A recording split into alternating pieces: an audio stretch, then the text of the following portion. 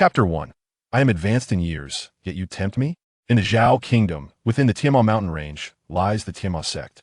In a secluded courtyard, Bufan addressed a captivatingly beautiful woman, whose allure seemed almost otherworldly. Miss, I am well past my prime, and lack the vigor for intimate affairs. Why must you impose such a burden upon me? He gazed at the woman, who appeared to be in her 20s, adorned in a flowing purple gown that accentuated her graceful figure. Her long, dark hair cascaded over her shoulders, and her enchanting beauty resembled that of a celestial maiden emerging from an ancient painting. If she were not the enchantress of the Demoness Sect, he would have dearly wished for a serendipitous encounter with her.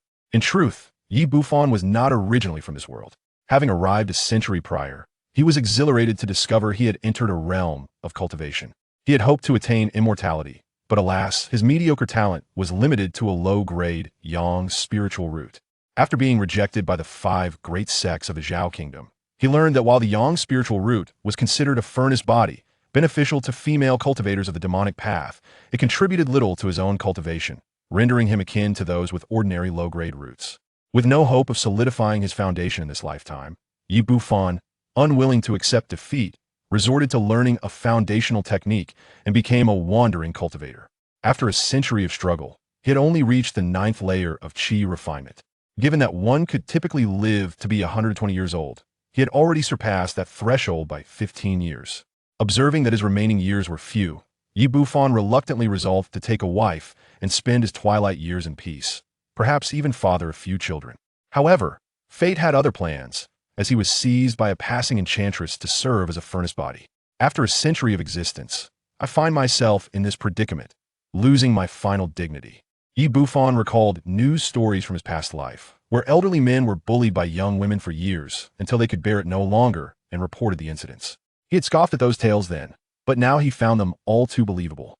A century of youthful purity, and yet, as a yang spiritual root, it is indeed a rarity. Though aged, you're still of use. You stand to gain as well, my dear. I am still untouched. Chu Zixue playfully tapped Bufan's forehead with her delicate finger, a seductive smile gracing her lips. Yet, her eyes were cold and devoid of warmth. She had been in search of a furnace body for days, and had it not been for the imminent competition for the title of Saintess, requiring her to break through to the golden core stage in a short period, she would never have considered Bufan, this old man, for the role. This is the blood spirit technique, which can significantly elevate your cultivation in a short time. Cultivate diligently, and in collaboration with my breakthrough, a life of wealth and honor awaits you. If you refuse to cooperate, I shall be compelled to cast you into the serpent's pit. Chu Zixue caressed Bufan's face gently, presenting him with an ancient tome, her smile laced with menace. If this man were to reach the 12th layer, or even solidify his foundation, combined with his yang spiritual root and century of youthful purity, he might assist her in breaking through to the golden core. I will periodically check your progress. You have 1 month. Do not disappoint me. With a graceful smile, Chu Zixue departed. She harbored no fears of Bufan rebelling. This was the Demoness Sect. What could a mere Qi refinement novice possibly achieve? Such hollow promises of wealth and honor, I would rather be drained to a withered husk. Having navigated the realm of cultivation for a century, Bufan knew how to deal with adversaries. If he could overcome them, he would obliterate them entirely. If not, he would flee and lie low for a few years before resurfacing. He was a cautious man, avoiding dangerous places whenever possible. In the Zhao Kingdom, the most perilous locales were the Demoness Sect and the Heavenly Sect. It was common for enchantresses to capture strong men as furnace bodies, only to drain them dry by the next day. The fate awaiting them was grim. Yet, if he did not comply with her demands, he would still meet death one way or another. He would perish. The distinction lay in whether his demise would be painful or pleasurable. And this technique, designed to rapidly enhance cultivation, surely harbors grave side effects? Bufan perused the ancient tome, discovering it to be a high-level demonic technique. Such a level was rare and primarily possessed by noble cultivation families and sections. While its content promised rapid advancement, several pages had been torn out. Without needing to ponder, he surmised those pages detailed the technique's adverse effects. Let us proceed. A swift demise is preferable to a protracted suffering. With a resigned sigh, Bufan resolved to delve into this demonic technique. Ding! You have observed a technique with severe side effects, activating the negative reversal system. This system allows the host to transform any technique, spell, elixir, or weapon's negative effects side effects into positive ones. Note, Only external factors can be reversed. The host's own attributes cannot be altered. Technique detected. Blood spirit technique. High-level demonic technique that can greatly enhance cultivation in a short time. Side effects. Cultivating for one cycle reduces lifespan by 10 days. And after 1 month, cultivation will plummet to the first layer of chi refinement, leaving one with a ruined foundation. Negative reversal activated. Cultivating for one cycle increases lifespan by 10 days. After 1 month, cultivation will experience a rapid surge, and the foundation will stabilize. Note, the higher the cultivation level, the weaker the effects of the technique. Bufan was taken aback, his eyes widening in disbelief, tears streaming down his cheeks. What? Activating the system by merely engaging with a technique that has severe side effects? Why was this not mentioned sooner? He had diligently maintained a cautious approach for a century, only to realize he had miscalculated. Quickly, he scrutinized the system panel. That enchantress is indeed nefarious. This technique would have rendered me useless. Yet, this system's reversal is truly extraordinary. Side effects transformed into enhancements. While others perish from cultivation, I ascend with unprecedented speed. The stronger the side effects, the more powerful I become. Bufan was genuinely astonished. He saw a path illuminated before him.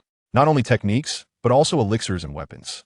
If he ingested a poison, he could swiftly reverse the side effects, transforming it into a healing elixir.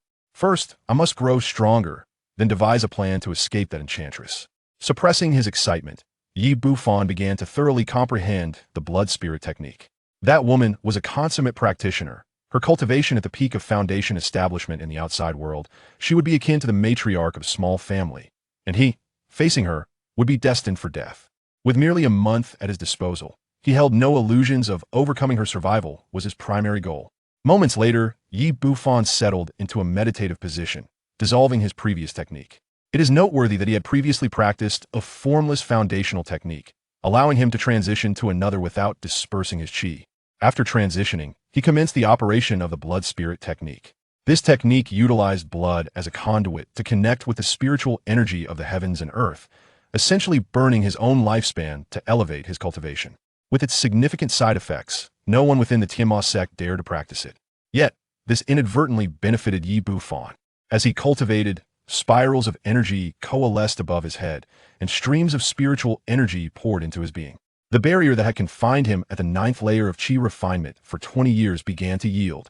A quarter of an hour later, the spirals in his dantian expanded significantly, and spiritual energy surged within him. Chi refinement 10th layer. Delightful. He could not suppress his exclamation, his spirit alight with exhilaration. Following the breakthrough, his senses sharpened, and with a flick of his fingers, a fireball materialized, scorching the ground beneath him into a pit.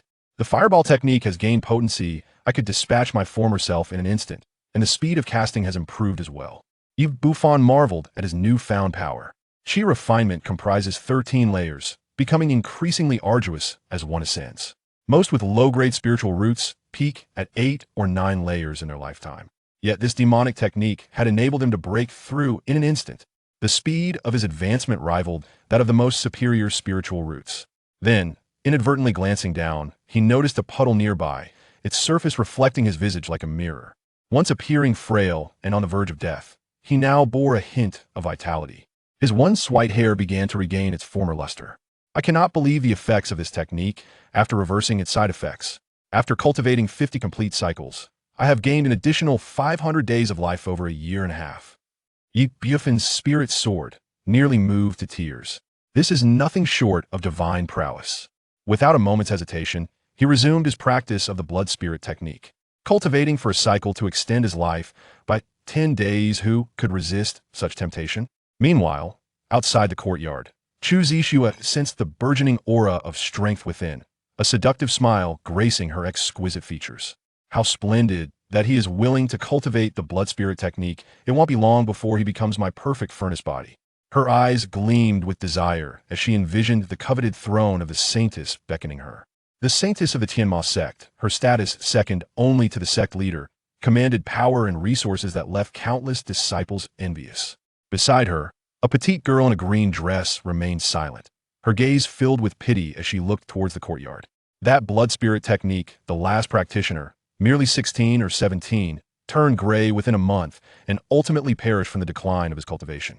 This Bufan has little lifespan, left he likely won't withstand the strain for long. The girl shuddered at the thought of the rumored fate of that individual. The blood spirit technique, originally devised by an ancient demonic patriarch, was designed for those in the chi refinement stage. Many cultivators within the Tiamat sect avoided it like the plague. Luo, I shall enter seclusion for a time to prepare for my breakthrough to the golden core. You are to guard this place no one must approach, especially those wretched rivals. Chu Zishua scoffed at the thought of her competitors, her expression turning icy. Indeed, senior sister. Luo lowered her head, waiting for the other party to depart before finally lifting her gaze. She stared at the silhouette of her senior sister, her small face contorted in distress.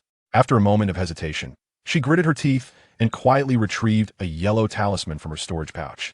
Senior sister, I do not wish to betray you, but I have been stuck at the initial stage of foundation establishment for quite some time, and Sister Qingyao has offered me far too much. She clenched the yellow talisman, planning to send a message after a while to avoid arousing suspicion. The senior sister was the daughter of a master of the Demon Sword Peak. If it were not for dire circumstances, she truly did not want to betray her. After casting one last glance at the small courtyard, she concealed the sympathy in her eyes. That old man was as good as dead. If he could provide her with some benefits before his demise, it would be quite satisfactory. For the time being, Luo took on the role of steward for Bufan, ensuring timely delivery of cultivation elixirs and fasting pills, while also urging him to practice diligently. She had expected the old man to slack off and evade the cultivation of blood spirit technique, even preparing to intimidate him if necessary. To her surprise, he was quite ardent in his practice. Could he possibly believe that being a furnace is a good thing? Luo glanced at Bufan, who was earnestly cultivating under the large tree in the courtyard, her delicate face displaying a peculiar expression. Indeed, the senior sister was as beautiful as a celestial being, possessing an exceptional water spiritual root, and had achieved great perfection in foundation establishment by the age of 26. Countless suitors from the Heavenly Demon Sect sought to win her favor, but they all desired to become dual cultivation partners, not mere furnaces. It's better for him to be a bit foolish. It saves me a lot of trouble. Luo breathed a sigh of relief, yet simultaneously gained a new perspective on Bufan. It is often said that the elderly become wise, yet she had seen little wisdom in this old man. In addition to supervision, Luo had to remain vigilant against Bufan's sudden demise, considering the cultivation of blood spirit technique consumed one's lifespan, and he had only a few years left to live. Unbeknownst to her, the blood spirit technique, which even demonic cultivators shunned, not only posed no harm to Bufan, but was, in fact, highly beneficial. His physical capabilities were subtly transforming, and his lifespan was significantly increasing. On the 5th day, while Luo was out to fetch elixirs, Bufan's cultivation experienced another breakthrough. A vortex formed atop his head, and strands of spiritual energy entered his body. The cyclone in his dantian expanded once more, resembling a swirling mist. He had reached the 11th layer of chi refinement. Bufan opened his eyes, the murkiness of old age dissipating, revealing a clarity that was stark and profound. Fortunately, I have this demonic technique, otherwise, it would have taken me over a decade to break through to the 11th layer. Bufan formed hand seals and exhaled a blade of chi, carving a deep pit into the ground. He couldn't help but marvel at his progress. He then took out a bronze mirror to examine his reflection. In the first 5 days, the changes had been subtle, but following the breakthrough, the roots of his previously white hair had turned completely black, and his appearance no longer bore the marks of old age, shifting instead towards a middle-aged visage. Wrinkles had diminished significantly, and he appeared increasingly vibrant. 5 days of cultivation, and I've gained 20 years of life.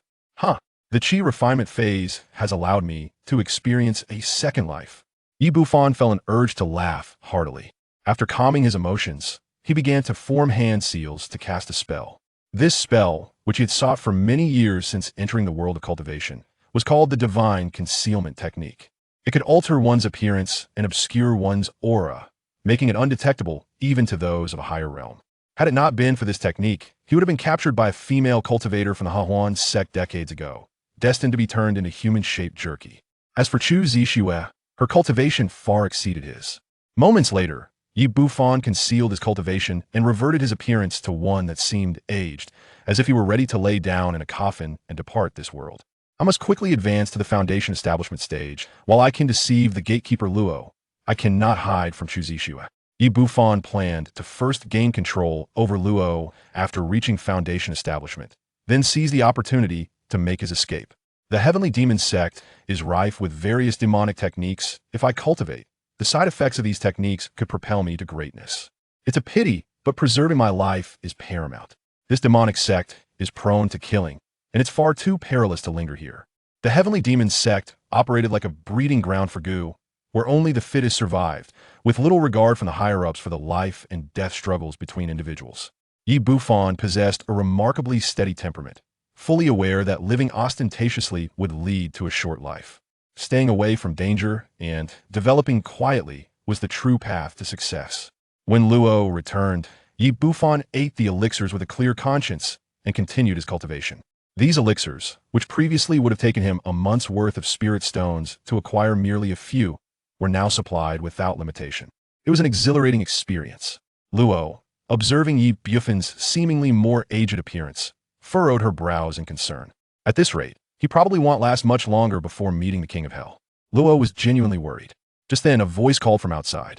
Luo, I know you're inside. Come out. I just refined a top-tier, copper-armored corpse and intend to gift it to you for your use. Luo's delicate face soured, exasperated by the persistent suitor outside. However, she could not let anyone know Bufan was there, so she reluctantly stepped out to placate him. Meanwhile, Bufan pretended not to hear and remained immersed in his cultivation. Luo, being sweetly beautiful, had numerous admirers in the inner sect, and the one outside was merely a sycophant Bufan had long since grown accustomed to such attention. After dismissing the suitor, Luo returned to the courtyard, continuing to watch over Bufan. Her worry about the old man unexpectedly passing away intensified. 10 days later, truly the longevity star, after half a month of cultivating the blood spirit technique, he still hasn't died?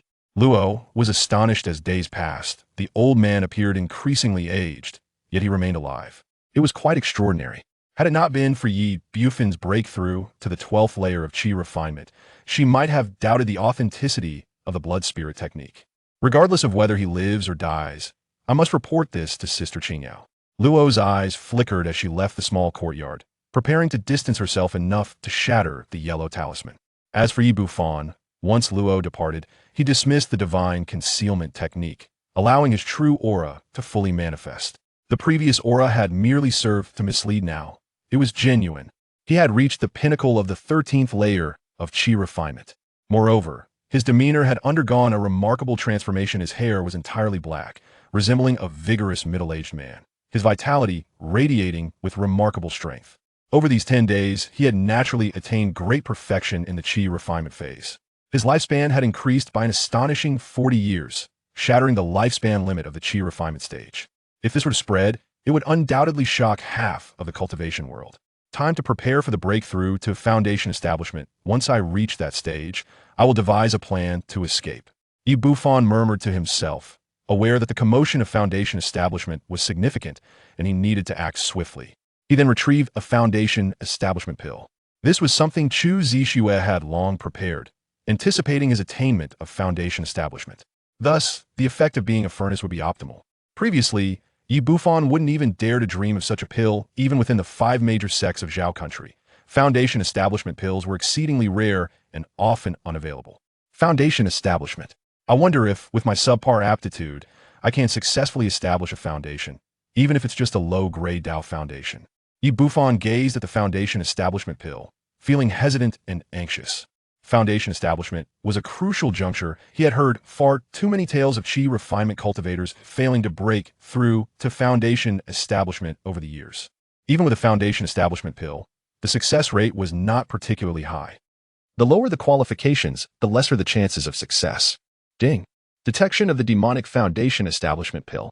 Demonic Foundation establishment pill. There is a 60% probability of breakthrough during Foundation establishment. However, the side effects include a toxicity level reaching 200%, which severely impacts the foundation.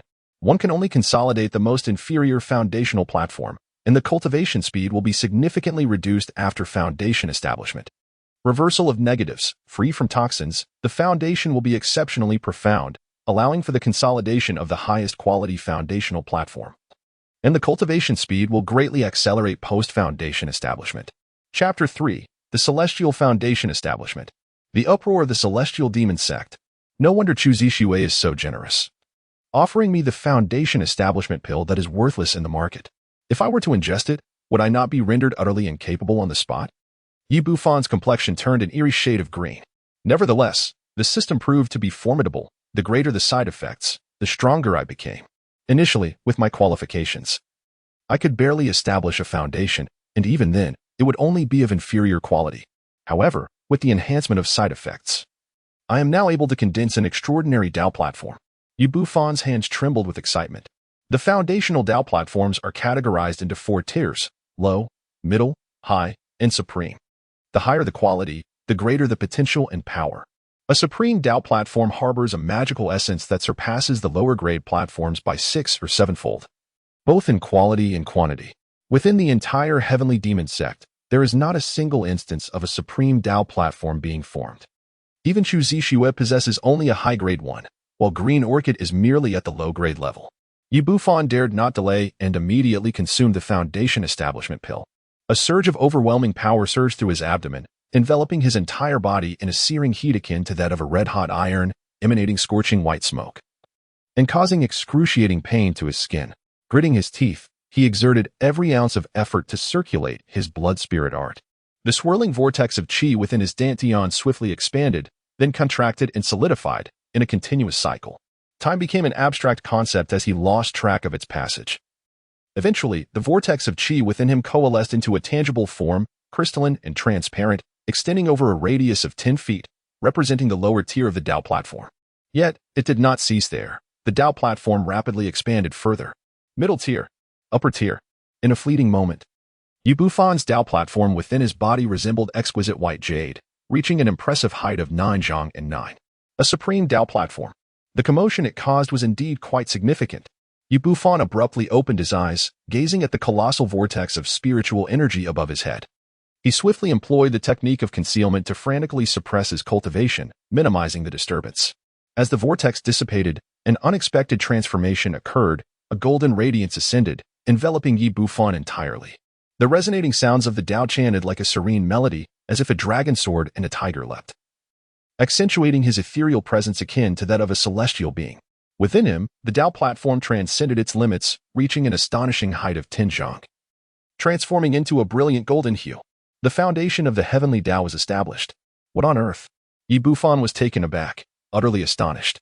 The concept of establishing a foundation through the heavenly path was unheard of, not only in the kingdom of Zhao, but even in the more prosperous realms of cultivation.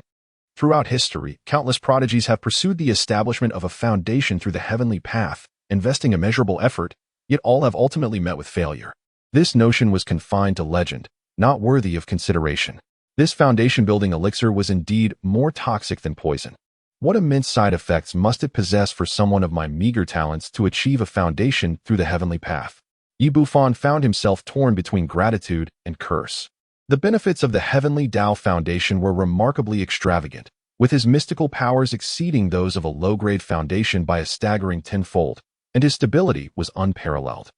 He was uncertain of his true strength, yet he could confidently assert that he could extinguish his former self with a mere breath. Furthermore, he possessed the capability to annihilate the third-tier foundation cultivator, Greenvine. His senses had been enhanced manifold. Every sound within a 10-mile radius reached his ears, including the soft gasps of the disciples from the Heavenly Demon Sect. Gazing into the distance, he could discern the mating of flies 8 miles away with crystal clarity. Simultaneously, a surge of new power coursed through his mind. With his eyes closed, he could probe everything within a 20-mile radius. Spiritual awareness. The range of an exquisite Dao platform's spiritual awareness was merely 10 miles, yet he had doubled it. Suddenly, Yi Bufan was overwhelmed by a foul odor emanating from his own body, realizing he was enveloped in the filth that had been expelled. With a light chuckle, he shook his head and inadvertently glanced upward, his face paling in fear. The phenomenon surrounding him was intensifying. The courtyard he occupied had already been arranged with formations by Chu Zixue, yet even those were insufficient to conceal the extraordinary occurrences. How could I have underestimated the commotion of foundation establishment? If this is discovered, I am surely doomed. Yi Bufan hastily employed the art of concealment, fervently suppressing his cultivation, and the bizarre phenomenon gradually dissipated. Yet, still feeling uneasy, he affixed numerous concealment talismans upon himself and set up various restrictions. Having survived until now, Yi Bufan possessed an array of elusive techniques. Meanwhile, 3 miles away in the courtyard, a woman clad in a flowing blue dress, her beauty striking and her demeanor frosty, scoffed. Ah, no wonder that wretched Chu Zishua has been gone for so long.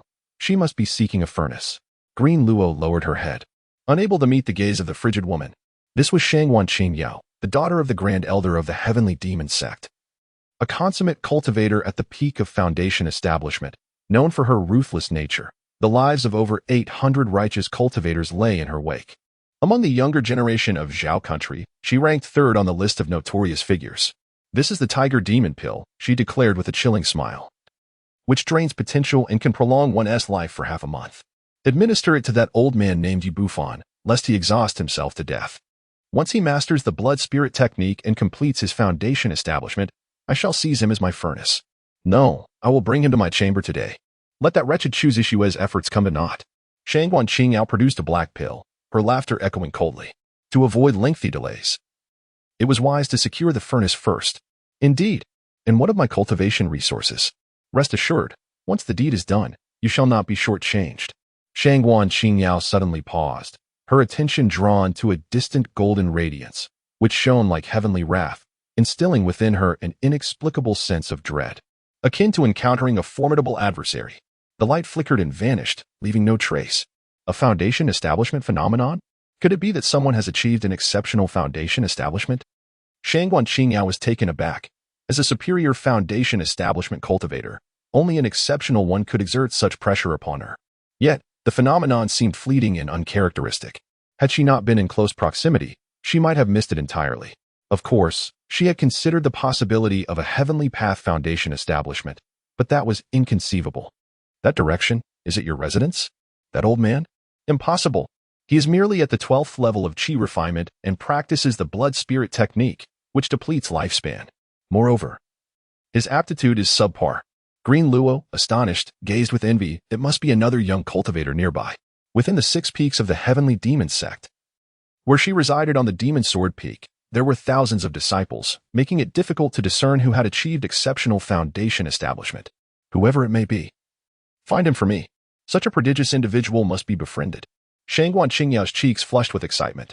An exceptional Foundation establishment practitioner must be pursued and transformed into my partner. It was not only she.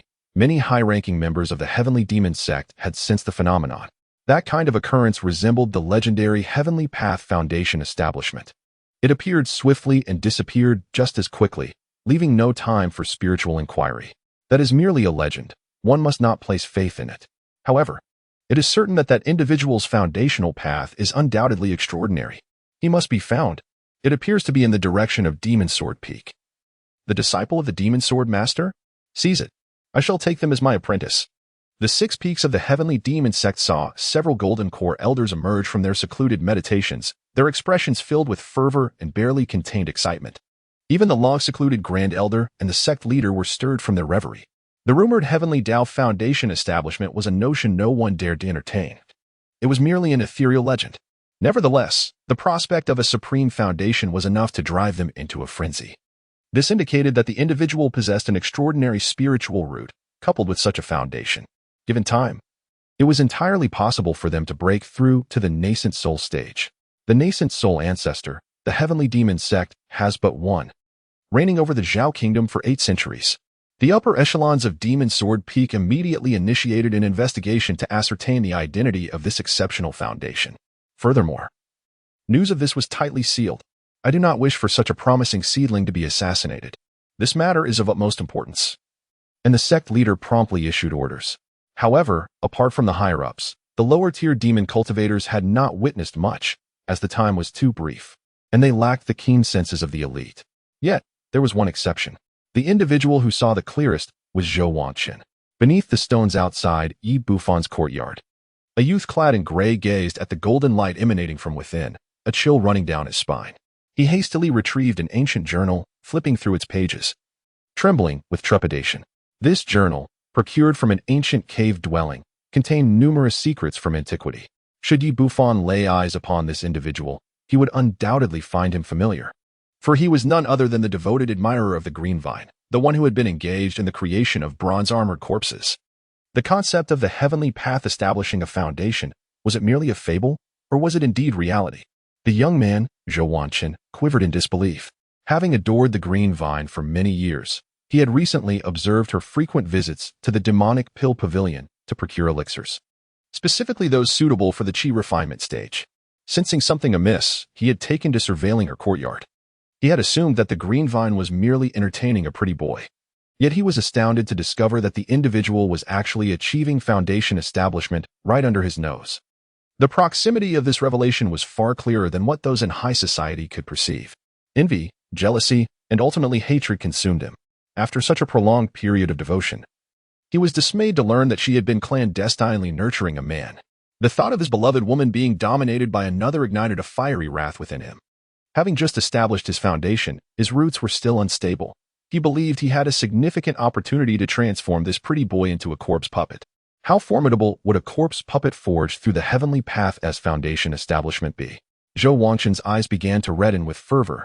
No, once I create the corpse puppet, I could even seize its body, traversing the path of the dead to become the ancestor of corpses. The heavenly path grants favor to those who establish their foundation, and those who seize bodies meet their demise.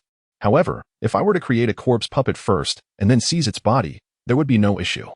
As a cultivator at the early stage of foundation establishment, coupled with several bronze-armored corpses at the same stage, he was confident he could subdue that newly established pretty boy.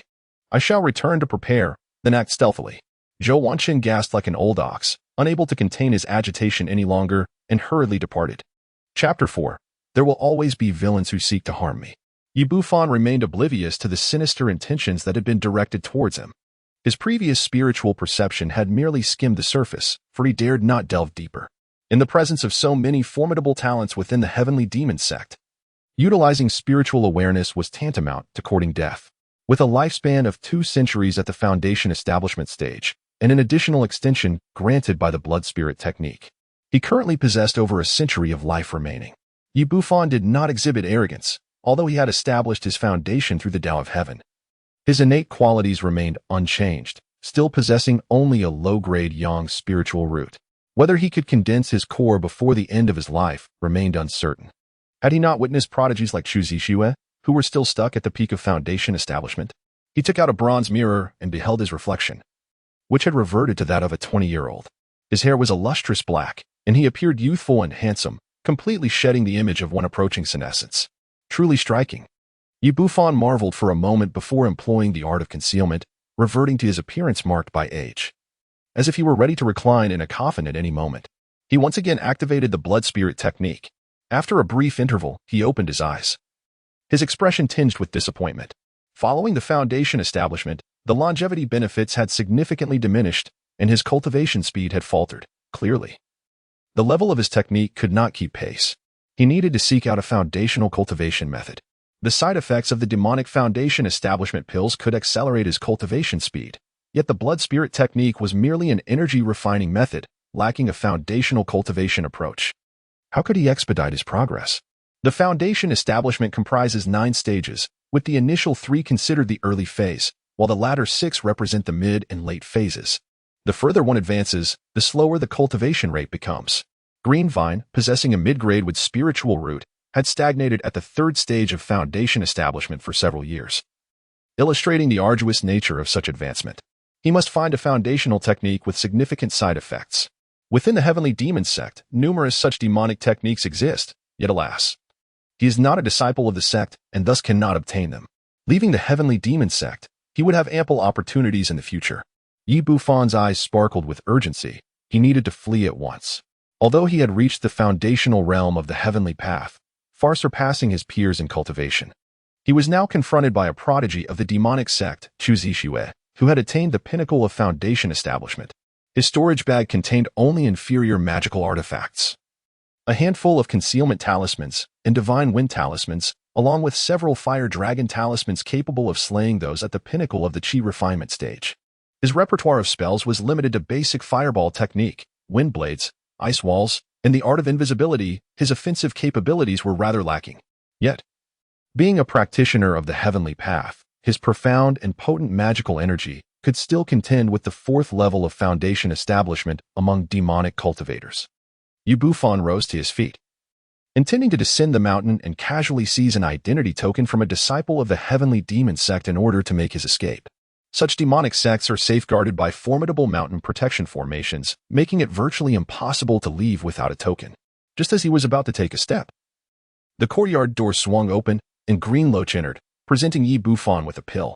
This was the Tiger Demon Pill, capable of extending one's lifespan, unlocking potential, and facilitating a swifter breakthrough to the 13th layer of Qi refinement. Initially, Yi Bufan had advanced through the realms with remarkable ease, thanks to the blood spirit technique. But upon reaching the 12th layer, he found himself abruptly stalled. Several days had passed without any progress. However, these matters were of little concern to Green Loach. Her mind was elsewhere, preoccupied with pondering who among the nearby disciples had achieved a pinnacle in foundation establishment. Who could it be? Zhou Yuan? Li Guihe? Green Loach furrowed her delicate brows, fleeting images of individuals crossing her mind. She resided on the mountainside of the Demon Sword Peak, where the spiritual energy was far more abundant than at the foot of the mountain. Those who had the privilege to dwell here were all disciples in the foundation establishment stage, with only a handful at the Qi refinement stage. Such individuals invariably possessed influential backgrounds, either being the prot-gs of elders or core disciples. Prior to her return, she had conducted an investigation, seeking out several disciples who had perfected their Qi refinement, but alas, none fit the criteria. This left her disheartened. If only she could find an exceptional foundation establishment disciple as a partner, she would not have to toil so desperately for resources. Green Loach held on to her hopes. With her beauty, even if she could not secure a partnership, she could certainly aspire to become a concubine or something of the sort. Yi Bufan picked up the elixir, and a system prompt echoed in his ears. Tiger Demon Pill significantly depletes potential, enhances cultivation speed, and extends lifespan by half a month after the expiration. Physical constitution will greatly diminish. Yi Bufan, goodness, if I were not endowed with a system, I would have been utterly ruined by now, wouldn't I? Yi Bufan's eyes twitched at the corners. The reversal of negativity, a significant potential for growth, capable of enhancing cultivation speed, extending lifespan by half a month, and greatly improving physical fitness, akin to that of a dragon or a tiger. Astonishing. Yi Bufan swallowed the Tiger Demon Pill without the slightest hesitation. Instantly, he felt his body become fervently warm, his muscles slightly bulging, and a surge of power coursed through his heart. Yi Bufan felt that even without any cultivation, he could easily defeat a Qi refinement stage practitioner with a single punch. Cultivators primarily focus on Qi refinement, while physical cultivation practitioners are quite rare. Thus, this elixir is akin to a treasure for those adept in physical training. It could be said that, even without being a cultivator, Yi Bufan could dominate the Qi refinement stage, thanks to his exceptional physical prowess. Moreover, his mind felt remarkably clear, akin to the invigorating effects of a 6-flavor Rehmannia pill, invigorating his spirit immensely. Before departing, he could even indulge in a potent medicinal boost. How considerate. Come with me. I shall take you to Demon Shadow Peak. Green Luo sensed a certain difference in the old man before her, yet she deemed it unworthy of her concern, impatiently remarking, Shangwan Qingyao resides at Demon Shadow Peak. I must hasten to bring Yi Bufan to Sister Qingyao to reap the benefits. Demon Shadow Peak? It seems that Chu Zixue does not have a favorable relationship with it. Does she? Yi Bufan was taken aback, squinting his eyes. During this period, he had frequently overheard conversations between Green Vine and her devoted admirer, gaining some insight into the internal factions of the Heavenly Demon Sect. The competition among the 6 peaks was fierce, with numerous casualties and injuries. Among them, the Demon Shadow Peak and the Demon Sword Peak harbored the most animosity, engaging in relentless conflict. Senior Sister Shangwan Qingyao desires you, Green Vine stated coldly, not even bothering to disguise her words. What does that mean? Is someone else yearning for my company? What could an old man like me possibly offer? Yi Bufan stood in a daze, his complexion as dark as the bottom of a pot. He was genuinely enraged. Taking a deep breath, he fixed his gaze upon the green ivy and inquired, what if I choose not to go? What do you intend to do? The response was swift, not going? That decision is not yours to make.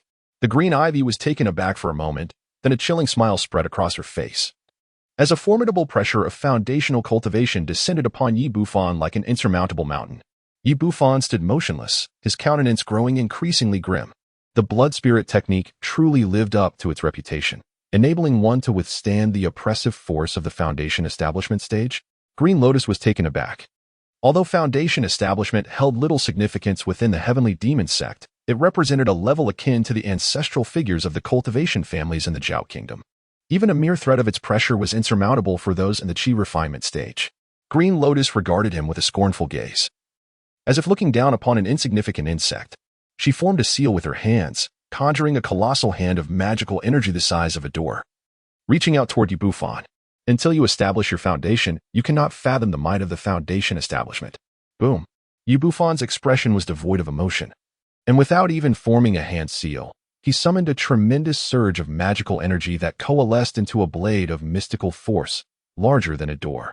The immense hand was effortlessly severed as if it were mere paper. The blade continued its relentless trajectory, aimed directly at the exquisite head of Leviathan. This was one of the extraordinary phenomena of the Heavenly Tao's foundational establishment, far surpassing others. Minor spells like Wind Blade required no hand seals or incantations whatsoever. What? Foundation establishment. Leviathan was momentarily stunned, her voice betraying her astonishment. The sheer density and quality of this magical power exceeded her own by a significant margin. But how could this be possible? Azure Smoke Shield. With no time for contemplation, Leviathan hastily struck her storage pouch, conjuring a cloud of mist that formed a hazy shield before her. A high-grade magical artifact. Clang. A deafening sound erupted as the shield endured the force of a mountain's impact, sending Leviathan herself hurtling backward, crashing against the courtyard wall. Dazed and reeling from the violent blow, Leviathan could not suppress a mouthful of blood from escaping her lips. Bufan gazed at the shield, which, although dimmed, remained unscathed, and could not help but express his admiration. Such is the grandeur of the great sects. Even a mere foundation establishment disciple possesses advanced magical artifacts. Chapter 5. Taking the Green Ruah as a Servant. The dual side effects of spells. Bufan possesses a subpar flying knife, a magical artifact of inferior quality, scarcely even worthy of the lowest grade. A decade ago, it incited jealousy in others, nearly leading to a murder for theft. Typically, even for a loose cultivator at the foundation establishment stage, possessing a medium-grade artifact is already remarkable, with high-grade ones reserved solely for major sections. As for the top-tier artifacts, they are the privilege of wealthy landowners or prodigies like Chu Zishua, who possess profound cultivation. Are you the exceptional foundation establishment cultivator from before? Green Creeper's face turned pale. Disbelief etched across her features. To her astonishment, that individual had been right under her nose all along. The absurdity of it overwhelmed her. An old practitioner of the blood spirit technique had not only avoided death but had quietly achieved foundation establishment, attaining an extraordinary Tao foundation. If this were to spread, it would undoubtedly send shockwaves through the Heavenly Demon Sect. It is inconceivable that one who practices the blood spirit technique could attain an extraordinary Tao foundation. I present you with two choices. Either embrace death or acknowledge me as your master. Bufan spoke with an air of indifference, no longer willing to endure the past grievances. In truth, he harbored a desire to eliminate the woman before him. However, it is common for practitioners of demonic cultivation to possess soul plates or similar artifacts. Upon death, their superiors would be alerted instantaneously, currently ensconced within a den of wolves. The peril of committing murder was far too great. Acknowledging you as my master? What if you are an exceptional foundational cultivator? You have only just begun your journey. No matter how formidable you may be, you cannot surpass my prowess.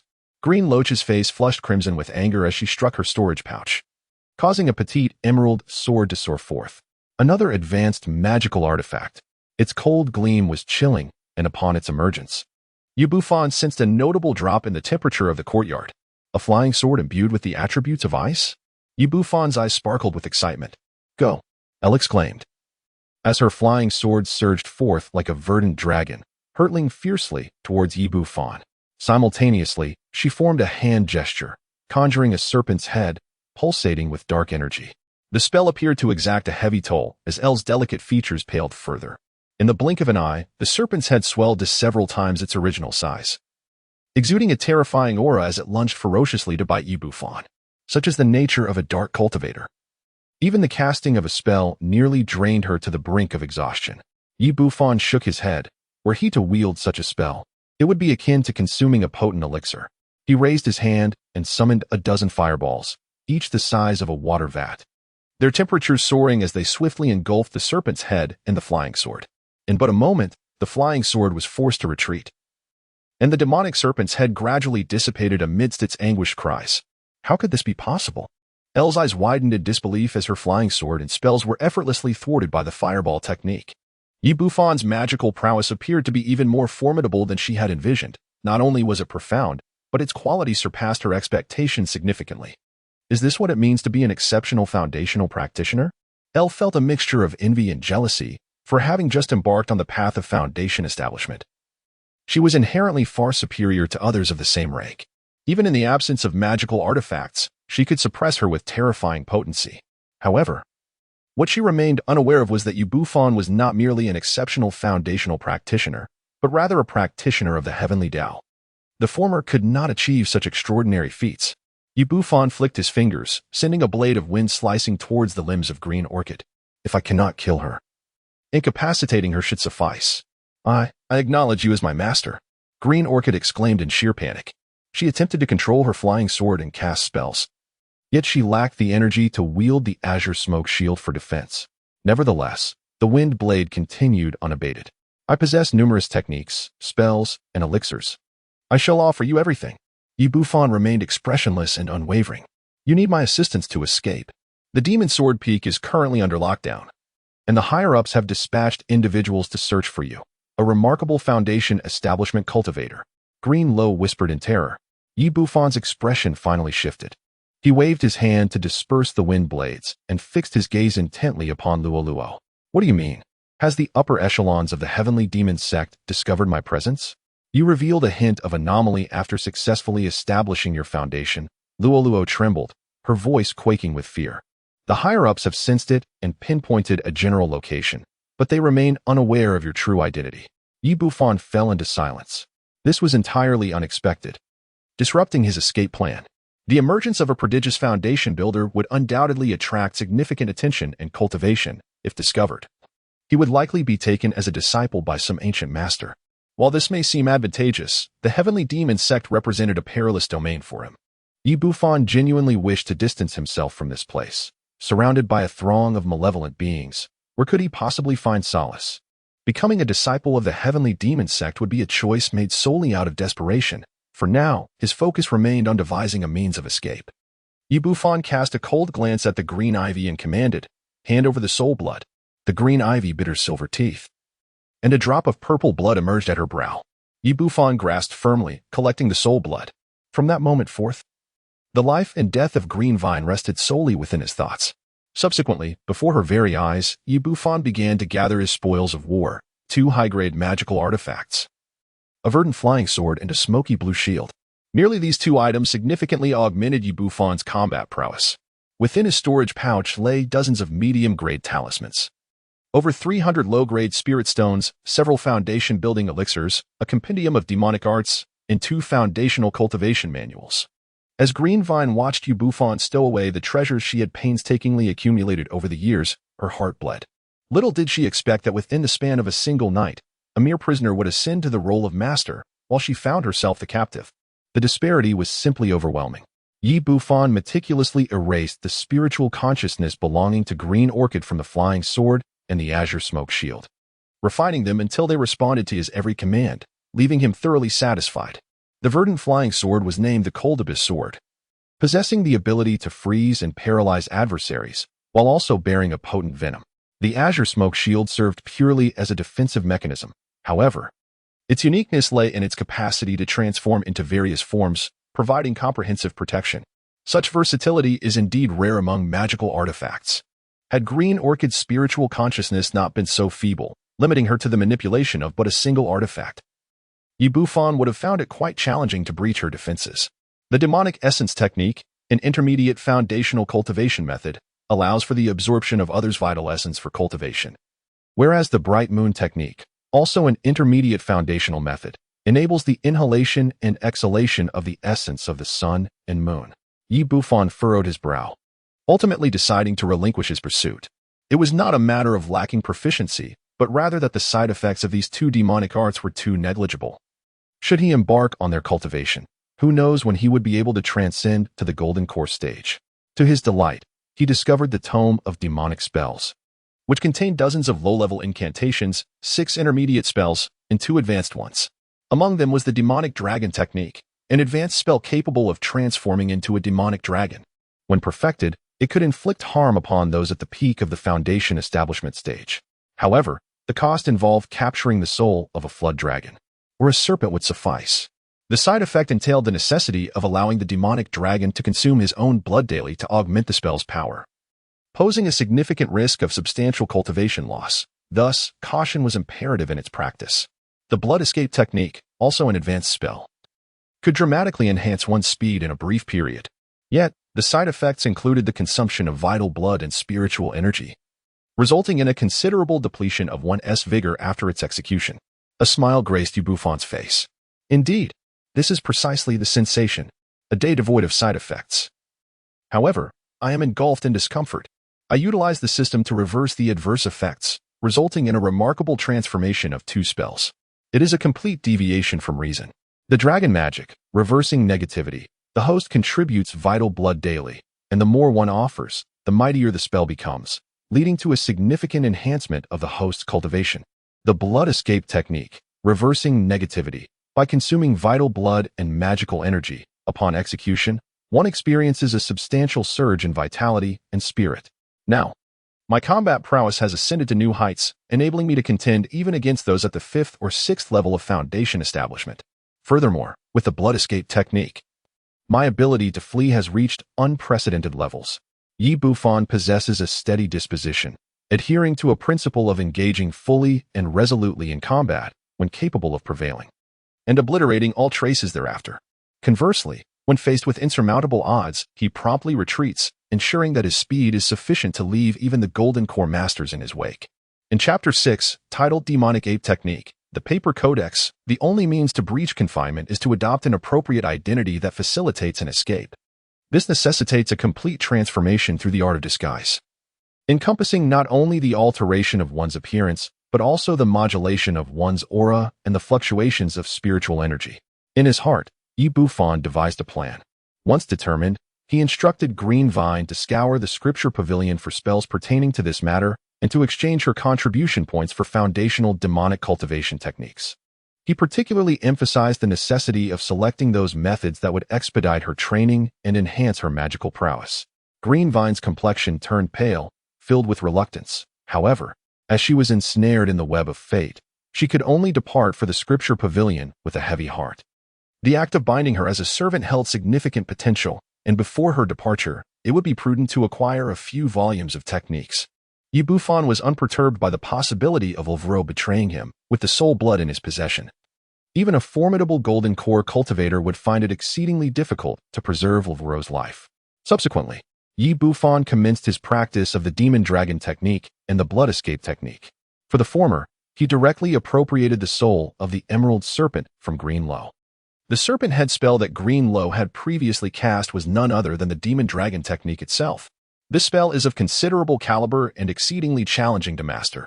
Typically, for those in the foundation establishment stage to reach a significant level of proficiency, it requires years of relentless dedication and the offering of vital blood, often spanning several years or even over a decade to achieve substantial mastery. Greenlow had devoted 2 to 3 years to this endeavor, enduring consistent damage to her cultivation, only daring to make offerings every few days. Yet, her power had barely reached a minor accomplishment. However, I do not share such apprehensions. While others become increasingly weakened through their contributions, my own cultivation flourishes with each offering I make. Bufan let a single drop of his essence blood fall to nourish the purple serpent before him. The serpent's soulful eyes glimmered with a vivid green, greedily devouring the blood. Perhaps due to the foundational establishment of the heavenly Tao, the serpent's aura exhibited a marked enhancement, far surpassing the might displayed by the green vine. Strangely, Bufan felt no sense of depletion or weakness from the loss of his essence blood. Instead, he experienced a surge of vitality, sensing a subtle advancement in his cultivation. Truly remarkable.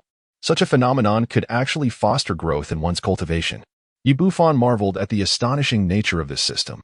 Meanwhile, the small snake appeared insatiable, gazing greedily at the wound on Bufan's thumb. This was a characteristic of the dragon sorcery. The serpent's spirit instinctively craved to consume its master's vital blood. For most practitioners of the Heavenly Demon Sect, even a single drop of their essence lost would inflict immense pain, leaving them weakened for several days. There was even a palpable fear of having their vital blood devoured. With a sudden sound, A drop of blood was consumed, allowing Bufan's cultivation to progress once more, while the small snake's aura swelled, its emerald eyes growing increasingly avaricious. Another sound echoed, and then another. Bufan tirelessly devoted his vital essence, having firmly established his foundational cultivation with a hint of progress. As he continually fed his blood essence, the aura of the little serpent grew increasingly robust, nearing the threshold of minor accomplishment. The serpent's emerald eyes, once filled with insatiable greed, gradually diminished in their hunger. Ultimately, it even recoiled from further consumption. It had overindulged. Yet, it continued to feast. Bufan's expression remained impassive as he continued to feed. The little snake's body swelled, its gaze fixed upon its master, transitioning from greed to fear. Had it the ability to speak, it would likely have already begun to curse. Ultimately, it was on the verge of bursting, having reached the perfect degree of fullness. Bufan nodded to himself, refraining from further indulgence, allowing the little serpent to digest on its own. Once the digestion was complete, the spells would approach a rudimentary mastery, a pace that far surpassed the prodigies of the Heavenly Demon cult. Following the dragon magic, he proceeded to blood escape, a spell simpler in nature, contingent upon the willingness to sacrifice vital blood. As the night deepened, Bufan successfully mastered both spells, thereby elevating his strength significantly. Meanwhile, Green Ivy returned. Adorned in a flowing green gown, her figure graceful, no longer exuding an air of superiority, but instead presenting herself as a willing servant, ready for the taking. Master, this is what I have exchanged with all my contribution points. 3 powerful cultivation techniques. The foundational technique is formidable, yet my contribution points were insufficient to acquire it. Thus, I obtained the potent body refinement technique, the demon ape method. Additionally, there is the unconventional puppet technique, the paper Zhao method. Green Ivy spoke softly, fully aware of the importance of fulfilling Bufan's instructions without the slightest deviation, to forge a supreme Tao foundation under her watchful gaze. The old man's subtlety surpassed that of many of her fellow demonic cultivators. Very well. Bufan nodded as he accepted the 2 ancient tomes. Although he felt a tinge of disappointment at the absence of sophisticated techniques for disguise and foundational cultivation, he understood that advanced foundational methods were of immense value.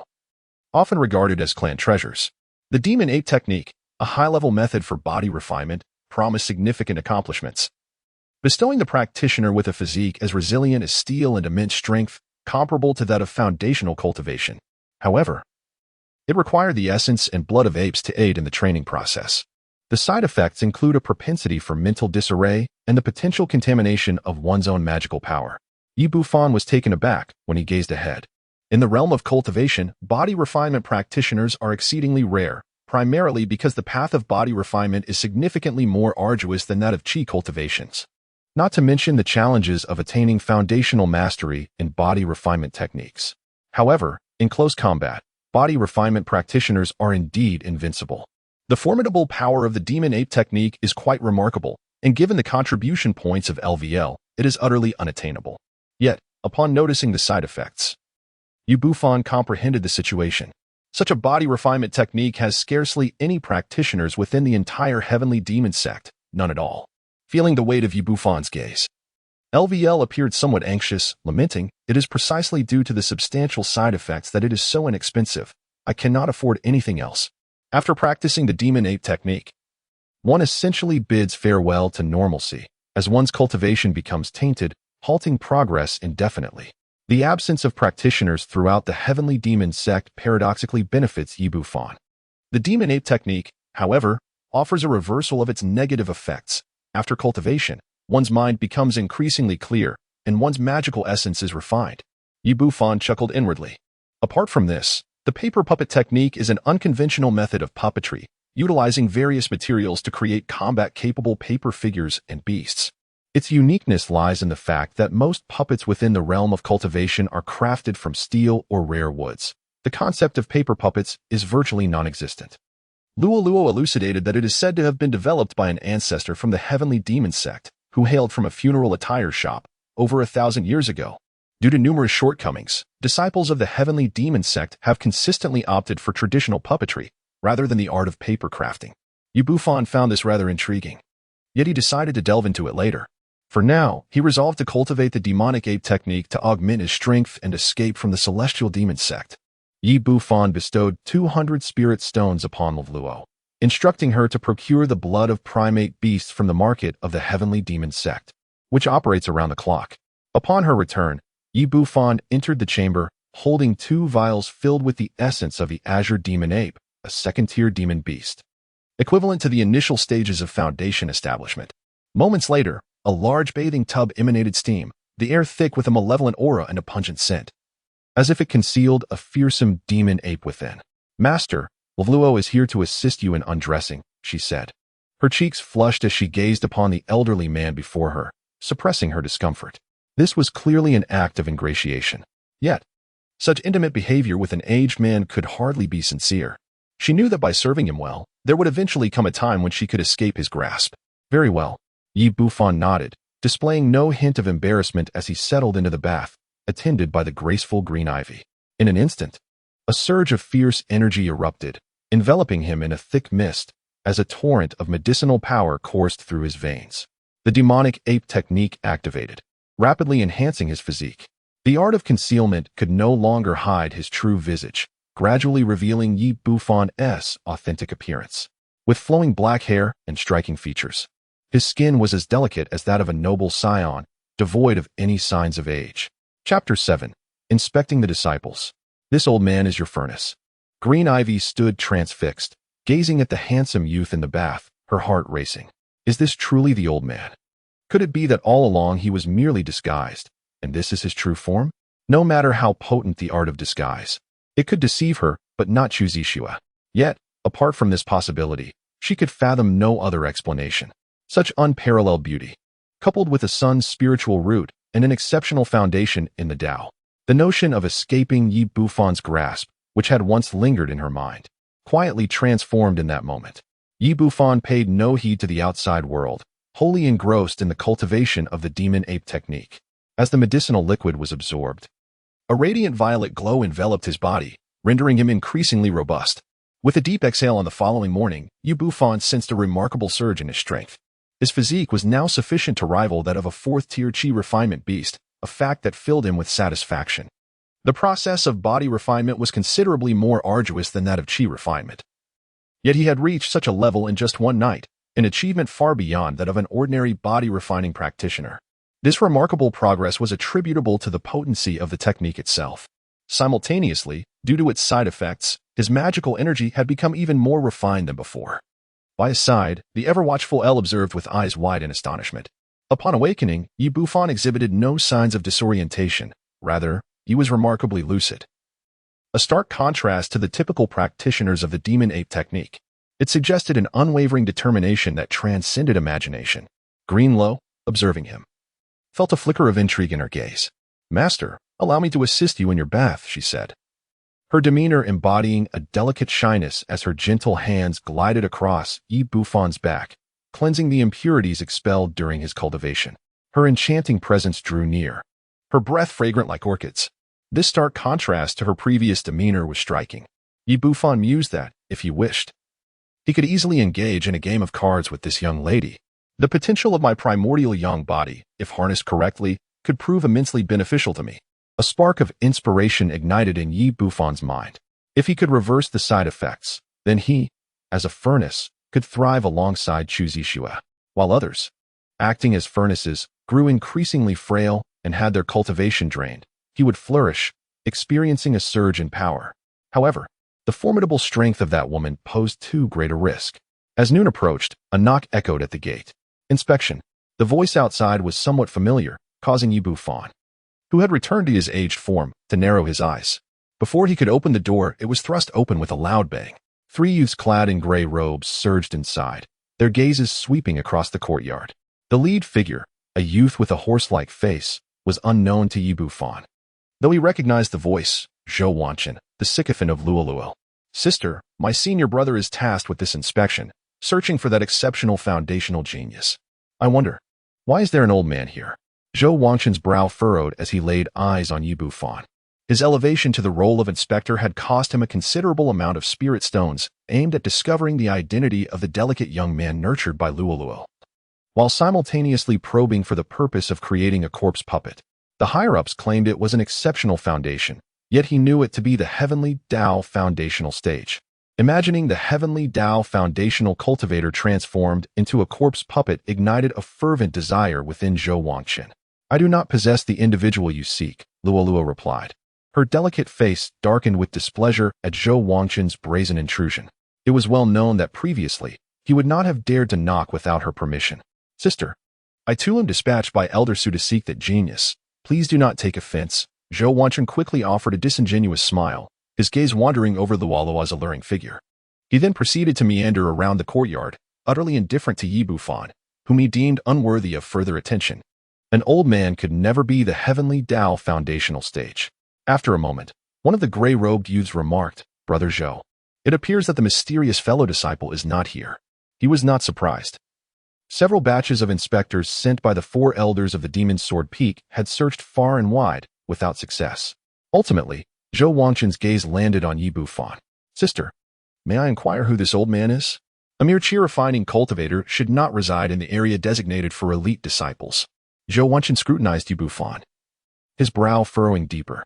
Since discovering that someone of the Heavenly Tao foundational stage resided in Luo's courtyard, he had instructed his puppet to monitor, ensuring no one departed. Where had that Heavenly Tao foundational cultivator gone? My furnace, Luo replied dismissively. A furnace? An old man as a furnace? The 3 inspectors were taken aback, exchanging incredulous glances between Luo and Yi Bufan. It was not uncommon for female cultivators of the Demon Sect to capture individuals as furnaces for their own cultivation. However, Luo, with her striking beauty, had always scorned such conduct, let alone using an old man for that purpose. Once the news spreads, many admirers among her peers are bound to have their hearts shattered. It is astonishing to discover that the junior sister behaves so recklessly in private and possesses such peculiar tastes. The 2 patrolling disciples cast sympathetic glances at Zhou Wangqin. Green Lotus would rather engage with an old man than acknowledge Zhou, the devoted suitor. Zhou Wangqin's face flushed with indignation, feeling as if he were being subjected to great humiliation. It is inconceivable that the junior sister could be attracted to an old man. There must be some misunderstanding. Gritting his teeth, Zhou Wangqin stepped forward and seized Yi Bufan's wrist. Yi furrowed his brow, remaining composed while activating his concealment technique to its fullest extent, suppressing the agitation of his foundational cultivation stage. Lower-grade Yang spiritual root? Zhou Wangqin's eyes lit up with realization, confirming that the issue was not with Green Lotus's preferences. With a forced smile, he said, Junior sister, should you encounter a bottleneck, do not hesitate to approach your senior brother. I will find a way to procure a breakthrough elixir for you. There is no need to resort to an old man as a furnace. It is a disgrace to your stature. Had he not been wary of provoking the junior sister's wrath, he would have already dealt a fatal blow to the old man. A breakthrough elixir? Where could such a precious remedy be found? Green Lotus, growing impatient, retorted, Are you finished with your patrol? Hurry and leave. With that, she ushered the 3 out, slamming the courtyard door shut. So, it is a Yang spiritual root, no wonder. The 2 patrolling disciples exchanged knowing glances before shaking their heads. Although a Yang spiritual root is the ideal furnace, the individual in question is, after all, an old man. Meanwhile, Zhou Wangqin's expression darkened. Having just conducted a brief investigation, it was clear that the old man was not a foundational cultivator of the Heavenly Tao. Who could he be? No. The true foundational cultivator of the Heavenly Tao must be hiding within. I simply failed to uncover him. I shall return tonight for another examination. Zhou Wangqin's eyes flickered with malice. Whether it be the pretty boy of the Heavenly Tao or this old man as a furnace, they both must perish. Fortunately, the junior sister's aura remains unblemished. She still retains her maidenhood, and tonight, she shall be mine. After encountering the furnace, Zhou Wangqin resolved to abandon his previous flattery. He would seize her by force. Let us depart. We must return to report to Elder Su. With a stern countenance, Zhou Wangqin made his way toward the grand hall atop the mountain, the dwelling of Elder Su. Currently, the Demon Sword Peak had several golden core elders eyeing the mysterious, exceptional foundational cultivator with great envy. He is a seed of the nascent soul. Even if they cannot take him as a disciple, they would maintain a friendly disposition. In the courtyard, Green Lotus exhaled a long sigh of relief. Turning to Yi Bufan with soft, gentle words, Master, after the patrol, we shall await the lifting of the Demon Sword Peak's lockdown, and you will be able to leave the Heavenly Demon Sect. Typically, The Heavenly Demon Sect imposes little restriction on its disciples. However, it is unlikely that matters will unfold so simply. Bufan tapped his nails, remaining non-committal. That Zhao Kingdom had an unsettling gaze. I hope he can be honest and allow me to leave this place safely. Chapter 8. Assassination. Cunning and devious. Bufan merely yearns to escape the clutches of the Heavenly Demon Sect, seeking to cultivate in obscurity, should circumstances not necessitate it. He prefers not to engage in life and death struggles with others. Zhao Kingdom, though merely at the first level of foundation establishment and inherently weak, commands 3 foundation puppets, capable of overpowering even those at the 4th level of foundation establishment. He is treacherous and cunning, having already dispatched several at the 4th level. Green Luo cautiously cautions him, although her master possesses a top-tier Dao foundation. He has only just embarked on this journey and may find it challenging to contend with Zhao Kingdom, as she is in the same boat as Bufan. Any misfortune that befalls him will inevitably lead to her own suffering. Bufan nodded slightly, instructing Luo to investigate the situation.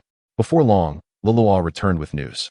Currently, within the Heavenly Demon Sect, numerous elders from the 6 major peaks were fixated on the Demon Sword Peak. Had it not been for the intervention of the peak's master, those eminent figures might have personally come to inspect the extraordinary foundational cultivator. Not only the high-ranking members, but the core disciples and inner sect members of the Heavenly Demon Sect were also quite intrigued. It was rumored that the reclusive Golden Core Masters, who had long turned a blind eye to worldly affairs, had emerged from their seclusion. Lulua's delicate face displayed a hint of anxiety. Those formidable figures had earned their fearsome reputation in the Zhao Kingdom for centuries. The allure of an extraordinary foundational cultivation was even more captivating than she had anticipated. It was imperative to leave swiftly.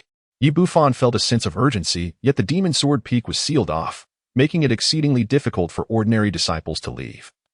Let alone for him, who was not even a member of the Celestial Demon Sect. In his helplessness, Bufan could only focus on cultivating the Demon Dragon technique to enhance his strength. This, however, proved to be a torment for the Demon Serpent. Having just digested its blood essence, it began to devour again. Ultimately, it was pushed to its limits, nearly splitting apart. Soon, night fell. Bufan retracted the magical dragon technique and began to delve into the art of paper effigy creation. Although the paper figures he crafted could not rival the puppets forged from gold and iron, they possessed significant advantages in terms of reconnaissance and stealth. Bufan instructed Green Ivy to procure several stalks of spiritual bamboo and paper crafted from beast hides, along with some vermilion pigment for talismanic inscriptions. These humble materials were not costly, readily available in the night market. Before long, a paper effigy was meticulously assembled, strikingly lifelike and resembling a real person. Your master truly possesses extraordinary talent, Green Ivy praised. Bufan's eyelids twitched. The paper figure stood there, dazed and immobile, yet it was said to possess extraordinary talent. Achieving this much for the first time is already commendable. One must take their time. Bufan clutched the tome of paper techniques, engrossed in his studies, while beside him, the gentle Green Ivy stood vigil. The moonlight cascaded down, illuminating the girl in her verdant skirt as she occasionally turned to gaze at the aged visage of her companion. As if she could glimpse the concealed essence within, her cheeks occasionally flushed with a delicate hue. One could only wonder what thoughts occupied her mind. Time slipped away, and soon it was deep into the night. Balrech, you make me feel nauseated. Outside the courtyard, Zhao Kingdom stealthily infiltrated with a fusion talisman, preparing to enter when he beheld Green Ivy seated beside the old man. Her gaze, tender as flowing water, seemed authentic, igniting a fury within Zhao Kingdom. Earlier, he had presumed Green Ivy viewed the old man merely as a vessel, yet now, the unmistakable affection in her eyes indicated she was genuinely enamored with him. I, a handsome youth, have pursued you for years, extending my warmth and concern, yet you rebuffed me, only to fall for this old man. Zhao Kingdom felt a profound sense of injury. Tonight, I must overpower you beneath me, allowing that old man to witness it. Hatred burned in his eyes. Previously, he feared the enchanting Chushue might seek retribution, but such thoughts were trivial in the face of his current rage. With a swift motion, he summoned 3 cold, black puppets from his storage pouch, 1 humanoid and 2 resembling soaring eagles. Go, he commanded, directing the humanoid puppet and 1 eagle puppet to dart towards Green Ivy with lightning speed. Green Ivy, a 3rd-tier foundation cultivator, was indeed a formidable target. The remaining eagles swooped past, aiming to strike the old man's legs, intent on shattering them to alleviate his anger. If all went as planned, he would capture this pair in mere moments. Suppressing his fury, he surveyed the surroundings. His true concern lay with the elusive foundation cultivator hidden somewhere nearby. Crack. As anticipated, the old man, quietly reading beneath the tree, was struck down by the eagle, his legs contorting at an unnatural angle. Yet Green Ivy, being a third-tier cultivator, reacted swiftly. A protective barrier of magical energy enveloped her. Bang! With a thunderous noise, the humanoid puppet's iron fists battered the barrier, causing it to tremble violently before dimming rapidly. The second eagle puppet followed suit, piercing through the shield. Green Ivy's fair visage shifted slightly as she affixed a wind talisman to herself, narrowly evading the eagle's razor-sharp beak. "Zhao Wanchen, what do you intend to do?" she exclaimed, her voice a mixture of indignation and concern as she spotted him lurking in the shadows. "What do I intend? I have pursued you for years, facing ridicule from our peers for my unrequited affection, only to find you now enamored with an ancient relic. Why should he surpass me in worth? Vile wretch, no matter what, I shall possess you tonight." Zhao Wanchen's visage was ashen, akin to a lifeless corpse, as his gaze brazenly roamed over the delicate figure of LV Luo. Without hesitation, he commanded 3 puppets to launch a fierce assault against her, completely disregarding the old man, who remained oblivious to his impending doom. The sounds of impact echoed as LV Luo, employing her spells, Fireball and Ice Spike, struggled valiantly against her assailants. It was an arduous battle. The 3 puppets were at the pinnacle of the 3rd tier of foundation establishment, formidable even for 4th-tier cultivators. Moreover, her magical artifacts had been confiscated. Before long, her charming countenance paled, the depletion of her mana evident as her protective barrier flickered precariously, threatening to shatter at any moment. Where was that foundation establishment cultivator? Had he abandoned her? Zhao Wanchen's eyes darted anxiously, a sense of unease creeping over him. Suddenly, an unsettling sensation gripped him, compelling his gaze towards the old man beneath the tree, who lay motionless, devoid of life. The grotesquely twisted legs betrayed no trace of blood. A paperman. In his previous fury, Zhao Wanchen had failed to scrutinize closely, but clarity struck him now. It was evident that his adversary had anticipated his arrival and had crafted a paper effigy to ensnare him. "Are you searching for me?"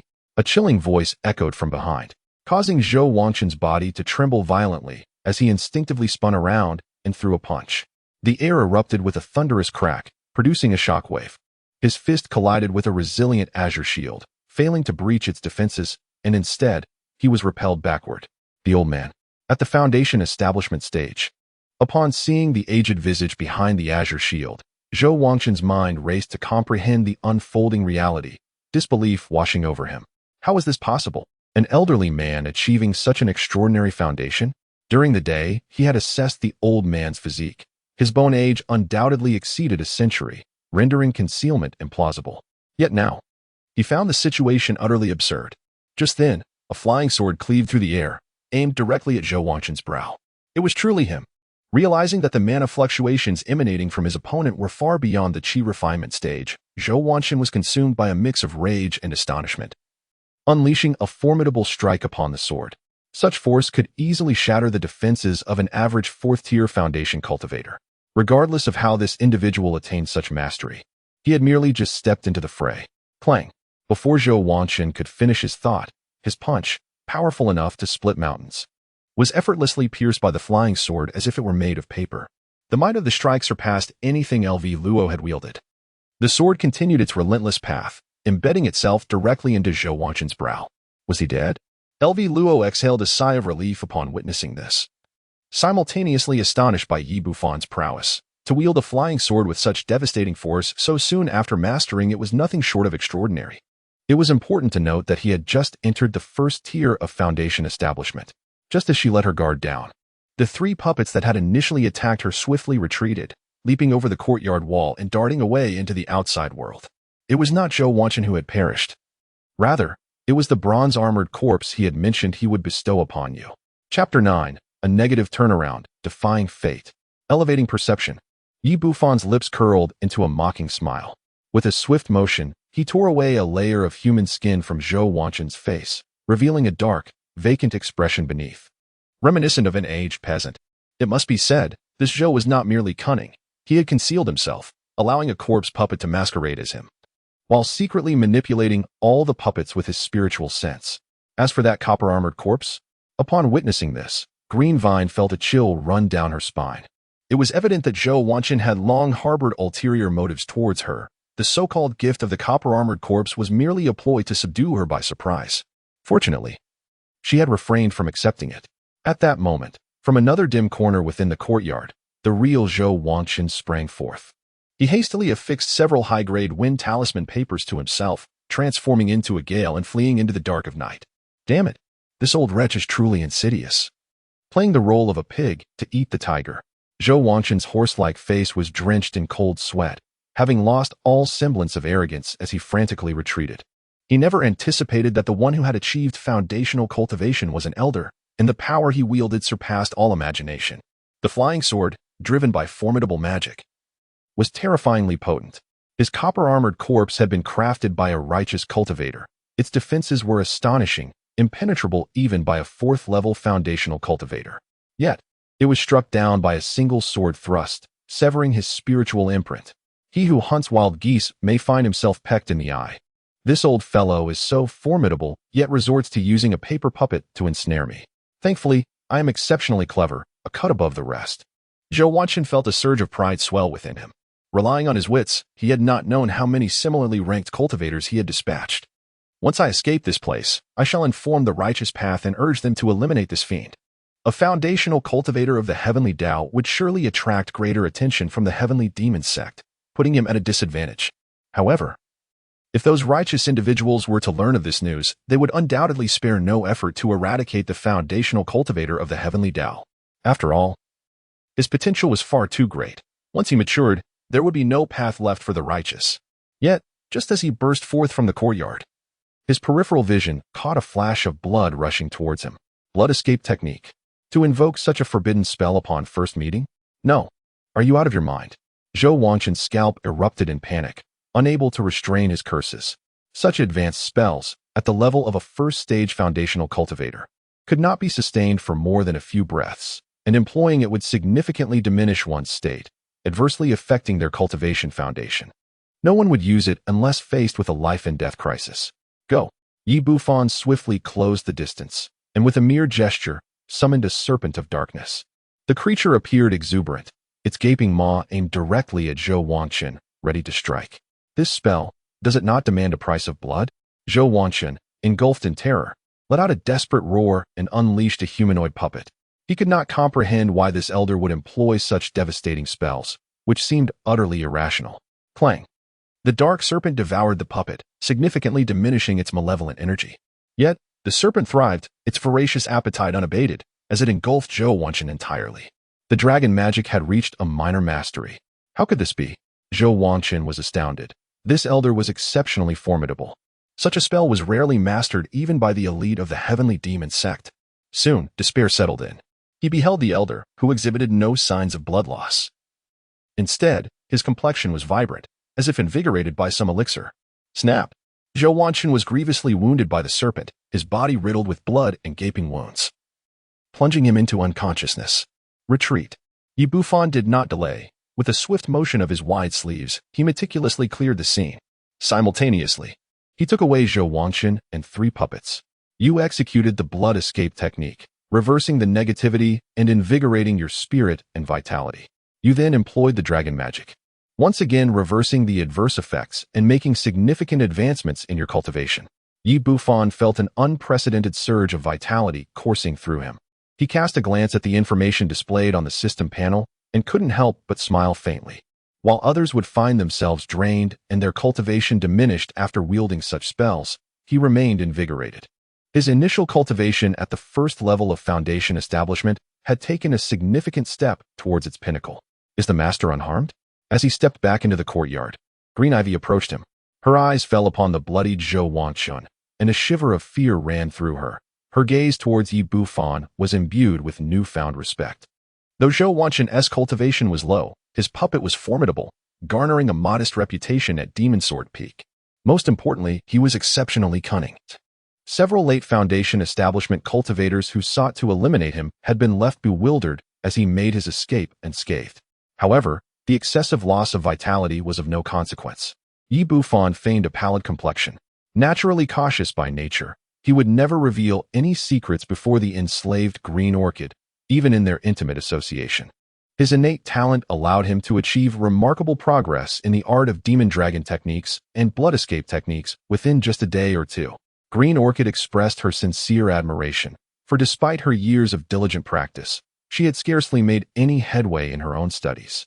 The speed at which Yi Bufan mastered the demon dragon techniques was nothing short of astonishing. Spare the flattery. Yi Bufan waved his hand, releasing Zhou Wangqin, and began to tally his spoils. 3 puppets, each at the pinnacle of the foundation establishment's 3rd layer. The copper-armored corpse had even reached the 4th layer. This undoubtedly elevated his strength to a new echelon. Zhou Wangqin had relied on these puppets to attain his current fame, which had made many of his peers quite envious. Lilua extended her congratulations. Yi Bufan was quite pleased. He then unfastened Zhou Wangqin's storage bag, spilling forth a plethora of items.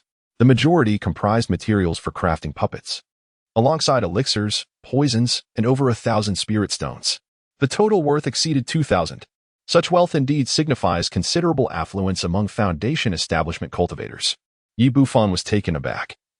During his years as a solitary cultivator, he had accumulated nearly half a lifetime's worth of effort, yet had never possessed as much as 500 spirit stones. 2,000 would perfectly fill this void. The 300 he had previously spent on Greenvine for purchasing materials and the blood essence of the magic ape had nearly depleted his resources. This newfound wealth could potentially elevate his magic ape technique by 2 levels. Yi Bufan carefully stored the spiritual stone materials. In addition, there were several volumes of cultivation techniques. The refining spirit method, particularly the foundation establishment chapter, enhances one's spiritual consciousness. No wonder that individual could manipulate the copper-armored corpse with such agility and even engage in conversation. Their spiritual awareness was comparable to that of a 4th-level foundation establishment. Yi Bufan picked up an ancient tome, a flicker of astonishment crossing his features. The mastery of flying swords, puppets, and spiritual consciousness is of paramount importance. His spiritual awareness was already formidable compared to others of the same rank. Yet he could not simultaneously manipulate both the flying swords and numerous puppets.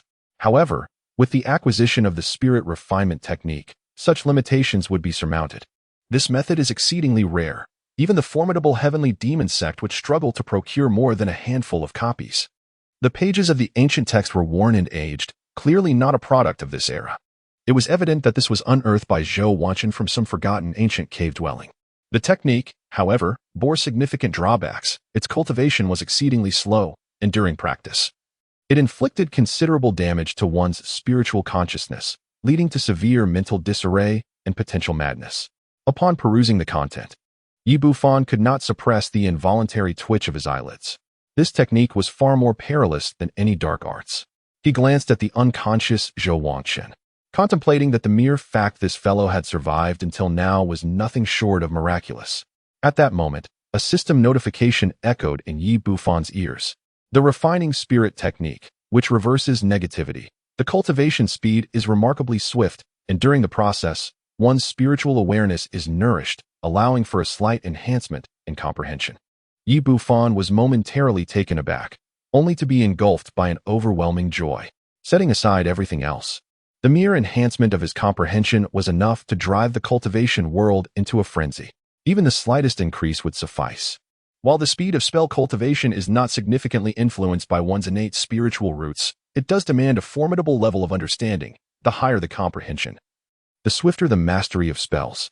His own understanding was rather mediocre, confining him to the practice of spells with considerable side effects. However, with this newfound technique, he could swiftly cultivate other conventional spells as well. To transcend the bottleneck of his realm, a profound comprehension was essential. Yet, such enlightenment was the most elusive of gifts, seemingly ordained by fate. Truly, it was a miraculous turn of events, a treasure unearthed. Yi Bufan suppressed his excitement and solemnly stored the item away.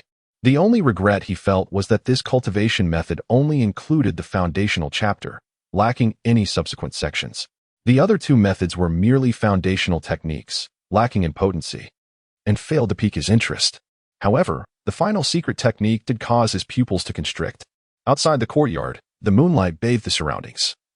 illuminating a petite figure clad in a white dress, perched atop a rock. Her delicate face, slightly cherubic, bore a pair of peach blossom eyes that gazed towards Yi Bufan's small courtyard, blinking playfully, a picture of innocent charm. Was this the Dao of Foundation? Quite a handsome appearance indeed. The little girl in the white dress rested her small hands on the stone, her fair, bare feet swinging back and forth, to accept a disciple or not. The girl in white pouted, caught in a dilemma. She pondered, to accept him. The Dao of Foundation has not appeared in the cultivation world for millennia. It would be worth capturing him for study. Just then, a shadow of another girl materialized beside her, her bright eyes gleaming with a devilish allure. Dressed in black, she bore an uncanny resemblance to the girl in white. Chapter 10. The Art of Breeding. A Life for a Life. Within an ancient, elegant pavilion on Demon Sword Peak, a striking woman in a purple dress furrowed her delicate brows. Father, is the potential of an exceptional foundation truly this immense? She was forced to emerge from her seclusion due to this matter. Before her stood a valiant middle-aged man with a mane of white hair. He was the master of Demon Sword Peak and also Chu Zishue's father. An exceptional foundation undoubtedly signifies extraordinary roots, with the promise of forming a nascent soul in the future. If you can become his Dao partner, the benefits will be boundless. Moreover, with an exceptional foundation assisting you, your chances of becoming a saintess surpass those of others. The master of Demon Sword spoke with a hint of indulgence, seemingly lost in reminiscence. In the entire Zhao Kingdom, while golden core cultivators were numerous, nascent souls were scarce, with the difficulty of advancement comparable to ascending to the heavens. Countless prodigies have perished in pursuit of this. He had remained in the golden core stage for several hundred years. An exceptional foundation could enhance the chances of achieving a nascent soul by 30%. While it may seem modest, it is enough to drive anyone to madness. Chu Zishue possessed astonishing talent and was quite renowned in both righteous and demonic paths, yet she still fell short of the exceptional foundation by a narrow margin. I believe I am not inferior to that exceptional foundation. Besides, with that yang spiritual root as my furnace, through the process of yin and yang harmonization, I shall undoubtedly break through the golden core and become a saintess, Chu Zishue said coyly. However, she understood that while there were many advantages to forming a Dao partnership, it also meant being subject to another, and her inherently proud nature made it difficult for her to accept such a fate. That inferior yang spiritual root? Just a dying old fool. Even if he practiced blood spirit arts, he would never achieve a foundation, let alone assist you in breaking through the golden core. The master of the demon sword furrowed his brow and reproached, had you obtained a low-grade yang spiritual root several decades ago and nurtured it to the foundation establishment stage, it might have proven to be of great utility. Alas, it is now too late. Even serving as a cauldron would be a last resort.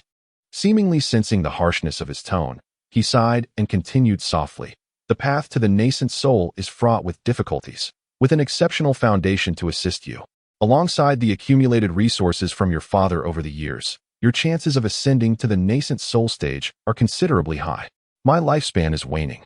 I cannot care for you much longer. The master of the demon sword's eyes softened with affection. In the Zhao Kingdom, he was infamous, a merciless killer. Yet before his daughter, he was merely an ordinary father, nurturing her growth with great care. Should he pass away, his enemies would undoubtedly seek to trouble his daughter. Very well, I shall first observe what kind of exceptional foundation this individual possesses that earns your esteem so highly. Chu Zishue gazed at her father, whose hair was as white as snow, and acquiesced. I shall find the opportunity to eliminate that cauldron, lest it tarnish your reputation before this remarkable foundation. Creation of beasts technique. By utilizing the hides of magical beasts or human skin, one can craft a pouch that perfectly disguises another's physique, appearance, aura, and even fluctuations of magical power, rendering it undetectable even to those of a higher realm. Side effects: it may disturb the balance of nature, leading to a tendency for misfortune. Negative reversal: it can inadvertently enhance one's own luck. Yi Bufan gazed upon this arcane technique, reminiscent of certain legends. In ancient times, an ordinary man sought wealth through the trade of cattle, a period when livestock was scarce, thus commanding exorbitant prices. Remarkably, this man's supply of cattle seemed inexhaustible. A most perplexing phenomenon. Eventually, the authorities uncovered the truth. The cattle being sold were not genuine. The man had rendered passing merchants unconscious, transforming them into cattle for sale and slaughter, thereby amassing a fortune. This method was known as the art of animal creation. In antiquity, it was renowned as one of the most powerful forms of shape-shifting. The human skin upon the copper-armored corpse's face was likely a product of this very technique, enabling it to elude my spiritual perception. Yi Bufan displayed a look of delight. With this secret technique, his future safety would be significantly enhanced. Furthermore, it also possessed the ability to augment his fortune. This fellow truly is my lucky star. Yi Bufan gazed upon the unconscious Zhou Wangchen, a smile curling at the corners of his lips. The bounty he had reaped was nothing short of extraordinary. Simultaneously, a preliminary escape plan began to take shape in his mind. That very day, Yi Bufan entrusted Green Lotus with 300 spirit stones, instructing her to procure materials from the Demoness Sect's market. He then devoted himself to cultivating the spirit refinement technique. Contrary to the slow progress described, with the accompanying damage to his spiritual awareness, Yi Bufan experienced a remarkable reversal. His mastery of the spirit refinement technique advanced with astonishing speed, allowing him to quickly grasp its fundamentals. His spiritual awareness was perpetually warm, receiving immense nourishment. Furthermore, Yi Bufan distinctly sensed an enhancement in his spiritual awareness, alongside a clearer understanding of martial arts, spells, and the intricacies of cultivation. It was as though he had become more astute. His comprehension was undeniably on the rise. Yi Bufan's emotions surged. Given time, he would undoubtedly elevate his comprehension to the pinnacle. When Greenvine returned, Yi Bufan began to practice the art of beast cultivation using the skins of demon beasts he had purchased. It seemed that with a combination of insight and fortune, he swiftly grasped the intricacies of this secret technique. By evening, Yi Bufan gazed at the little white rabbit crouched on the ground, a satisfied smile gracing his lips. Its ears were long and white, its fur as smooth as satin, and it was no larger than the palm of his hand, exuding an irresistible charm. Master, this secret technique is exceedingly sinister. Please, do unravel it for me. The rabbit spoke with a human voice, surprisingly that of a green vine, its large eyes betraying a flicker of fear. In Yi Bufan's hands, this technique was far more terrifying than in the possession of Wang Chun, who could barely grasp the fundamentals, at most managing to affix a human skin to his face to alter his aura. Now, however, she was transformed from head to toe. Do not worry, it is merely a novice's grasp, and it will last only the duration of an incense stick. It shall unravel on its own afterward, causing you no harm. Yi Bufan cradled the little white rabbit in his arms, gently stroking its ears. This tender gesture caused the rabbit's cheeks to flush a delicate shade of crimson. Once everything was in readiness, under the cloak of night, Yi Bufan stealthily descended the mountain accompanied by Green Ivy and Zhou Wangchen. Shortly after their departure, a captivating figure clad in a purple silk dress, the enchanting Chu Zixue, approached the courtyard. In her hand, she held an ancient jade pendant that shimmered brilliantly. This pendant, acquired by the master of the demon sword from an ancient relic, could sense the fluctuations of an enemy's cultivation level. The more formidable the opponent, the more vibrant the red glow emitted. It also had the capacity to discern the quality of talent and the attributes of the Dao platform, emanating a green light. Were it not for the ability of this artifact to pinpoint the location of an exceptional foundation establishment, the master of the demon sword would not have permitted his daughter to emerge from her seclusion so soon. Green Ivy, Chu Zixue, stared intently at the courtyard gate, her delicate features shifting slightly. She could not perceive the presence of Green Ivy, and even the aura of that furnace cauldron had vanished. Hastening inside, it was not long before Chu Zixue emerged with a stormy expression. What on earth transpired during my seclusion of more than half a month? Could it be that those wretched individuals received news and snatched away the furnace cauldron? The exquisite beauty of her visage was stripped of its allure, replaced by an icy demeanor. She abruptly unleashed her spiritual sense, recklessly searching inch by inch across Demon Sword Peak, striving to capture the essence of both the furnace cauldron and Green Ivy. The matter of the furnace cauldron was highly confidential, if exposed, and if that exceptional foundation establishment were to discover it, the intricacies of their partnership would become exceedingly precarious. Moreover, it must not fall into the hands of rivals. At this moment, Yi Bufan had arrived at the foot of the mountain. Brother Zhou, are you about to head out? Several foundation establishment disciples stationed there gazed curiously at Zhou Wangchen and Lolo, then at the unfamiliar black dog at their feet. Indeed, after several days of patrolling Magic Sword Peak, I have not located that exceptional foundation establishment cultivator. I have been ordered to broaden my search, replied Yi Bufan, who was masquerading as Zhou Wangchen in a calm tone. Currently, Magic Sword Peak was sealed off, preventing both Foundation establishment and Qi refinement cultivators from leaving. However, as a patrolling disciple, Zhou Wangchun could depart from Magic Sword Peak openly, and with the cover of the beast taming technique. He had no fear of others probing with their spiritual senses. It could be said that Zhou Wangchun's presence was the most delightful surprise for Yi Bufan in recent days. Suddenly, the black dog beneath Yi Bufan's feet began to bark furiously at the guarding disciples, its eyes filled with terror and urgency. Hee. This is a demonic dog I captured, intended for the crafting of puppets. Yi Bufan kicked the black dog and casually remarked, "Huh? I thought my senior brother longed for the delectable flavors of the mortal realm and intended to feast on dog meat." The guarding disciples erupted into laughter, their tones tinged with a hint of reverence. Although Zhou Wangchun was of the same rank as them, his puppet granted him a power vastly superior, instilling in them a sense of caution against any semblance of disrespect. Little did they know, this dog was the true embodiment of Zhou Wangchun. Chapter 11. The Unexpected Turn. Shangwan Qingyao and Chu Zixue. What is our junior sister Green Loquat up to? The guarding disciples cast their gazes toward Green Loquat. Senior brother Zhou, being a patrolling disciple, could come and go freely, but others, even those formidable beings at the late stage of Foundation establishment, could not leave the Demon Sword Peak without Elder Su's permission. Green Loquat, proficient in tracking techniques, was a significant asset to me. What do you wish to investigate? Yi Bufan's expression darkened, his gaze sharp as a blade. Brother Zhou, he began, but before the guard disciple could articulate his concerns, a nearby senior brother struck him across the face. This young man had only recently established his foundation and lacked understanding. However, since he served as Brother Zhou's assistant, there were no objections. The senior brother, wearing a broad smile, stepped aside to grant passage. Wang Wang Wang. The transformed black dog, Zhou Wangchun, barked more urgently upon witnessing this. Had it the ability to speak, it would have surely unleashed a torrent of invective upon this foolish disciple. Alas, the guard disciple could hardly spare a glance for a mere dog. He exhibited a certain discernment. Yi Bufan smiled faintly, accompanied by a green vine and holding a dog leash, as he stepped out of the Demon Sword Peak. After covering some distance, he finally let out a long sigh of relief. Meanwhile, the disciple who had been slapped earlier wore a face full of fury. Senior brother, why did you strike me? This was entrusted by the elder. Everyone must be thoroughly investigated. Slap. The senior brother struck him again, coldly retorting, I just saved your life. And you dare to protest? The task above can be handled with a mere pretense. But should you offend Zhou Wangchun, you won't even know how you met your end. Fear and trepidation flickered across his face as he warned.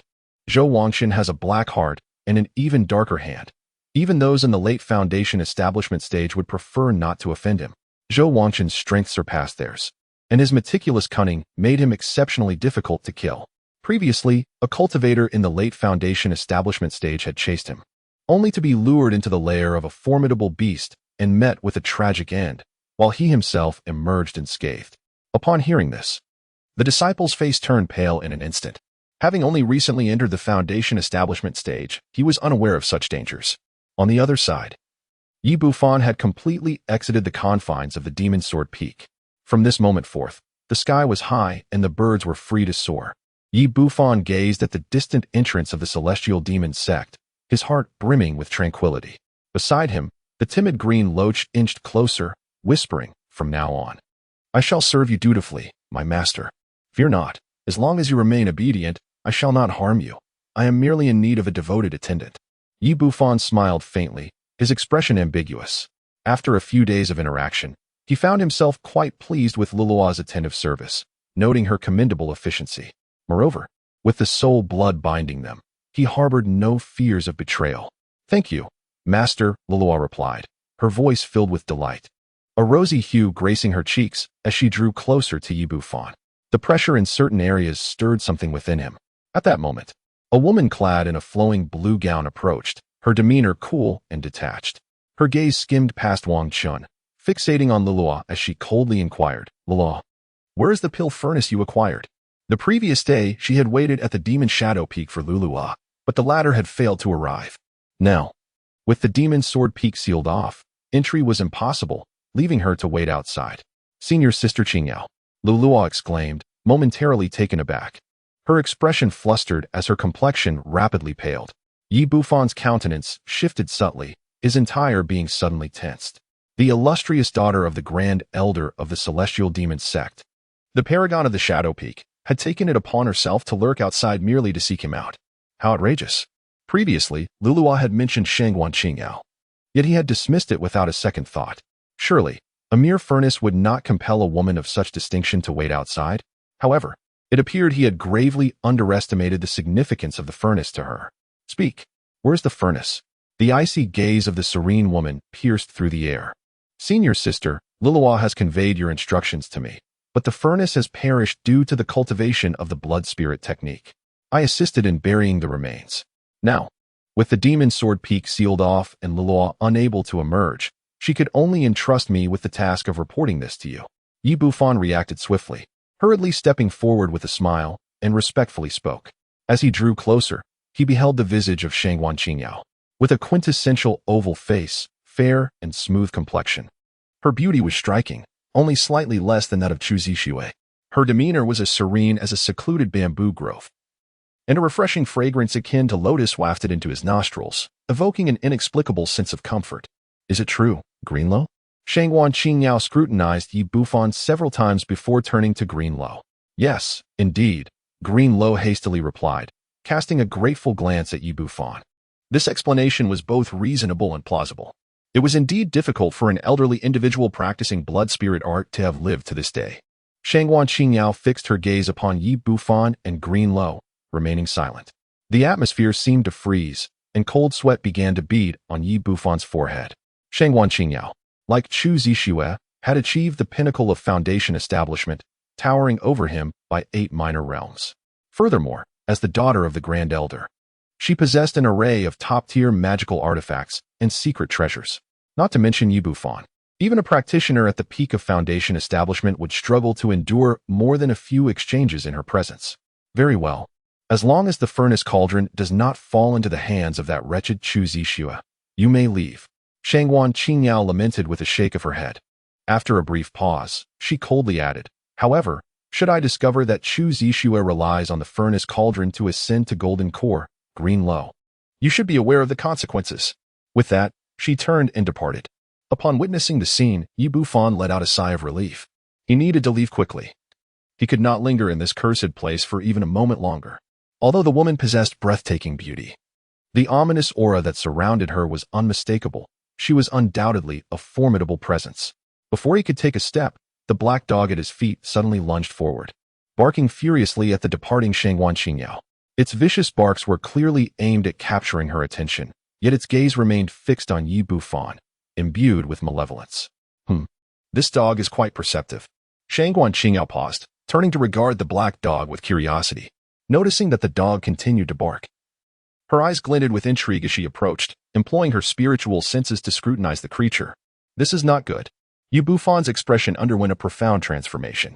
His beast-taming skills, having only recently been acquired, could hardly conceal themselves from a cultivator at the perfected foundation establishment stage when observed up close. Olvlora's delicate visage turned ashen.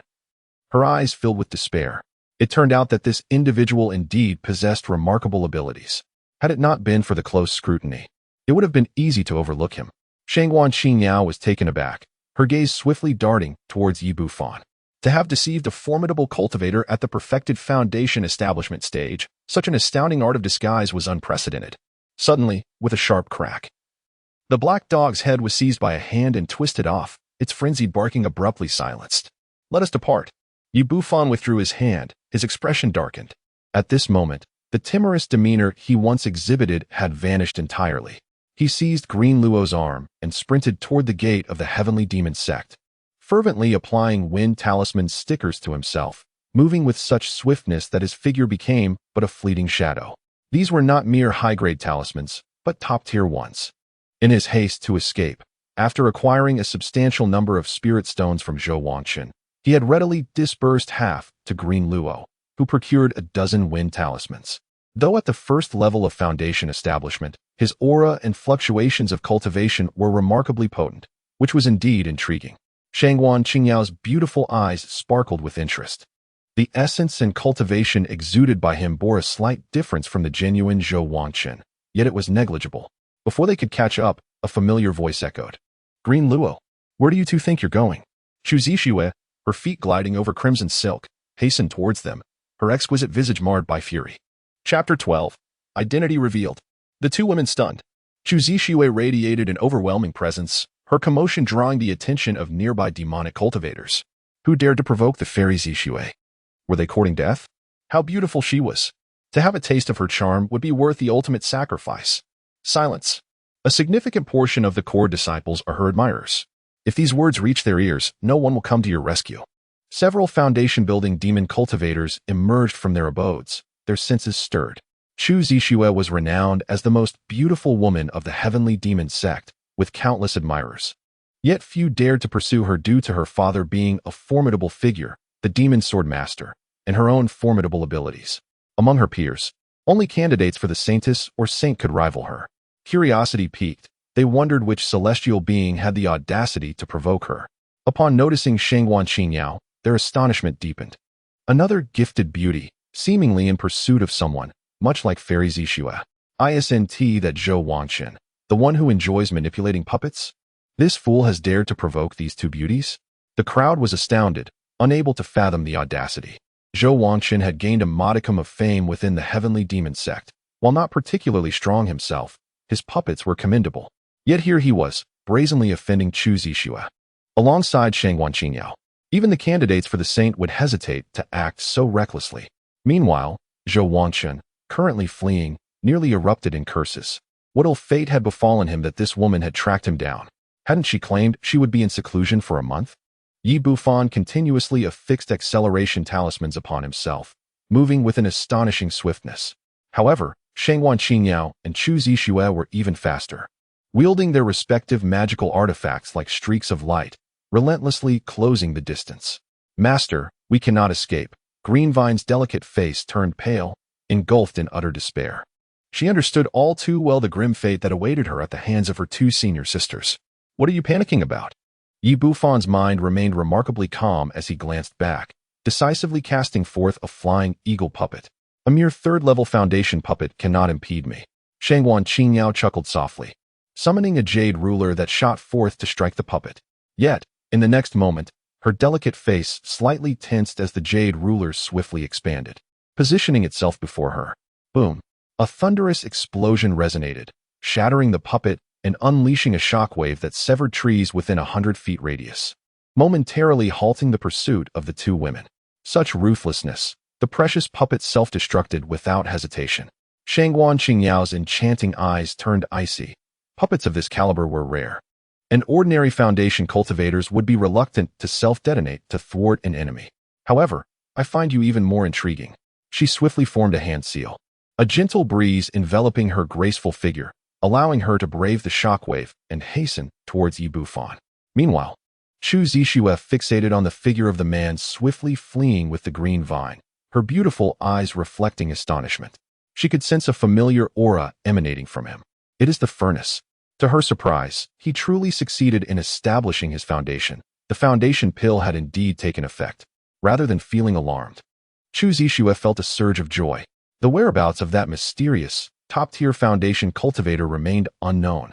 Yet a foundation stage furnace was tangible and would surely facilitate her breakthrough to the golden core.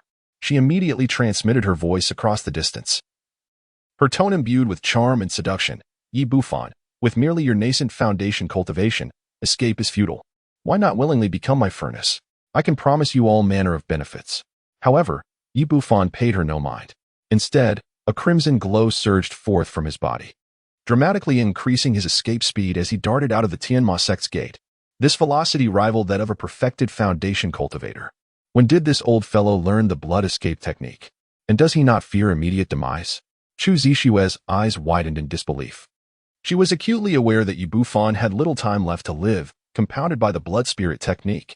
If he were to employ the blood escape technique, he would likely suffer severe injury, if not fatality. Suddenly, she sensed something amiss. Taking out the jade pendant given to her by her father, she noticed the green light emanating from it, shining with unparalleled brilliance. The top-tier foundation cultivator is this furnace. How is this possible? Chu Zixue exclaimed in shock. Her stunning visage filled with disbelief, her mind briefly blank. With her exceptionally high spiritual root and exceptionally stable foundation, even with her father's assistance, She had failed to attain the status of a top-tier foundation cultivator in her earlier years. Where is Bufan? Possessing abysmal talent. He has reached the twilight of his years and practiced a life-shortening demonic art, consuming the most sinister foundational elixir. And yet, he has achieved an unparalleled foundation? This revelation strikes a profound blow to the inherently proud Chu Zixue. An unparalleled foundation? A cauldron? In the distance, the equally pursuing Shangguan Qingyao is momentarily taken aback. She casts another glance at the fleeing Zhou Wangqin, overwhelmed by an absurd sense of disbelief. However, her reaction is swift. Her bright eyes gleam with excitement. An unparalleled foundation with a yang spirit root, even if considered as a nascent soul, would enhance the odds. The yang spirit root. The higher the cultivation, the more it aids female cultivators in breaking through. It is said that a female ancestor of the Hehuan sect achieved the nascent soul stage partly due to her possession of a male cultivator with a high-quality yang spirit root. He belongs to me. Chu Zixue, realizing her slip of the tongue, retorts angrily. Hee, dear Zixue, this is not solely your decision. Shangguan Qingyao chuckles, producing a flying shuttle artifact and gracefully leaping onto it.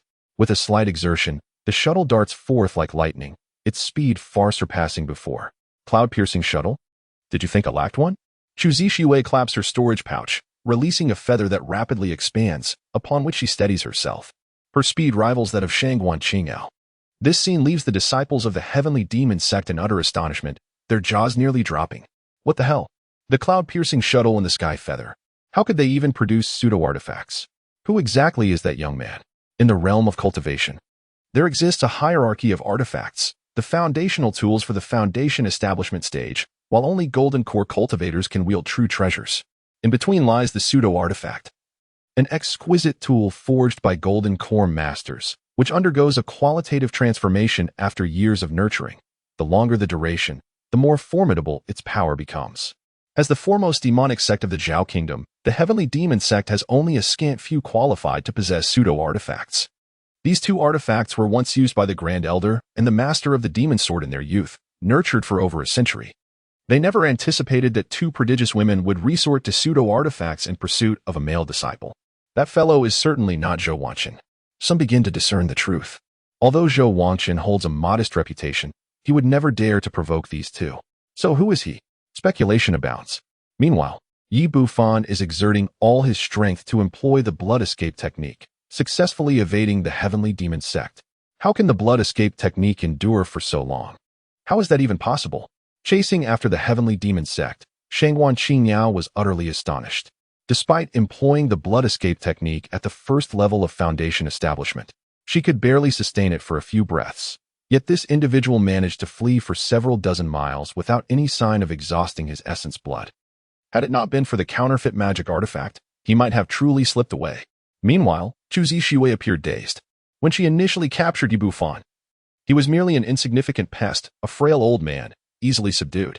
However, now, his strength had undergone a remarkable transformation. Bufan, you are an exceptional foundation establishment practitioner with a promising future ahead. Why do you flee? Moreover, escape is impossible. Chu Zixue took a deep breath, her exquisite visage adorned with a captivating charm. Boom. Yet, what met her was the explosion of two puppets, the earth convulsing as massive craters were formed. Heavy smoke billowing forth and creating a shockwave that slightly hindered her pursuit, leaving Chu Zixue somewhat vexed. It was the first time her attempt to enchant a man had failed so spectacularly. Where did he go? Shangguan Qingyao was taken aback, her senses suddenly losing track of Bufan and Greenvine. Chapter 13. The Little Lowly Takes a Disciple. The ancestor of the Heavenly Demon Sect. The Heavenly Demon Sect was situated amidst the mountains, where peaks rose and dense forests flourished. As far as the eye could see, mushroom-like tree crowns obscured any trace of Bufan and his companion. Not far away, even with a teleportation talisman, traces would remain. He had undoubtedly concealed himself. Shangguan Qingyao's delicate features darkened. How could she, a proud daughter of the heavens at the pinnacle of foundation establishment, have lost track of a mere furnace at the first level? It was utterly humiliating. She activated her spiritual sense, meticulously searching inch by inch through the thickets and mountains, leaving no nook unexamined, not even the layers of insects. Chu Zixue did likewise, but after searching for half the day, that furnace seemed to have vanished from existence. How could this be? Did he transform into a bird and fly away? A look of incredulity flickered in Chu Zishua's eyes. What on earth transpired over the past half-month? That individual must have acquired a secret technique akin to the legendary beast creation technique, which could conceal one's aura and alter one's form. Shangguan recalled the black dog, but the beast creation technique had long been lost. Even if someone were to obtain it, mastering it within a few months was implausible. How could he possibly evade their spiritual senses? The beast creation technique. Who would have thought that not only had he reached the pinnacle of foundation establishment, half-mastered an escape technique, and killed the real Zhou Wangchen, but now he had also grasped the legendary beast creation technique. Chu Zishue was increasingly astonished. In such a short span, Yi Bufan's transformation was nothing short of earth-shattering. Her stunning countenance gradually shifted from shock to delight. With a resounding boom, her jade hand coalesced thousands of wind blades, shredding the distant thicket and sending a horde of wild beasts fleeing in panic. I must capture him. Chu Zishue produced a communication talisman, and moments later, a group of Foundation establishment cultivators from the Demon Sword Peak arrived. Find me an old man, even if it means digging 3 feet into the ground. For the one who finds him, a reward of 2 top-tier magical artifacts, in addition to a spot in the demon ceiling ruins. A captivating visage left the disciples utterly entranced. 2 exquisite magical artifacts. Oh heavens, what immense value does an elder possess? Their excitement was palpable for many cultivators. Accumulating enough wealth to procure even a single supreme artifact could span an entire lifetime. At the auction, the bidding would commence at a staggering 10,000. Moreover, there was the opportunity to enter the demon ceiling ruins, a legacy jointly held by the righteous and demonic sects of the Zhao Kingdom. Originating from the ancient sect of demon ceiling, it was a treasure trove of celestial and earthly wonders, promising not only opportunities for golden core formation, but even rumored chances for infant formation. Under the lure of such wealth, valiant souls emerged, and a swarm of foundational cultivators transformed into a locust-like horde, scattering in all directions, unleashing various spells as if they sought to scour the earth. The influence of Shangguan Qingyao was profound. In mere moments, hundreds more foundational cultivators joined the search. The once tranquil mountains erupted into chaos. Chu Zishue and Shangguan Qingyao continuously employed their spiritual senses. Such rampant destruction would inevitably disrupt even the beast creation technique, exposing their presence. Once revealed, under the siege of 100 foundational cultivators, even Yi Bufan would meet his end, no matter how defiant he might be. This time, a breakthrough to the golden core was as certain as nails in wood. Chu Zishue felt a surge of joy. She harbored no worries about higher-ups snatching away talent. Even as the daughter of the demonic sword master, her superior spiritual root foundation posed no threat to this endeavor. Yet, a lower-grade yang spiritual root severely limited development. The prospect of achieving golden core status was already a slim hope, let alone the possibility of infant formation. As they probed with their spiritual senses, both women overlooked one crucial detail: the direction of the Heavenly Demon Sect's mountain gate. 2 unremarkable stones began to roll toward the mountain gate, and upon reaching their destination, they changed course, continuing to roll in the opposite direction of the search conducted by the 2 women. After traversing 50 miles, they finally came to a halt. The stone skin cracked, radiating brilliance, and 2 figures emerged from within. "Master, we have escaped," exclaimed Green Orchid, her voice filled with joy, for she had nearly lost hope. The master had detonated 2 puppets to disrupt the flow of celestial energy. In secret, he had produced stone skins crafted through the beast creation technique, transforming them into 2 inconspicuous stones that were swept away by the residual shock waves, landing far behind the 2 women. Once again, she gazed at her master, her eyes filled with admiration. His composure in handling affairs and his intricate calculations were unmatched by those 2 heavenly prodigies. Yet, they had not entirely evaded danger. They had already drawn the attention of the elders of the Heavenly Demon Sect, whose spiritual sense extended over vast distances exceeding 100 miles. Yi Bufan remained ever vigilant, producing 2 rabbit pelts that transformed into 2 little rabbits, which then scurried swiftly into the distance. They traversed approximately 100 miles. Yi Bufan extricated himself from the art of animal husbandry, gazing into the boundless expanse of familiar plains ahead, his heart releasing a deep sigh of relief. Filled with a sense of boundless ambition, he had emerged alive from the clutches of the Heavenly Demon Sect. Throughout history, No cultivator at the Foundation establishment or Chi refinement stage had ever escaped from the Heavenly Demon Sect. Green Lotus stared blankly at Bufan, who no longer felt the need to maintain the guise of an elderly man, clad in a flowing white robe, with long black hair cascading over his shoulders. His appearance was strikingly handsome, resembling a celestial being descended to the mortal realm under the moonlight. The Heavenly Demon Sect boasted many dashing male cultivators, including several candidates for the Sacred Sun, all of whom possessed exceptional looks. Yet, in the presence of Bufan, they paled in comparison, overshadowed by his ethereal aura. Legend spoke of those with Yang's spiritual roots. The higher their potential, the more exquisite their beauty. Green Lotus had read this in ancient texts.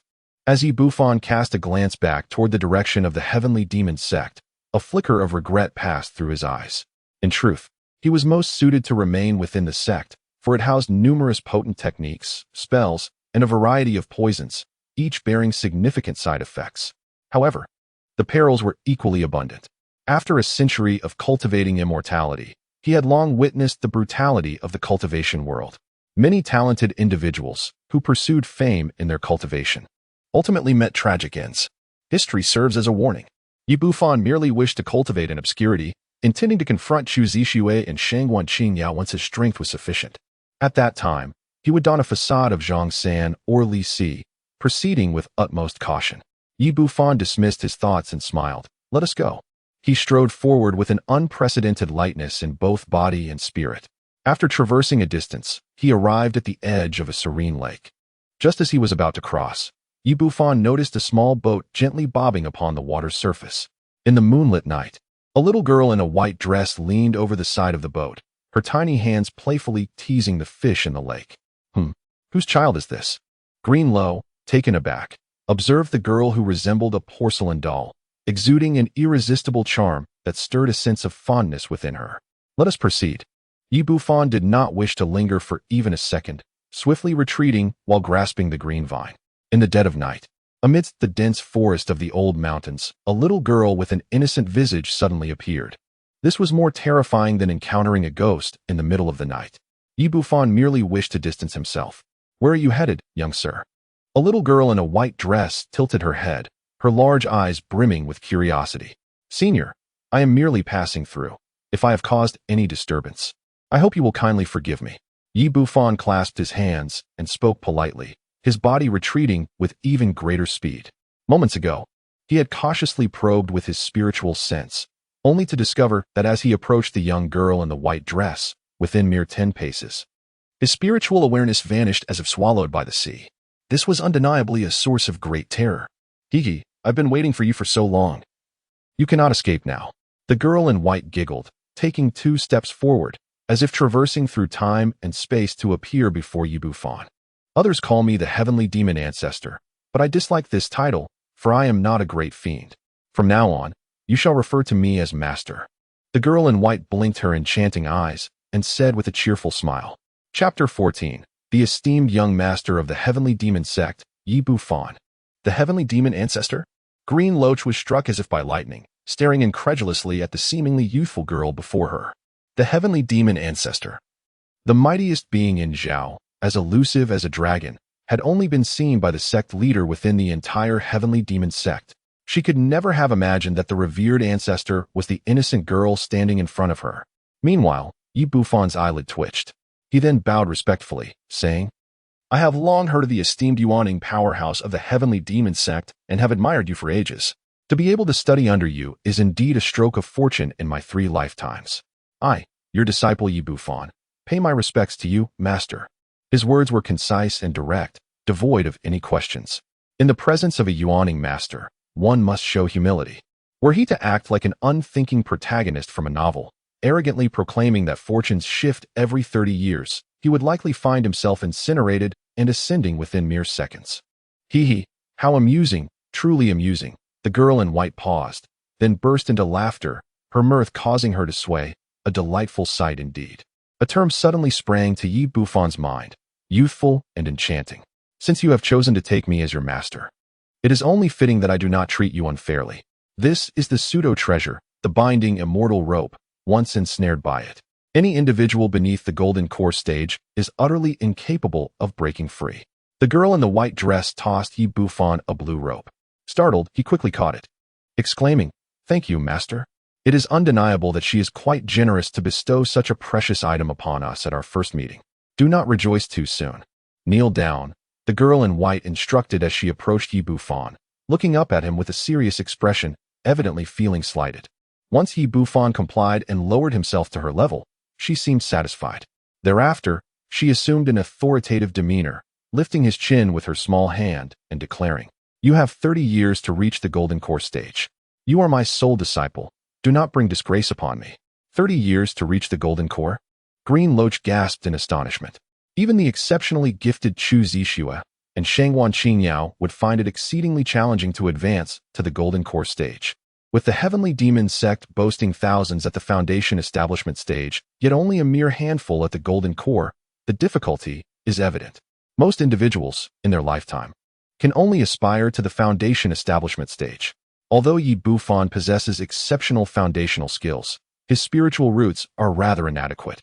It would be remarkable for him to advance to the golden core stage within a century, while achieving such a feat in merely 30 years is practically impossible. Indeed, Yi Bufan did not hesitate for a moment and readily agreed. He was unaware of the true intentions behind the ancient devil's decision to take him as an apprentice. But it seemed wise to acquiesce for the time being. Moreover, he suspected that this formidable nascent soul expert had discerned that he was not an exceptional foundational cultivator. If he were indeed to establish a foundation through the heavenly Tao, so be it. He would continue his cultivation at the Demon Sword Peak, and as for resources, he must strive to procure them himself. The teachings of the Demon Sect emphasize survival of the fittest. Should he perish at the hands of his peers, he would receive no aid. The girl in the white dress tossed a token to Yi Bufan. Then, with her hands clasped behind her back, strolled towards the direction of the Demon Sect. "You will find the cultivation techniques in the Sutra repository," she remarked before vanishing in the blink of an eye. It appeared that leaving the Demon Sect was not an option for now. What could be the true purpose behind this ancient master taking me as a disciple? Yi Bufan gazed at the silver token, gently massaging his brow. The token, ancient in design, was inscribed with the character for demon. Typically, the disciples of the Heavenly Demon Sect bore blue or black tokens. Silver was reserved solely for the disciples of the venerable ancestor. "Congratulations, master, on becoming the first disciple of the esteemed ancestor," exclaimed Green Orchid joyfully. The Heavenly Demon Ancestor had suppressed the Zhao Kingdom for 8 centuries without ever taking on an apprentice. Thus, the significance of this achievement was immeasurable. One could assert that Yi Bufan now stood as the foremost scion of the Heavenly Demon Sect. In terms of status, only the Holy Sons and Holy Maidens could rival him, surpassing even Chu Zixue and Shangwan Qingyao. Consequently, her status, as his servant, naturally ascended as well. "Haven't you heard? This one will not concern herself with my fate." Yi Bufan shook his head, devoid of the pride and joy that often accompany meteoric success. As the disciple of the Grand Master of Heaven's demons, he was afforded privileges far exceeding those of ordinary students, yet he was equally burdened by significant peril. Under the watchful gaze of countless onlookers, he stood as a stepping stone for the favored, a primary target for extermination by the righteous. Nothing could elevate one's reputation more than trampling upon the head of a disciple of the Grand Master of Heaven's demons. Alas, since escape was not an option, he resolved to cultivate his strength steadily within the confines of the Heaven's Demon Sect. Yi Bufan consoled himself before turning towards the direction of the Heavenly Demon Sect. Along the way, he continually devised plans for his future path. While his identity was somewhat conspicuous, it should not pose significant issues. Yi Bufan possesses the unique advantage of possessing the art of beast cultivation, allowing him to assume various identities. He can be Zhang San when he ventures out, Li Si when he seeks retribution, and Wang Wu when he plunders resources. Even if trouble arises, how could it possibly implicate him? Yi Bufan, having come to this realization, he felt a surge of relief, his steps considerably lighter. Meanwhile, Chu Zixue and Shangwan Qingyao wore expressions of icy discontent, their brows furrowed with anxiety. Before them, the mountains stretched for dozens of miles, appearing as if they had been ruthlessly plowed, riddled with countless scars. The once towering forest lay in disarray, mercilessly hacked apart. "Sister, it has been 2 hours, yet we have found no trace of Yi Bufan," a group of trembling foundation-building disciples reported, hesitant to approach the 2 female harbingers of death. Instead, opting for a distant report. During their search, They had managed to glean the circumstances surrounding the situation. They were astounded to learn that the most beautiful woman of the Heavenly Demon Sect had chosen a centenarian as her furnace, shattering the divine image they held of her. Even more shocking was the revelation that this old man was a coveted exceptional foundation builder closely monitored by the 6 major peaks. Search again. I refuse to believe they can escape right under my nose. Shangguan Qingao declared coldly, her voice laced with indignation. Chu Zixue's face was equally frigid, clearly unwilling to concede defeat. Sister, they likely employed some extraordinary means to slip away. Continuing the search may prove futile. One disciple of the 5th level of foundation building ventured cautiously. I said, search again. Shangguan Qingao exuded an overwhelming presence that left the disciple trembling, cold sweat trickling down his back. The other disciples, too intimidated to voice further objections, dispersed once more, intensifying their search efforts. At that moment, several figures approached, gliding through the air on magical artifacts. Their expressions bore uncertainty, clearly having learned the unfolding events. Leading them was an elderly man with a mane of white hair, his deep-set eyes radiating an aura of profound authority. This was none other than the Grand Elder of the Heavenly Demon Sect, Shangguan Su. Beside him stood the leader of the Demon Sword Peak, the Demon Sword Master, along with the heads of the other 5 peaks. The presence of these high-ranking officials instantly silenced the area. Zixue, is it true that the exceptional foundation builder is indeed the furnace you captured? The Demon Sword Master inquired. His brows knitted in disbelief. Upon initially receiving the disciple's report, he could scarcely believe his own ears. Despite having lived for several centuries, he had never heard of any low-grade spiritual root being capable of forging an exceptional foundation. Father, Chu Zixue stepped forward eagerly, her voice melodious. The jade pendant you entrusted to me has begun to emit a radiant light. It must be him. Furthermore, in these past 2 days, he is the only one from the Demon Sword Peak to have advanced in foundation building. At this thought, a twinge of regret washed over her. She should have emerged from her seclusion sooner. Now that the higher-ups were paying attention, if they truly found him, her aspirations of becoming a furnace would be dashed. It was indeed perplexing. Throughout history, those capable of achieving exceptional foundations were invariably of superior or exceptional spiritual roots. How could a low-grade Yang spiritual root accomplish such a feat? The Blood Peak Master, draped in a crimson robe, furrowed his brow. Whether it be foundational establishment or core formation, the cultivation techniques, resources, and connections play a significant role. However, to achieve excellence, innate talent and fortuitous encounters are of utmost importance. Such a person is truly worth my acquaintance. The master of the sacred demon peak stroked his mustache, his eyes glimmering with intrigue, evidently captivated by that furnace. This furnace has practiced the blood spirit technique, the demon sword master suddenly interjected. This revelation momentarily stunned the several peak masters. To cultivate such a life-shortening technique is to endure great suffering, surely. You do not believe that an extraordinary foundation relates to this practice?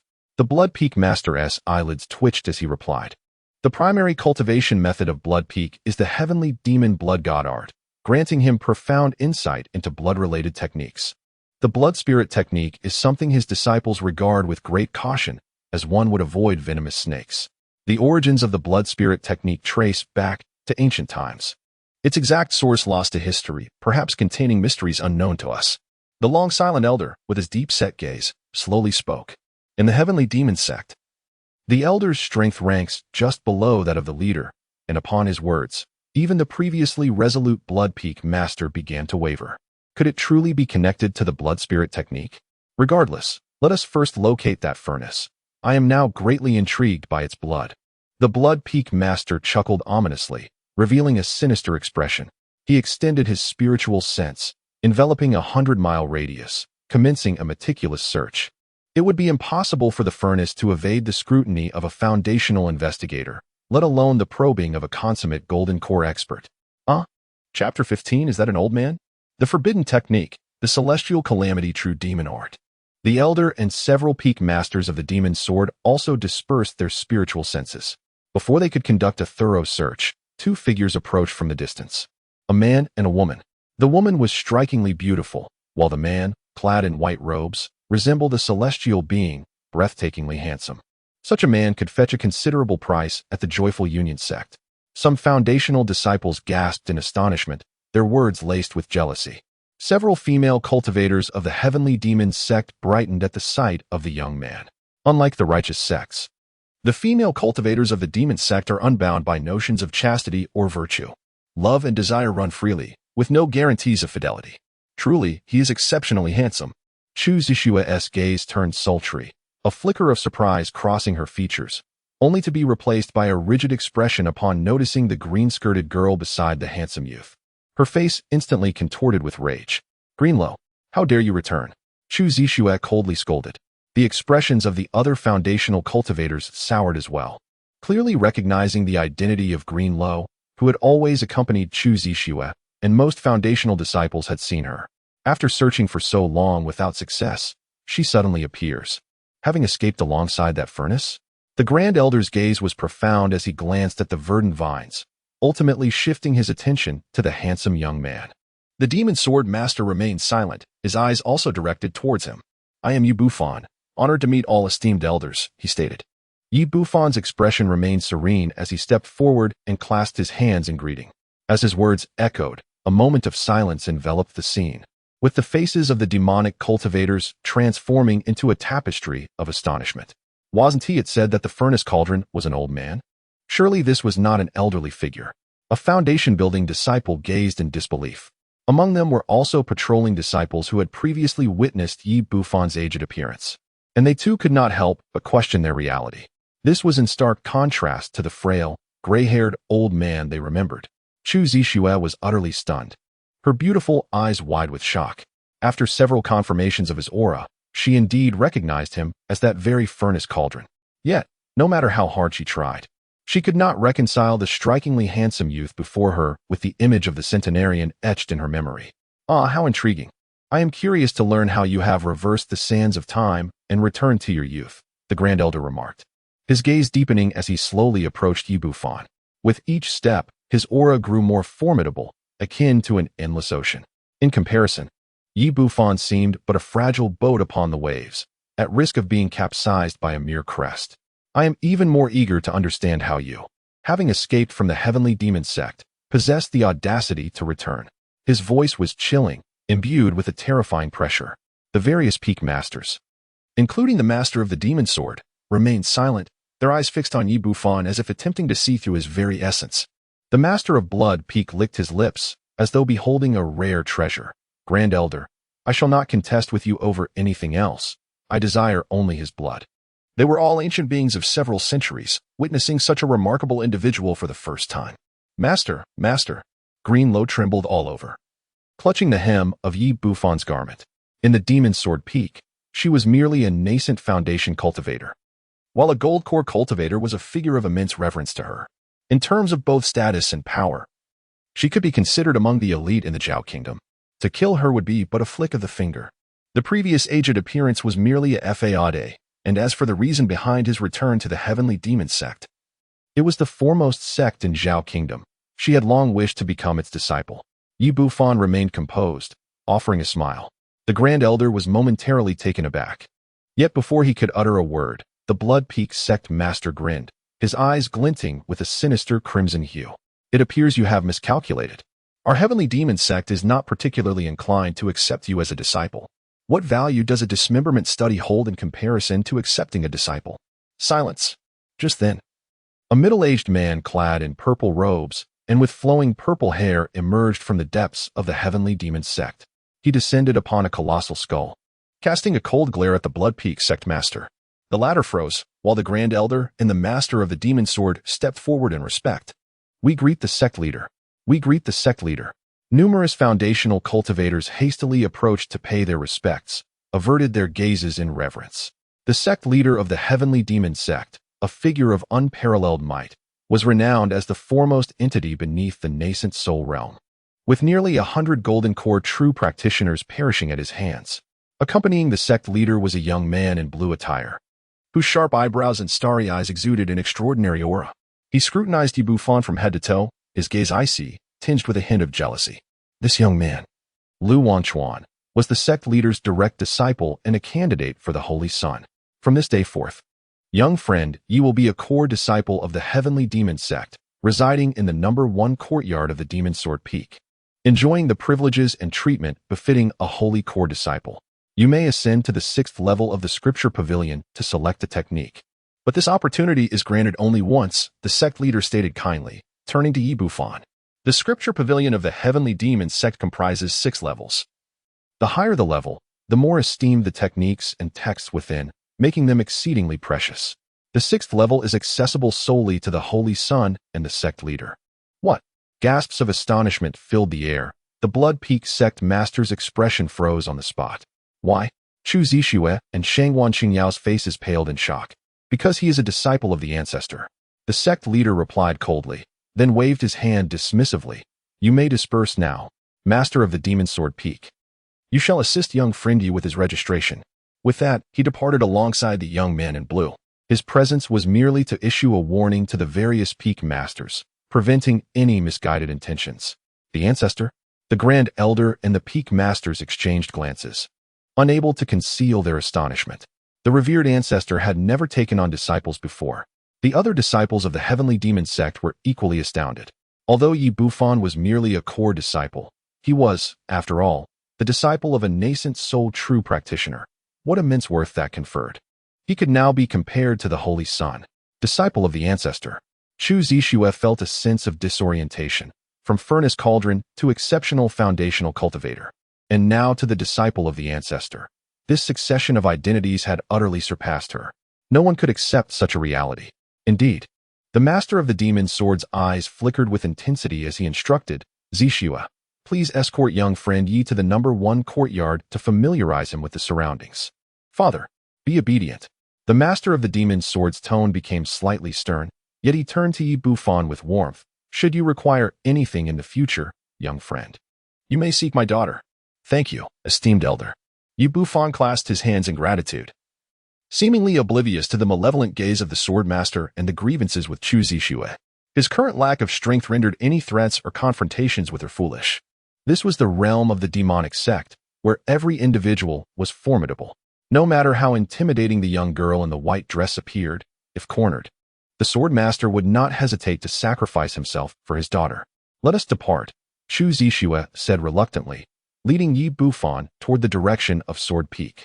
The other peak masters watched the pair retreating, then glanced at the swordmaster, all letting out deep sighs. It was evident that this cunning old fox sought to mend past grievances while simultaneously strengthening his bond with Yi Bufan. Should he manage to ascend to the status of the ancestor, his position would undoubtedly rise, potentially leading him to the path of Yuanying. What a fortunate turn of events for that woman. Shangwan Qingyao scoffed, her beautiful eyes glimmering with unspoken thoughts. Soon, news of the ancestor's disciple spread like wildfire throughout the Heavenly Demonic Sect, astonishing many. The transformation from a mere furnace cauldron to an esteemed disciple of the ancestor was nothing short of miraculous. Some undercover agents from the righteous sects hastily relayed this information back to their own clans. It would not be long before Yi Bufan became the foremost target for extermination in the eyes of the righteous prodigies. Meanwhile, on the other side, Yi Bufan gazed upon the ancient and elegant 3-story pavilion before him, inhaling the rich essence of the world with great satisfaction. During his journey, he had heard Greenvine mention the first courtyard, a veritable sanctuary for cultivation on the Sword Demon Peak. Not only was it equipped with a vast spirit-gathering formation, but it also boasted formidable protective arrays that would deter even a golden core realizer from intruding. This significantly enhanced Yi Bufan's sense of security. He wondered if the fairy Zixue was aware of the powerful foundational cultivation methods concealed within the scripture pavilion. Yi Bufan inquired of Chu Zixue with an air of composure, as he found himself in dire need of a cultivation technique. A free tool is a tool not to be wasted. The Heavenly Demon Sect possesses a forbidden art known as the Heavenly Calamity True Demon Technique, created by the first-generation Heavenly Demon Master, unparalleled in the Zhao Kingdom. With no other technique capable of comparison, Chu Zixue maintained a stern demeanor, but upon hearing these words, her eyes sparkled, revealing a charming smile. Yet, the question remains, do you dare to cultivate it? Chapter 16, The Saint Candidate Chen Guangli, The Sealed Demon Ruins. Oh, what is so remarkable about it? Yi Bufan felt an overwhelming joy within, yet his countenance remained remarkably composed. The fact that Chu Zixue harbored animosity towards him made him wish for his own demise, lest he pose a future threat to her. Furthermore, the techniques she endorsed were likely perilous in nature. How fortuitous. Yi Bufan truly requires such a martial art. The heavenly fiend, true demonic art, collects the utmost and extreme malevolent energy from the universe, integrating it into the Tao platform. The more malevolent energy amassed, the greater the power of the magic, potentially exceeding that of others in the same realm by a factor of 2. This art is accompanied by several formidable spells, each possessing immense power. Chu Zixue whispered seductively into Yi Bufan's ear, her breath a tantalizing caress. Yet within her heart, she harbored a cold smirk. This indeed is the foremost technique of the Heavenly Demon Sect, and to comprehend the significance of a power that surpasses that of others by double is astonishing. Even the most superior techniques can only exceed their peers by 60% at best. Alas, over the past 2 millennia, more than 100 practitioners have succumbed to the overwhelming malevolent energy, most perishing while a fortunate few devolved into madness. This forbidden technique, deemed 10 times more lethal than life itself, is one that Yi Bufan dares to cultivate. He shall meet his demise within 3 days. To exceed his peers by such a margin? How terrifying! Yi Bufan's eyes sparkled with excitement as he resolved to venture to the scripture pavilion.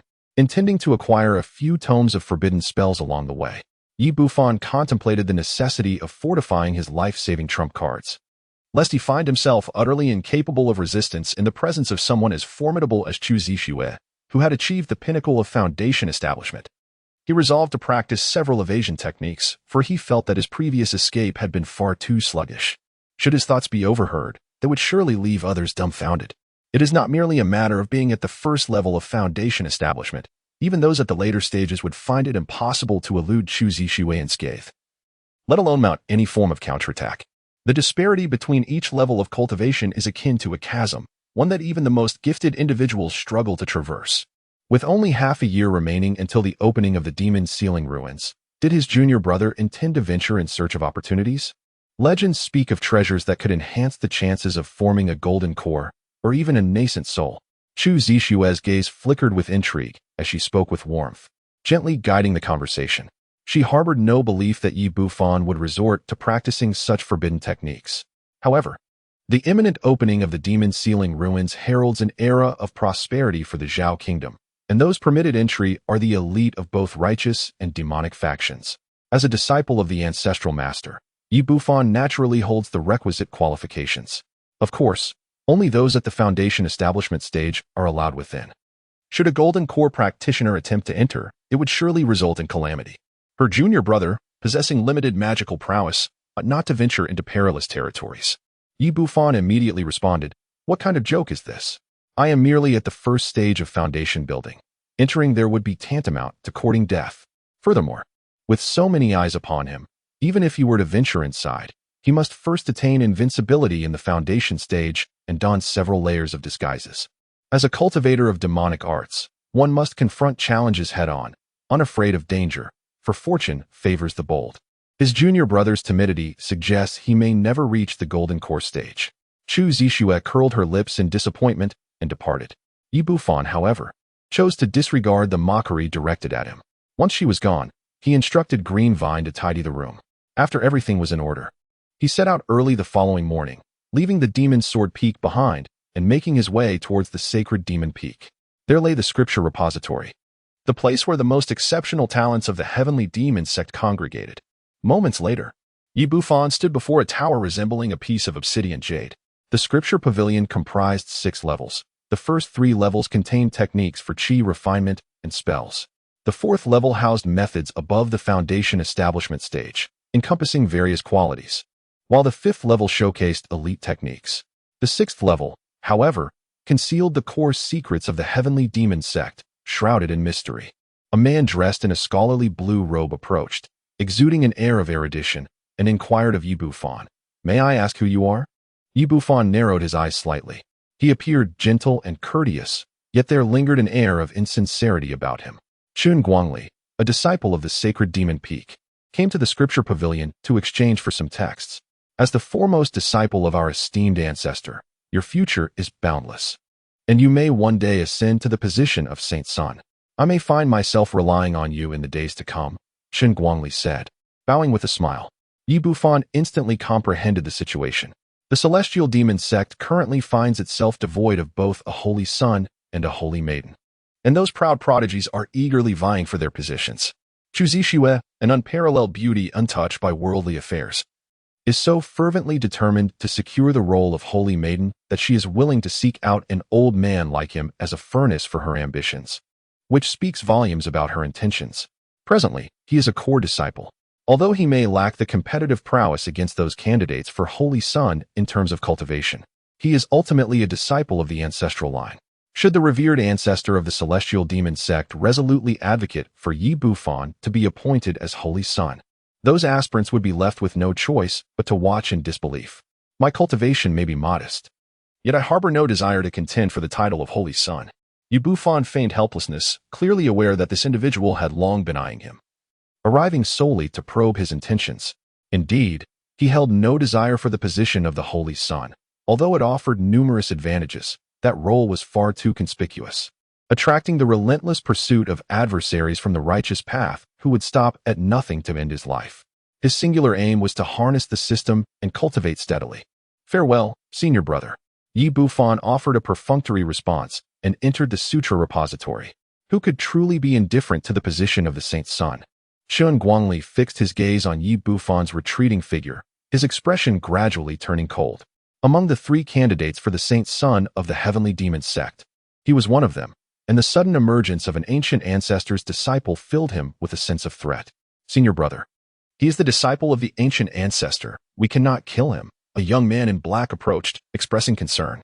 This senior brother was known for his ruthless methods. A year ago, a fellow disciple had risen unexpectedly, with prospects of becoming a candidate for the Saint's son, only to vanish without a trace shortly thereafter. The disciple of the ancient ancestor indeed posed a problem, but if he obstructed my path, even if I could not kill him, I would ensure he lay in bed for decades.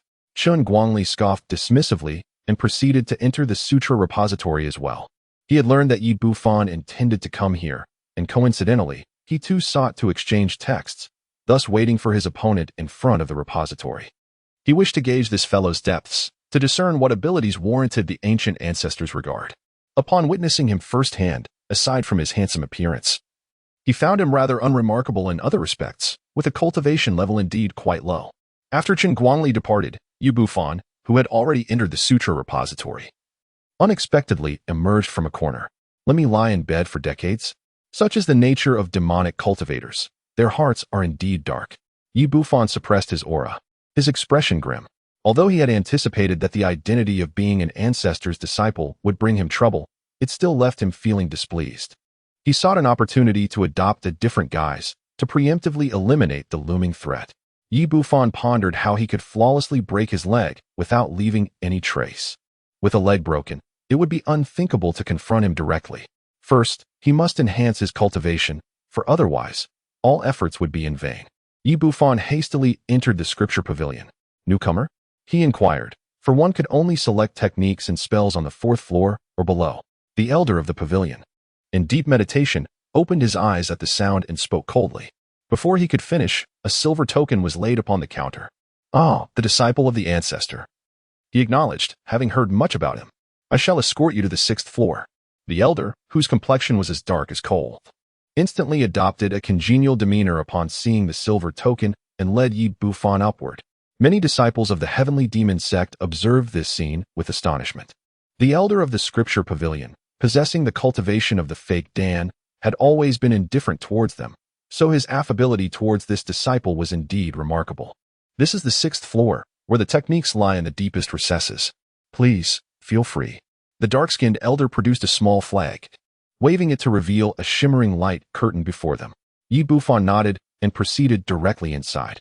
The 6th level was expansive, adorned with numerous jade racks upon which lay an array of books, a detailed map of the Qingyu cultivation realm, and the ancient secret transmissions of the Heavenly Demon Sect. Yi Bufan perused several tomes with little interest until he arrived at the most profound wooden shelf. The Heavenly Demon's illusory skill, an unparalleled technique. Its magical prowess is ever-changing, capable of mimicking the divine abilities of any martial art, delivering formidable attacks, yet it demands exceptional comprehension. The yin-yang harmonization scripture, a supreme method for dual cultivation, the higher the spiritual root level of one's partner, the swifter the progress and training. Side effects include severe kidney damage, potentially leading to the complete depletion of vitality.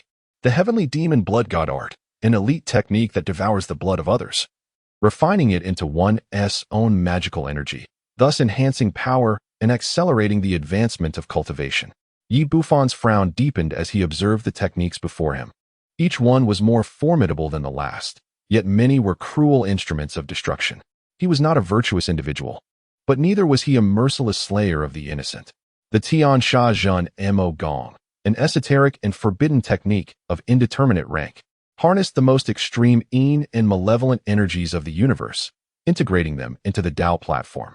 The more malevolent energy one accumulated, the more potent one's magical prowess became, potentially surpassing others of the same realm by a factor of 2. This technique comprised both foundational and advanced stages, accompanied by spells and divine abilities that far exceeded those of comparable techniques. However, the repercussions of merging with such extreme malevolent energy would be excruciating, fraught with peril, and the path to mastery would be exceedingly arduous. Thus, one must proceed with utmost caution. Chapter 17. Is this fellow mentally unhinged? Magical power, after all, remains the cornerstone of a cultivator's existence.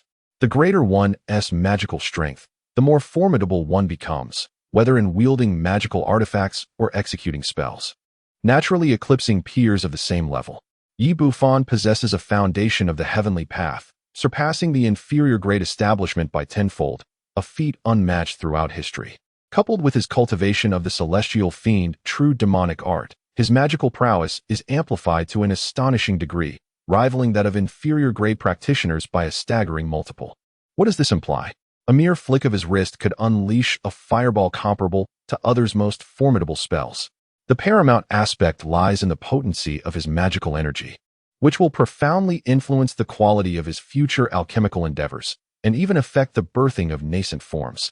This is the allure that has drawn countless aspirants over millennia. However, the associated perils of this technique evoke trepidation. The path of cultivation is fraught with peril, often leading to a near-death experience, and the practice itself is notoriously arduous. Even prodigies endowed with exceptional spiritual roots might find themselves pleading for mercy. The second consequence of this technique is equally daunting.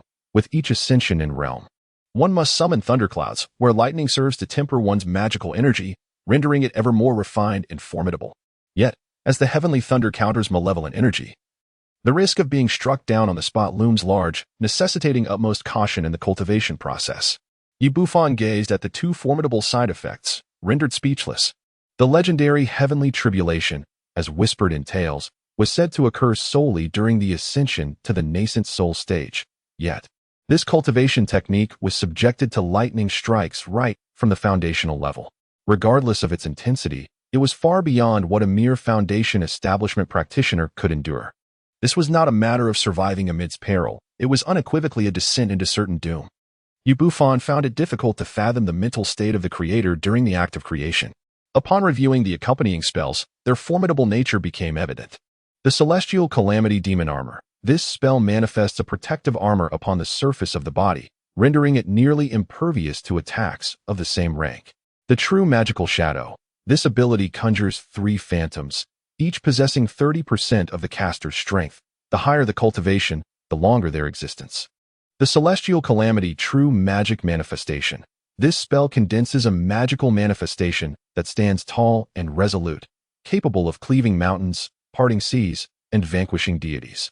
The first 2 spells already surpass the capabilities of other techniques, while the last one, with its succinct description, emanates an overwhelming aura of dominance. Its power is undoubtedly terrifying beyond measure. One can only wonder what the repercussions of reversal might entail. Yi Bufan displayed a joyful expression, resolutely deciding to major in this particular cultivation technique.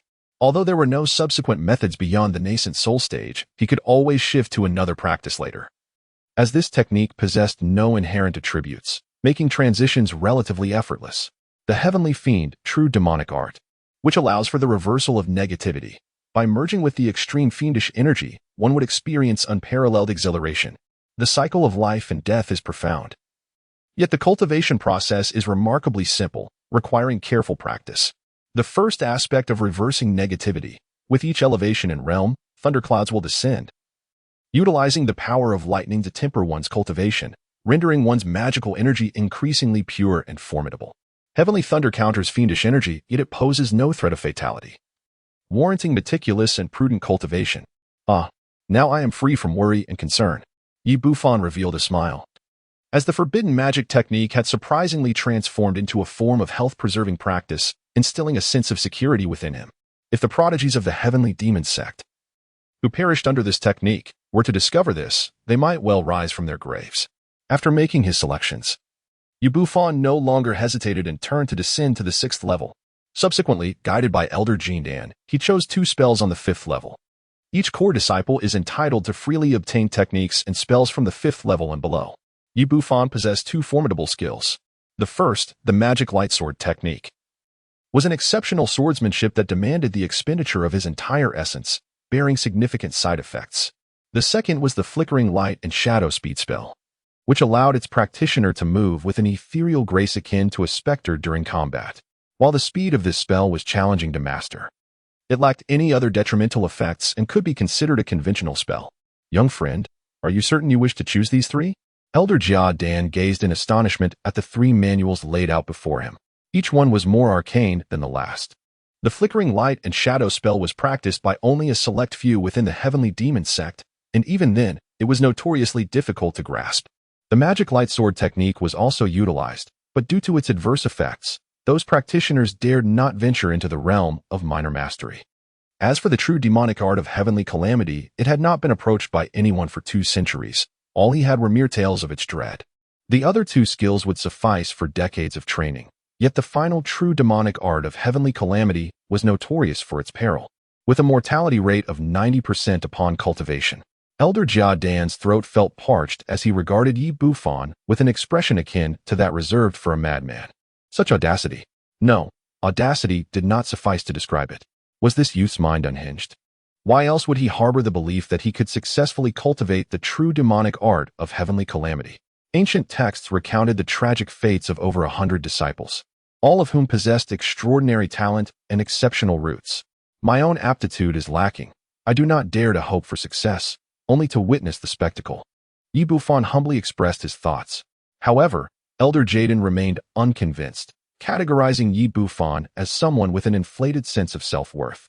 After repeated persuasion, witnessing Yi Bufan's unwavering choice of the 3 manuals, he reluctantly stated, "Very well, these 3 tomes must be returned within 2 months. I hope you will still be alive to do so." As he watched Yi Bufan depart, Elder Jindan shook his head, lamenting, "Still too young, unaware of the vastness of the world. I have already issued my warning. Should any misfortune arise, I trust the ancestor will not hold me accountable." Elder Jindan paced back and forth, suddenly struck by an idea. He retrieved a communication talisman from his storage pouch. After murmuring a few incantations, the talisman transformed into smoke and drifted away. Soon, it arrived at the most magnificent palace atop the sacred demon peak. Given his qualifications, even mastering the pinnacle techniques was a challenge. Yet, the audacity of attempting to practice the heavenly evil true demonic art was utterly astonishing. The demon lord crushed the talisman, revealing a look of shock.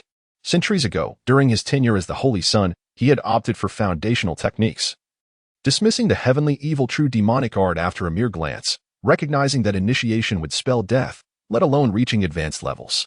Master, how could such a reckless and unthinking individual be accepted as a disciple by the ancestor? The young man in blue, a candidate for the Holy Sun, furrowed his brow. With a demonic physique and hailed as the foremost prodigy of the demonic path in centuries, he was not yet 30 and had already nearly stepped into the Golden Core stage. His prowess was unparalleled, making him the most prominent figure among the younger generation of both righteous and demonic sections. Despite his brilliance, he had failed to catch the ancestor's eye. Why should Yi Bufan be favored? The thoughts of the ancestor were inscrutable. The demon lord gazed deep into the sacred demon peak.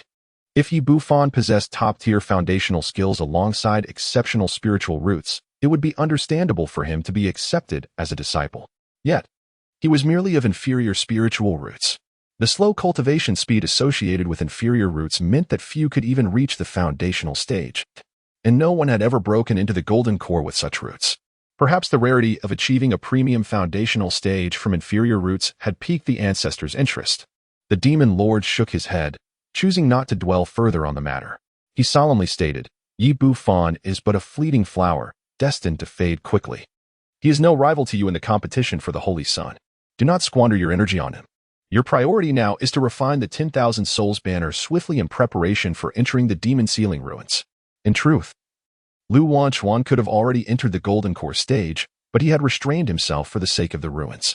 Rest assured, Master, with the assistance of the Spirit Restoration Pill within the ruins, I am certain I can condense a 6-turn Golden Core, or even a 7-turn. Lu Wanchuan bent forward, his eyes betraying a fervent desire and excitement. The Golden Core is classified into 9 transformations. The higher the grade, the greater the magical power and foundation, significantly increasing the likelihood of breaking through to the nascent soul stage compared to others. Remarkably, the 7-transformation Golden Core has not been seen for a millennium, with those who achieve such a feat being unparalleled heroes who dominated the realms thousands of years ago. Meanwhile, Yi Bufan returned to his courtyard and promptly instructed Greenvine to procure some malevolent energy from the market. Malevolent energy, in essence, is a transformed product of resentment, killing intent, and death energy, which proves beneficial for those cultivating unique demonic arts. Upon Greenvine's return with the purchase, he immediately commenced his practice of the Tian Sha True Demonic Art. Chapter 18. From now on, I shall be known as Zhang San. Yi Bufan sat cross-legged in the secluded chamber. He retrieved 2 jade vials, and upon opening them, a fierce and scorching aura surged forth, akin to a ferocious beast, assaulting his senses. Within the vials was a viscous liquid of a dark crimson hue. It was a low-grade fire malevolence, but for now it would suffice. Yi Bufan shook his head, remarking that this malevolent aura was a commonplace manifestation, born from the deathly energies and grievances of fire elemental beasts. The intensity of such malevolence is determined by the level of life from which it originates. For instance, the malevolence resulting from the demise of a major demon at the Golden Core stage could be classified as mid-grade. The most formidable emanations arise from the death of ancient true spirits, which even Golden Core practitioners would hesitate to approach. Lastly, there are the malevolent energies that spontaneously evolve in regions of great peril, known as feng shui malevolence. Nevertheless, regardless of its ordinariness, any typical qi refinement practitioner who encounters this fire malevolence would be subjected to its searing embrace, leading to a fiery demise. In the future, one might seek an opportunity to cultivate in such a perilous locale. Yi Bufan pondered, while inferior malevolent energy could barely allow him to cultivate the celestial demonic art. To attain a power surpassing others by a factor of 2, he would need to seek out supreme malevolent energy. As midnight approached, Yi Bufan thoroughly comprehended the technique and, adhering to the prescribed method of cultivation, commenced his practice. A dark crimson liquid transformed into a swirling mist that enveloped Yi Bufan. His demeanor gradually shifted. His once jet-black hair began to take on a crimson hue, and his pristine white attire transitioned to a deep red, imbuing him with an aura of coldness and menace. The foundational platform within his dantian became tainted with a sinister energy, its quality rapidly ascending. For another, merely allowing such malevolent energy to permeate their body would spell disaster. The agony could drive them mad, or in severe cases, lead to instantaneous demise. Yet, for Yi Bufan, he felt his mind becoming increasingly lucid, experiencing an unexpected sense of comfort, as if engaging in a pleasant exchange with a lady. In the blink of an eye, 2 days swiftly passed. He reached the 9th layer of the foundational stage, the first level, success. This technique indeed possessed a perilous nature, nearly overwhelming in its ecstasy. In the secret chamber, Yi Bufan opened his eyes, his visage glowing with vitality. While others found their cultivation increasingly torturous, he had reversed the adverse effects, finding his practice ever more exhilarating. To the point of near unbearable delight, Yi Bufan's fingers flicked, unleashing a blade of wind that struck the solid stone wall of the secret chamber, creating a deep crater as if scorched by fire. Its power surpassed that of before, imbued with a menacing aura. This phenomenon is characteristic of the Yang spiritual root cultivating this technique. The accompanying Yang malevolence not only burns the adversary, but also disturbs their mind. The quality of his magical prowess has ascended to a new level, comparable to that of the 5th stage of foundation establishment. Coupled with the unique attributes of this technique, he possesses a formidable confidence in vanquishing even those at the 6th stage of foundation establishment. Yi Bufan was immensely gratified, although his cultivation level remained unchanged. His strength had surged remarkably. In the Heavenly Demon Sect, while it was not unheard of to challenge opponents of higher ranks, Even the most promising candidates for the position of Saint Sun could typically only surpass 1 or 2 levels. Yet, Yi Bufan had audaciously surpassed 5 or 6 levels. No one in the entire Zhao Kingdom could match this feat subsequently. Yi Bufan exited the secret chamber and issued a few instructions to Green Lilac before returning to continue his cultivation. Once in a meditative state, a vortex of energy formed above his head, drawing in the spiritual essence of the heavens and earth. If the leader of the Heavenly Demon Sect and the elders were to witness this scene, they would undoubtedly be astounded.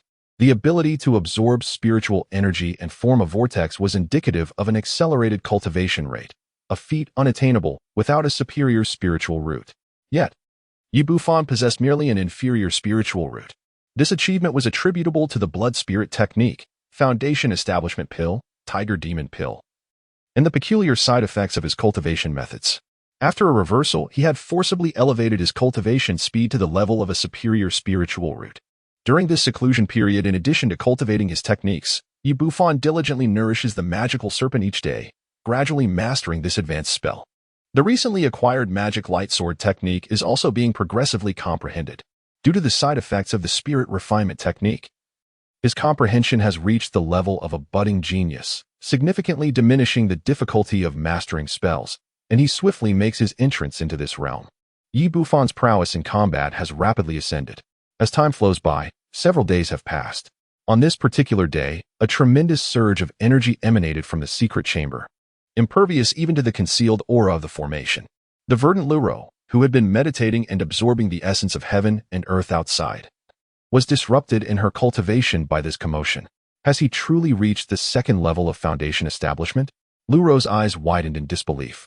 The 9th level of foundation establishment requires the condensation of 9 Dao platforms, with each subsequent platform becoming increasingly challenging to form. How long has it been since he began this journey? Even prodigies like Chu Zixue and Shangguan Qingyao took a year to progress from the 1st to the 2nd level. The direct disciple of the master of the demon spirit body required 7 months, and she herself had spent a full 3 years. Yet, in less than 10 days, he has broken through to the 2nd level. Is the master truly of inferior spiritual roots? Luro felt deeply disheartened, questioning her own existence. She murmured, "If the master is already so formidable at the 1st level of foundation establishment, how powerful must he be at the 2nd? The entire Heavenly Demon Sect, including the ancestors, remained oblivious to Yi Bufan's true combat capabilities, having only witnessed his escape techniques. Only she had witnessed firsthand his strength, which could easily crush Zhou Wanqin, whose power was comparable to that of the 4th level of foundation establishment. Meanwhile, within the secret chamber, Yi Bufan opened his eyes, clad in a crimson robe. With blood-red hair and eyes tinged with a hint of crimson, he resembled a demonic deity of the mortal realm, the true demonic art of heavenly calamity. At its 2nd tier, within his dantian, a 2nd Dao platform emerged, even more colossal than the 1st. In truth, even with a cultivation speed comparable to a superior spiritual root, it would take him 6 to 7 months to achieve a breakthrough. His rapid ascent to the 2nd layer of foundation establishment was due to the final side effects of the blood spirit technique manifesting. A month later, his cultivation surged significantly. Coupled with the side effects of the demon dragon technique, the more blood essence he contributed, the swifter his advancement became. In just a few days, this spell reached its perfected state. Its power augmented tremendously. Boom. At the moment of his breakthrough, a small dark cloud appeared above Yi Bufan's head. Crackling. A thunderbolt as thick as a thumb struck down. It appeared to be a miniature heavenly tribulation. Its power was modest, yet sufficient to annihilate a fully realized foundation establishment cultivator.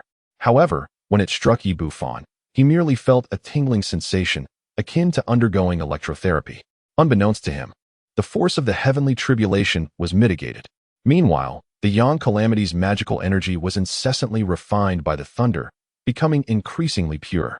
So this is the heavenly tribulation? Quite pleasant indeed. Yi Bufan revealed a smile, savoring the moment, as the wrath of the thunder tribulation gradually dissipated. He continued his seclusion. Yi Bufan closed his eyes once more. With his current strength, even at the 7th level of foundation establishment, he felt no fear. Yet, it had only been a couple of days. Yi Bufan emerged from his seclusion. "Congratulations, master." Green Vine stood before the secret chamber, her demeanor more reverent than ever. Her eyes discreetly appraising her master, filled with enchantment. With a 2nd tier Yang spiritual root in the foundation establishment stage, The potential benefits of dual cultivation for female practitioners were beyond imagination. However, it was merely the second tier of foundation establishment. Bufan furrowed his brow, irritatedly waving his hand. After breaking through to the second level, the side effects of blood spirit art, demon dragon technique, and foundation establishment pills had been completely exhausted. Although he still possessed the cultivation speed of a top-grade spiritual root, achieving a breakthrough to the third level of foundation establishment within a year and a half would be considered extraordinary for an average foundation establishment cultivator. Yet to him, it felt painfully slow. Being within the Heavenly Demon Sect, aside from the enigmatic Heavenly Demon Ancestor, the potential threats from the candidates for Saint Sun, such as Chu Zixue and other prodigies, loomed large. How many spiritual stones were still allocated from above? Bufan inquired, as a core disciple. The benefits and treatment he received far surpassed those of ordinary disciples, with a monthly allocation of 2,000 spirit stones. This sum could be deemed considerable. Even a somewhat renowned foundation establishment cultivator like Zhou Wanchen would, after several years, possess merely over 1,000 spirit stones. However, this was not a gift granted without obligation. Disciples of the Heavenly Demon Sect were required to complete 3 tasks annually, and core disciples were no exception, facing challenges of significant difficulty. It appeared that the sect's elders deemed this venerable ancestor's esteemed pupil to be lacking in cultivation, assigning tasks that were tantamount to a death sentence. Consequently, there were no immediate assignments forthcoming. Moreover, possessing merely 1,500 spirit stones was indeed rather impoverished. Bufan felt helpless during the time of wandering cultivation. The expenditure was astronomical. However, it was only after establishing his foundation that he truly realized the immense consumption of spirit stones required to enhance his cultivation. After a trip to the market, he returned to his loft. Moments later, a young man clad in a gray long robe, with dark skin and an unremarkable appearance, emerged. The visage of the elder's foremost disciple was too conspicuous, making him an easy target for attention. From this moment forth, I shall be known as Zhang San. Bufan quietly departed from the first courtyard. He intended to procure alchemical recipes to master the art of concocting pills that would rapidly enhance his cultivation. Unlike others, he aimed to create lethal poison pills, notorious for their severe side effects, capable of causing instant demise. Chapter 19. Market transactions. He also planned to acquire materials and learn the art of talisman crafting.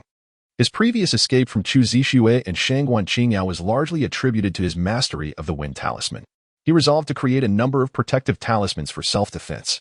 Had he possessed several hundred top-tier offensive talismans at that time, he could have overwhelmed Chu Zixue, forcing her to retreat in haste.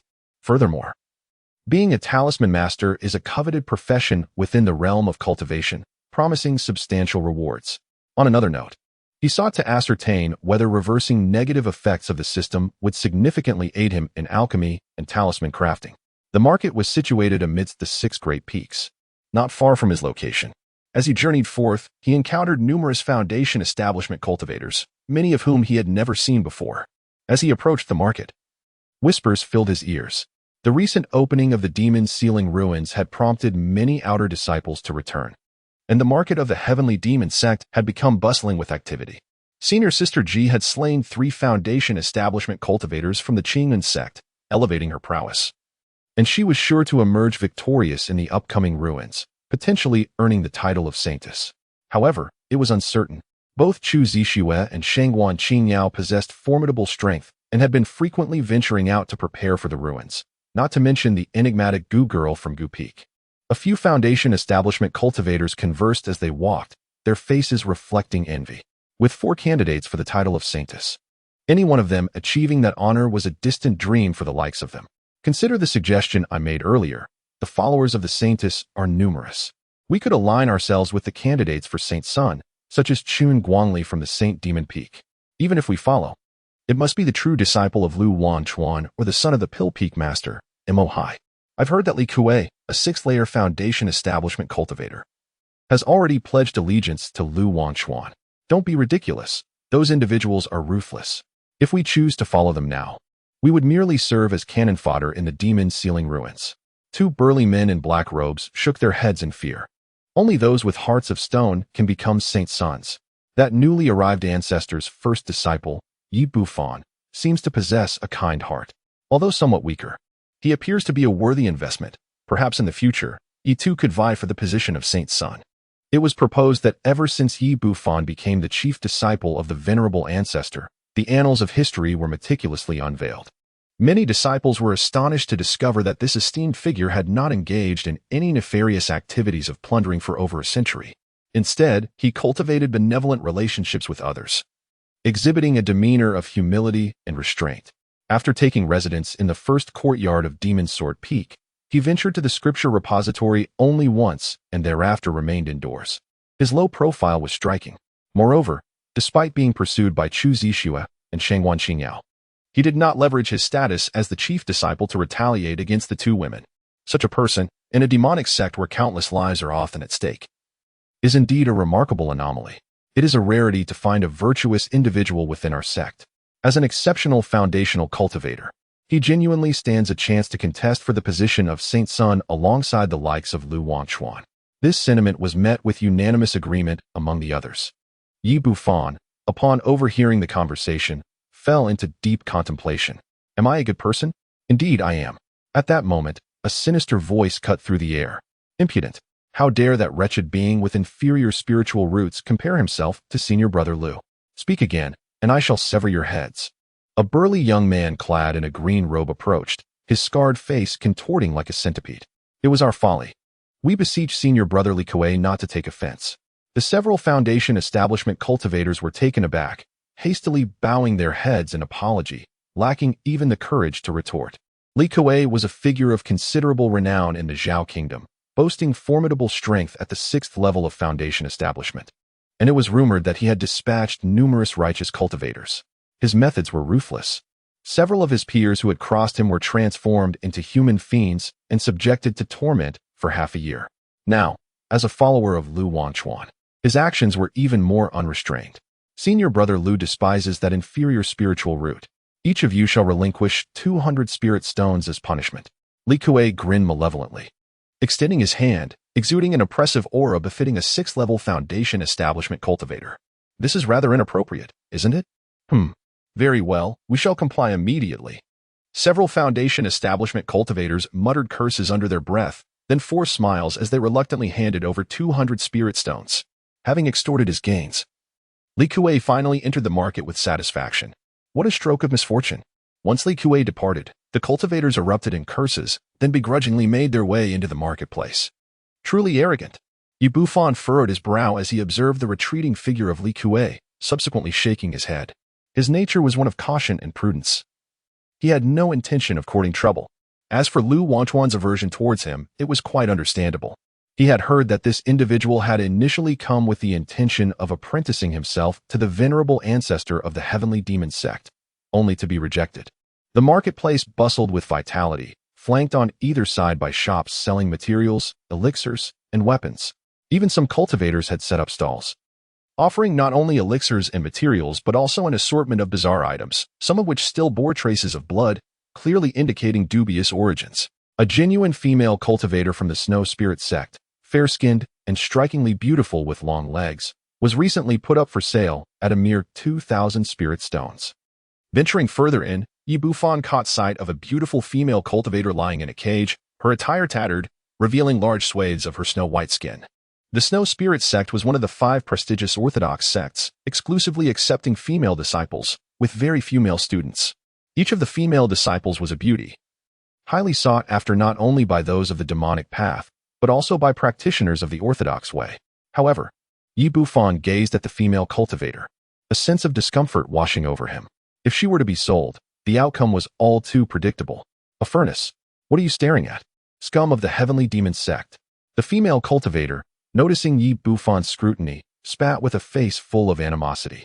Yi Bufan remained speechless, shaking his head as he entered a material shop named Wanbao Building.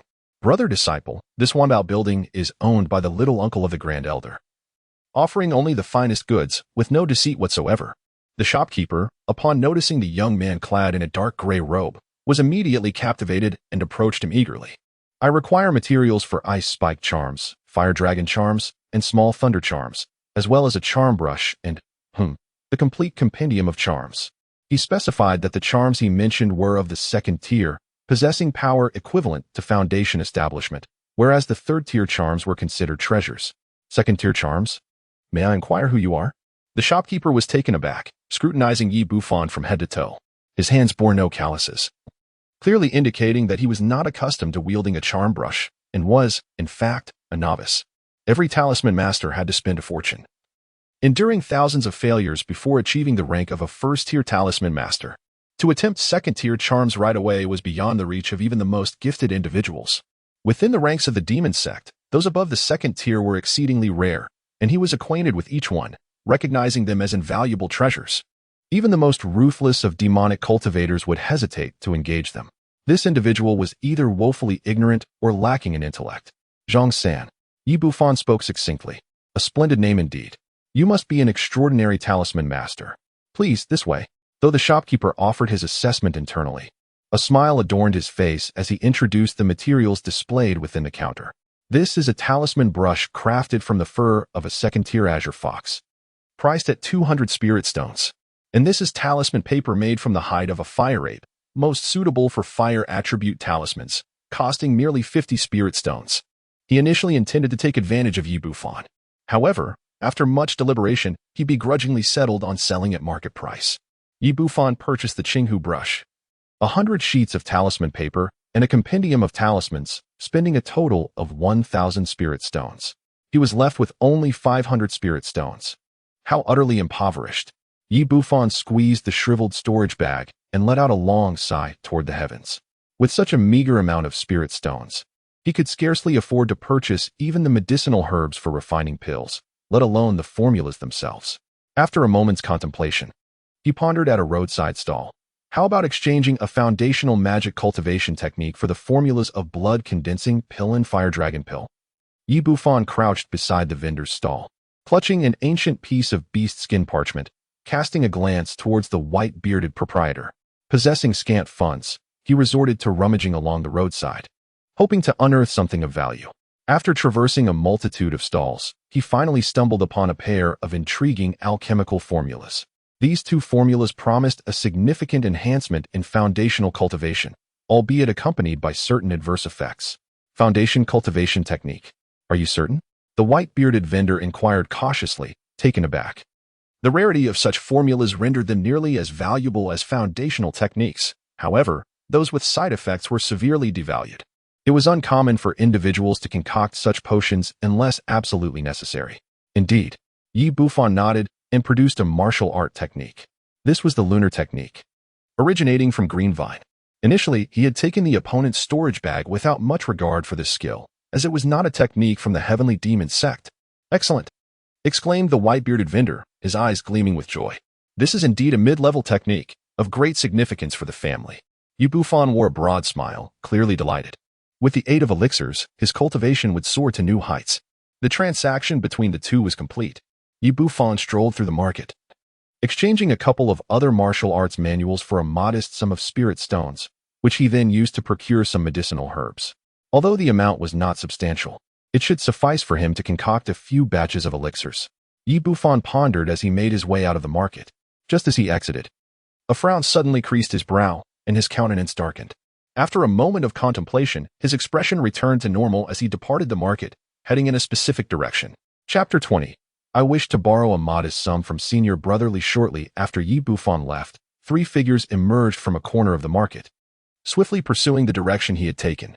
Another unfortunate soul, some disciples remarked, shaking their heads, accustomed to such occurrences.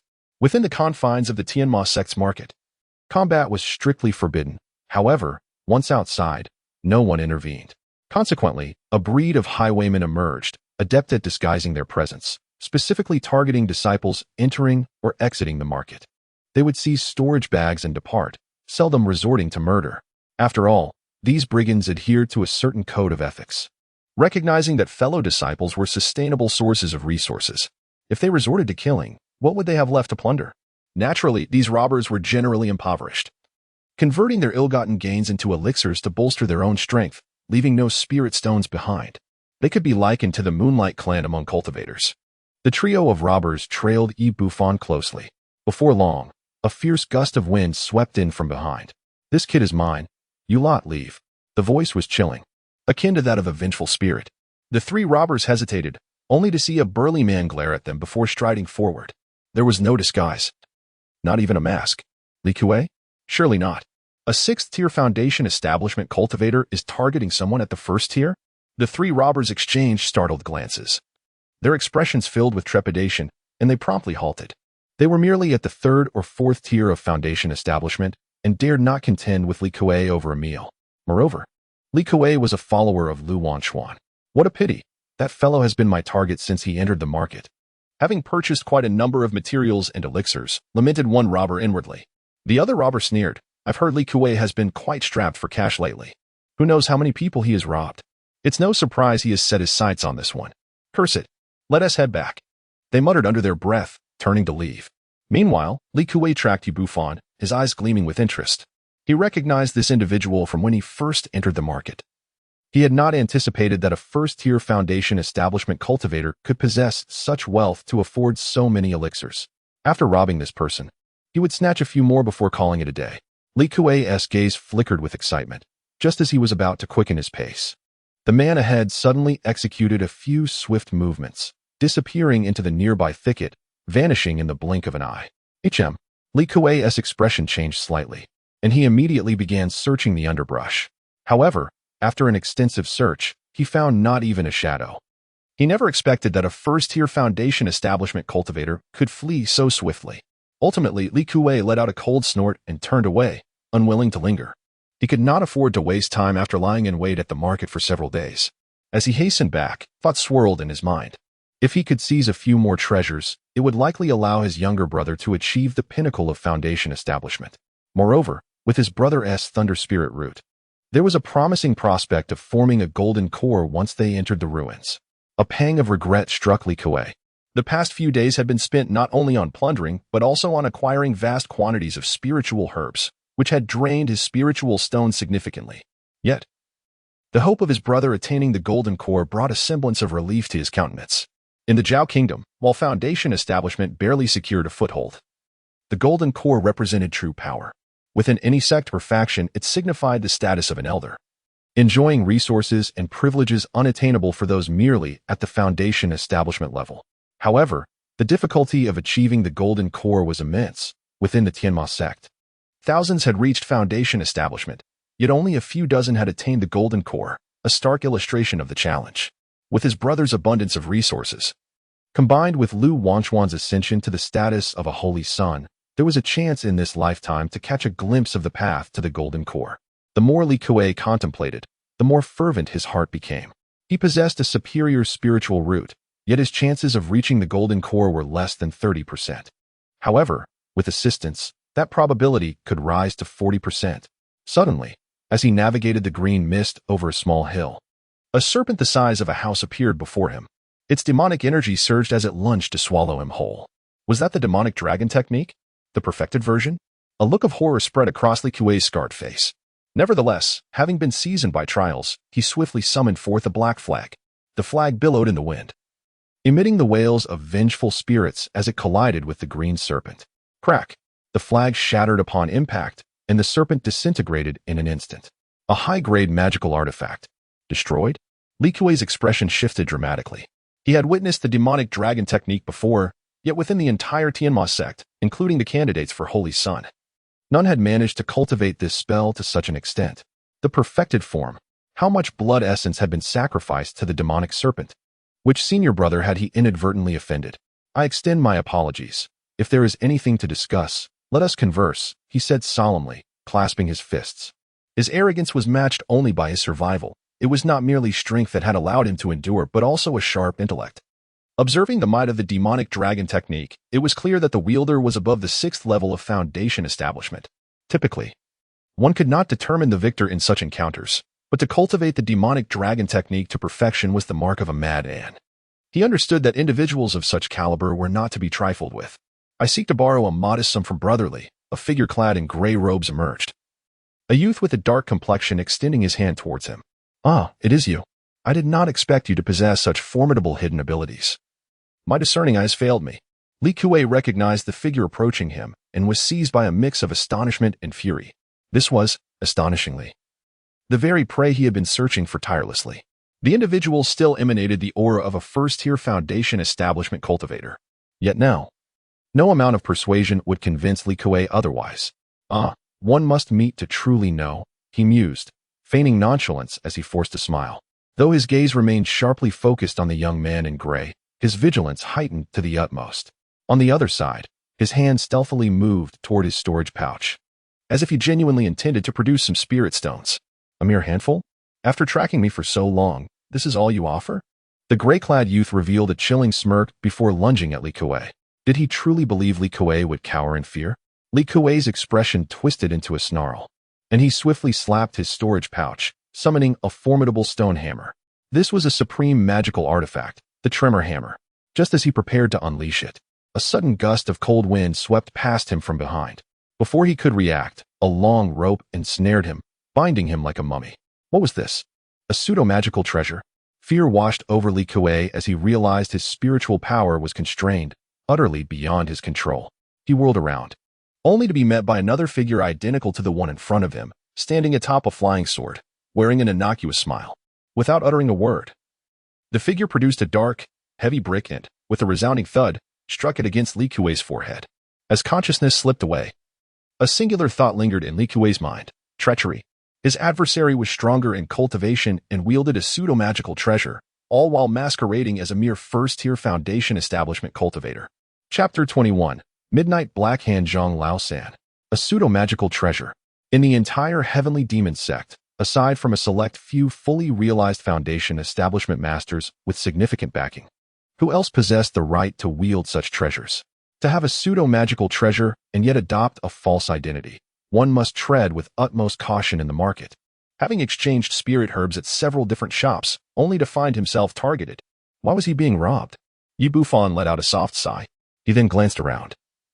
For this was a location he had meticulously chosen, perfectly devoid of others, allowing him to act swiftly. The puppet crafted by King Zhou proved to be exceptionally effective, seamlessly complementing my beast-creating techniques. Bufan concealed his puppet, which bore a striking resemblance to him. After a moment's hesitation, his gaze flickered slightly as he thoroughly searched Li Kuei, stripping him of all valuable possessions. With a decisive crack, he shattered Li Kuei's legs and withdrew the binding rope. Consider this a lesson for you. Bufan shook his head, not out of compassion, but rather from the knowledge he acquired upon joining the Heavenly Demon Sect. He learned that every disciple within the sect possessed a soul plate, which would reveal their demise. Furthermore, certain elders, particularly those of direct lineage, were bound by a blood curse. Should one take their life, the curse would manifest, indelibly marking the soul of the perpetrator. Like a beacon amidst the dark, no disguise could shield them. Given that Li Kuei was a follower of Lu Wangchuan, it was certain he bore such a mark. Bufan, inherently cautious and averse to perilous situations, deemed it unnecessary to attract the attention of a ruthless individual like Lu Wangchuan over someone as trivial as Li Kuei. Once everything was in order, he swept his sleeve, expelling a malevolent aura to cleanse his presence. Still feeling uneasy, he scattered a considerable amount of powder imbued with a peculiar scent. After completing this task, he hastily departed the scene, diligently erasing any traces of his presence along the way. Ultimately, he circled the periphery of the Heavenly Demon Sect several times, ensuring that no one was observing before returning to the first courtyard of the Demon Sword Peak. Not long after Bufan's departure, a young couple stealthily entered a small grove, eager to engage in some exhilarating activities. Such outdoor confrontations were favored not only by mortals but also by numerous cultivators.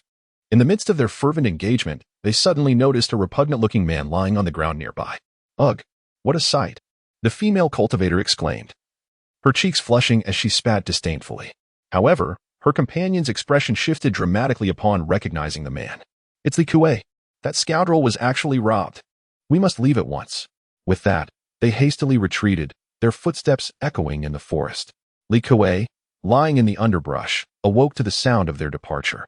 He felt excruciating pain in his legs and an overwhelming chill coursing through his body. Upon opening his eyes, a piercing wail escaped his lips. Aside from his undergarments, every other piece of clothing had been stripped away. My Fire Emperor garb, my storage pouch. Ah, how dare they? Li Kuei cried out in fury, his heart aching with loss. The wealth he had painstakingly amassed over the years, worth tens of thousands of spirit stones, had vanished overnight. His legs were broken. It would take months for them to heal. The following morning, within a secret chamber of the Holy Demon Peak, Li Kuei lay on a bed, his legs having been bandaged by someone. The investigation results were in. The assailant had visited the treasure pavilion in the marketplace, and the shopkeeper revealed that the individual went by the name of Zhang San. However, upon further investigation into the sect's foundation roster, it was clear that no one by that name existed. It was likely an alias. Moreover, no one within the Heavenly Demon Sect had cultivated the dragon magic to perfection. The ropes used to bind him had also yielded no clues regarding their origin, as they were crafted from a type of false magical artifact. All these leads proved fruitless. A pallid, sickly young man clad in black furrowed his brow. He meticulously searched the battle scene, attempting to capture the assailant's aura. Yet, the individual had exercised extreme caution. Not a single trace remained, and even the scent was obscured by an unknown powder. To investigate further, the difficulty is immense. Brother, regardless of the circumstances, we must capture him to avenge our kin. Li Kuei's eyes blazed with fury, each word forced through clenched teeth. Having navigated the treacherous paths of the demonic realm for years, he had always been the one to seize from others. When had he ever been a victim? Now, not only was he unable to assist his brother in achieving the pinnacle of the foundation establishment stage, but his own prospects for future advancement in the core formation realm had also plummeted. This enmity was far too great. Fear not, elder brother. I will enlist the aid of friends within our sect to investigate thoroughly. Yu Cheng sighed softly, not wholly surprised. One who frequently walks by the river cannot avoid getting their shoes wet. However, with his brother so egregiously humiliated, it was only natural for him to take action. Furthermore, I hope you can send a message to Lu Wanchuan. With his prowess, he should be able to uncover some leads. Yu Cheng spoke. Lu Wanchuan, a candidate for the Holy Sun and a direct disciple of the sect leader, held a prestigious position within the Heavenly Demon Sect, wielding considerable influence. Not only did he have numerous followers, but even some elders sought to curry favor with him. Soon, many late-stage foundation establishment cultivators within the Heavenly Demon Sect began to mobilize, scouring the area for clues. Ultimately, one of Lu Wanchuan's subordinates obtained information from a cultivator at the 4th level of foundation establishment, a jade vial containing the essence of Zhang San. The Heavenly Demon Sect was rife with treachery. Ever since Bufan had spent a fortune on talismans at the Wanbao Pavilion, he had become a target. This cultivator, upon detecting the essence, intended to use it to track down the individual and commit robbery. Unfortunately, before any pursuit could commence, the target vanished after exiting the market, having fled too swiftly. Upon receiving the jade vial, both Yu Cheng and Li Kuei were overjoyed. As long as they had the essence, finding the individual would be possible. However, to their astonishment, after conducting a widespread search within the Heavenly Demon Sect based on the essence, they uncovered nothing. This could only imply that the essence was fabricated. A cultivator of the 6th level of foundation establishment had managed to be so meticulous. Could one truly counterfeit their essence? Yu Cheng could not suppress his frustration. After so many years, he had never encountered such a cautious individual. How deeply must this person fear death? Ultimately, the trail went cold. And with no further leads to follow, Yu Cheng was left with no choice but to relent. Giggle, master, you have no idea. The entire sect is abuzz with the news that the detested Li Kuei was robbed and had his legs broken, even stripped of his clothing.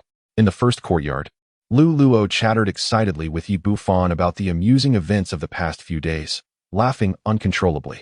Li Kuei was notorious. Many of his peers rejoiced at his misfortune, praising the assailant, Zhang San, as a hero for ridding the world of evil. Simultaneously, numerous disciples were astonished. Regardless of Li Kuei's infamy, he was still a 6th-level foundation establishment cultivator, equipped with several top-tier magical artifacts. To inflict such severe harm upon him in such a short span of time demonstrated extraordinary strength, undoubtedly marking the assailant as a formidable force within the foundation establishment realm. Everyone is speculating about the identity of that individual. Unfortunately, they have been unable to uncover the truth. And the numerous disciples can only bestow upon him the moniker of the Midnight Black Hand, Zhang Lao San. Is that so? How intriguing. Yu Bufan feigned surprise. Yet internally, he pondered the situation. The 2 storage bags belonging to Li Kuei had been sealed for 2 days, and now there was not the slightest fluctuation. In the cultivation world, many practitioners would inscribe subtle markers on a small object within their storage bags, making them difficult to detect. Even if the storage bags were stolen, these markers could still be used for tracking. Yi Bufan, with his meticulous thoughts, would never afford the slightest opportunity to his adversaries. 2 days had elapsed, and he was certain there were no markings. Otherwise, the storage bag would have reacted by now. It was rumored that Li Kuei had been stripped of his garments, and whispers circulated about the notorious midnight Black Hand Zhang Laosan. Did he harbor some peculiar proclivities? Elle chuckled, her face alight with the flames of gossip. Yi Bufan, my courtyard has become somewhat untidy. Please clean it thoroughly inside and out while I retreat for my cultivation. Yi Bufan spoke softly, then turned and entered the secret chamber, leaving behind the visibly distressed little green. Upon entering the chamber, Yi Bufan took a deep breath and eagerly opened 2 storage bags. The moment of harvest had arrived. Chapter 22. Exceptional Waste Elixir? Significant Side Effects? Precisely the side effects desired. 10 high-grade artifacts, 4 top-tier artifacts, the Tremor Hammer, the Nailhead Arrow, the Golden Bell, the Misty Windboat. Goodness, how many people had Li Kuei plundered to amass such wealth? Yi Bufan poured out 4 gleaming magical artifacts, a hint of surprise flickering across his face. His combat prowess had undergone a remarkable transformation. His offensive spells now possessed formidable strength. The enhancements provided by the Green Vine's Flying Sword and the Azure Smoke Shield had become negligible in relation to his current capabilities. What he now lacked were magical instruments. A successful acquisition would indeed alleviate his pressing predicament. The earth-shaking hammer, when summoned, unleashed tremendous power, rendering him overwhelmingly dominant in direct confrontations. The nail-headed arrow, a slender projectile no thicker than a thumb, appeared ominously dark and chilling, imbued with a potent toxin, an evident weapon for ambush. Fortunately, I had employed a decoy to confound him, preventing him from summoning it in time. Otherwise, even a victory would have demanded considerable effort. Yi Bufan could not help but feel fortunate. Had he been caught off guard, the Qingyan shield would likely have been rendered useless on the spot. In contrast, the Jiming Bell serves as a purely defensive artifact, boasting a significantly superior protective capability compared to the Qingyan shield. As for the Misty Windboat, it is indeed a remarkable treasure among escape artifacts. Yi Bufan grasped a small green boat and attempted to activate it, whereupon a dense green mist swiftly filled the secret chamber. Not only did it enhance his speed of flight, but the accompanying mist also served to obstruct spiritual perception and create confusion. Additionally, there was a defensive garment, though not the pinnacle of craftsmanship. It, combined with the Golden Bell, would pose a considerable challenge even for those at the pinnacle of Foundation establishment to breach its defenses. With these magical artifacts at his disposal, my strength has significantly increased. Yi Bufan accepted the items with a smile. Within the 2 storage bags, one contained a dozen bottles of elixirs, including poisons, cultivation-enhancing potions, and even aphrodisiacs. Additionally, there were several top-tier talismans and 6,000 spirit stones. The quantity of spirit stones appeared rather modest, which left Yi Bufan feeling somewhat disheartened. In the corner lay several manuals of martial arts. Upon inspection, he discarded them aside. They were merely intermediate techniques, of little use to him, though selling them could yield some spirit stones. Is this the treasure marker of the Demon Sealing Ruins? Yi Bufan produced a notebook, densely filled with descriptions and accompanied by topographical maps. It appeared to be the work of a cultivator who had previously traversed its contents. It held some utility. Yi Bufan contemplated for a moment before stowing it away. Upon opening another storage pouch, a brilliant light filled his vision. I wondered why his worth was so meager. It turned out this individual had invested entirely in spirit herbs. Within the other pouch lay an astonishing several hundred spirit herbs, emanating a rich medicinal fragrance. A rough estimation revealed their value to be at least 60,000 spirit stones. In the realm of late Foundation establishment, this could be considered the pinnacle of affluence. Furthermore, there was a formula for a pill named the Cloud-Breaking Pill, which aids individuals in overcoming bottlenecks during the Foundation establishment stage. This particular pill is significantly more expensive than those intended for mere enhancement of cultivation, valued at no less than 10,000. Of course, most pills have side effects, especially those designed for breakthroughs, which can impact one's foundation and potential. Li Kuei has truly been considerate, preparing these spirit herbs for me. Yi Bufan rummaged through his collection of alchemical formulas, specifically the blood condensation pill and the fire dragon pill, and meticulously examined the required spiritual herbs. Such formulas, known for their significant side effects, did not impose stringent requirements on the herbs. Even if the herbs were not perfectly matched, they could be substituted with those possessing similar attributes. Yi Bufan gathered all his belongings, feeling utterly satisfied. He then exited the secret chamber and generously gifted Green Lotus 1,000 spirit stones, instructing her to procure relevant alchemical texts and a alchemical furnace from the market. Master, the path of alchemy is exceedingly arduous. Are you truly determined to pursue the path of an alchemist? Green Lotus's eyes widened in astonishment. The art of alchemy is profoundly intricate, demanding a certain innate talent and substantial financial investment. Typically, every alchemist has amassed their skills through countless attempts. In the Celestial Demon Sect, there are 30 to 40 golden core cultivators, yet within the specialized realm of alchemy, there are only 5 or 6 second-tier alchemists.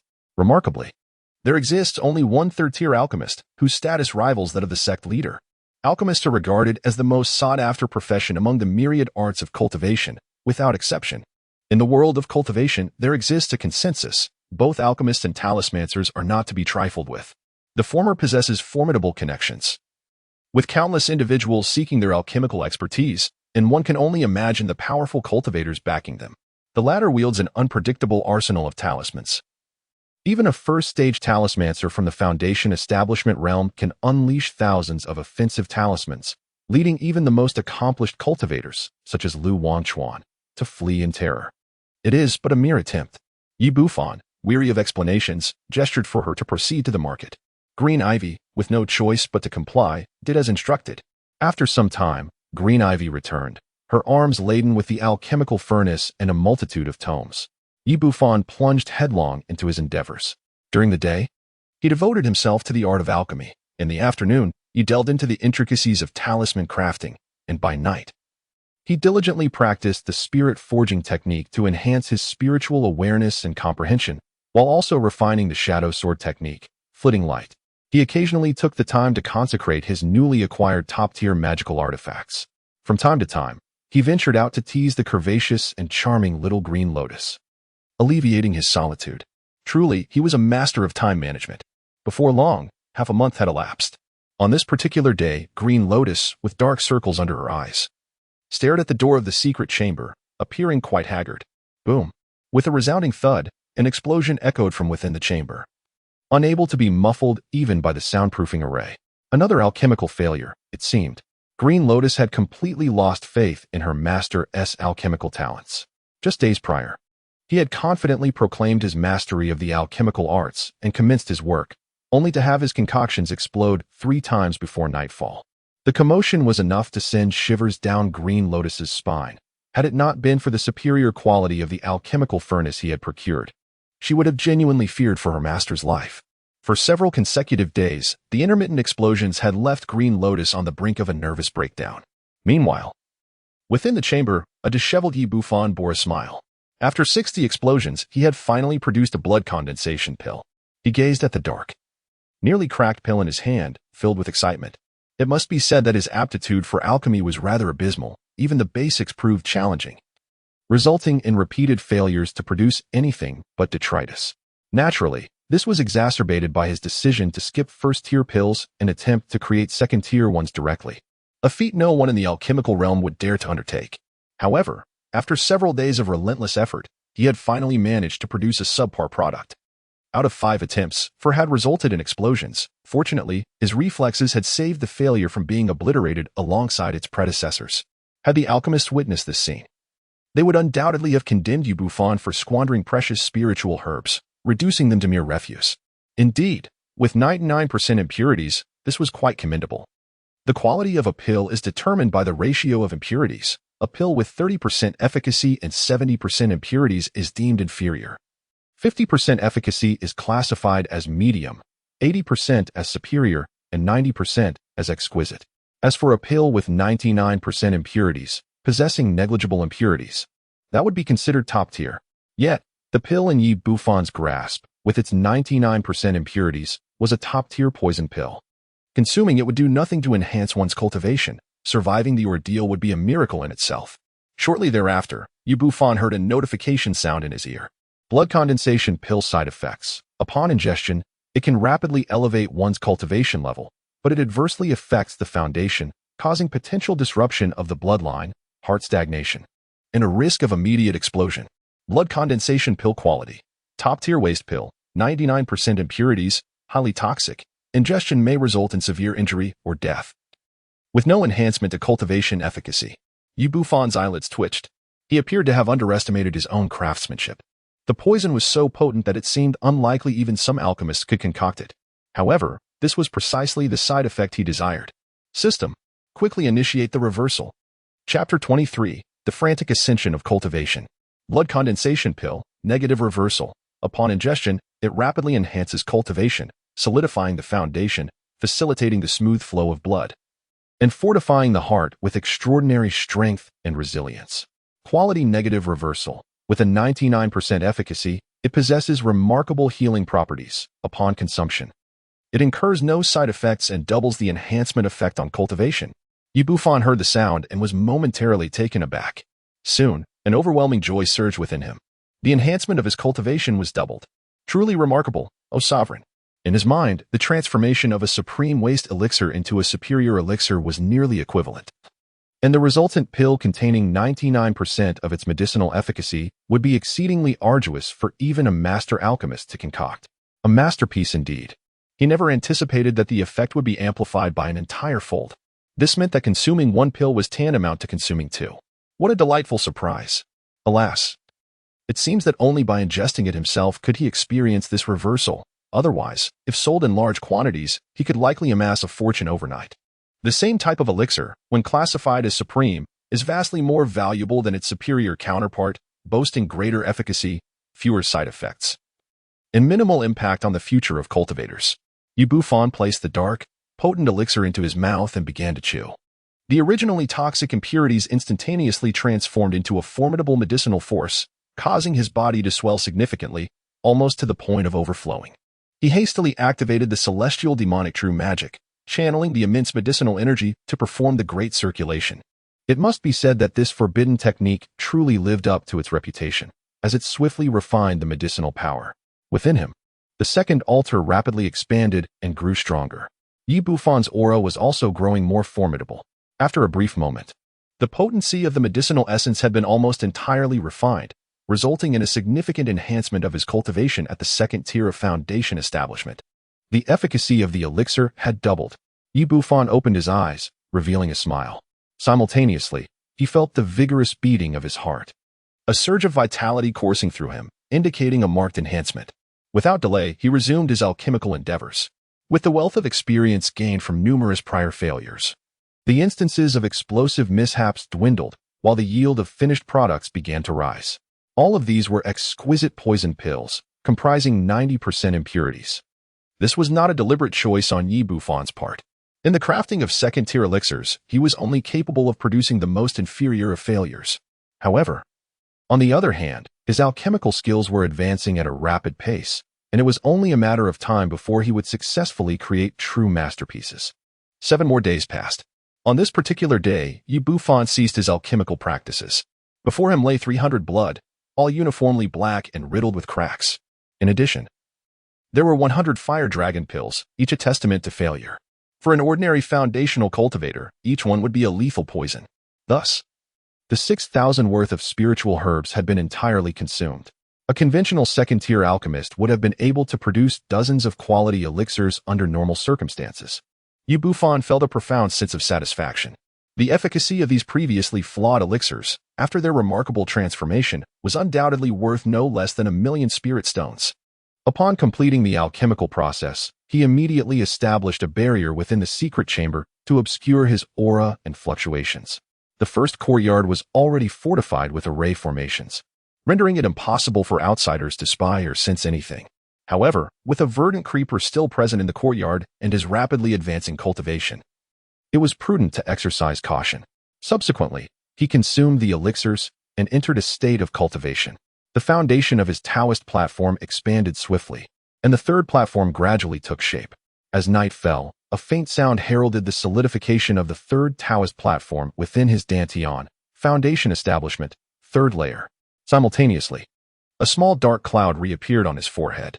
It seemed that the previous encounter had not sufficiently displeased the small cloud, which now expressed its ire by unleashing a torrent of thunder, crackling and booming with relentless fury. Bufan could not help but exclaim, fully relishing the electric massage of the minor thunder tribulation. Ultimately, as the thunder subsided, the little dark cloud hurriedly retreated, seemingly unable to endure the soul-stirring cries of this transcendent being. It was exquisite. Yi Bufan stretched lazily and, upon introspection, discovered that the third Tao platform, having undergone the baptism of the Thunder Calamity, had become even more refined, with a much purer essence of magical power. His foundation was at the third level.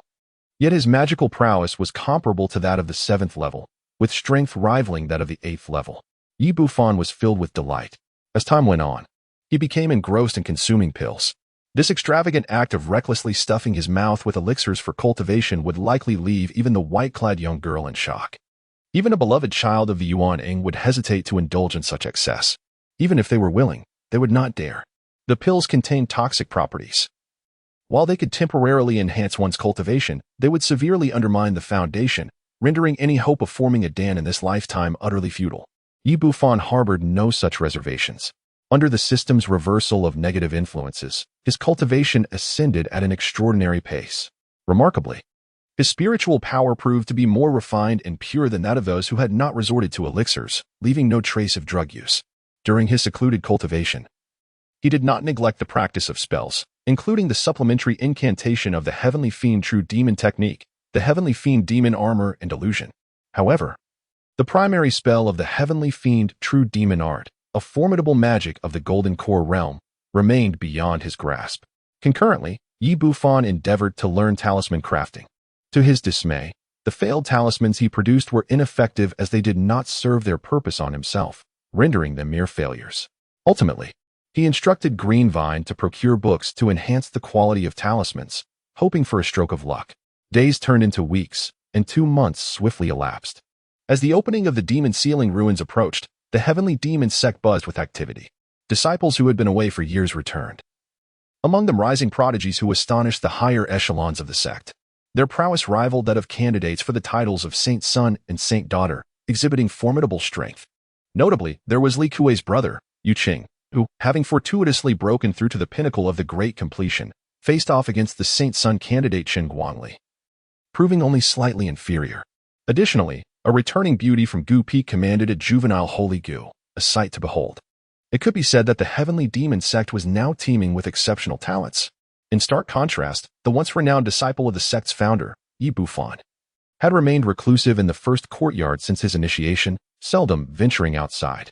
This led to much ridicule, with jesters branding him a turtle cultivator. Eventually, discussions about him dwindled, leaving him to appear as a marginal figure of the lowest strength. Aside from a few who still held him in regard, he garnered little attention. On this particular day, within the secret chamber, as the little dark cloud dissipated in exasperation, Yi Bufan's cultivation surged once more, reaching the 6th level of foundation establishment. Yi Bufan gazed inward at the vast 6th Tao platform within his dantian, sensing an unprecedented surge of power. In a mere 2 months, he had refined 500 pills, exhausting even the thousands of spirit stones at his disposal, and ultimately achieved a breakthrough to the 6th level of foundation establishment. Ascending from the 2nd to the 6th level in such a short span is truly unparalleled, not only within the realm of the Heavenly Demon Sect, but throughout the annals of history. Even those with exceptional spiritual roots typically require a decade to transcend 4 realms. Despite the presence of fortuitous circumstances and the aid of elders, a minimum of 5 to 6 years is necessary. The further one progresses, the greater the demand for pills and the more arduous the ascent becomes. Fortunately, he benefited from a doubled efficacy of the medicinal concoctions. Yi Bufan exhaled a breath. 500 medicinal pills, coupled with a doubling of the reversal side effects, essentially amounted to 1,000. This quantity could only be described as absurd. Naturally, Yi Bufan has transcended to the 6th level of foundation establishment, distinguishing himself from ordinary cultivators. With the Heavenly Tao Foundation and his primary focus on the Heavenly Evil True Demon technique, his current prowess is extraordinarily formidable. Chapter 24. My master commands you to conquer a woman. Humph. Yi Bufan flicked his fingers, unleashing a fireball that, though no larger than a fist, appeared deceptively modest in power. Upon striking the ground, however, it scorched the solid floor, creating a pit that plunged a full yard deep. Should he confront Li Kuei again? This casually cast fireball alone could reduce him to ashes, rendering even the use of a doppelganger unnecessary. Yi Bufan's face revealed a sense of sentimentality. Just a few months prior, he felt frail and aged, never daring to envision that he would rise to such formidable strength. With a cultivation at the 6th stage of foundation establishment, his magical prowess rivaled that of the 9th stage, complemented by magical artifacts and forbidden spells. Even a typical cultivator at the peak of Foundation establishment would not stand a chance against him, including figures like Chu Zixue and Lu Wangchuan. Alas, he lamented, he had once again fallen into poverty. Yu Bufan let out a soft sigh, contemplating his exit from seclusion in pursuit of spiritual herbs and fortune. Transitioning from the 6th to the 7th level is a significant hurdle, and the challenges of such a breakthrough are considerable. Furthermore, as one progresses, the demand for elixirs escalates. Otherwise, figures like Li Kuei would not remain stagnant at the 6th level of Foundation establishment for years on end. Moreover, he must also prepare in advance for the Golden Core stage. Only by achieving Golden Core can he truly possess a measure of self-defense within the realm of cultivation in the Zhao Kingdom. He must devise a means to acquire spiritual herbs that enhance the probability of forming a Golden Core, as well as elixirs for the same purpose. Alongside methods to elevate the quality of the Golden Core itself, Yu Bufan stroked his chin in contemplation. The probability of failing to achieve the Golden Core was exceedingly high. Countless individuals had perished in their attempts to attain it. Even those who managed to succeed by mere chance would only produce a false core. Thus, their lives would come to an end. Moreover, the majority of prodigies could only manifest a 1st or 2nd transformation Golden Core, which were deemed mediocre. Only those of the 3rd transformation and above could be considered commendable. The higher the quality, the greater the power, and consequently, the more promising the prospect of forming a nascent soul in the future.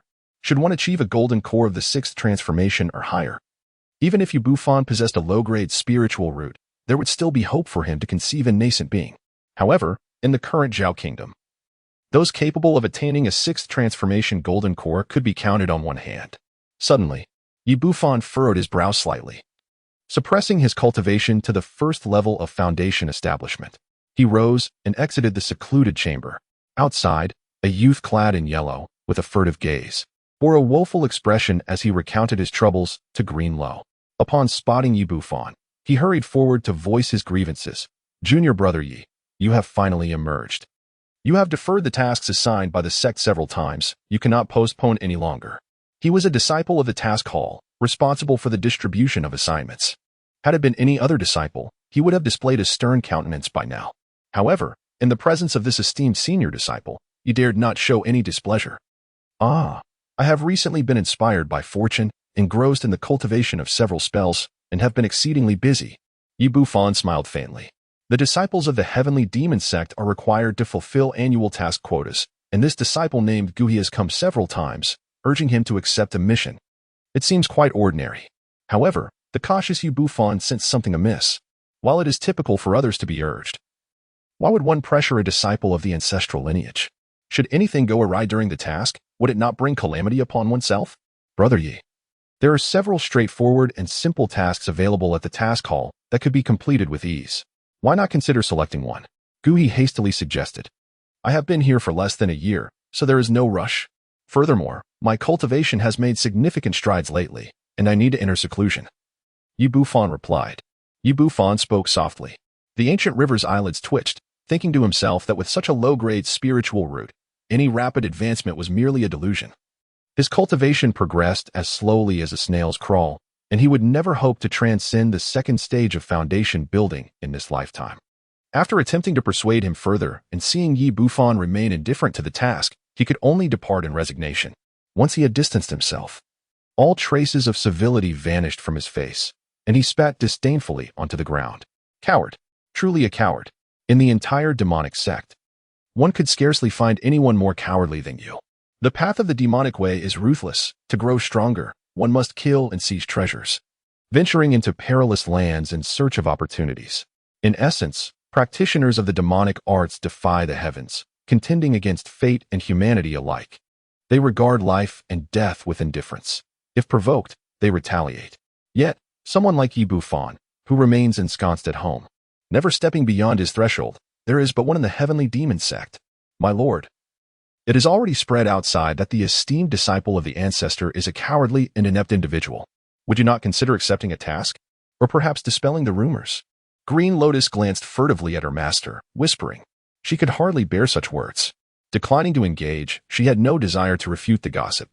After all, you are the esteemed disciple of the ancestor. Should such whispers reach her ears, the servant harbored concerns about her potential dissatisfaction. Green Lotus chose her words with caution, aware that the slander circulating outside could tarnish the ancestor's reputation. Yi Bufan instructed Green Ivy to bring over a rattan chair, upon which he reclined and chuckled softly. Green Ivy, do you truly believe that such disparaging remarks are trivial? Just a few days ago, Gui urged me to undertake a task. And as soon as I declined, malicious rumors began to circulate with astonishing rapidity, reaching the entire sect within a day. Green Ivy was momentarily taken aback, her delicate visage paling instantly. Does the master imply that someone wishes to do you harm? She inquired. What else could it be? It is highly likely that Guhi is acting under someone's direction, with the intent of driving me out of the Heavenly Demon Sect and launching an attack against me. A shadow flickered in Yi Bufan's eyes. It is difficult to ascertain who might be plotting against him at present. Chu Zixue, Lu Wanchuan, Qin Guangli, each of these holy sons and daughters could potentially be involved, for they are all practitioners of the demonic arts. And one must acknowledge that those who tread this path often possess a certain degree of eccentricity in their minds. Yi Bufan let out a sigh. Even in this cursed place where he seldom ventured outside, there were still those who sought to harm him. One might wonder who possessed such a troubled mind. At that moment, a chilling voice whispered eerily in Yi Bufan's ear, disturbingly close. Yi Bufan's entire body stiffened. He turned his head to see a petite figure with a cherubic face standing behind him, her enchanting peach blossom eyes fixed upon him. Disciple. I pay my respects to my esteemed master. I merely spoke of those who wish to do me harm. Yi Bufan hastily rose to his feet, beads of cold sweat forming upon his brow. The ancient demon ancestor retained her adorable, lowly visage, invoking an almost irresistible urge to pinch her cheeks. Yet, at this moment, she donned a black dress, exuding an aura starkly different from before, brimming with a sinister charm. It was as though an overwhelming terror resided within her petite frame. Greenvine, utterly terrified, knelt upon the ground, not daring to cast even a glance. I instructed you to vie for resources and contend for the position of the Holy Sun, yet here you are, content to linger in this courtyard. What is this? While I have yet to enjoy my retirement, you have already begun to rest. The little lowly reclined on the wicker chair, swinging her fair little feet. The disciple, acutely aware of their inferior spiritual root, did not dare to compete with their senior brothers. Yi Bufan replied, his expression still radiating youthful innocence. Yet he felt an unsettling chill, particularly in her gaze, reminiscent of the penetrating eyes of Chu Zixue, who had once captured him. Could it be that the master of the Yuaning Jinjuan harbored desires for me? How deceptive. Appearing harmless, she was, in truth, a ruthless individual, merely 2 months prior. She had shattered Li Kuei's legs, and now that young lad could not seem to forget her. The little girl with the cherry lips curled her mouth in disdain and scoffed. Yi Bufan remained silent, while beside him, the green vine, upon hearing this, instinctively turned towards her master, her mouth agape. The notorious Midnight Black Hand, Zhang Laosan, was actually a master who only sought to survive.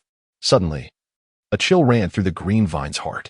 As a servant, she realized she had been utterly oblivious, and her master's power seemed far more formidable than she had ever imagined. Li Kuei was at the 6th level of Foundation establishment, while her master was merely at the 2nd. If this were to leak out, it would surely send shockwaves throughout the entire Heavenly Demon Sect. Defeating an opponent 4 levels higher? The green vine murmured to herself. Alas, my master has come with a task for you. Travel to Luyun City and take care of a certain woman for me. Chapter 25, The Kidnapping Assignment. Like a villain's lackey, the little lowly shifted her tone, her enchanting eyes fixed upon Yi Bufan, her expression a blend of excitement and anticipation, even tinged with a hint of exhilaration. What? Yi Bufan seemed to have misheard, and he rubbed his ears in disbelief. Luyun City, a sanctuary for wanderers within the borders of the Zhao Kingdom, had been the setting of his century-long life as a reclusive cultivator, where he formed many cherished friendships. It was also the place where he had been abducted by Chu Zixue. Did you not comprehend? I commanded you to take a woman to your bed. With fervor, the young girl exclaimed loudly. I fear I am unable to perform such an act, he replied. Yi Bufan's eyelids twitched. To incite such excitement in the formidable heavenly demon ancestor, his cultivation must be extraordinary. Sleep? Even if she were willing, his frail physique could hardly withstand it. Fear not. That woman is merely at the peak of Foundation establishment. Did I not provide you with a binding celestial rope? Secure her.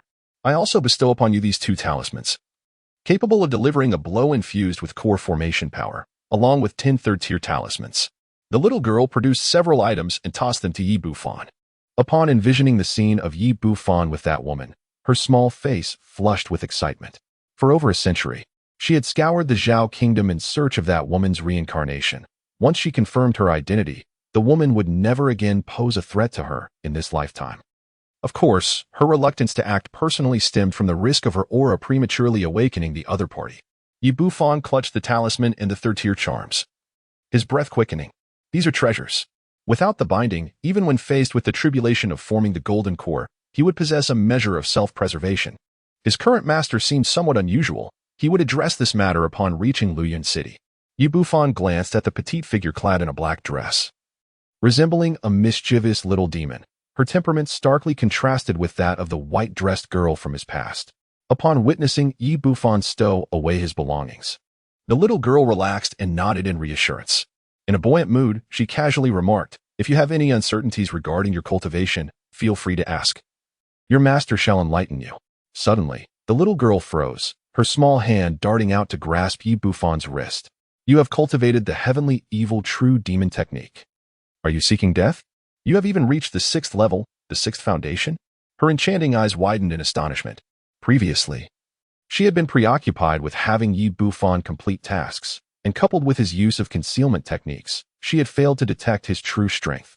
However, upon deeper inspection, she immediately uncovered the truth. To her estimation, given her disciples' innate talent, even with the celestial Tao's foundational cultivation, it would take decades to achieve the 6th foundation. She could hardly fathom that in just over 2 months, he had attained such an extraordinary level. This remarkable pace was something even she, in her prime, could scarcely comprehend. "You harbor many secrets," the little girl observed, casting a penetrating gaze at Bufan. Bufan's expression remained unperturbed, embodying an air of tranquility. Could it possibly be related to the foundation of the heavenly path? The little lowly fell into contemplation. She had some understanding of the celestial demonic art, its origin shrouded in mystery, and had even witnessed the cultivation process of a disciple firsthand. Regrettably, the disciple ultimately succumbed to the malevolent energy, losing their sanity on the spot. Historically, Bufan was the first to achieve successful cultivation. Each individual possesses their own unique fortune. I have no intention of usurping a disciple from you, nor do I seek to pry into your secrets. The faster your cultivation progresses, the better. The little lowly gazed at Bufan, her peach blossom eyes glimmering with intrigue. Should you achieve the golden core one day, I could indeed impart to you the methods for its formation. However, I find myself lacking in resources, having exhausted all my spirit stones and possess little to offer. Perhaps you should venture to Luyun City, for it is bustling with activity, and you may discover what you seek there." The little lowly chuckled lightly. With the impending arrival of the demon sealing ruins, Luyun City stands as a sanctuary for loose cultivators and is the largest trading hub in the Zhao Kingdom. Furthermore, it is beyond the jurisdiction of both the righteous and demonic sects, making it a common ground for transactions among the 5 righteous sects and the 3 major demonic cults. Indeed, Bufan nodded helplessly. The little girl stood up, swayed gently, and vanished from sight. Once she had departed, Bufan fell into contemplation, devising plans concerning the affairs of Luyun City. "Master, you cannot truly be at the 6th level of foundation establishment, can you?" Green Vine's delicate face turned pale, as if she had received a tremendous shock. 3 months prior, her master was still at the chi refining stage, while she herself was a lofty practitioner at the 3rd level of foundation establishment. Now, he had ascended to the 6th level, while she remained at the 3rd. The disparity between individuals seemed insurmountable. This matter must not be disclosed. Bufan waved his hand, and with a snap of his fingers, a bottle of pills fell into Green Lotus's grasp. "This is the Yuanhe pill. It should aid you in transcending the 4th level of foundation establishment. This elixir has minimal side effects and originates from Li Kuei." "Thank you, Master," Green Lotus exclaimed, her gaze fixed on the dozen or so pills within the bottle, momentarily lost in thought. Eventually, tears welled in her eyes, and she bowed deeply in gratitude. She had sacrificed so much for the sake of enhancing her cultivation, the bittersweet emotions only she could comprehend.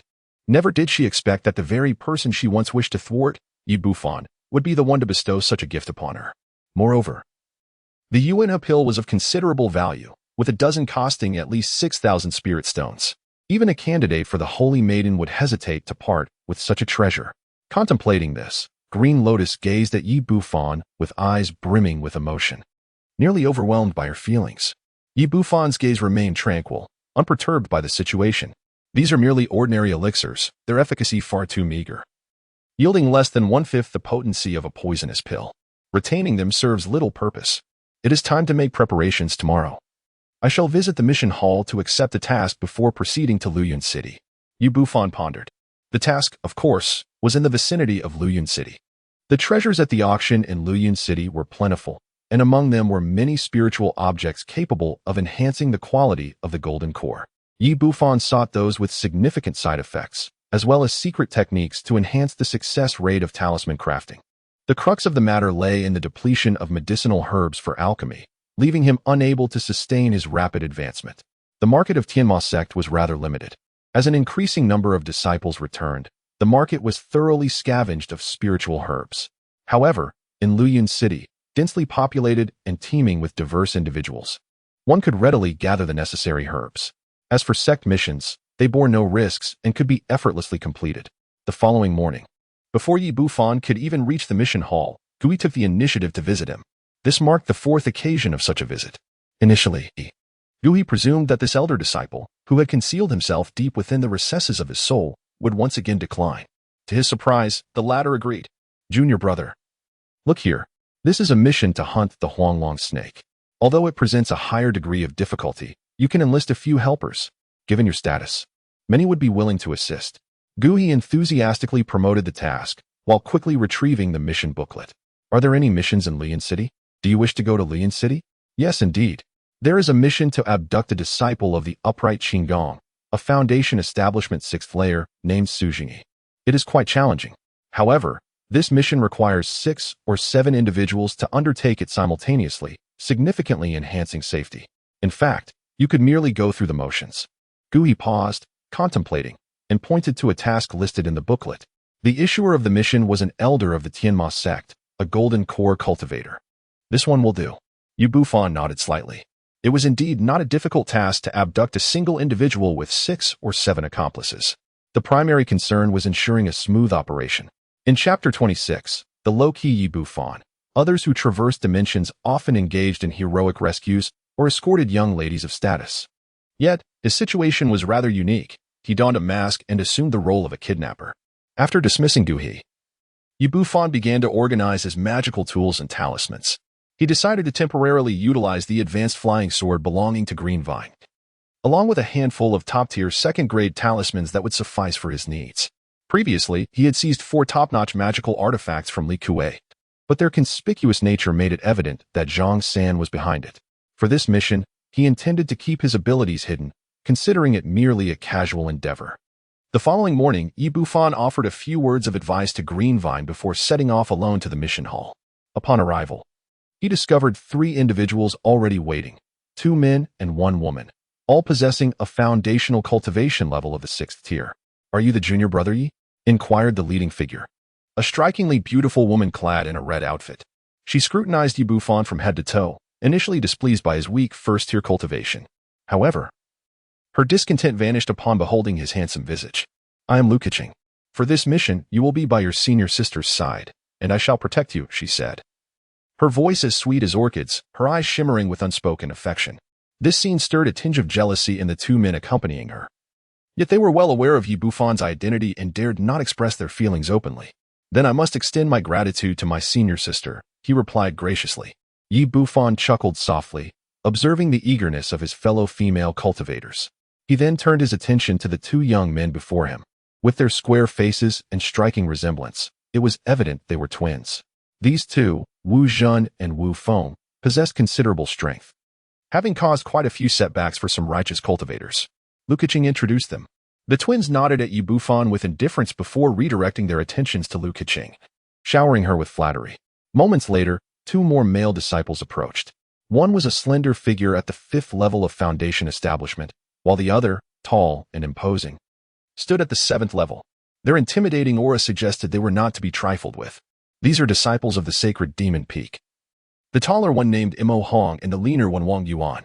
They share a close bond with Lu Wanchuan. Dear junior brother, do not provoke them. Lu Keqing cautioned through a telepathic message. Yi Bufan's eyes flickered momentarily as he nodded slightly. This expedition will be led by me. I will arrange the actions. Is there any objection? The tall man surveyed Yi Bufan and his companions, a smile gracing his lips. Rather than exuding an air of arrogance, he appeared quite amicable. The Wu brothers quickly smiled and nodded, their eyes betraying a hint of apprehension. Among those present, Imo Hong possessed the highest cultivation. Even the formidable Li Kuei had once fallen under his influence, thus they dared not underestimate him. Junior brother Yi, although you are a disciple of the ancestor, you must contribute during our endeavors. Otherwise, it would reflect poorly should word get out, Imo Hong remarked with a smile, patting Yi Bufan on the shoulder. But fear not. I shall not place you in perilous situations. The others also cast their glances, their eyes filled with inscrutable implications. When did Imo Hong adopt such a gentle demeanor? Was he perhaps seeking to forge a connection with Yi Bufan, hoping to align himself with the ancestor? In that case, they were indeed grateful. Yi Bufan smiled.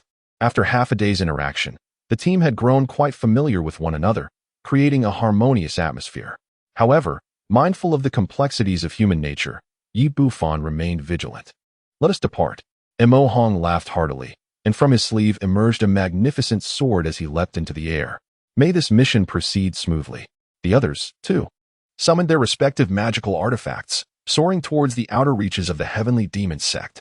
The group of 6 wielded exceptional instruments, yet Yi Bufan possessed only a high-grade artifact, which elicited peculiar glances from the others. It seemed as though the elder displayed little concern for his disciple, not even bestowing a top-tier artifact upon him. Imo Hong's eyes flickered with surprise. Junior brother, let my sister take you along. Lukiching seized the opportunity to warmly invite Yi Bufan. She commanded a swift purple ribbon that darted through the air with remarkable speed. Yi Bufan did not decline. He nodded and stepped forward, immediately enveloped by a fragrant breeze. This stirred a hint of envy among the 4 men. Lukiching, a disciple of the Gu Peak, though not a paragon of beauty, captivated many male cultivators of the Heavenly Demon Sect with her enchanting skills. As the group of 6 departed from the Heavenly Demon Sect, they gradually distanced themselves. While Yi Bufan squinted, his gaze lingering on Imo Hong, Lukiching, and the others. Yi Bufan squinted his eyes, lost in contemplation. With my current strength, the likelihood of safety is 98%. Yi Bufan retracted his thoughts. On the surface, he appeared merely as a first-level foundation establishment cultivator, yet beneath the surface, he harbored no fear of anyone below the core formation stage. He understood the wisdom of discretion, opting for a steady approach. Throughout the journey, Yi Bufan maintained a remarkably low profile. Others were not surprised, for he had garnered a reputation within the Heavenly Demon Sect for his prudence, never seeking unnecessary conflict. Those who wished to associate with him found him to be amiable and kind-hearted. Overall, his demeanor starkly contrasted with that of most cultivators from the Heavenly Demon Sect, akin to an innocuous little lamb infiltrating a den of wolves. The Heavenly Demon Sect lay 1,000 miles from Luyun City, and their journey was remarkably uneventful. Approximately 5 days later, the group of 6 finally arrived at Luyun City. This city, situated adjacent to the 10,000 Beasts mountain range of the Zhao Kingdom, served as a nexus for both righteous and demonic factions, as well as the beast races, bustling with vibrant trade and commerce. How familiar it felt. Yi Bufan stood upon the hillside, gazing at the magnificent city before him, his heart filled with emotion. The reason he chose to reside here was due to the strict prohibition of violence in Luyun City, where few dared to act brazenly. This was largely attributable to its lord, a true master of the nascent soul stage. When Chu Zixue had initially captured Yi Bufan, it had been done covertly.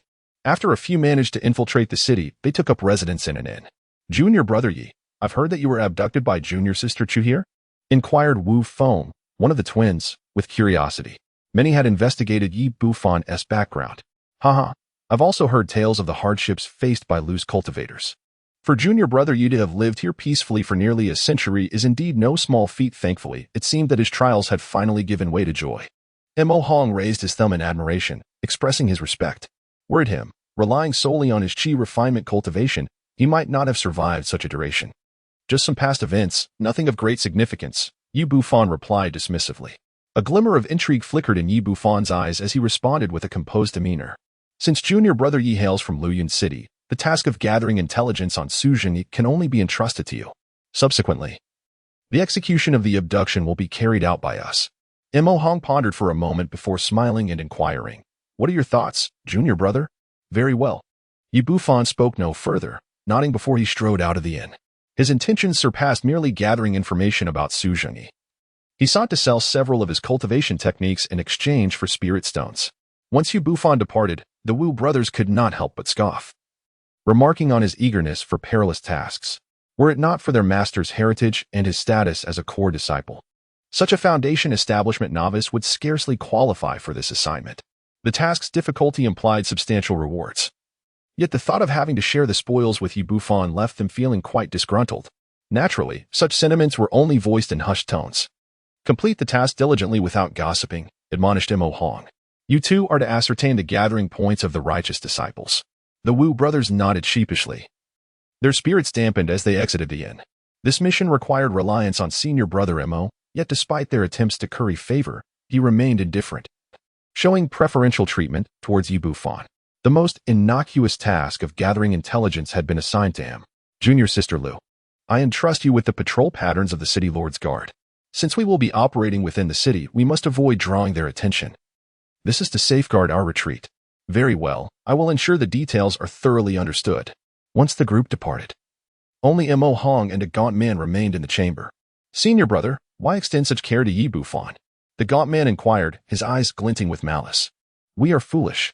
By nurturing our connection with him now, when trouble befalls him, suspicion will not fall upon me. You would do well to temper your murderous intent. Even junior brother Lu Wanchuan merely instructed us to uncover the secrets of that boy's remarkable foundation establishment. He does not dare to kill. Would you? Mo Hong scoffed, a glimmer of greed flickering in his gaze. Let it be said, even Lu Wanchuan, the candidate for the Saint's Son, and the entire Heavenly Demon Sect harbored curiosity regarding Yi Bufan's exceptional achievements in foundation establishment. Those who navigate the demonic path are all astute individuals. They cannot fathom how Yi Bufan, with a low-grade spiritual root, could fortuitously forge an exceptional foundation establishment. Once this matter is resolved, we shall find a foundation establishment practitioner of the 3rd or 4th level, disguise him as a righteous cultivator, and capture Yi Bufan for rigorous interrogation. I am confident he will divulge his secrets. A sinister and cunning smile crept across Mo Hong's face as he chuckled. In the end, we will rescue Yi Bufan, gain the secrets, and elicit his gratitude.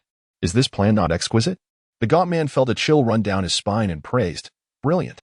Chapter 27. Su Zhengyi. Truly unjust, what a heartless individual. 6 demonic techniques available for merely 12 spirit stones. A burly man with a bushy beard emerged from the Yuna Hall, weighing his storage bag and finding himself at a loss for words. In a shop operated by the demonic sect, 6 techniques would fetch at least 15,000. Of course, these came with side effects. Techniques devoid of such drawbacks would each command a price of around 10,000. Never mind, safety comes first. Yi Bufan shook his head, feeling no significant loss. The Yunha Hall, a trading post under the command of the city lord, was a favored venue for both righteous and demonic cultivators to dispose of their ill-gotten gains, as they would not conduct thorough investigations. A mere 10,000 spirit stones was a price not typically reached even by those in the foundation establishment stage. It was sufficient to procure some intelligence and esoteric techniques related to talisman crafting. However, to acquire spiritual objects that could enhance the chances of forming a dan, this sum was decidedly inadequate. Such strategic resources, valuable yet scarce in the realm of cultivation, were virtually impossible to find within the confines of Luyan City. Oh, it appears that they covet the secrets of my exceptional foundation establishment. Mo Hong, Lu Wanchuan. Suddenly, a small paper figurine fell into Yi Bufan's hand. After retracting the spiritual consciousness attached to it, a glint of coldness flashed in his eyes. Over the past few months, he had delved deeper into the art of paper crafting, enabling him to create small paper puppets suitable for infiltration and eavesdropping. As he was leaving, he had taken precautions by placing the paper figurine in the window crevice, and to his surprise, it yielded unexpected results. The human heart is indeed treacherous. One must never be too complacent. Fortunately, my caution has served me well. I am eager to see how Mo Hong will compel me to divulge my secrets. Yi Bufan let out a cold laugh as he tucked away the paper figure. He then surveyed the bustling street, and after discerning the direction, he made his way directly towards East Street. Among the 4 main streets of Luyan City, East Street appears to be a marketplace for trading materials, yet beneath its surface, it serves as a hub for information. Whether pertaining to the celestial sects or the demonic paths, any desired intelligence can be acquired, provided one is willing to pay the price. Yi Bufan, having resided in this place for a century, possesses an intimate understanding of it. His intention was not to procure information regarding Su Zhengyi. In this city of flowing clouds, the righteous have not concealed their identities, and one can easily inquire about their whereabouts.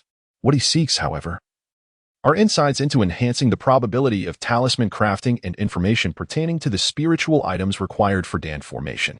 Several months have elapsed, and that individual should still be alive. Bufan, well-versed in the winding paths, finally arrived at East Street. Moments later, he disguised himself as a young man in blue, donning a conical hat, and approached a grocery store. Before he could draw near, he was met with the raucous shouts of anger. In front of the grocery store, a group of cultivators had gathered, engrossed in the commotion. Bufan furrowed his brow and leaned in closer to discern the scene. It was a young foundation-building cultivator berating an elderly man with graying hair. Were it not for the strict prohibition against murder in Luyun City, I would have long since dispatched scoundrels like you. The young cultivator scoffed, delivering a fierce kick to the old man. Bufan was taken aback. The more he gazed at the young man, the more familiar he appeared. He had no desire to inquire about Su Jingyi's whereabouts, yet unexpectedly, he had stumbled upon him. Bufan remained silent. After departing from the Heavenly Demon Sect, Mo Hong had described Su Jingyi's appearance to them as one of the objectives of their journey. He naturally recalled it vividly. Contemplating this, he feigned curiosity and inquired of a nearby onlooker. From the response, he learned that Su Jingyi, a newcomer, sought to purchase some elixirs and magical artifacts, enlisting a local guide familiar with the area. Under the guide's direction, he visited 2 shops and acquired his desired elixirs and artifacts. However, he ultimately discovered that the guide had colluded with the merchants, selling him the items at inflated prices, thereby taking advantage of him. To make matters worse, the guide also demanded a fee for his services. Naturally, Su Jingyi was incensed, leading to the altercation before him. It was not uncommon for guides and merchants to conspire against unsuspecting buyers in Luyun City, and this incident elicited little sympathy from the onlookers. The disciples of the Upper Purity Palace, the foremost force of righteousness, were seldom trifled with. I am not the scammer. The items you purchased are of the highest quality. The elderly man on the ground spat blood and attempted to defend himself. Yet, upon meeting Su Jingyi's icy gaze, he trembled. Ultimately, he silently rose and, with a stooped posture, retreated into the general store. Xiaohongda. Bufan discerned the visage of the elder, his expression subtly shifting. In that instant, he comprehended the entirety of the situation, and his gaze towards Su Jingyi turned decidedly hostile. The elderly man was none other than a long-time acquaintance. During his most destitute days, he had frequented the old man's establishment, where talismans were sold at modest prices, leading to a familiarity that had blossomed over several decades. Old Xiao had resided in this realm far longer than he, and although his cultivation was merely at the 8th layer of qi refinement, he was renowned as an omniscient sage, well-versed in the myriad happenings within Luyun City. Given old Zhao's character, how could he possibly engage in deceitful dealings? Moreover, for him to resort to duping disciples of the Qigong sect was utterly inconceivable. Should he ever dare to partake in such unscrupulous ventures again? He mustn't blame me for my ruthless actions. A smirk of derision played at the corners of Su Jingyi's mouth. Yet his countenance was imbued with the fade of righteous indignation, before he turned away, sweeping his sleeves as he departed. Bufan, with a stoic expression, coldly observed the retreating figure of Su Jingyi, quietly forming a seal with his hand to inscribe a subtle mark upon the other. He harbored no intentions of taking action, for such a move would only bring harm to the venerable Xiao. As the crowd dispersed, Bufan stepped into the grocery store. Today, it was closed for business. Perhaps the elder should seek out another establishment. The aged man, with his hair turned gray, sat despondently at the table, coughing violently a few times before managing to force a smile. Bufan glanced at the low-grade talismans and elixirs displayed within the counter, then turned his gaze to the elderly man, whose countenance was shrouded in gloom, bearing the marks of a life nearing its end. With a soft sigh, he acknowledged the apparent reluctance of the disciple from the Shangqing Palace to offer any guiding fee. It was laughable that such a grand establishment as the Shangqing Palace would withhold even a mere dozen spirit stones. Bufan remarked, the name Su Jingyi is rather ironic. At times, the righteous path can be more disheartening than the demonic one. The latter kills with clarity and purpose. In contrast, those of the righteous path, before taking a life, must first ascend to a moral high ground, draping their actions in a multitude of accusations, all in the name of purging evil and upholding righteousness. My esteemed predecessor is a man of reason, yet the realm of cultivation is merciless. What can an old man do? Such occurrences are not infrequent. Xiaohongda wore a bitter expression. In the Cloud Flow City, bustling with foundation establishment and golden core cultivators, we, The Qi refiners tread carefully, fearful of offending others, lest we be extinguished like ants, easily crushed at whim. Indeed, Yi Bufan remained silent, reminiscent of his former self from several months prior. Having endured for a century, he still found himself at the lowest rung of existence. Had it not been for the system, he might now be a nameless corpse outside the Heavenly Demon Sect. Yi Bufan shook his head, then spoke. Do you, my friend Xiao, happen to know anyone with the surname Yi? He had no intention of revealing his identity. In the event of any trouble, he feared that his few remaining friends would be dragged into peril. Yi Bufan? Old Xiao was taken aback. Raising his gaze to the young man before him, his voice trembling slightly. Are you a friend of his? How is he faring in the Heavenly Demon Sect? Yi Bufan, the foremost disciple of the first nascent soul in the Zhao Kingdom, is a figure whose reputation can be easily uncovered with a little inquiry. Fortunately, Yi Bufan fell silent for a moment before breaking into a smile. Hee, that old turtle certainly enjoys a more luxurious life than I do. How wonderful! Lao Xiao seemed to breathe a sigh of relief, chuckling in response. Upon hearing these words, Yi Bufan could not help but twitch the corners of his mouth. In terms of age, old Xiao was nearly his peer. Since he was a friend, the elder's curiosity would be met with candor.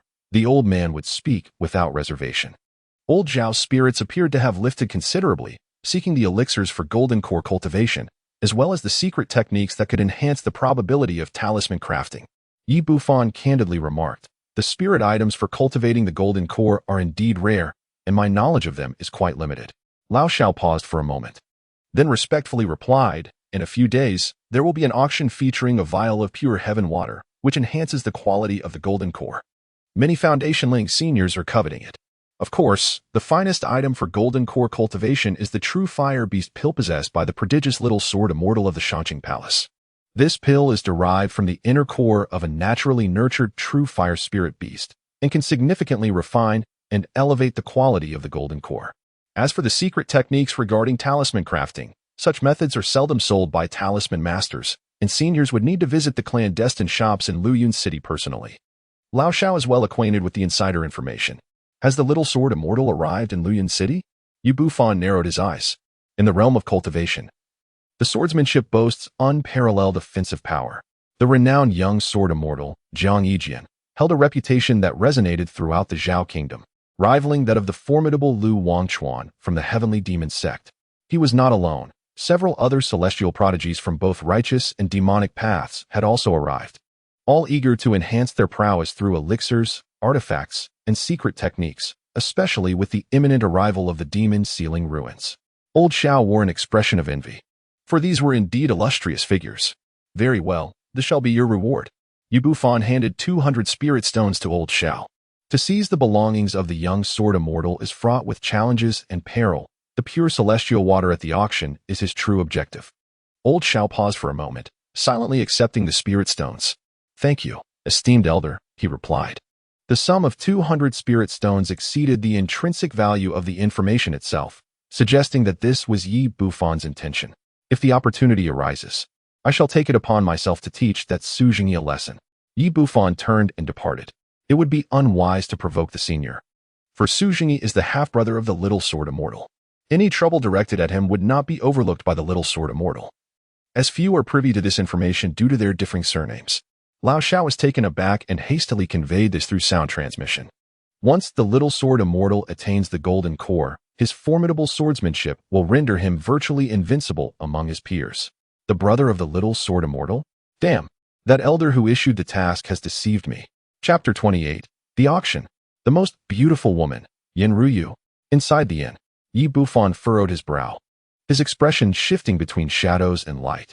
Little sword immortal's younger brother. This news is truly unexpected, he thought, simultaneously grasping the ulterior motives of the elder who had issued the mission. It was a scheme to abduct his brother and extort the little sword immortal. You are a golden core elder. You have nothing to fear. Yet, the 6 of us might very well be hunted down by the little sword immortal to the ends of the earth. No wonder the news about his biological brother is seldom known. It seems the little sword immortal is wary of such scenarios. To pursue this troublesome task is not worth the risk. Perhaps it is best to retreat at this juncture. Yi Bufan was in dire need of funds, and the rewards for the mission were exceedingly generous. Not to mention the contribution points. The allocation of spiritual stones alone could amount to thousands. Nevertheless, when the time comes, It would merely be a formality. The attention would likely be directed towards Mo Hong and his associates. Any exposure of the incident would be a matter for the future. Yi Bufan possessed a steadfast disposition, and with his current prowess, he had no fear of the minor sword immortals. However, he preferred to avoid unnecessary troubles whenever possible.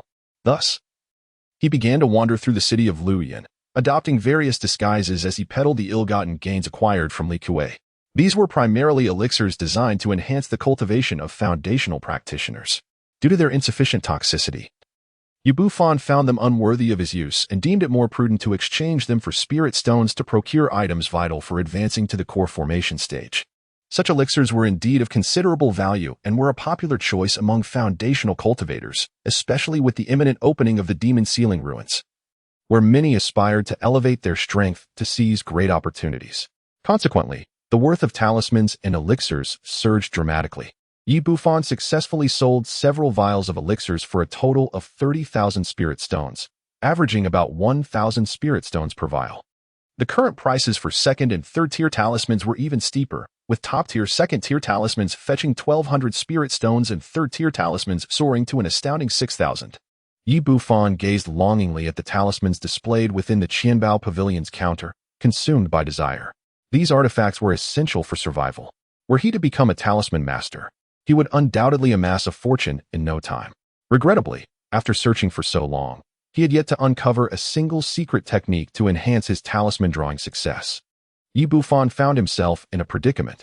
To become a second-tier talisman master, one required not only innate talent, but also decades of experience in talisman drawing.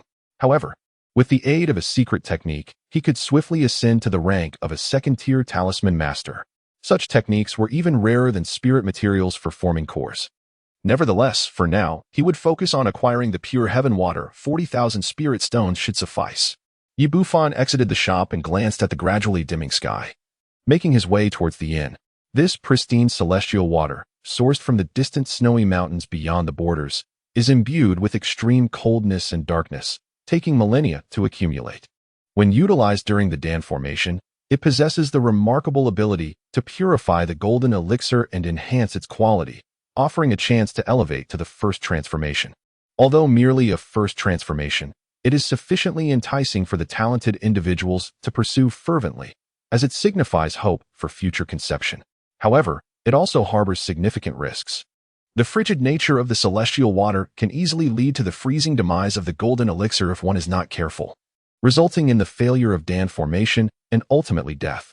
If it were not for such peril, Yi Bufan could hardly assert that the acquisition would be secured with merely 40,000 spirit stones. Upon returning to the inn, he promptly informed Mo Hong of Su Jingyi's whereabouts. Having marked him previously, Yi Bufan could sense all of his movements. The fellow had recently arrived in Luoyuan City, behaving with such ostentation that he made no effort to conceal his identity. Mo Hong expressed some astonishment.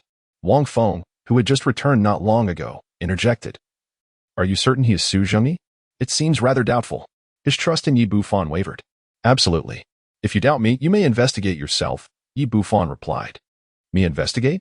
Wang Feng's expression faltered.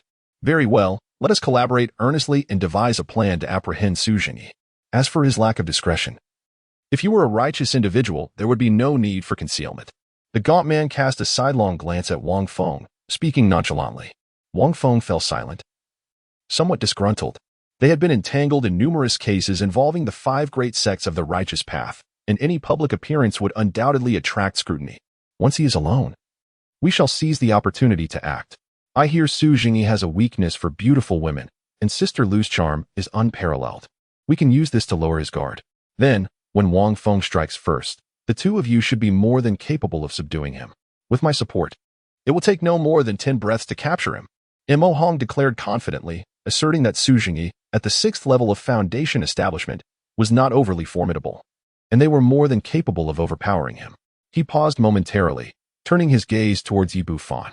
As for you, junior brother Yi, remain vigilant to prevent any reinforcements from the Qigong sect from arriving. This arrangement places you in a relatively easy position, serving almost as a bystander. In truth, Mo Hong felt a sense of helplessness. He could not permit Yi Bufan to engage in their conflict. The disparity between the 1st and 6th levels of foundation establishment was too vast, and should he be caught in the crossfire, the consequences could be dire. Even in death, He must be stripped of all value without implicating Mo Hong.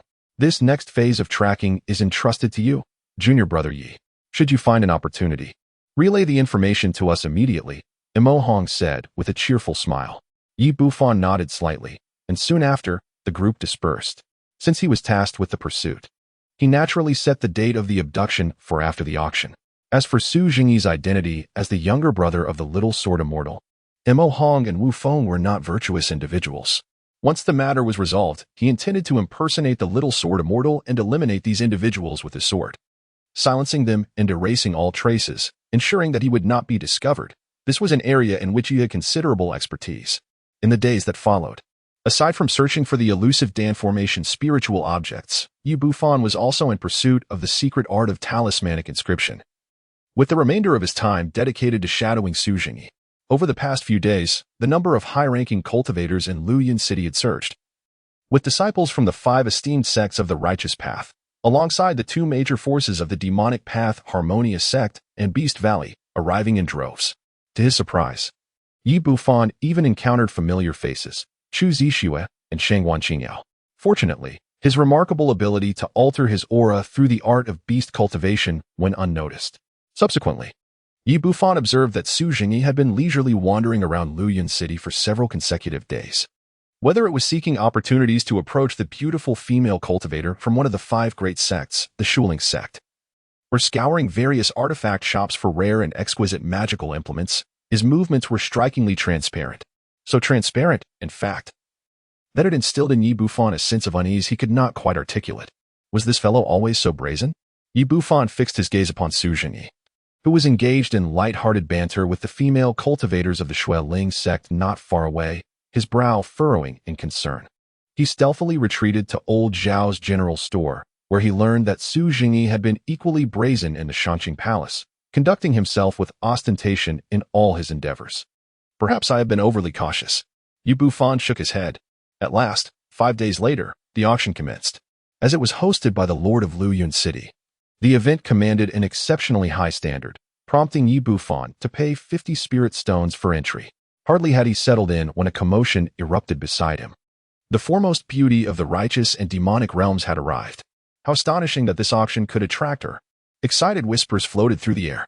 Yi Bufan turned his gaze, and a flicker of astonishment passed through his eyes. The newcomer was a young woman in the bloom of her youth, adorned in a flowing blue and white gown. Her figure was graceful, with cascading tresses framing her shoulders, delicate brows arching over a refined nose, and lips as red as cherries. She exuded an ethereal grace, akin to a celestial being descended to the mortal realm, untouched by the dust of the earth. Her beauty was not only breathtaking, but her aura was also formidable, surpassing even that of Chu Zixue and Shang Wanqingyao. Could it truly be? My master has entrusted me to this woman. Upon seeing the woman, Yi Bufan's expression turned a shade of green. When the little girl provided him with information, among the few exquisite talismans was an image, instructing him merely to seek out the likeness upon arriving in Luoyuan City. She did not reveal her identity. This woman is the most renowned beauty of the Righteous Path, as well as the most extraordinarily gifted woman in the Zhao Kingdom for over a millennium, Yin Ruyu, the saintess of the Shuling sect. Chapter 29, The Rising Storm. Talents from all quarters, her spiritual root remains a mystery to the outside world. The claim of her exceptional talent stems from her achievement of the semi-golden core stage at the tender age of 17.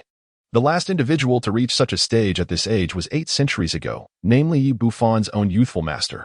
Should I manage to seduce her, it is likely that I would be pursued to my demise by the younger generation of the Zhao Kingdom. Nay, even the Yuanning true monarchs would seek my end. Yi Bufan felt a tingling sensation on his scalp.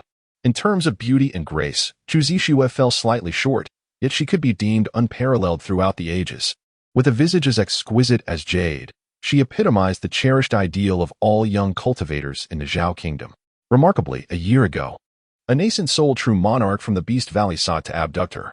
Such a woman, capable of bringing disaster to a nation, should be kept at a considerable distance. Yi Bufan had made up his mind. As for his master's instructions, he had long since cast them aside. Haha, Immortal Yin, please. The auctioneer hurriedly approached with utmost courtesy. Indeed, Yin Ryu nodded lightly, disregarding the gazes around her, and proceeded directly towards the VIP room of the auction. Those permitted entry into the VIP room were individuals of considerable status and immense power, far beyond the reach of an ordinary cultivator like Yi Bufan. Immortal Yin. It has been several months since we last met, and your elegance continues to astound. At that moment, a young man in white, bearing a long sword and possessing striking features, approached Yin Ryu, unabashedly revealing his admiration in his eyes. The little sword immortal from the upper clear palace. His presence instantly silenced the auction hall, as all gazes turned towards him with palpable fear. The prowess of the little sword immortal was undoubtedly at the pinnacle beneath the golden core stage. Little sword immortal, you have pursued immortal Yin for several years. Yet she has consistently remained indifferent. Might I implore you to refrain from further harassment? A figure clad in green interjected nonchalantly, exuding a formidable aura. With eyes that shimmered a striking azure, he was none other than Zhao Kingdom, a young prodigy from the esteemed Demon Sect. What? Do you wish to spar with me? Taoist Zhao? The little sword immortal replied imperiously, his gaze cold and unyielding. It was evident that despite both being on the righteous path, there was palpable animosity between the two. Zhao Kingdom scoffed, exchanged a few warm pleasantries with Yin Ryu, and reluctantly entered the VIP room. Yin Ryu seemed accustomed to this, offering a gentle smile. Suddenly, her graceful figure paused, turning to another direction. There, two equally stunning women entered the auction hall. The demoness Chu, the demoness Shangwan. How unexpected for these two formidable enchantresses to arrive.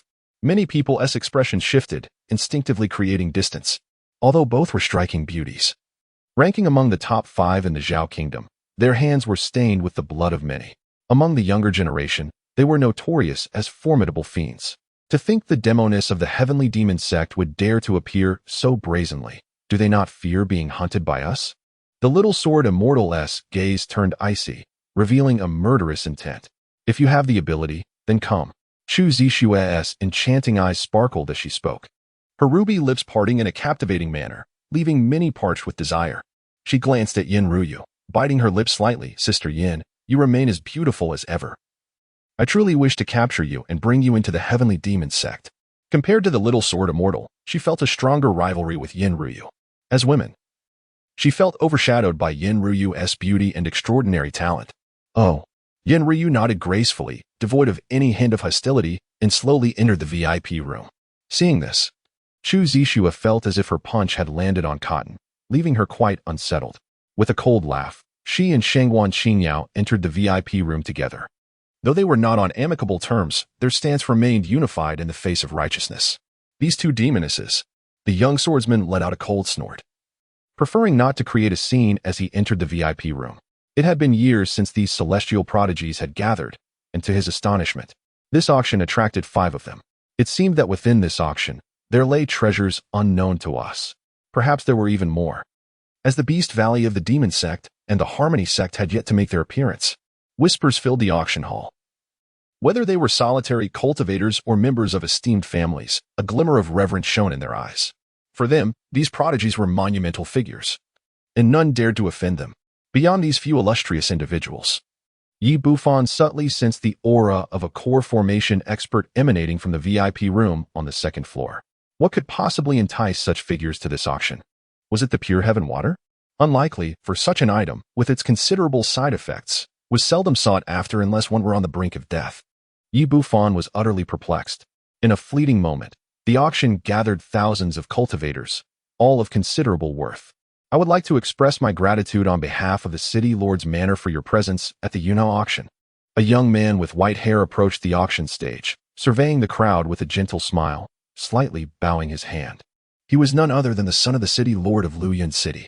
The audience was taken aback, not expecting this individual to preside over the event. The City Lord of Luoyuan had 3 sons, with Yun Kong being the youngest at just over 20, favored deeply by his father. As the son of a Yuanying true monarch, his status had already surpassed that of the prodigies from the 5 great sections. However, the extent of Yun Kong's talent and strength remained a mystery. No one had witnessed him in action. I shall not waste words. The rules remain unchanged. Bidding must start at no less than 100 spirit stones, Yun Kong stated with a smile, exuding humility and courtesy. He then gestured for several graceful female cultivators to emerge from backstage, each carrying a tray. The first item for auction was a top-tier magical artifact.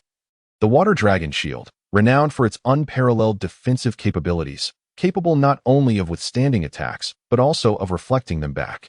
Yun Kong produced a shield that resembled a swirling mass of water, gently performing a hand seal. When a fireball spell struck the shield, the water rippled, and the fireball was unexpectedly rebounded. Alas, its potency was reduced to less than a third of its original strength. Nonetheless, this ability was impressive and quite rare among peak defensive artifacts, captivating many foundational cultivators. The starting bid is 1,000 spirit stones, Yun Kong remarked with a smile. 1,500 spirit stones. 1,800. 2,000 spirit stones. I am Zhao, the clan leader of Zay City. I kindly ask for your consideration. What face do you possess? 2001. The auction hall was filled with continuous bids, with some even exuding the aura of perfected foundational cultivators to intimidate others. However, the individuals present were all formidable in their own right, showing no signs of fear. Bufan observed quietly, displaying no intention of making a purchase. Although supreme magical artifacts are commendable, he already possessed the Golden Bell, a gift from Li Kuei. Additionally, his demonic powers were complemented by the heavenly shattering demon armor, which provided defense that rivaled that of any ordinary supreme magical artifact. Coupled with the second-tier top-grade defensive talismans, even a foundational cultivator at the pinnacle, such as a minor sword immortal, would find it exceedingly challenging to breach his defenses. Ultimately, the Water Dragon Shield was sold for the price of 3,900. The second item for auction was a refined foundation establishment pill, boasting an efficacy of 93%, with a starting bid of 1,800 spirit stones. The third item was a vial containing 10 Mingxing pills, which enhance foundational cultivation, with a starting bid of 3,000 spirit stones. As the fourth item and subsequent auction pieces were revealed, the atmosphere in the auction hall reached a fever pitch, with numerous individuals vying for the items. Their faces flushed and voices raised. Whether it was foundation establishment pills or cultivation-enhancing elixirs, such items were exceedingly rare, categorized as strategic resources. For smaller clans, these represented treasures akin to ancestral relics, their scarcity holding the potential to determine the fate of their lineage. In that moment, the competition grew fervent and intense. The 18th item was the pure heaven water, a substance that could purify the golden core during the formation process, thereby enhancing the quality of the golden core. Although the risks were considerable, practitioners of the path understand that fortune favors the bold. It was evident that many had come specifically for this item. Without further ado, the starting bid was set at 4,000. The auctioneer from Yun Kong City produced a transparent jade vial, from which a crystal-clear light emanated. As soon as it was unveiled, an elder, who had reached the pinnacle of foundation establishment, shouted with reddened eyes, 4,005. 5,000. Others quickly followed suit, their breaths quickening. Despite the risks, the potential for those lacking aptitude to transition from false core to true golden core made the perils seem trivial in comparison, particularly for elderly foundational cultivators with limited lifespans. A mere 20,000. A calm voice resonated throughout the hall, instantly silencing the crowd and halting the would-be bidders. All eyes turned toward the source of the voice, where sat a seemingly unremarkable young man clad in yellow, Bufan. Youngster, you are still in your prime, with a promising future ahead to form your golden core. Why compete with us, the weary old souls nearing our end? Do you wish for our early demise? The speaker was an elder clad in green robes, adorned with a dragon embroidery, unmistakably a practitioner from the Beast Valley. Bufan spoke with a nonchalant demeanor, his gaze indifferent. You. The elder in the green robe, witnessing Bufan's attitude, was instantly infuriated. Suppressing his anger, he coldly declared, 21,000 spirit stones. 25,000. Without waiting for others to respond, Bufan interjected directly. The elder's eyelids twitched slightly, and some bystanders furrowed their brows, re-evaluating this young man in the yellow robe. Not only them, even in the VIP section, Chu Zixue and the little sword immortal were astonished. 25,000 was indeed a substantial sum. Aside from the 5 great sects in the 3 major demonic clans, many minor families and wandering cultivators could scarcely afford such an amount. 28,000. If my young friend adds a little more, this pure heaven water shall be relinquished with grace. The elder's eyes flickered as he sneered. At this moment, however, others were disinclined to raise the bid any further. They had families and responsibilities. It was impractical to risk their entire fortunes for the highly perilous pure heaven water. As for the prodigies of powerful factions, they saw no necessity either. Their chances of breaking through to the golden core were considerable. If the treasure bore no side effects, they would readily part with 100,000 spirit stones. Yet, with side effects in play, The risk of using the pure heaven water and facing dire consequences was simply not worth it. 30,000. Just then, a raspy voice echoed through the air. The speaker was a youth clad in a conical hat, obscuring his features from prying eyes. Humph. The elder in the green robe had not anticipated another bid and snorted coldly, falling silent with his eyes closed. 33,000. Yi Bufan's expression remained inscrutable, revealing nothing of his thoughts. The youth donning a conical hat let out a chilling chuckle. 36,000. Without waiting for Yi Bufan to raise the bid. He exuded a formidable aura. Was it a fake elixir? No, it was the pinnacle of foundation establishment. Who exactly was this individual? Many in the auction hall were taken aback. This kind of aura indicated a profound mastery of magic, surpassing the typical level of foundation establishment. Few could achieve such heights. Save for the prodigies of powerful factions. Fellow cultivator, exercise caution and act within your means. Otherwise, you may find yourself unable to leave Luyan City after acquiring the Tianjin water. The youth with the hat remarked ominously. It was evident that this was a veiled threat. Observing this exchange, the crowd turned their attention to Yi Bufan. Their gazes filled with intrigue. 40,000 spirit stones. Yi Bufan spoke with a calm demeanor, as if he had not perceived the threat posed by the other. With mere mastery of his magical powers, he could rival those at the pinnacle of foundational cultivation. If he were to employ forbidden spells, pseudo-artifacts, or talismans, he would have a fair chance of vanquishing not only the individual before him but even a minor sword immortal. The youth in the conical hat fell silent, while the others, upon hearing the exorbitant price, could not help but gasp in astonishment. They speculated about the identity of this young man in yellow attire, questioning which lineage had produced such a prodigious talent with such lavish resources. 40,000. This amount had already surpassed the inherent value of the pure celestial water itself. His cultivation level was inscrutable, yet the sense of danger was minimal. He was likely not at the peak of foundational cultivation. Did this fellow truly have no fear of drawing attention? The host of the auction, Yinkong City, was equally taken aback. While Luyan City forbade acts of violence, there was always the possibility that some rogue might disregard the rules, committing murder to seize treasures and then flee. Their city lord's estate would not pursue them. Young man, this is your chance, the youth in the conical hat said, his tone laced with irritation as he ceased to raise the bid. Nevertheless, the aura he emanated grew increasingly frigid, clearly indicating a burgeoning intent to kill. Yi Bufan's expression remained indifferent, yet he felt a sense of relief within. 40,000 was already his utmost limit. Congratulations to this fellow cultivator for acquiring the pure heaven water. As no one else in Cloud Sky City raised their bid, he smiled faintly. You may retrieve it from the back office at your convenience. Yi Bufan did not delay. He promptly rose and made his way toward the backstage. From that moment on, whatever treasures lay in wait were of no concern to him, for he found himself devoid of funds. Remaining there would be nothing but a waste of time. Hey, this lad is most likely neither from the celestial sect nor the demonic cult. He seems eager to make a swift exit. Clutching his spoils, a cultivator chuckled. Shortly thereafter, the green-robed elder and the youth in the conical hat were seen rising to follow closely behind Yi Bufan. They were not alone. Several seasoned elders at the peak of foundation establishment discreetly trailed them as well. Spending 40,000 spirit stones for purifying heavenly water had drawn unwanted attention. This individual was rather foolish. In the VIP area, the young sword immortal gazed through the glass window at Yi Bufan's retreating figure, shaking his head with a light chuckle. The side effects of purifying heavenly water were severe. Apart from those elders nearing the end of their lifespans, few would dare to consume it. Not far from him, Yin Ruyu stood quietly in a flowing blue and white gown. Young sword immortal, how about you allow me to claim the final pseudo-magic treasure? She inquired, deftly brushing a strand of hair from her forehead. Yet, her gaze remained fixed on Yi Bufan as he approached the backstage, her autumn-like eyes revealing a hint of perplexity. Her perceptive abilities surpassed those of ordinary folk, allowing her to sense a subtle aura emanating from the young man that stirred her soul, leaving her utterly baffled. If Fairy Yin agrees to be my Dao partner, I shall present you with the pseudo-magic treasure once I secure it, the young sword immortal declared, his eyes burning with fervor as he looked at Yin Ruyu. I do not wish to hear such words again, she replied, her delicate brows furrowing, her tone devoid of any earthly warmth. The young sword immortal cleared his throat, hastily changing the subject. That pseudo-magic treasure is a flying sword, perfectly suited for me.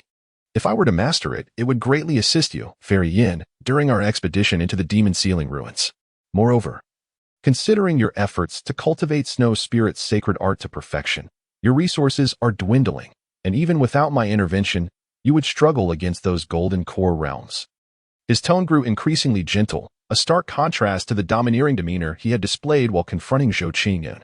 Meanwhile, on the bustling street, the youth in the conical hat stood in the shadow of an eave, cursing as he observed the throngs of people. He had marked the yellow-clad youth and followed closely. Yet he still lost sight of him. He was not alone in his failure. The green-robed elder and several other seasoned Foundation establishment cultivators who had pursued him from the auction also found themselves at a loss. The yellow-clad youth possessed ordinary cultivation. Yet his methods of escape were truly extraordinary. In the blink of an eye, after merely crossing a corner, the mark he had placed was erased, and the aura of that individual vanished entirely, as if he had evaporated from existence. Brother Xuanhuan, that lad is clearly adept at disguise and concealment. Tracking him is futile. Let's abandon the chase. Moreover, purifying heavenly water is fraught with danger and could lead to dire consequences. A woman in a conical hat whispered softly beside him. Her voice was enchanting, strikingly similar to that of Lu Keqing, who had been incessantly entangled with Bufan. The cultivation technique I practice is powerful and allows for rapid advancement, yet it bears significant side effects, without enhancing quality through the elixir of condensation. Even if one succeeds in forming a Dan, it would merely be a false Dan. The youth in the conical hat, unwilling to accept defeat, murmured, "Let us search again." Undeterred, he concealed his presence and quietly scoured the vicinity. After their departure, a young man clad in blue, merely a few meters away at a street stall, slowly rose to his feet, gazing thoughtfully in the direction the youth in the conical hat had taken. This person was none other than Yi Bufan. His animal husbandry technique can alter his aura, rendering him unrecognizable even when standing right in front of the youth in the conical hat. Lu Keqing, how could she be this woman? Yi Bufan furrowed his brows, and the individual referred to as Brother Xuanhuan by Lu Keqing was unfamiliar to him. He had never encountered him and was unacquainted with his aura. However, the name did seem vaguely familiar. Yi Bufan furrowed his brow in contemplation for a moment, and then his eyes flickered with recognition. Could it be him? That foremost follower of Lu Wanchuan, Emo Xuanhuan. The Heavenly Demon Sect boasts numerous prodigies, and in order to ensure his own safety, Yi Bufan had made inquiries about anyone possessing considerable strength below the Golden Core stage. Aside from the likes of Lu Wanchuan and Chu Zixue, who are candidates for the title of Saint, there are several formidable Foundation establishment cultivators. Emo Xuanhuan is indeed one of them. Furthermore, it is evident that Lu Keqing, being in his company, is also associated with Lu Wanchuan. Damn, am I surrounded by spies? Chapter 31. Protect the five before me. I am merely carrying out a task. Yi Bufan felt a twitch at the corner of his eye, overwhelmed by an impulse to curse loudly. The treachery of his enemies surpassed all expectations. Fortunately, his cautious and suspicious nature kept him from getting too close to Lu Keqing. Otherwise, anyone else might have been ensnared by this group of infiltrators without even realizing their peril. However, it did not take long for Yi Bufan to sense something amiss. Was it truly necessary for them to mobilize such a multitude to scheme against someone like me, who was merely a novice at the foundational level in Lu Wanchuan's eyes? Yi Bufan's expression fluctuated between light and shadow. Within this, there undoubtedly lay a conspiracy of which he was unaware. Alas, I merely wish to cultivate steadily. Why must I be coerced? Why? Regardless of the scheme at play, once the truth is unveiled, I shall eradicate all of you. Yi Bufan turned and strode towards the inn, his mood exceedingly foul. He was indeed driven by a murderous intent. Upon returning to the inn, Yi Bufan sat cross-legged and took out a transparent jade vial. Upon opening it, a wave of pure spiritual energy surged forth, causing Yi Bufan to shiver involuntarily. At that moment, a voice echoed in his ears. Jing Tian Shui, extremely keen and cold, capable of purifying the golden elixir and enhancing its quality. Side effects. Due to its properties, the probability of enhancing the elixir's quality is exceedingly low, and the extent of enhancement is minimal. There exists an 80% chance that the elixir will be frozen to death, resulting in immediate demise. Negative reversal. Owing to its attributes, it can significantly enhance quality, with a maximum of 2 transformations and a 100% probability. The chance of the elixir freezing to death is 0, ensuring no harm whatsoever. Upon witnessing this, Yi Bufan's eyes nearly popped out of their sockets. The pure heaven water could at most enhance a single transformation, and the probability was exceedingly slim. However, after the reversal, it guaranteed 100% enhancement, and it would directly result in 2 transformations. What does this signify? The true fire beast pill, which the little sword immortal cherished like a lifeline, could only facilitate a single transformation. 2 transformations could only be procured from legendary celestial treasures. If this were to be presented to the world, it could be exchanged for 3 or 4 genuine magical artifacts. Not to mention the little sword immortal. Even a nascent soul-true monarch would be envious enough to act on behalf of their descendants. This was a windfall. Spending 40,000 spirit stones was an incredible bargain. The pure heaven water post-reversal was simply irreplaceable, as even 1,000,000 spirit stones could not procure it. Yi Bufan was filled with exhilaration as he solemnly stored away the jade vial. With this singular item, his journey had not been in vain. Next, he would delve into the secret techniques to enhance the probability of inscribing talismans. Yi Bufan pinched the withered storage bag and sighed heavily. At this moment, he found himself in a state of dire poverty, unable even to afford the spiritual herbs necessary for alchemical concoction. He yearned to elevate his prowess. Recognizing that talismans represented the optimal path for enhancement as well as a sustainable source of future financial resources. Subsequently, Yi Bufan departed from the inn, merging into the crowd, and resumed his quest for arcane techniques that could augment his talismanic drawing success. Days passed in fruitless endeavor, with even the ever-informed old Xiao unable to uncover any leads. However, Yi Bufan did learn what had drawn the likes of Yen Ruyu and the young sword immortal to the recent auction. It was the Cloud Thunder Sword, a pseudo-magic weapon of the lightning attribute. It was said to have been forged 3 millennia ago by the esteemed Cloud Thunder True Monarch after attaining the Golden Core stage for his descendants. It is hailed as the most potent among pseudo-magic weapons. Old Xiao's face was etched with envy. Unlike true magic weapons, which are far too advanced for foundational cultivators to wield, pseudo-magic weapons can be utilized. Pseudo-magic weapons are inherently formidable, and when combined with the destructive might of the lightning attribute, if acquired by a talented foundational cultivator, they would essentially become an invincible force. Yi Bufan was also filled with envy. He possessed a binding rope of immortals. However, it was not of an offensive nature, but rather one designed to ensnare foes. Who, pray tell, acquired that pseudo-magic treasure? An unknown golden core cultivator purchased it for a staggering 18,000 spirit stones. Truly, what immense wealth. Yi Bufan lamented the extravagant wealth of the golden elixir true person. 1,800,000 spirit stones. However, a question lingered in his mind. Why would the golden elixir true person have any need for a counterfeit magical artifact? What purpose could such a lavish expenditure serve? Could it possibly be for the benefit of his descendants? Yet, counterfeit magical artifacts are primarily beneficial to those with profound magical prowess. Ordinary foundation establishment practitioners could hardly withstand the consumption, rendering them inferior to talismans. Talismans possess formidable power without exhausting magical energy, and aside from their prolonged activation time and being consumable, they bear no significant drawbacks. By the way, in a few days, a secret shop will open, rumored to attract golden elixir cultivators. You might find the techniques you seek there, the respectful old Xiao remarked.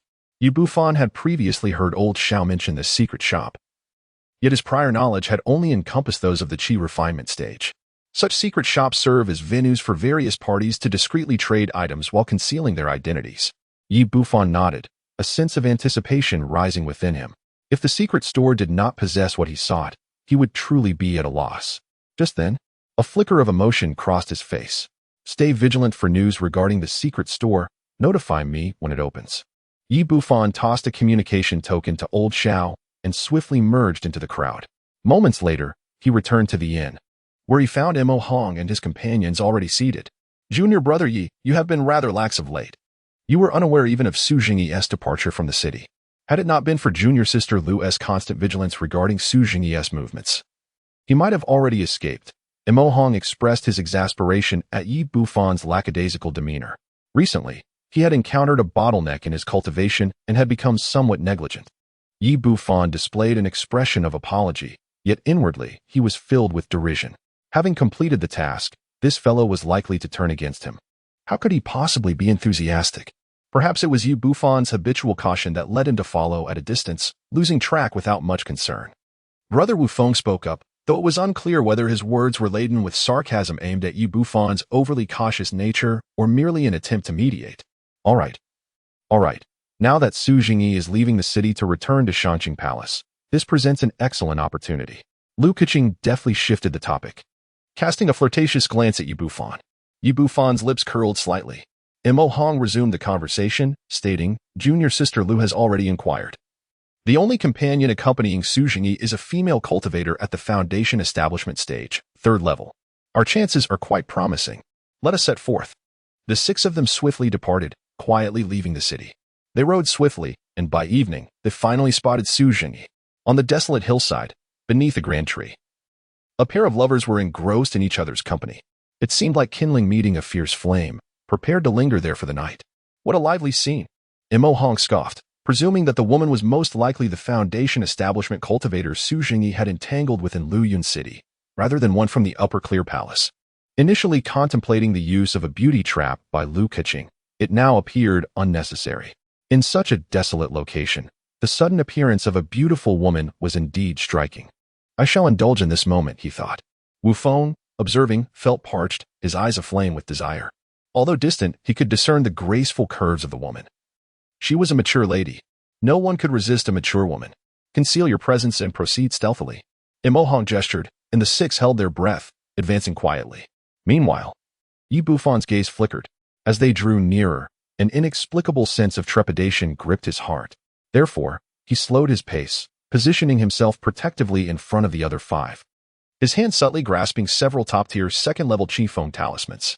Ultimately, he lagged behind his companions by a considerable distance of 4 to 5 zhang, with a swift motion.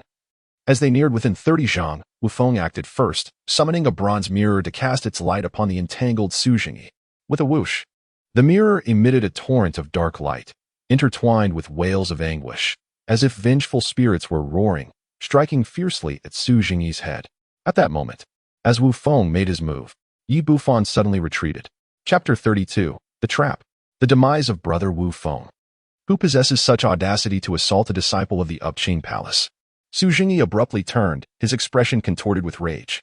In that instant, as the dark light surged towards him, Imo Hong also sprang into action. He produced a small flag and gently waved it, instantly altering the atmosphere. Accompanied by a haunting wail, black apparitions with blood-red eyes lunged towards Su Jingyi. There were a total of 18 phantoms, each possessing foundational cultivation, their collective presence truly intimidating. A soul flag? A practitioner of the demonic path? Su Jingyi's visage shifted dramatically. Quick! Block him! The young female cultivator, her face drained of color, screamed in terror. Even 2 of those apparitions could obliterate her in an instant, before she could retreat. Su Jingyi's eyes flashed with a ruthless glint as he seized the woman and hurled her toward the dark light and the malevolent spirits. Ah, Su Jingyi. The woman's face was a canvas of shock and disbelief, only to be pierced through the chest by the dark light in a moment of despair. As several vengeful spirits eagerly tore her apart, devouring her essence. In the blink of an eye, she was slain, seizing the opportunity provided by the woman's sacrifice. Su Jingyi formed hand seals, summoning 2 flying swords that cleaved through the dark light. Without pausing, the swords unleashed a brilliant radiance, engaging in combat with the 18 malevolent spirits. Clang! Clang! The 2 flying swords were exceptional, even among top-tier artifacts. And they did not falter in their struggle against the phantoms. After executing this maneuver, Su Jingyi produced a piece of red cloth, placing it above his head. The crimson light cascaded down, enveloping him in a protective barrier. It was evident this was a supreme defensive artifact. Is this truly the righteous path? From a distance, Yi Bufan glanced at the remains of the female cultivator, a shiver coursing through him. He had gained new insight. Su Jingyi, who considered himself an embodiment of righteousness, conducted himself with cruelty surpassing that of the demonic path, exhibiting no hesitation when danger arose, using his lover as a mere shield. Imo Hong and brother Wu Feng were equally astonished. The woman I had my eye on, and you had her killed. Unthinkable, Wu Feng roared, the bronze mirror twisting to emit dozens of beams of dark light. His twin brother, Wu Jin, summoned a blood-red cone, exuding a palpable stench of blood, and hurled it at Su Jingyi. Do not waste time. Swiftly subdue this man and take him away, Imo Hong bellowed, forming hand seals and expelling a dense mist of blood that settled upon the soul flag. The flag absorbed the blood mist, fluttering in the wind, invigorating the vengeful spirits as if they had consumed a potent elixir, their strength surging, directly overpowering the 2 flying swords and crashing them violently against the red cloth barrier. Thud! A resounding crash echoed as the crimson veil dimmed rapidly, simultaneously causing Su Jingyi to suffer a backlash, blood seeping from the corner of his mouth. The blood-red spikes of the Wu brothers collided with the crimson shroud. Crack! The veil could no longer withstand the assault, shattering into countless pieces. With two formidable cultivators at the 6th level of Foundation Establishment and the 7th level cultivator Mo Hong joining forces, Su Jingyi's defenses crumbled under the relentless onslaught. Who are you? Why have you targeted me? Su Jingyi's face paled, panic finally setting in. Relying on two top-tier flying swords, he could barely hold his ground against two opponents. But facing three was utterly impossible. Boom, boom. He hastily produced a few cloud explosion talismans, which detonated with a thunderous roar, momentarily halting the advance of the malevolent spirits and the Wu brothers. These talismans cannot stop us. When they fall into our hands, you will understand. Mo Hong sneered, brandishing a soul banner, causing a dozen malevolent spirits to surge ferociously towards Su Jingyi. The latter, in a desperate bid, had already affixed several escape talismans to himself, his figure transforming as he sought to become a streak of light. Lucaching, Mo Hong bellowed. Just as his voice trailed off, a melodious, silvery laughter rang out, an eerie sound infused with seduction and desire, reminiscent of a courtesan's labored breaths, unsettling to the soul. Observing from a distance, Bufan noted that Su Jingyi, poised to flee, appeared frozen as if ensnared, his face flushed, as betraying a struggle within. A sound specifically targeting the spirit? This woman is truly extraordinary. Bufan's eyes narrowed as he observed Lucaching laughing, a small horn perched at the corner of her mouth. Visible sound waves emanated from her lips, amplified infinitely through the horn. It was evident that this was a unique combination of a spell and a magical artifact, a rare sound wave secret technique. Such a soul technique is seldom encountered. Even a typical practitioner at the 7th level of Foundation Establishment would find it challenging to mount a defense against an unexpected assault. Aha! The outcome is already determined. Wu Feng, Wu Jin, find this person. Mo Hong bellowed with laughter. Understood.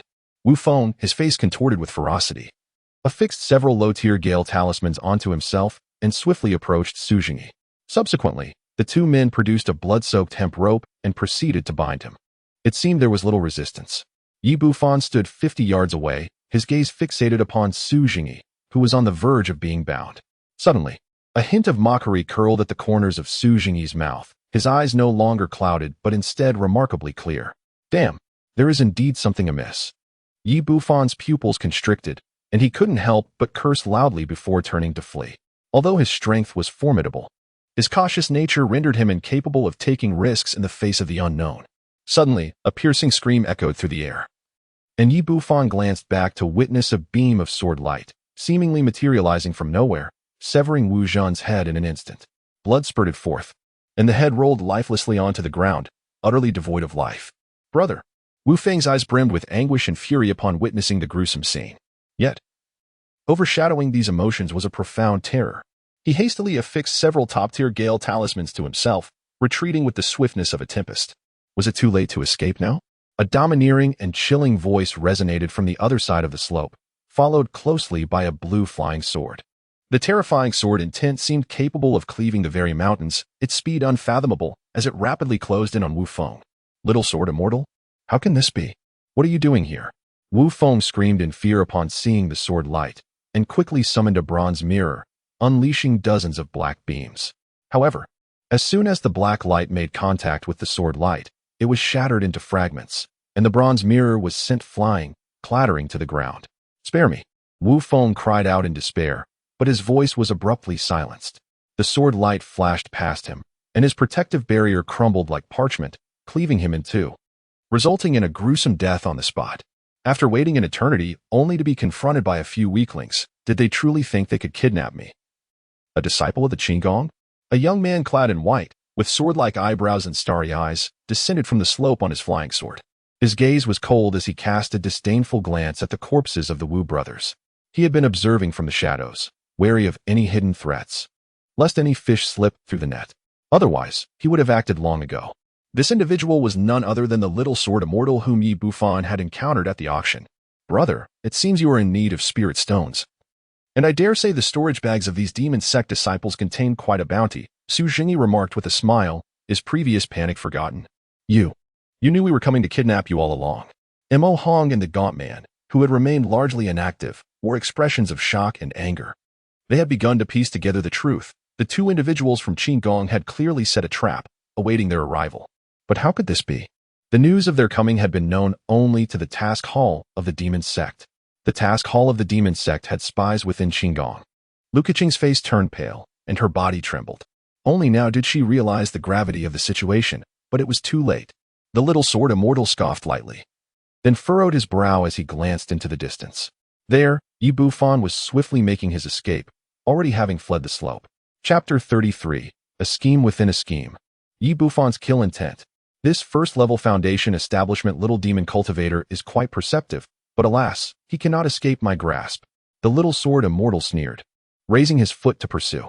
Long before, he had noticed that this foundation establishment cultivator exhibited an astonishing sense of danger, retreating upon nearing the hillside. Had it not been for the adversary's low cultivation level and moderate speed, it is conceivable that this individual could have escaped. The little sword immortal did not travel by sword, yet his speed was remarkable, far exceeding that of an ordinary foundation establishment practitioner, like a streak of sword light. He traversed 100 zhang in the blink of an eye. Whoosh! The flying sword, swift as a shadow, pierced through Bufan with a chilling scream, nailing him to the ground. Blood gushed forth. He was as good as dead. It was unfathomable why such a fledgling foundation establishment cultivator would dare to partake in the mission assigned by the Heavenly Demon Sect. The little sword immortal looked down at the corpse, shaking his head in disdain. He then sheathed his sword, too indifferent to cast another glance at the lifeless body. He harbored no doubts. A foundation establishment cultivator had indeed participated in the encirclement mission against his brother, as had been reported by scouts days prior. The intelligence merely indicated that this individual was a disciple of a certain powerful figure, without specifying who. The little sword immortal could hardly be bothered to inquire further. Meanwhile, Mo Hong, a gaunt man, and Lu Keqing both turned pale at the sight. Was this the might of the little sword immortal? Slaughtering foundation establishment cultivators as if plucking fruit from a tree, all within the span of a single breath. Mo Hong felt a sense of despair. The speed was too great. Did he wish to escape? It was utterly impossible. Little sword immortal, you have killed one who should not have been slain. Mo Hong, suppressing his fear, boldly declared, while you still have time, it would be wise to flee back to the upper clear palace swiftly. Before the little sword immortal could respond, Su Jingyi scoffed, those of the Heavenly Demon Sect are not bound by notions of who should or should not be killed. They all deserve death. He is the sole disciple of the Heavenly Demon Ancestor, Bufan. Even if you are a distinguished disciple of the Upper Clear Palace, our ancestor will not spare you. By now, the ancestor must have learned of Bufan's demise and will arrive shortly.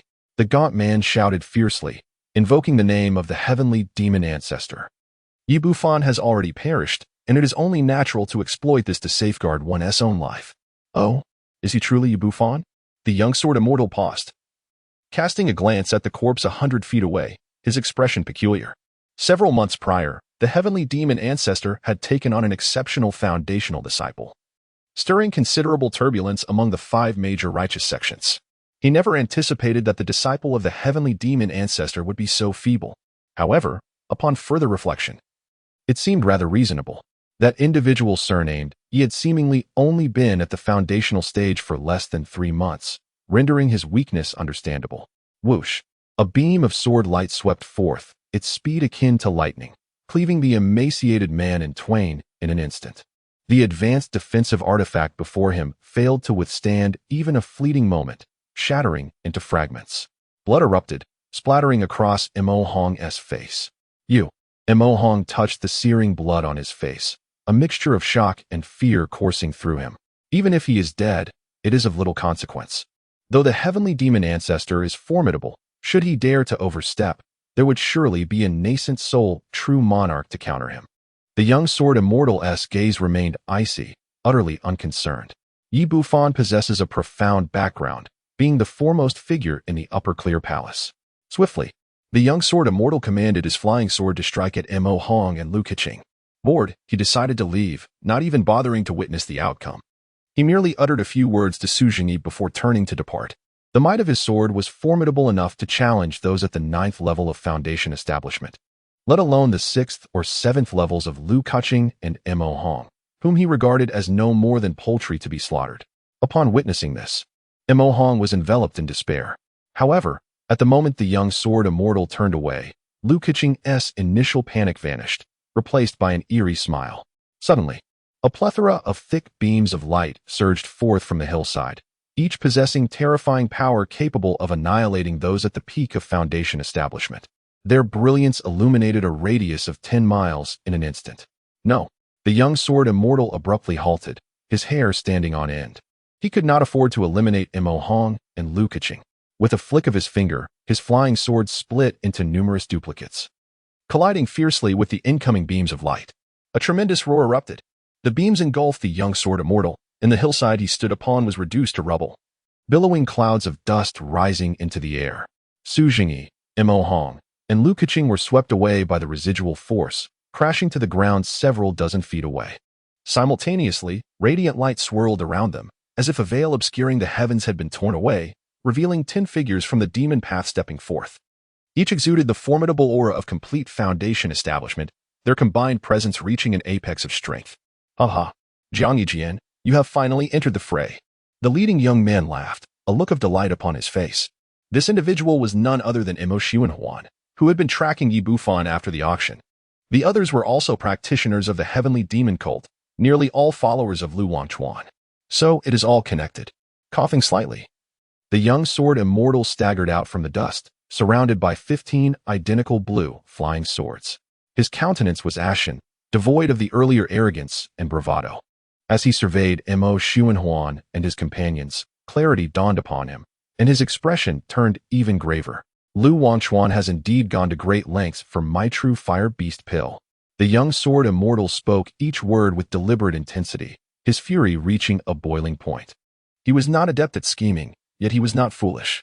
The so-called Elder S mission was clearly issued by Lu Wangchuan, who had enlisted the elders of the Heavenly Demon cult to capture Su Jingyi, alerting his exposed informants in advance. After all, being his younger brother, he would undoubtedly intervene.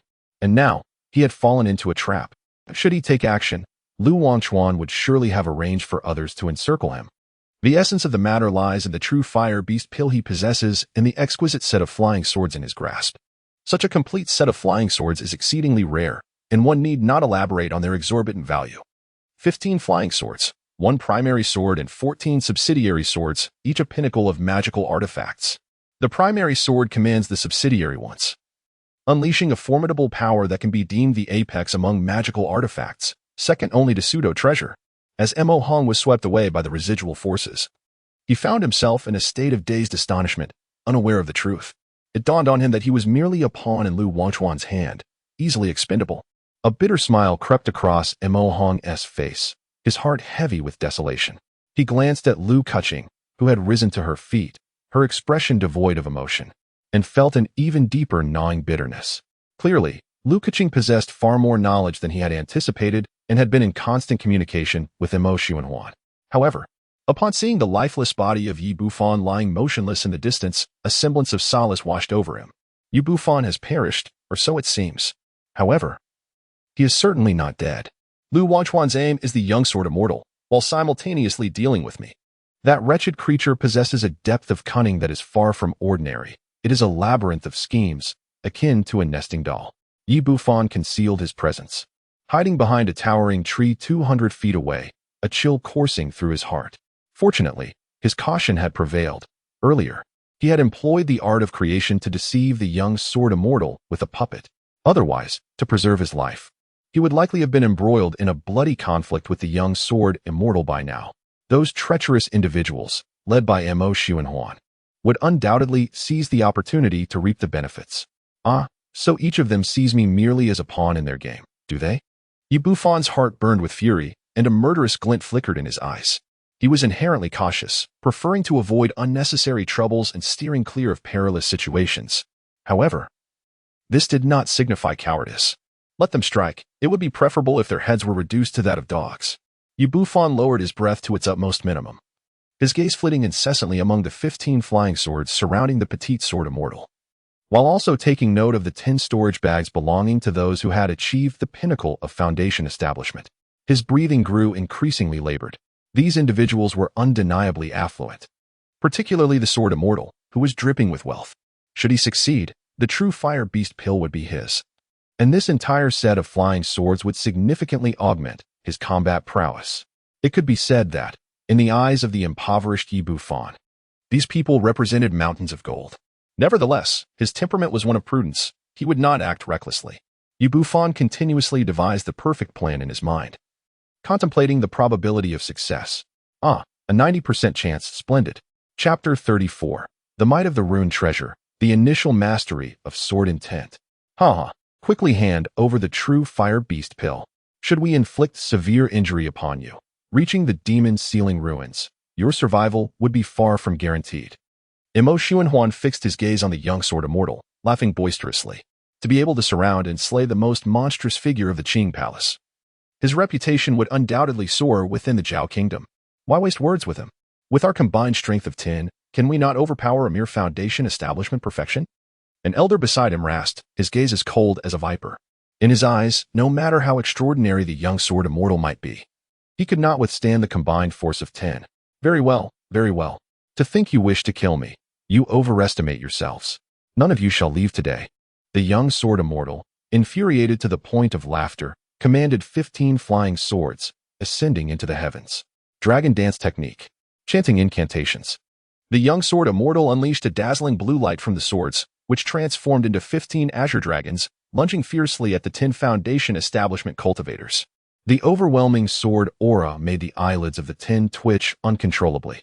Truly, he deserved the title of the young sword immortal, with such sword momentum. No one in the younger generation of the Zhao Kingdom could compare. Jealousy flickered across Imo Xuanhuan's face. The sword path comprises several levels: sword aura, sword intent, and transformation. Those who could achieve sword aura were formidable, while sword intent was a rarity even among the core formation realm. Jiang Yijian earned the title of young sword immortal due to his mastery of initial sword aura, significantly enhancing his offensive capabilities. Unite! Imo Xuanhuan bellowed, as a long spear erupted from his storage pouch. The spear, drenched in blood, radiated a blinding red light as it engaged with 2 azure dragons. Clang! Clang! Sparks flew as if iron were being forged, the fluctuations of magical power causing the air to crackle. The others, not daring to be careless, summoned their magical artifacts. Some wielded feathers, others spikes, and some even summoned skulls, all exuding a menacing aura reminiscent of creatures from a demonic abyss. In that moment, the battle of magical artifacts was fiercely contested. The young sword immortal fought valiantly against the 10 foundation establishment cultivators, astonishingly holding his ground. Such combat prowess was nothing short of extraordinary. Imo Hong watched, his heart trembling. He had only heard tales of the young sword immortal's formidable strength, claiming a spot among the top 3 of the younger generation, but that was merely hearsay. Now, witnessing it firsthand, he truly grasped the extent of this individual's terror. His magical power was pure and robust, far surpassing that of an ordinary foundation establishment cultivator, and combined with his sword aura, if he were to take them on individually, all 10 foundation establishment perfectionists would surely perish. 200 zhang away, Bufan was equally astounded. The opponent's cultivation technique was undoubtedly of the highest caliber, with a magical power nearly equivalent to the combined total of 2 ordinary foundation building practitioners. However, it still fell short when compared to his own Heavenly Fiend True Demon technique, which possessed a magical power exceeding that of top-tier techniques by a factor of 2. This individual was merely measuring against standard techniques.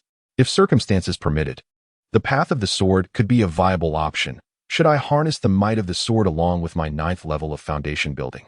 Even the nascent soul realm might not present an insurmountable challenge. Bufan's eyes shimmered momentarily before he ultimately shook his head.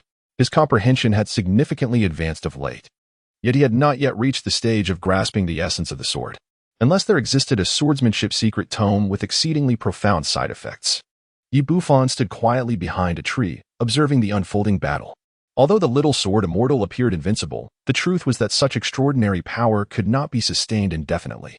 Manipulating 15 flying swords while employing sword techniques demanded an exorbitant amount of magical energy, which he could hardly endure.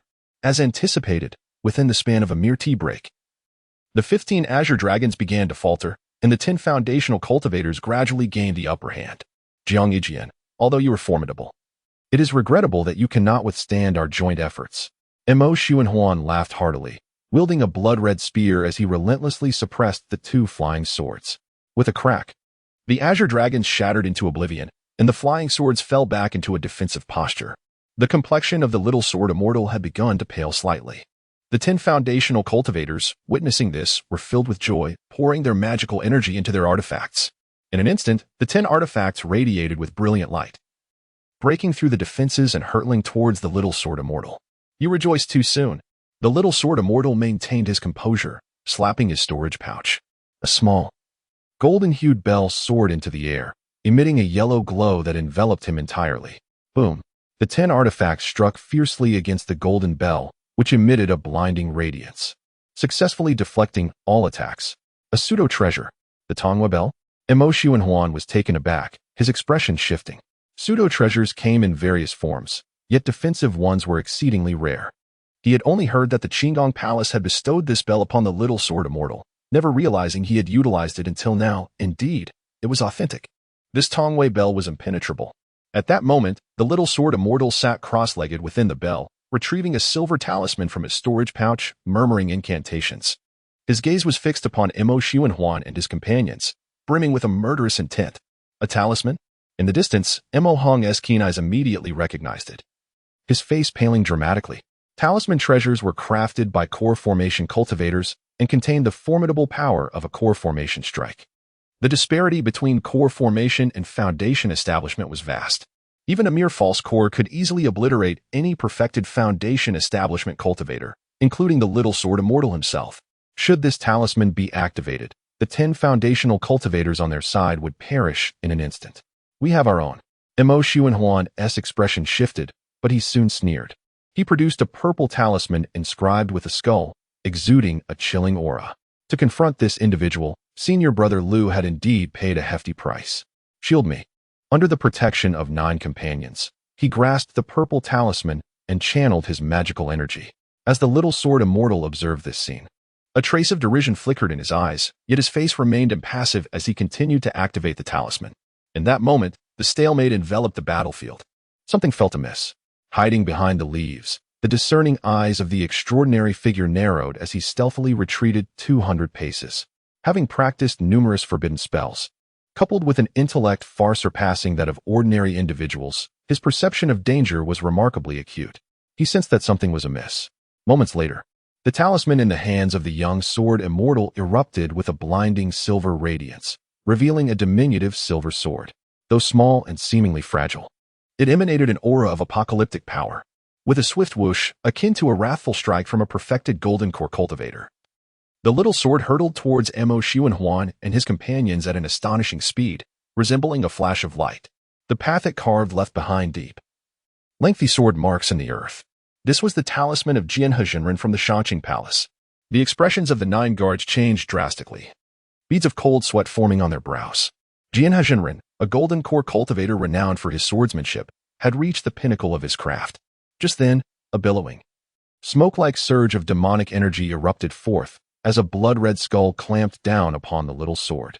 The skull was of a size comparable to a house, and the overwhelming demonic aura pressed down, creating a massive pit 300 feet deep. Was this truly a talisman? Lu Keqing was paralyzed with fear, scrambling backward in a frenzy to avoid being caught in the chaos. Boom! The blood-red skull unleashed its demonic energy, clashing incessantly with the sword's aura, while the ensuing shockwaves ravaged the ground, leaving it pockmarked, and the explosive sounds were deafening. Jiang Yijian, my talisman has a notable origin as well. It was forged by the second elder, the Demon Skullmaster, and is more than capable of withstanding your talisman. Once its power is exhausted, you shall be nothing more than a lamb awaiting slaughter. Mo Xuanhuan rose, casting a cold smile at the young sword immortal. In pursuit of the true fire beast pill, Brother Liu had meticulously accounted for all of the young sword immortal's hidden cards. Is that so? The young sword immortal's gaze was frigid as he scoffed. I had intended to surprise Lu Wangchuan and the others upon entering the demon sealing ruins. Since you all insist on courting death, I shall oblige. With a resonant hum, the sound of a sword echoed, followed by a thunderous roar, as a pitch-black flying sword emerged from the young sword immortal's storage pouch, bursting forth with blinding lightning. Chapter 35, The Emergence of Zhang Laosan. Crack. As if struck by a divine thunderbolt, the flying sword approached the 10 foundation establishment cultivators at an alarming speed. 2 of them were unable to react in time and were instantly cleaved in half, their remains reduced to charred corpses, dead beyond resurrection. The Cloud Thunder Sword? How can this be? Wasn't this pseudo-talisman taken by a golden core cultivator? Mo Xuanhuan, as if witnessing a ghost, could no longer maintain his composure. Screaming in sheer horror, The others were equally terrified, retreating in a frenzy. The young sword immortal, being a foundation establishment cultivator himself and possessing formidable strength, made it difficult for the 10 of them to suppress him. Yet now, with the sudden appearance of a pseudo-talisman level sword, especially one imbued with lightning attributes, even adding more individuals to their ranks would not suffice. Ha ha ha. A group of fools. That golden core true person is a senior from my Qing palace, who acquired this item on behalf of my brother, merely to guard against those few demonic golden core practitioners.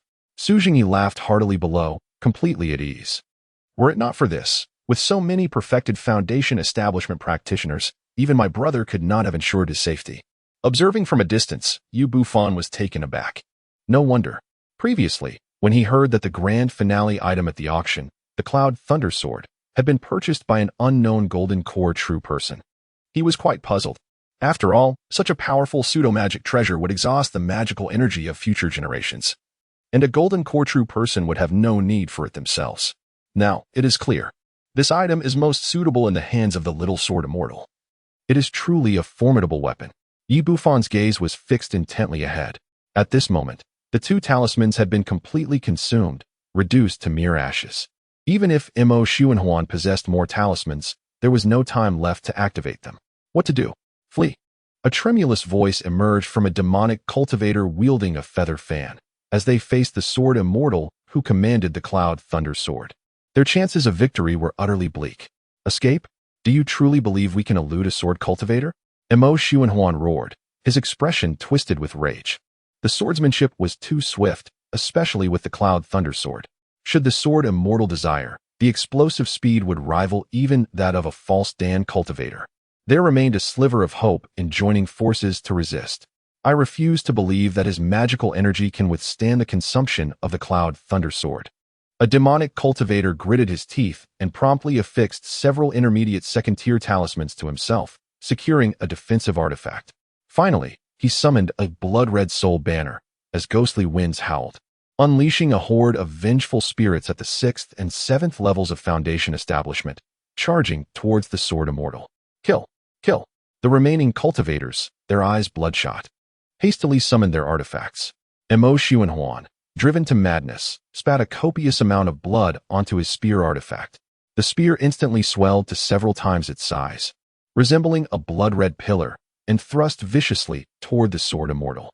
Overestimating their capabilities, the sword immortal's eyes glimmered with derision, his dark hair billowing as the Cloud Thunder Sword sliced forward. Crack! A beam of sword light stretched 6 zhong, akin to thunder, shredding the foremost blood-red soul banner to pieces. The lightning attribute inherently countered the spectral entities.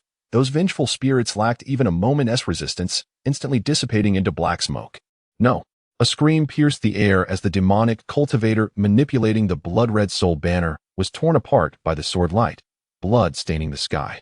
The momentum of the sword light faltered slightly, yet its might still shattered Mo Xuanhuan's blood-red pillar, causing him to spew blood and be thrown backward. Another strike. With a swing of the sword immortal's complexion paled slightly. The power of the Cloud Thunder Sword was terrifying, and its energy consumption was immense. Even he could hardly endure it, especially after battling 10 opponents previously, which had already drained much of his strength. However, he quickly masked the anomaly on his face. Crack! The sword light swept across, severing the feather fan artifact held by a peak Foundation establishment cultivator, along with its wielder, who was beheaded in an instant. Death came swiftly.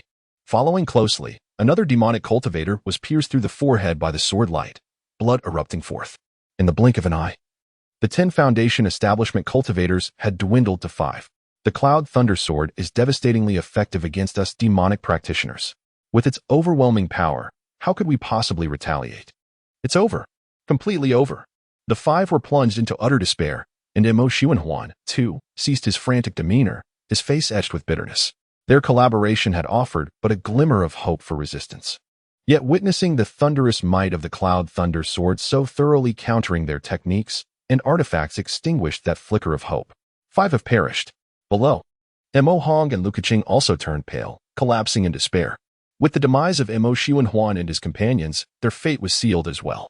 Only Su Jingyi displayed a gleeful expression, reveling in his triumph, occasionally casting glances at Lu Keqing's graceful figure, his eyes flickering with lascivious intent. Typically, When he captures a demoness from the evil sect, he conducts a thorough interrogation.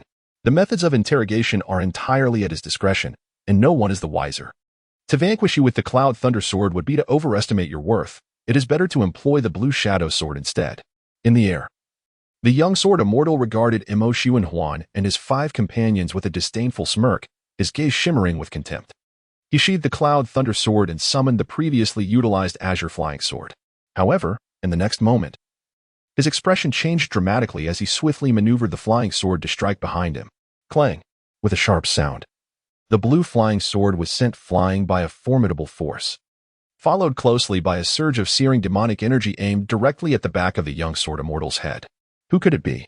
Seizing the fleeting moment when the flying sword deflected the attack, he narrowly evaded the onslaught, his face a mixture of astonishment and fury as he turned to gaze into the distance. There stood a young man clad in a yellow robe, his appearance seemingly unremarkable, yet he was perched atop the flying sword, squinting at him. This individual was none other than Bufan. It's you? The one who bid for the pure heaven water. The young sword immortal recognized him, his countenance darkening. He had previously discussed this man with Yen Ruyu, deeming him foolish for bidding such a high price for the pure heaven water. On the other side, Imo Huan, who had been resigned to his fate, was equally taken aback. He too recognized him, having initially thought he was merely a Foundation establishment cultivator of the first layer, someone he had pursued for quite some time. Now, upon closer inspection, he emanated an overwhelming aura of demonic energy, akin to surging waves. Though his cultivation level was indiscernible, this presence was certainly not that of a mere first-layer Foundation establishment. He was quite quick to react. However, I wonder if your magical energy has been nearly depleted? You can no longer wield the Cloud Thunder Sword. Bufan smiled faintly. Your aura suggests you have merely achieved the pinnacle of Foundation establishment, an overconfident fool. Even without the use of the Cloud Thunder Sword, I could effortlessly dispatch you. The little sword immortal let out a cold laugh, summoning a blue flying sword that darted towards Bufan like a bolt of lightning. With a soft sound, Bufan shattered, revealing merely an illusion. Your speed. The little sword immortal was taken aback.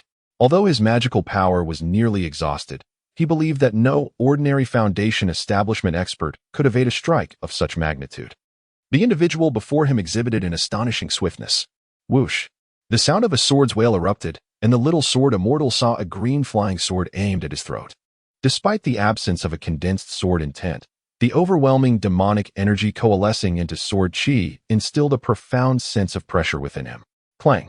The little sword immortal activated his flying sword to collide with his opponents. Yet the ferocious wave of sword chi swept through, forcefully pushing him back several dozen feet.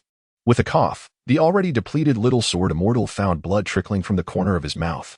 This level of strength surpasses that of an average Foundation establishment expert. Who on earth are you? The little sword immortal's expression changed, his gaze fixed intently on Bufan, who appeared several dozen feet away. As a practitioner of the sword path, he had never encountered such formidable sword techniques, far exceeding the realm of ordinary understanding. Meanwhile, Imo Huan and the others stared in disbelief, their eyes wide. The techniques of speed and swordplay were somewhat familiar to them. They had witnessed them on the 5th floor of the Scripture Pavilion. Who is this person? He has remarkably mastered these 2 forbidden techniques. One of the demonic cultivators trembled. The techniques of flickering light and demonic sword art were renowned within the Heavenly Demon Sect. The former was notoriously difficult to cultivate, with only a handful managing to reach even minor success. The latter was even more perilous, although its power was terrifying. Using it once could drain one's vital energy entirely. If employed multiple times, there was a 90% chance of immediate death. To think someone could cultivate such forbidden arts to such a high level. Is it him? The Midnight Black Hand who broke Li Kuei's legs, Zhang Laosan. Imo Huan exclaimed in surprise as a memory surfaced. He had seen this man's portrait, drawn by someone Li Kuei had commissioned, now widely circulated throughout the Heavenly Demon Sect. Subsequently, Lu Wanchuan had tasked him with tracking down this figure. Unfortunately, after extensive searching, it was as if Zhang Laosan had vanished from the mortal realm. Never did he expect to encounter him now. I am not particularly fond of the term old. Bufan's expression remained impassive. As his words fell, a layer of red armor, glistening with an icy sheen, enveloped his form. Simultaneously, his once ebony hair transformed into a vivid crimson, his eyes igniting with a blood-red intensity. A searing malevolence erupted from him, akin to a blazing sun. sweeping forth like a tumultuous smoke, engulfing all directions. His entire demeanor underwent a dramatic metamorphosis, as if he had emerged from the depths of hell, a demon incarnate. Chapter 36. Zhang Laosan's unyielding steadiness. What manner of cultivation is this? The young swordsman, taken aback by the sight of the red-haired youth, felt a chill creep into his heart, an overwhelming sense of peril washing over him. Imo Xuanhuan, too, was struck with astonishment. As a fellow disciple of the Heavenly Demon Sect, he had never witnessed a display of such overwhelming power. Boom! Yi Bufan's physique was a marvel to behold. His muscles swelling as he towered several inches taller, resembling a humanoid gorilla. Brandishing a colossal hammer, he struck fiercely towards the little sword immortal's head. After 2 months of diligent practice, the demon ape technique approached perfection, and coupled with the magical armor, his strength was formidable. With a resounding thud, the little sword immortal's expression darkened as he maneuvered his flying sword to block the assault, only to be forced backward by the tremendous impact. Come again! Yi Bufan let out a cold laugh, wielding the hammer of heaven with a relentless barrage of strikes, while simultaneously manipulating a flying sword with his magical powers. Executing the sword of magic light to relentlessly target the small sword immortal's vital points, his forehead, eyes, and throat. A dual cultivation of both body and magic. What an aberration! The small sword immortal grew increasingly alarmed. With a massive hammer in close combat and formidable sword techniques from afar, the combined combat prowess was utterly terrifying. Such a dual cultivation is exceedingly rare, and an individual of this caliber could hardly remain anonymous within the borders of the Zhao Kingdom. Where on earth did this individual emerge from? In that moment, Yi Bufan appeared as a formidable master of the demonic realm, effortlessly overwhelming the young sword immortal, leaving him with scarcely any means of retaliation. The sight of the young sword immortal being so thoroughly dominated was astonishing. Could this individual truly be human? A demonic cultivator looked on in disbelief, realizing that this third elder seemed far more powerful than the rumors suggested. Beside them, Imo Xuanhuan wore a countenance of sheer incredulity, his expression reflecting utter disbelief. This cannot be. This individual has unleashed 2 forbidden spells and remains utterly unscathed. The flickering light technique is immensely taxing, and the shadow sword technique, needless to say, could drain one's vitality after just a couple of uses. Yet, this person defied all logic, wielding both forbidden spells repeatedly while seemingly flourishing in vigor. It was simply unnatural. Cough! A sharp sword howl pierced the air as a flying sword pierced the young sword immortal's abdomen, leaving a trail of blood in its wake. The young sword immortal's complexion grew increasingly ashen. Friend, shall we call it a day? I can offer you the true fire beast pill, he exclaimed, his voice laced with frustration. In his prime, he would have faced this individual without fear, but now, his magical energy was nearly depleted. If this continued, he would be unable to wield any artifacts, and he would be nothing more than a lamb awaiting slaughter. In stark contrast, his opponent grew ever more ferocious, as if under the influence of an aphrodisiac. No need, I shall retrieve it myself. Yi Bufan maintained a stoic expression as the colossal hammer and the flying sword descended towards the head and lower body of the little sword immortal. Very well. You have forced my hand. The little sword immortal, consumed by fury, had no choice but to retract his protective barrier to conserve his magical energy. He then took a deep breath, swallowed a pill that would unleash his latent potential, and subsequently unleashed a mouthful of vital blood onto the 15 flying swords. The swords trembled and fused into a singular, formidable sword measuring 10 zhang in length. This giant sword radiated an intense brilliance, its edge unparalleled.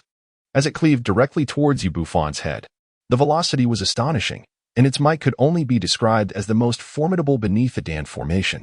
At last, I have compelled you to reveal your ultimate trump card. This is the moment I have awaited. Yi Bufan let out a hearty laugh, his hands forming intricate seals as he summoned the golden bell to hover above him. Simultaneously, he affixed several second-tier supreme defensive talismans upon himself. Undeterred by the looming threat of the colossal sword, he began to alter his incantations. Previously, he had discerned that the little sword immortal was unscathed and undoubtedly possessed hidden cards. Now, upon witnessing the truth, it was as he suspected. With a resounding crash, the immense sword struck the golden bell, sending ripples across its surface. The bell flickered with light, but ultimately succumbed to the assault, shattering with a sharp crack. A supreme magical artifact, rendered useless. This spectacle left Imo Xuanhuan and his fellow demon cultivators utterly astounded. That was indeed a top-tier artifact. How could it have shattered so easily? The little sword immortal's hidden strength surpassed their expectations. With a tearing sound, after the giant sword fragmented the golden bell, its brilliance dimmed considerably, yet its power remained formidable. Shattering several defensive talismans in succession, the immense sword then struck down upon the armor. After a strenuous effort, it managed to create a fissure in the armor, yet it seemed to become lodged, unable to advance another inch. Inside, a layer of defensive treasure garments was revealed. By the heavens, how many defensive treasures do you possess? As a genius, to bully a depleted sword cultivator like this, do you not possess any sense of shame? The little sword immortal was momentarily taken aback, unable to maintain his composure, and unleashed a torrent of curses at Bufan. This defense was layered thrice, akin to a 1,000-layer cake. This senior brother was simply too meticulous. Emo Xuanhuan and the others were equally dumbfounded.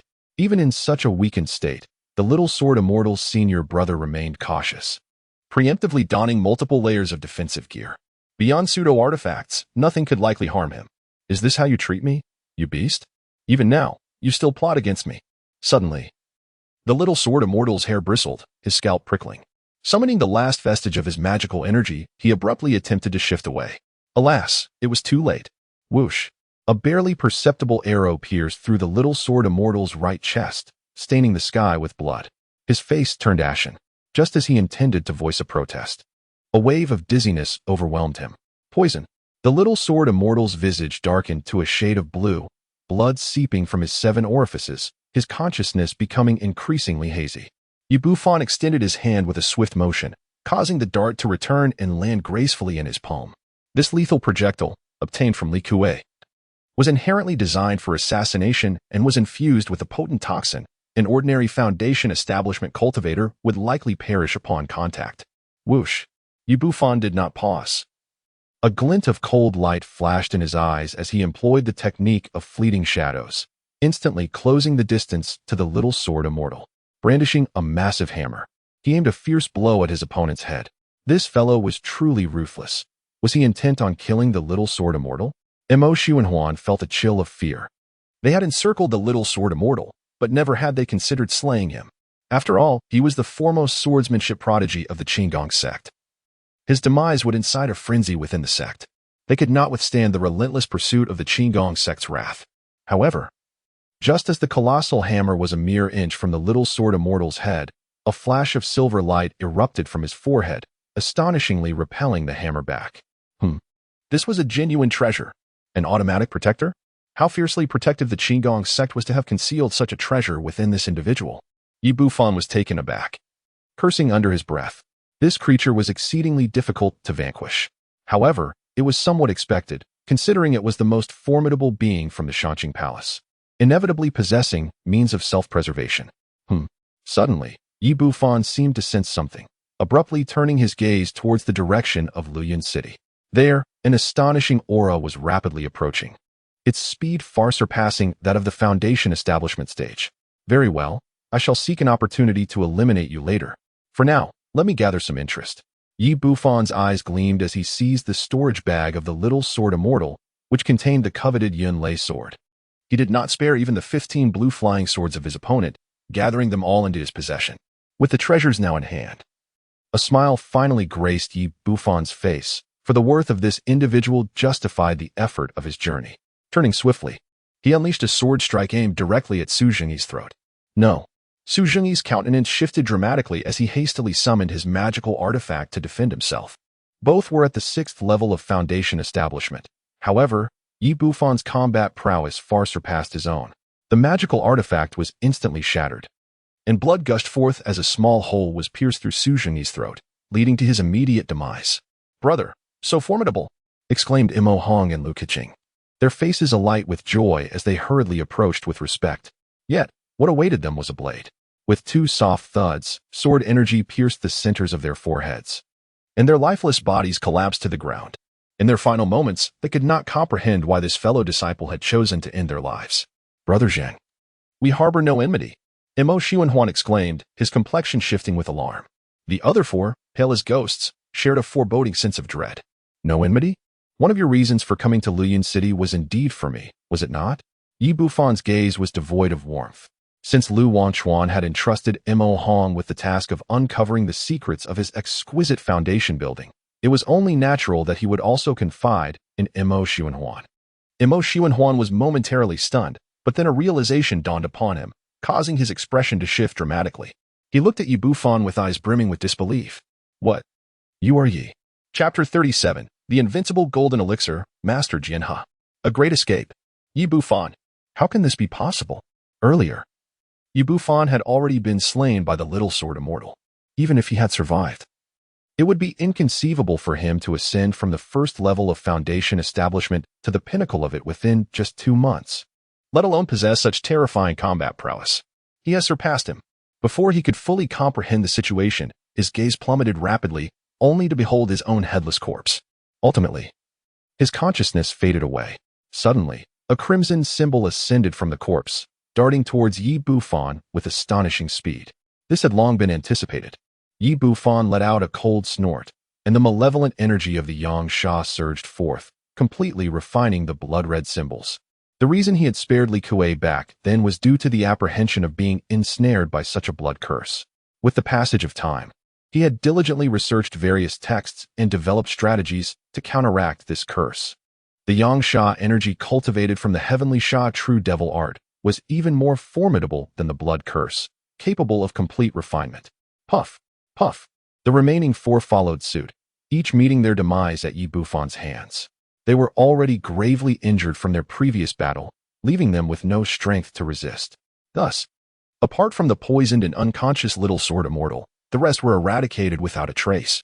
Yi Bufan swiftly collected the storage bags of the top 10 perfected foundation establishment cultivators, leaving no stone unturned, not even sparing the bags of Mo Hong, Su Jingyi, and the deceased Wu Feng brothers. He meticulously scoured the area, demonstrating a relentless determination. In his desperate state, he even gathered the shattered fragments of the magical tools that had been destroyed by the Little Sword Immortal, hastily stowing them into his pockets. Regrettably, there was no time to tidy up the scene. Yi Bufan once again stored away the puppet that bore an uncanny resemblance to himself. At this moment, the sword light from the direction of Luyan City was rapidly approaching. Yi Bufan unleashed a torrent of fireballs, incinerating the battlefield to obliterate any traces that might lead back to him. Although he currently donned the guise of Zhang San, he remained vigilant. Some Golden Core masters possessed the ability to reverse time and might discern clues to his true identity from the remnants of the scene. Casting a final glance at the young Sword Immortal, he sighed, compelled to depart. He truly wished to eliminate the young Sword Immortal, for this individual was exceedingly powerful and posed an ongoing threat. However, the young Sword Immortal was protected by a treasure akin to a turtle shell, boasting formidable defenses. Youngster, which esteemed family do you hail from? Leave your name. With a thunderous roar, a beam of sword light surged towards Yi Bufan at an inhuman speed. The brilliance of the sword light was so immense that it obscured the heavens, resembling a towering mountain. You struck the young, now you send the elder, is it? Yi Bufan's eyes twitched at the corners. Not only was he aged, but he was also a formidable figure. Such a terrifying sword aura would likely render him an invincible entity even among those in the Golden Core realm. Blood escape technique. Flickering light and shadow. Yi Bufan dared not linger any longer and immediately executed the blood escape technique. Still feeling uneasy, he proceeded to apply a dozen or so clear wine talismans upon himself. These were all spoils acquired from Li Kuei, and he had nearly exhausted them in one go. His speed surged instantaneously, transforming him into a streak of crimson light that raced toward the horizon. The velocity he attained was even more ferocious than that of a false Dan. Boom. Just as he had covered a distance of 100 zhang, the spot where Yi Bufan had originally stood was struck by a beam of sword light, carving a sword pit several dozen meters deep. Such terror was unfathomable. As Yi Bufan caught sight of this, his scalp tingled with alarm, and he fervently activated the blood escape technique. In but a brief moment, he had covered 100 miles. Simultaneously, an elderly man with silver hair, clad in a silver robe, approached on his sword. His countenance was grim, and his eyes resembled 2 piercing blades. When had the 3 great demonic sects produced such a prodigy? The silver-haired elder gazed into the distance, his brow furrowed. Such speed was rarely achievable among the younger generation. Even with talismans, it would be a formidable feat unable to pursue the figure. He hastily descended to the ground to examine the injuries of the young Sword Immortal. Regarding the ambush on Su Jingyi by the Heavenly Demon Sect, Jiang Yijian had reported it to him. At that time, he had not taken it seriously. For holding the Cloud Thunder Sword, unless a Golden Core Master intervened personally, no one could slay Jiang Yijian. The Upper Clear Palace had pressing matters to address with the City Lord's mansion in Flowing Cloud City, hence he accompanied Jiang Yijian. His swift arrival was undoubtedly due to sensing the fluctuations of the Cloud Thunder Sword. Flowing Cloud City was not too distant from here. Such a vicious method. The silver-haired elder touched the neck of the young sword immortal, and his expression darkened further. This potent poison was familiar to him. It was the venom of the crowned king snake, exceedingly lethal to those below the Golden Core stage. Had his junior not possessed a treasure to safeguard his heart vein, he would have perished from the toxin by now. With Su Jingyi slain, Jiang Yijian gravely injured, and both the Cloud Thunder Sword and storage pouch stolen. Whoever dared to employ such lethal means must face death. The silver-haired elder was consumed by rage, lifting the unconscious Jiang Yijian with one hand, as his golden core power surged into him to expel the poison. Simultaneously, he summoned a silver flying sword that landed at his feet. The flying sword bore a striking resemblance to Jiang Yijian's talisman. This elder was none other than the sword-craned true man of the Upper Clear Palace. Also the ancestral figure of Jiang Yijian, one of the top 10 golden cores of the righteous path. Whoosh! The sword-craned true man transformed into a stream of silver sword light, swiftly pursuing the direction in which Bufan had fled. At this moment, a distance of 130 miles lay between them. Even a typical golden core would find it arduous to catch up. Yet, the speed of the sword-craned true man was astonishing. In less than 10 breaths, he had closed the gap by 20 miles. What in the world is this creature? Moving with such incredible swiftness? Bufan glanced back, his face paling in fear. The utmost spiritual awareness of a perfected foundation stage could extend up to 99 miles. Although he had not yet attained the pinnacle of this realm, he relied on the principles of the Heavenly Demon in building his foundation, combined with the spirit-forging technique. Thus, his spiritual perception had transcended the limitations of the foundation stage, reaching a distance of 100 miles. He could distinctly sense a terrifying aura approaching with lightning speed. I refused to believe it. Bufan's eyes were reddened with suppressed pain as he retrieved a third-tier wind thunder talisman from his storage pouch. A third-tier talisman, akin to the prowess of a golden core realized being, bore a value of no less than 7,000 to 8,000 spirit stones for its lower-grade variants, making it exceedingly precious, while higher-grade versions commanded exorbitant prices. This particular talisman was one of 10 gifted to him by his master, who harbored great hopes that he would succeed in courting the enchanting Yin Ruyu before his departure. With a resounding boom as the talisman adhered to his form, Bufan's speed surged exponentially, resembling a bolt of lightning that erupted into a mushroom cloud, shattering the sound barrier as he fled into the distance. A third-tier escape talisman? Moreover, a top-tier one at that. The silver-haired elder trailing behind him furrowed his brow, recognizing the rarity of such talismans. After all, there were scarcely a handful of third-tier talismans masters in the entirety of the Zhao Kingdom. To possess a top-tier escape talisman signified a formidable background. I wonder how many of those escape talismans you have, capable of enduring such consumption, the silver-haired elder sneered, relentlessly pursuing him. Moments later, the figure ahead experienced a sudden decrease in speed, but quickly surged forth again, managing to create a staggering distance of 150 miles between them. At this juncture, Bufan was over 2,000 miles away from Luoyuan City. Below him, the forests and towns appeared like a mirage, continuously receding. I swear, I shall cultivate the sword. I will become a master swordsman. Bufan seethed with indignation. After expending 2 Yunlei talismans, he found himself still unable to shake off that ancient fiend. The swiftness of the sword cultivator was utterly unreasonable. He raced along at breakneck speed, to the point where Bufan's trousers felt as if they were about to ignite. He could not continue at this pace, lest he be inevitably caught. The fierce wind howled, causing his robe to billow, yet his gaze grew increasingly composed. Ultimately, gritting his teeth, he reluctantly produced another Yunlei talisman. He possessed only 4 in total, with the remaining ones being enemy confinement talismans, all of which were mid to high-tier third order. Talismans, after all, could not compare to genuine golden elixirs. They even fell short of talismanic treasures, making it virtually impossible to subdue and slay a formidable sword cultivator using mere talismans. Bang! As Bufan passed by a serene lake, a sudden surge of rolling black smoke enveloped his entire being. Chapter 38. What a plump fish. A fortuitous ride. In the blink of an eye, Bufan's figure emerged swiftly from the black smoke. His speed significantly increased. Another escape talisman. How affluent he must be. Which noble lineage does this prodigy hail from? Behind him, the silver-haired elder fixated on Yi Bufan, visibly astonished. Even among those of saint-level caliber, such talismans are exceedingly rare. Moreover, the aura and appearance of this individual did not align with those of the demonic sect's elite. They had pursued him for over 100 miles when the silver-haired elder suddenly decelerated and halted mid-air, his expression shifting subtly.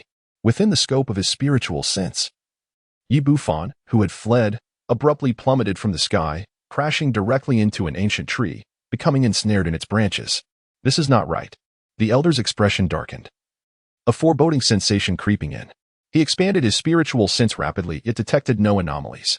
Then, commanding his flying sword, he traversed a hillock, swiftly approaching Yi Bufan. Upon nearing, he finally discerned something amiss. The figure hanging from the ancient tree bore an uncanny resemblance to Yi Bufan, both in aura and appearance, yet its gaze was distinctly vacant, resembling that of a puppet. No, it is indeed a puppet. Remnants of the wind and thunder talisman's ashes lingered upon it. You little rascal! How dare you deceive me? The elder's face flushed with anger. A dignified true sword cultivator had been outwitted by a mere foundation establishment novice. Wouldn't this become a source of mockery for others? Bang! The silver-haired elder seized the puppet, his formidable sword aura swirling around his hand, and he cleaved the visage that resembled Yi Bufan into oblivion. At that moment, the true form beneath the puppet's mask finally revealed itself, a dark-skinned face. The aura was strikingly similar, indistinguishable from the original. What kind of disguise technique is this? The elder was taken aback. No matter how sophisticated a disguise, even one that alters aura entirely, he would easily detect the subtleties with his cultivation level. Yet this puppet transcended mere disguise. It was akin to a divine art. It harbored many secrets. I refuse to believe you can escape my grasp. The silver-haired elder, his countenance darkened, unleashed his spiritual sense for a comprehensive search. Meanwhile, 100 miles away, in a lake, a splash resonated as a carp leapt from the water, soaring onto the shore. The carp's lively eyes scanned its surroundings, and then, astonishingly, it sprouted 2 human legs. Without hesitation, it dashed towards the direction of Luyun City. Old Deng, wait for me. Once I achieve Golden Dan, I shall surely pierce you with my sword. A fish, adorned with 2 legs, opened its mouth in furious exclamation and took off in a frenzied sprint. This creature is none other than Yi Bufan, who had previously descended into the lake during the eruption of the dark mist, employing the art of creature creation. Had he not abandoned his puppet and resorted to the method of the golden cicada shedding its shell, he would have been sliced into sashimi by the old man by now. He did not employ any magical powers. Rather, he relied solely on the strength of his physical form. In the span of merely 100 miles, even a hint of magical energy could alert that formidable sword cultivator. As he sped along, whenever the sword cultivator's spiritual sense swept in his direction, Yi Bufan would swiftly plunge into the water. Ultimately, the distance was considerable, and the spiritual sense of a golden core cultivator could not probe so meticulously. After racing several hundred miles, he found himself pursued by dozens of waves of spiritual detection. Is that sword cultivator out of his mind? Still searching for me? What a deep-seated grudge. Yi Bufan submerged into the river, his heart sinking continuously. Although his animal breeding technique had been honed over a long period, it could not endure for 10 days or half a month. Plop! Yi Bufan transformed into a carp, leaping once more from the river's depths, intent on assuming a different animal form. After all, without employing any magical powers, his speed as a fish was rather limited. However, just as he broke the surface of the water, a fishing net descended upon him with unwavering precision, ensnaring him tightly. Yi Bufan was utterly bewildered. Giggle! What a plump fish! On the riverbank, a little girl with a ponytail gleefully raised her net, proudly showcasing her catch to a middle-aged man nearby. Daddy, aren't I amazing? I caught a big carp. The little girl, dressed in a floral dress, was merely 5 or 6 years old, her chubby face exuding an adorable charm. Beside her, in addition to the middle-aged man, were several cultivators in the chi refinement stage, and in the midst of them stood a dozen horse-drawn carts, evidently part of a merchant caravan. Hee, my daughter is the best. I'll make you fish soup later. The middle-aged man affectionately ruffled his daughter's hair. Yi Bufan. No, Grandpa, the koi is so adorable. I wish to keep it. The little girl pouted and placed the koi into the bucket, her large eyes sparkling with delight. All right, I shall acquiesce to your wish. The middle-aged man chuckled. Clearly a doting father.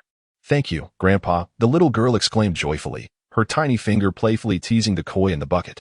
Bufan felt somewhat speechless. He had no desire to accompany the merchant caravan on its travels and was contemplating a discreet departure when a sudden voice extinguished his intention to leave. Patriarch. Lama has nearly calmed everyone. We shall reach Luyun City before the day is out. The speaker was an elderly man at the 4th level of Qi refinement. Previously, a powerful spiritual presence had swept through the vicinity several times, instilling fear in Longma and preventing them from continuing their journey. Reluctantly, they had to rest briefly by the riverbank. Let us depart quickly, urged a middle-aged man, his expression grave. He was at the 9th level of Qi refinement and was equally apprehensive about that spiritual presence. Although the Li family caravan paid a tribute of spirit stones each year for the protection of Luyun City, generally deterring bandits, the current situation was precarious with the convergence of 5 major sects and formidable figures from the demonic path, rendering unexpected incidents possible. Let us go. I shall take you to the grand city, Longma said, tugging the cart toward Luyun City. Inside the cart, a little girl giggled at the carp. Father, are there truly many foundational ancestors in Luyun City? Along the way, she occasionally lifted the cart curtain, gazing eagerly in the direction of Luyun City. The highest cultivation level among the Li family was merely the 13th level of Qi refinement, making foundational cultivators figures she could only admire from a distance. Indeed, your father is quite close with a foundational cultivator from the Snow Spirit Palace. This time, I brought you along so you could take her as your master. The Li patriarch chuckled, filled with pride. For these small cultivation families, befriending a foundational cultivator was immensely beneficial, especially if they hailed from one of the 5 major sections. Without such connections, he would not have been able to conduct trade between Luyun City and Yunguang City. Unbeknownst to them, a foundational expert had already infiltrated their caravan. What a fortunate turn of events. With the caravan providing cover, they could safely hitch a ride back to Luyun City. In the fish barrel, the carp's eyes twinkled with joy, and it felt completely at ease. The caravan was still approximately 300 miles from Luyun City. Along the journey, Bufan learned the name and background of the little girl. Her name was Li Nan An, hailing from a small family in Yunguang City. Engaged in the business of raw materials for talisman crafting, the cargo contained either spiritual wood or the hides of low-tier demon beasts. Due to the slow pace of the cart, they finally arrived at Luyun City by evening. At last, we have arrived. Bufan was submerged in water, blowing bubbles. When suddenly a jolt of realization surged through him, revealing a look of delight as his spiritual sense detected a magnificent city in the distance. His return was motivated by the increasing difficulty of cultivation in the foundation establishment stage, particularly in its later phases. He required a substantial quantity of spiritual materials to concoct elixirs. Relying solely on himself, it would take several years, even at an accelerated pace. Suddenly, Bufan's countenance stiffened as a figure clad in silver robes descended from the distant skies. The elder's expression was grim, and a formidable aura surged forth, causing the merchants and cultivators to tremble in fear, nearly bowing before him. It was the Sword Crane Master. Chapter 39. The Tremor of Luyun City. Bufan's resolve. A Golden Core Master. The head of the Li family gasped in horror and hurriedly urged his daughter to bow in reverence. The others were even more apprehensive.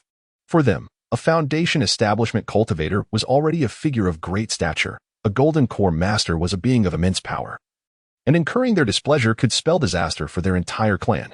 This ancient being has sensed my presence? The fish in the bucket tightened its body, but soon relaxed. The Sword Crane Master held the little sword fairy with one hand, casting a fleeting glance at the merchant group before withdrawing his gaze in disappointment. He had not noticed the fish bucket beside the little girl. After all, who would suspect a mere fish? At that moment, several figures rushed out of Luyun City. Master! A young man with a sallow face dashed forward, momentarily stunned upon seeing the unconscious little sword fairy. The few disciples from the upper clear palace beside him were equally taken aback. Big brother, how could he be so gravely injured? Could it be that a Golden Core Master has intervened? The young man pondered, recalling the tales he had heard from Su Jingyi regarding Jiang Yijian's ambush on demonic cultivators. Their master's hasty departure from Luyun City had led them to speculate that something had befallen their elder brother. Search the city for a foundation establishment cultivator of the Heavenly Demon Sect named Zhang San. The Sword Crane Master commanded decisively. Previously, he had been searching towards the direction of the demonic sect, continually expanding his search area, yet to no avail. That cunning youth likely reversed his course and returned to Luyuan City. A foundation establishment cultivator? Could one truly inflict such injuries upon my elder brother? The sallow-faced youth exchanged glances with his fellow disciples, all of them filled with trepidation. Zhang Yijian had achieved a modest mastery of sword intent, complemented by a complete set of magical artifacts, rendering him nearly invincible among his peers. Even a perfected foundation establishment cultivator would scarcely possess the capability to harm him, let alone one wielding the Cloud Thunder Sword. However, in the face of their master's foul mood, they dared not speak further and hastily returned to the city to make arrangements. Zhang San? Excellent. Splendid. A figure clad in yin-yang robes emerged from Luyuan City, laughing heartily, reveling in the little sword fairy's misfortune. He was a member of the Hehuan sect, known as the yin-yang master. Invincible among his peers? Even our holy son of the 10,000 Beast Valley would not dare to make such a claim. On the other side, a middle-aged man clad in resplendent robes, riding a white crane, sneered. As a golden core cultivator, the actions of the sword crane master drew significant attention. His departure from Luyuan City had already caught the eye of the demonic sect's golden core practitioners. Simultaneously, several spiritual senses from Luyuan City probed in, overwhelming the cultivators entering and exiting with a sense of suffocation, akin to a dark cloud. Even those at the peak of the foundation establishment stage trembled with fear. The chasm between the foundation establishment and golden core stages was insurmountable. No matter how prodigious one might be, they could not bridge this divide. All were golden core masters. The crowd's breath caught in their throats. Then their attention turned to the young sword immortal, and upon recalling the conversation among the golden core practitioners, they began to piece together the truth. My heavens! Was it truly the Heavenly Demon Sect's foundation establishment cultivator who had reduced the young sword immortal to such a state? Who could it be? Lu Wangchuan? Or perhaps Chu Zixua? Are your ears deaf?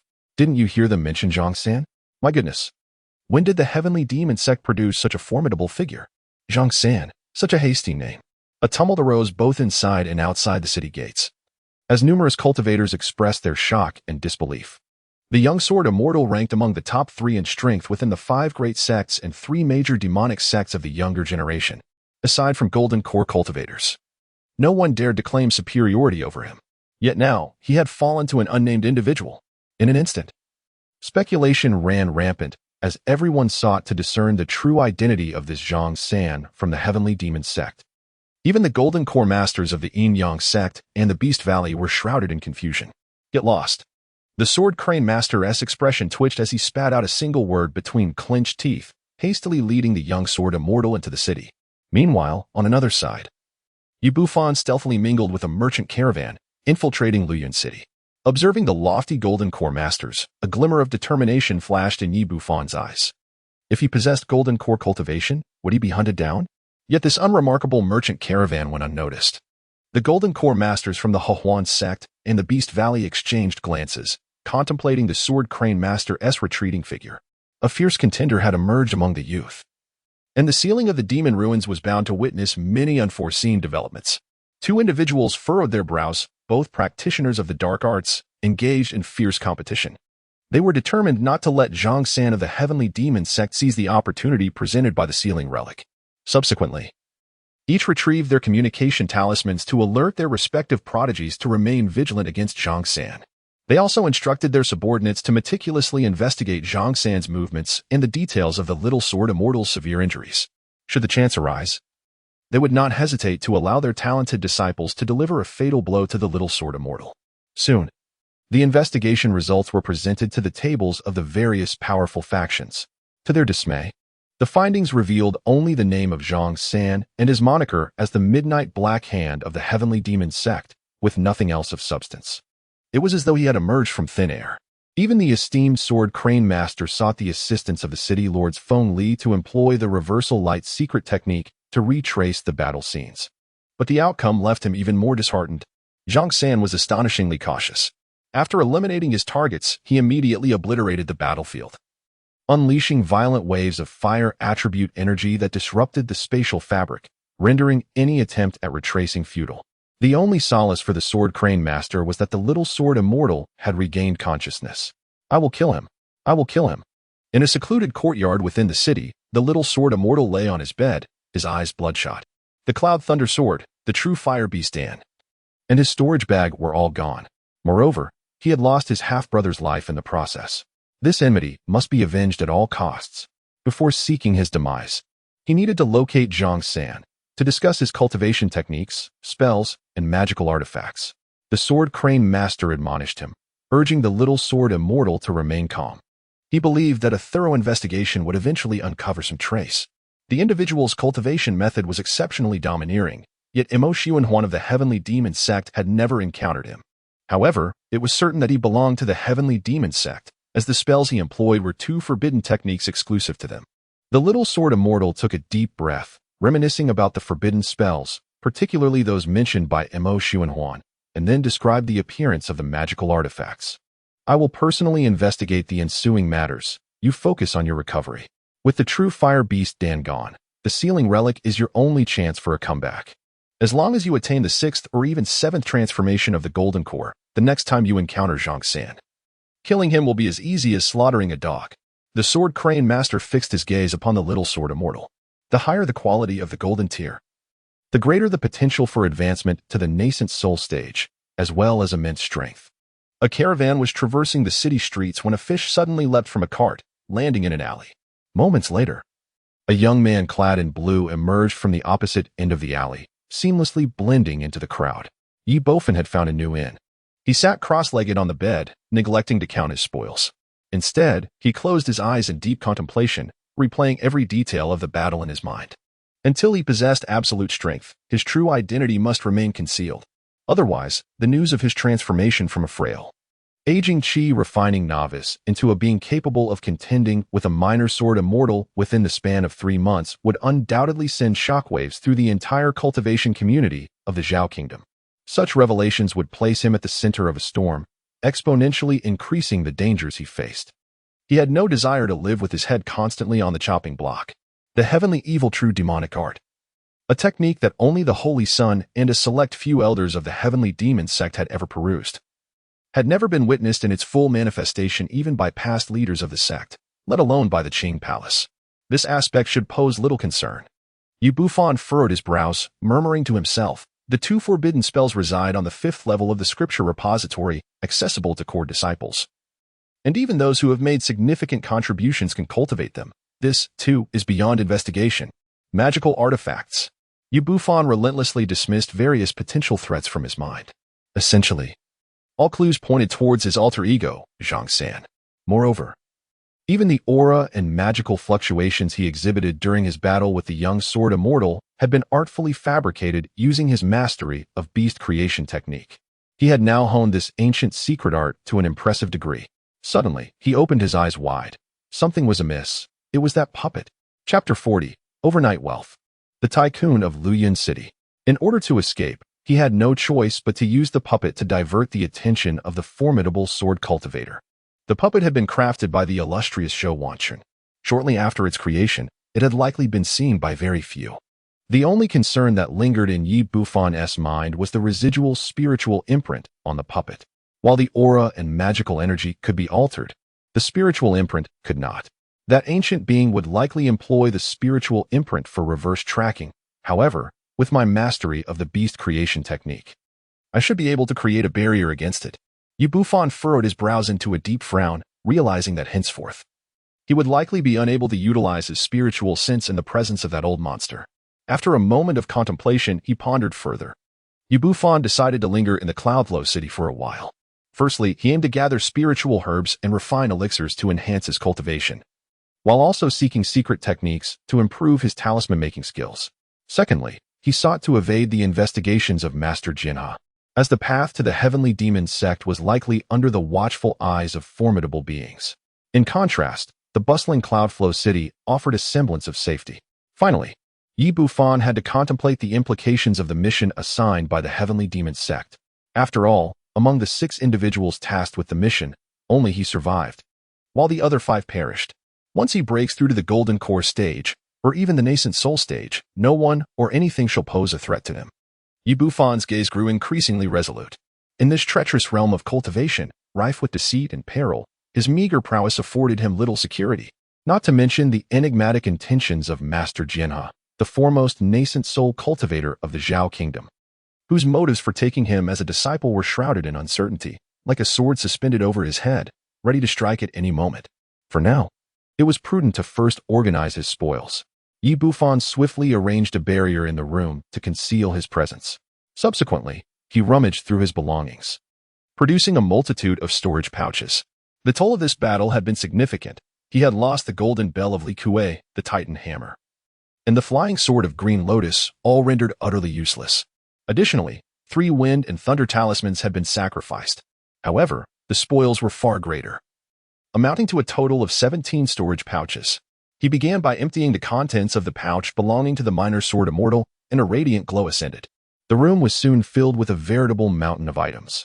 The Cloud Thunder Sword. Bufan grasped the thunder-patterned flying sword, its touch as frigid as the icy iron from the ninth heaven. Merely holding it, he could feel the tempestuous lightning contained within. Subsequently, he retrieved a fragment of a magical artifact, and with a flourish of the Cloud Thunder Sword, effortlessly severed it. The cut was charred and blackened. What formidable power! He inhaled sharply, his eyes gleaming, and directly erased the spiritual consciousness attached to the miner's sword immortal before stowing it away in his storage pouch.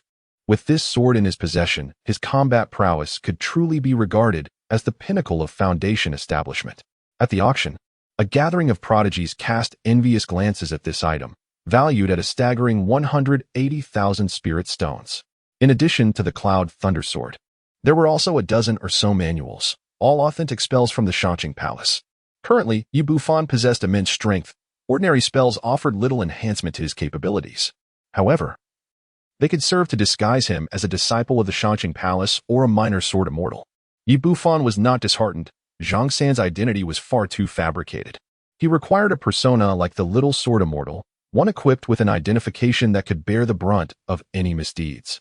The Supreme Celestial Sword Classic? Bufan's gaze suddenly sharpened as he picked up an ancient tome. To his astonishment, it was none other than the foundational sword manual of the Supreme Qing Palace. Though it contained only the basics of Foundation establishment, its worth was undoubtedly beyond imagination. It is well known that the Supreme Qing Palace commands respect across the realm through its mastery of the sword, firmly securing its position as the foremost among the 5 great sects of the righteous path. Bufan swiftly perused the pages, his eyes growing increasingly fervent. He transformed his magical energy into sword pellets, which encapsulated the essence of pure swordsmanship, concealed within 108 orifices. The potency of each sword pellet corresponded to the strength of its swordsmanship energy, thereby augmenting the likelihood of comprehending the profoundness of sword intent. Bufan's eyes sparkled as he finally comprehended the extraordinary speed and attack power of the young sword immortal. Even the finest defensive artifacts could be shattered by such force. The sword talismans adorned his entire being, making him akin to a living blade. How could his penetration and velocity not be formidable? Were it not for the considerable energy expenditure of his opponent's techniques, Bufan's chances of triumph would be exceedingly slim. His own martial arts, characterized by their profound and domineering nature, surpassed even the sword canon in potency. The only reason he fell short of the young sword immortal was his significantly inferior cultivation level. The Heavenly Calamity Demon technique also bore flaws. Its penetration power was insufficient, and it did not enhance speed. Essentially, it was akin to the distinction between a sledgehammer and a nail. The swift speed of Master Jianhe was largely attributable to this technique. The sword cannon precisely compensated for his shortcomings in penetration and speed, should he master it. He could shatter his opponent's defenses in an instant, and even a true Dan practitioner would struggle to keep pace with his retreat. Of course, what captivated him most was the sword intent, which could greatly amplify the power of sword arts and artifacts. Just then, a voice echoed in his ears, announcing, "Supreme Clarity, Marvelous True Sword Cannon. To cultivate this technique, one must possess an exceptional spiritual root and remarkable comprehension. Furthermore, with each advancement in cultivation, the sword talisman will inflict damage upon a meridian, causing immense pain akin to being sliced by 1,000 blades, potentially rendering one a cripple. Though there is a minuscule chance of comprehending sword intent. Negative reversal. To cultivate this technique, no spiritual root is required. Even the intellectually challenged may practice it. With each advancement in cultivation, the meridians will undergo the massage of 1,000 hands, significantly increasing the probability of grasping sword intent." Bufan was overjoyed at the sight. Indeed, having a system made all the difference. The cultivation method recognized as the most challenging in the Upper Clear Palace was now in his hands. Even a fool could master it. However, He couldn't shake the feeling that he had been wronged by the system. He solemnly stored away the cultivation method and turned his attention to other items. A complete set of top-tier magical weapons, consisting of 15 blue shadow swords. The Cloud Thunder Sword was quite resource-intensive and could currently only serve as a trump card. This set of superior weapons was undoubtedly more suitable for conventional combat. Additionally, there was a pseudo-magic treasure, the Copper Bell, which Bufan cherished the most. He envisioned a future of achieving immortality, with self-preservation as his utmost priority. There were also 2 talismans, over a dozen top-tier magical weapons, a plethora of healing elixirs, and pain-relieving medicines. Truly a treasure trove. So many spirit stones. Upon laying eyes on a plethora of spirit stones, Bufan's heart raced with exhilaration. Could it be the outer map of the demon sealing ruins? No. Wait, this is the core map. Bufan picked up a parchment. He had previously received a copy from Li Kuei, yet this one was far more detailed, complete with topographical maps of the core region. If he could not discover a method to enhance the chances of forming a golden core, he would have no choice but to seek out the demon sealing ruins. However, that place was fraught with peril and should only be ventured into as a last resort. Bufan pondered for a moment before putting it away. He then emptied all the other 16 storage bags. Radiant light swirled, dazzling to the point that one could hardly open their eyes. Overnight wealth. No wonder the practitioners of both the righteous and demonic paths were so fond of plunder. Bufan sighed, reflecting on the fact that among the 16 individuals, the total amount of spirit stones reached an impressive 190,000. The collection of magical artifacts exceeded 60, with 18 of them being of the highest caliber. In addition, there were numerous spiritual herbs, medicinal pills, and materials for refining weapons. Altogether, their worth soared to over 600,000. His total net worth now approached 1 million, rivaling that of a golden core realizer. Bufan wished to burst into laughter, gathering all his possessions with great enthusiasm. With such a vast fortune at his disposal, he had successfully shed the label of a pauper, no longer burdened by worries over cultivation resources prior to achieving the golden core stage. This venture was undeniably a resounding success. Furthermore, possessing 2 pseudo-magic artifacts and a complete set of magical tools, once he mastered the sword techniques, he would become utterly invincible among the younger generation.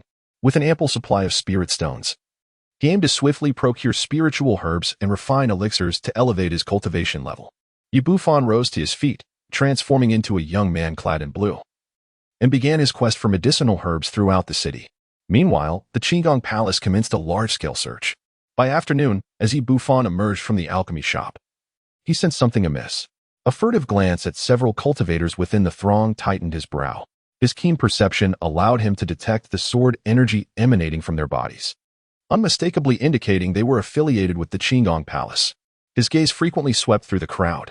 After a moment of contemplation, Bufan dismissed the notion of hastily disposing of his illicit goods. Although Luyun City was a melting pot of various characters, the Qigong Palace remained the foremost righteous sect.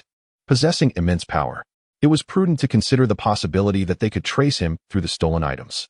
Bufan was reluctant to take even the slightest risk. In the following fortnight, he became increasingly occupied. By night, he diligently practiced the Supreme Mysterious Sword Classic and refined the complete set of magical artifacts for the Little Sword Immortal. During the day, he traversed the bustling shops of Flowing Cloud City, scouring nearly every source for the materials required for the Fire Dragon Pill and Blood Condensation Pill, accumulating enough to forge over 1,000 batches of elixirs. However, his storage bag was rapidly depleting. Within mere days, he had expended a staggering 200,000 spirit stones. It was truly extortionate. As he walked through the crowd, Bufan felt a pang of sorrow. With the approach of the demon sealing ruins, the demand for cultivation elixirs surged, and disciples from the 5 great sects were fervently purchasing them, causing the prices of medicinal ingredients to skyrocket. Damn it! He had lost track once again. For over 10 consecutive days, he hadn't even located his residence. In the dead of night, several men clad in black emerged from the alley, searching high and low, one of them unable to restrain his frustration, cursing vehemently. The others shared his discontent. They were suffused with demonic energy, each at the 8th or 9th level of foundation building, seemingly practitioners of the dark arts. Yet, if one possessed a keen spiritual sense, they would discern the righteous magic flowing within them. Misty Valley, one of the 5 great sects, often disguised itself as dark practitioners, committing murder and theft, a common tactic. Ultimately, the group, unwilling to concede, departed. After their exit, a silent figure emerged from the shadows of a nearby courtyard. It was time to halt his actions. If he continued to scour, he would inevitably be discovered. Bufan's countenance was grim, ever since he began to indiscriminately gather spiritual herbs. He had been relentlessly pursued on a daily basis. This marked the 38th instance. Now, the entirety of Luyun City was aware of a mysterious and affluent individual who had been traversing various establishments, amassing identical spiritual herbs over the course of several days. Initially, Bufan had managed to eliminate one or two of his pursuers. However, the following day, he found himself beset by an even more formidable group of robbers. Suddenly, Bufan's brow furrowed. Chapter 41. A reunion with Master Jianhe and the ritual of secret talismans. Bufan's figure flickered rapidly, vanishing in the blink of an eye. When he reappeared, he had donned a blue garment and stood within a quaint grocery store. "Old one, I have encountered a senior," Zhao Kingdom exclaimed in surprise. Recognizing Bufan, and hastily approached to pay his respects. Bufan spoke directly, inquiring if there was news from the secret shop, before kidnapping Su Jingyi. He had given Zhao Kingdom a communication token, which would notify him once the secret shop was opened. He now placed greater importance on the art of talisman crafting. Had it not been for the third-tier Supreme Thunder and Wind Talisman, he might not have escaped unscathed from the clutches of the Sword Crane Master. If Bufan were to master the secret techniques, it would become his greatest asset in resisting the Golden Core realms. Tomorrow, in Donglu Alley, those who meet the criteria shall gain entry. Numerous secret shops will partake, and many esteemed Golden Core and Foundation establishment elders will be present. I am confident that there will be elders seeking the art of talisman crafting. Zhao Kingdom spoke respectfully. Bufan nodded and handed 200 spirit stones to Zhao Kingdom, saying, "You have worked hard." Zhao Kingdom, taken aback, quickly replied, "This is merely a piece of information. It is too much." "It is indeed worth it," Bufan insisted. Bufan waved his hand and turned to leave the grocery store, vanishing into the night. "Thank you, senior." Zhao Kingdom stared blankly at the desolate street before he pocketed the spirit stone. "Master, who was that person just now?" At that moment, a curious little boy with a round face peeked out from the inner hall. He had become Zhao Kingdom's apprentice a few months prior, unbeknownst to Bufan. "A friend of my master." Donglu Alley is situated in the northeast corner of Luyun City, and the secret shop is an inconspicuous courtyard. Early the next morning, Bufan disguised himself as a young man in blue and made his way there. At that moment, two cultivators at the 13th level of Qi refining stood guard at the courtyard's entrance. "Halt!" One of the guards barked upon seeing Bufan. Bufan's gaze turned slightly frigid, emanating the pressure of foundational cultivation. The guard was taken aback and hurriedly spoke with deference. "Ah, it is the esteemed Foundation establishment senior." Being merely in the Qi refining stage, he dared not offend a formidable figure of Foundation establishment, and cautiously inquired, "Might the senior be aware of our shop's regulations?" Bufan did not inquire further. He promptly tossed a pouch containing 50 spirit stones and strode directly into the courtyard. Upon entering, a beautiful woman approached him, her slender waist and ample hips reminiscent of a ripe peach. "Elder, you appear unfamiliar. Is this your first visit here?"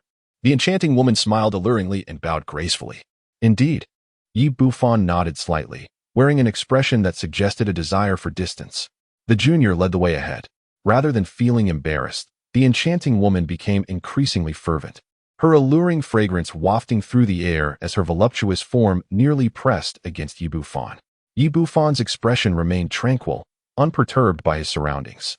Those permitted entry into the secret shop were all cultivators of Foundation establishment or above, and the proprietor would often have several female attendants accompany them. The attendants possessed rather modest cultivation levels, most of whom volunteered for the role. In this harsh realm of cultivation, being at the Foundation establishment stage is already considered commendable. These female Qi refiners aspired to forge connections with Foundation establishment cultivators, hoping to become concubines and thereby secure protection and resources. A beautiful matron guided the way, leading through several small doors until they finally descended underground. The subterranean chamber was vast, already teeming with dozens of individuals. Some sought to conceal their identities, donning conical hats or masks, while others displayed indifference. This latter group predominantly comprised individuals from the foremost powers. Bufan sat upon a chair, casting a fleeting glance. Suddenly, his expression shifted slightly, but he quickly regained his composure. At the forefront of the hall, several Golden Core realms stood prominently, their cultivation and status unparalleled. claiming a distinct area for themselves. Among them, one figure was exceedingly familiar to Yi Bufan, the esteemed sword crane.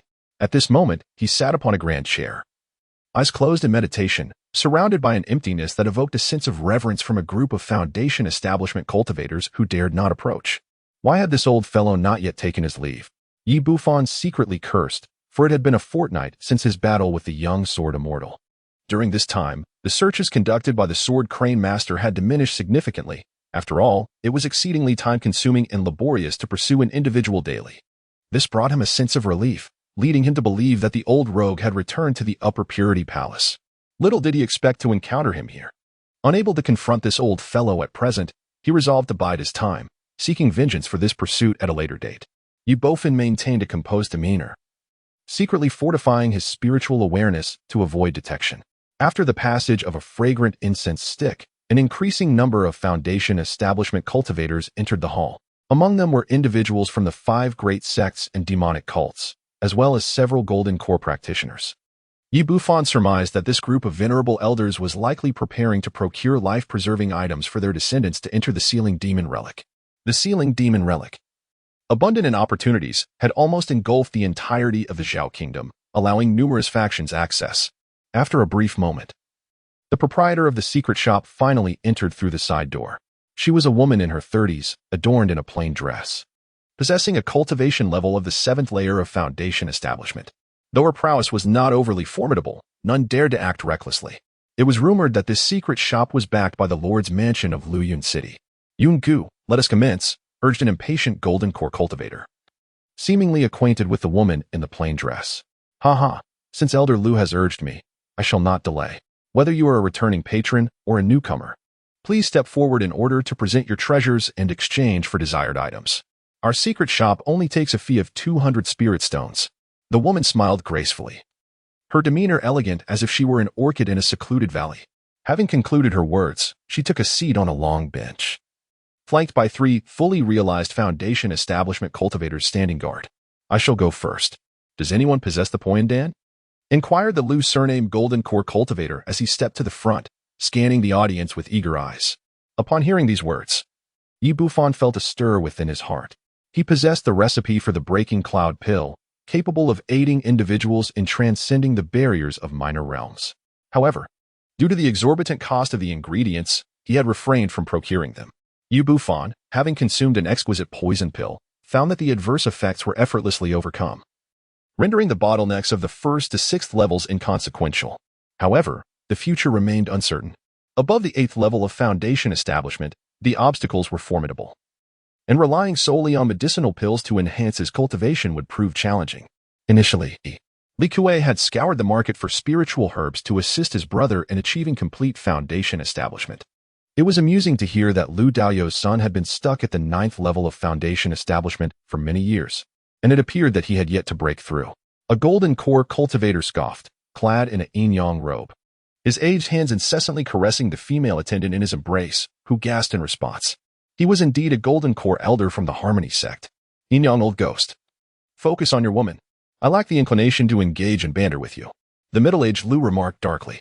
At that moment, a middle-aged man, having achieved complete Foundation establishment, rose respectfully and said, Senior, I have what you seek, but I desire a piece of 3rd-tier demon beast hide. Upon hearing this, the eyes of many Foundation establishment cultivators twitched. This fellow was audacious, seeking 3rd-tier beast hide, the pelt of a golden core demon beast, which was far rarer than the Broken Cloud pill. Nevertheless, the middle-aged Lu cast a deep glance at the fully established cultivator. Thank you, Senior, for your generosity, the man exclaimed, hurrying forward to complete the transaction. Others followed suit, taking the stage one after another. I possess a piece of shining iron, a material for top-tier magical artifacts, declared another as rare treasures surfaced. Most sought after were top-tier talismans, magical artifacts, and even talisman treasures, including the renowned sword crane real person. Dozens of individuals took the stage, like a fleeting parade. However, none presented the drawing talisman secret technique Yi Bufan yearned for, leaving him utterly disheartened. I possess a top-tier flying sword magical artifact, a top-tier defensive shield, and some refining materials, all in exchange for techniques that enhance talisman drawing probabilities. Yi Bufan proclaimed as his turn arrived, producing several treasures, undeterred. These items had been scavenged from Imo Xuanhuan and his companions. He dared not reveal anything related to the little sword immortal. Techniques to enhance talisman drawing probabilities? Upon seeing the top-tier flying sword magical artifact, the crowd's eyes sparkled, particularly that of Sword Crane Real Person. The beautiful woman accompanying Yi Bufan was equally astonished, realizing that this seemingly unremarkable foundation cultivator possessed significant wealth. However, upon hearing about the secret technique, the attendees frowned. Such techniques were exceedingly rare. Even if they existed, they were coveted treasures among talisman's masters and unlikely to be relinquished. Sword Crane Real Person spoke, his gaze fixed intently on the red flying sword in Yi Bufan's hand. Young friend, exchange it for something else. I have an abundance of items here.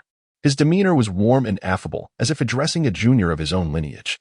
Completely unaware that the individual before him was the very culprit who had plundered the little sword immortal. I will not exchange, Yi Bufan replied resolutely. After a prolonged wait, as no one produced the secret technique, Yi Bufan's hopes were utterly dashed. He cast a glance at the Sword Crane Real Person and declined outright. This old scoundrel still harbored intentions of exchanging treasures with him. What a pipe dream. Just as Yi Bufan, feeling helpless, prepared to step down, a middle-aged man clad in azure, possessing a striking demeanor, scrutinized Yi Bufan from head to toe and suddenly proclaimed, I possess an ancient ritual symbol technique. Chapter 42, The Mysterious Man in Azure. Zhang Sen revealed, the ancient ritual symbol technique. Yi Bufan's spirit jolted as a look of skepticism crossed his face.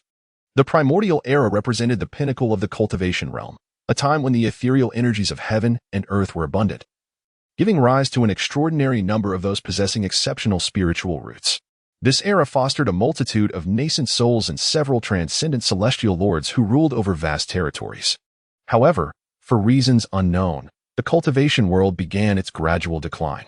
The spiritual essence became increasingly scarce, and over the millennia, the availability of spiritual herbs diminished. While many secret techniques and methods fell into obscurity, anything linked to this ancient age is deemed remarkable, much like the art of beast cultivation. Had it not been for this technique, he would have already succumbed as a specter beneath the blade of the Sword Crane Master. This is the outline. Take a look. The young figure in green chuckled lightly and tossed a jade slip to Yi Bufan. Yi Bufan did not probe with his spiritual sense. Instead, he carefully perused the pages. By employing a secret technique, he simultaneously crafted 10 talismans, using 9 of them as offerings to enhance the success rate of the final talisman. There exists a minuscule chance that this final talisman might ascend to the status of a premium talisman. The more offerings utilized, the greater the likelihood of success.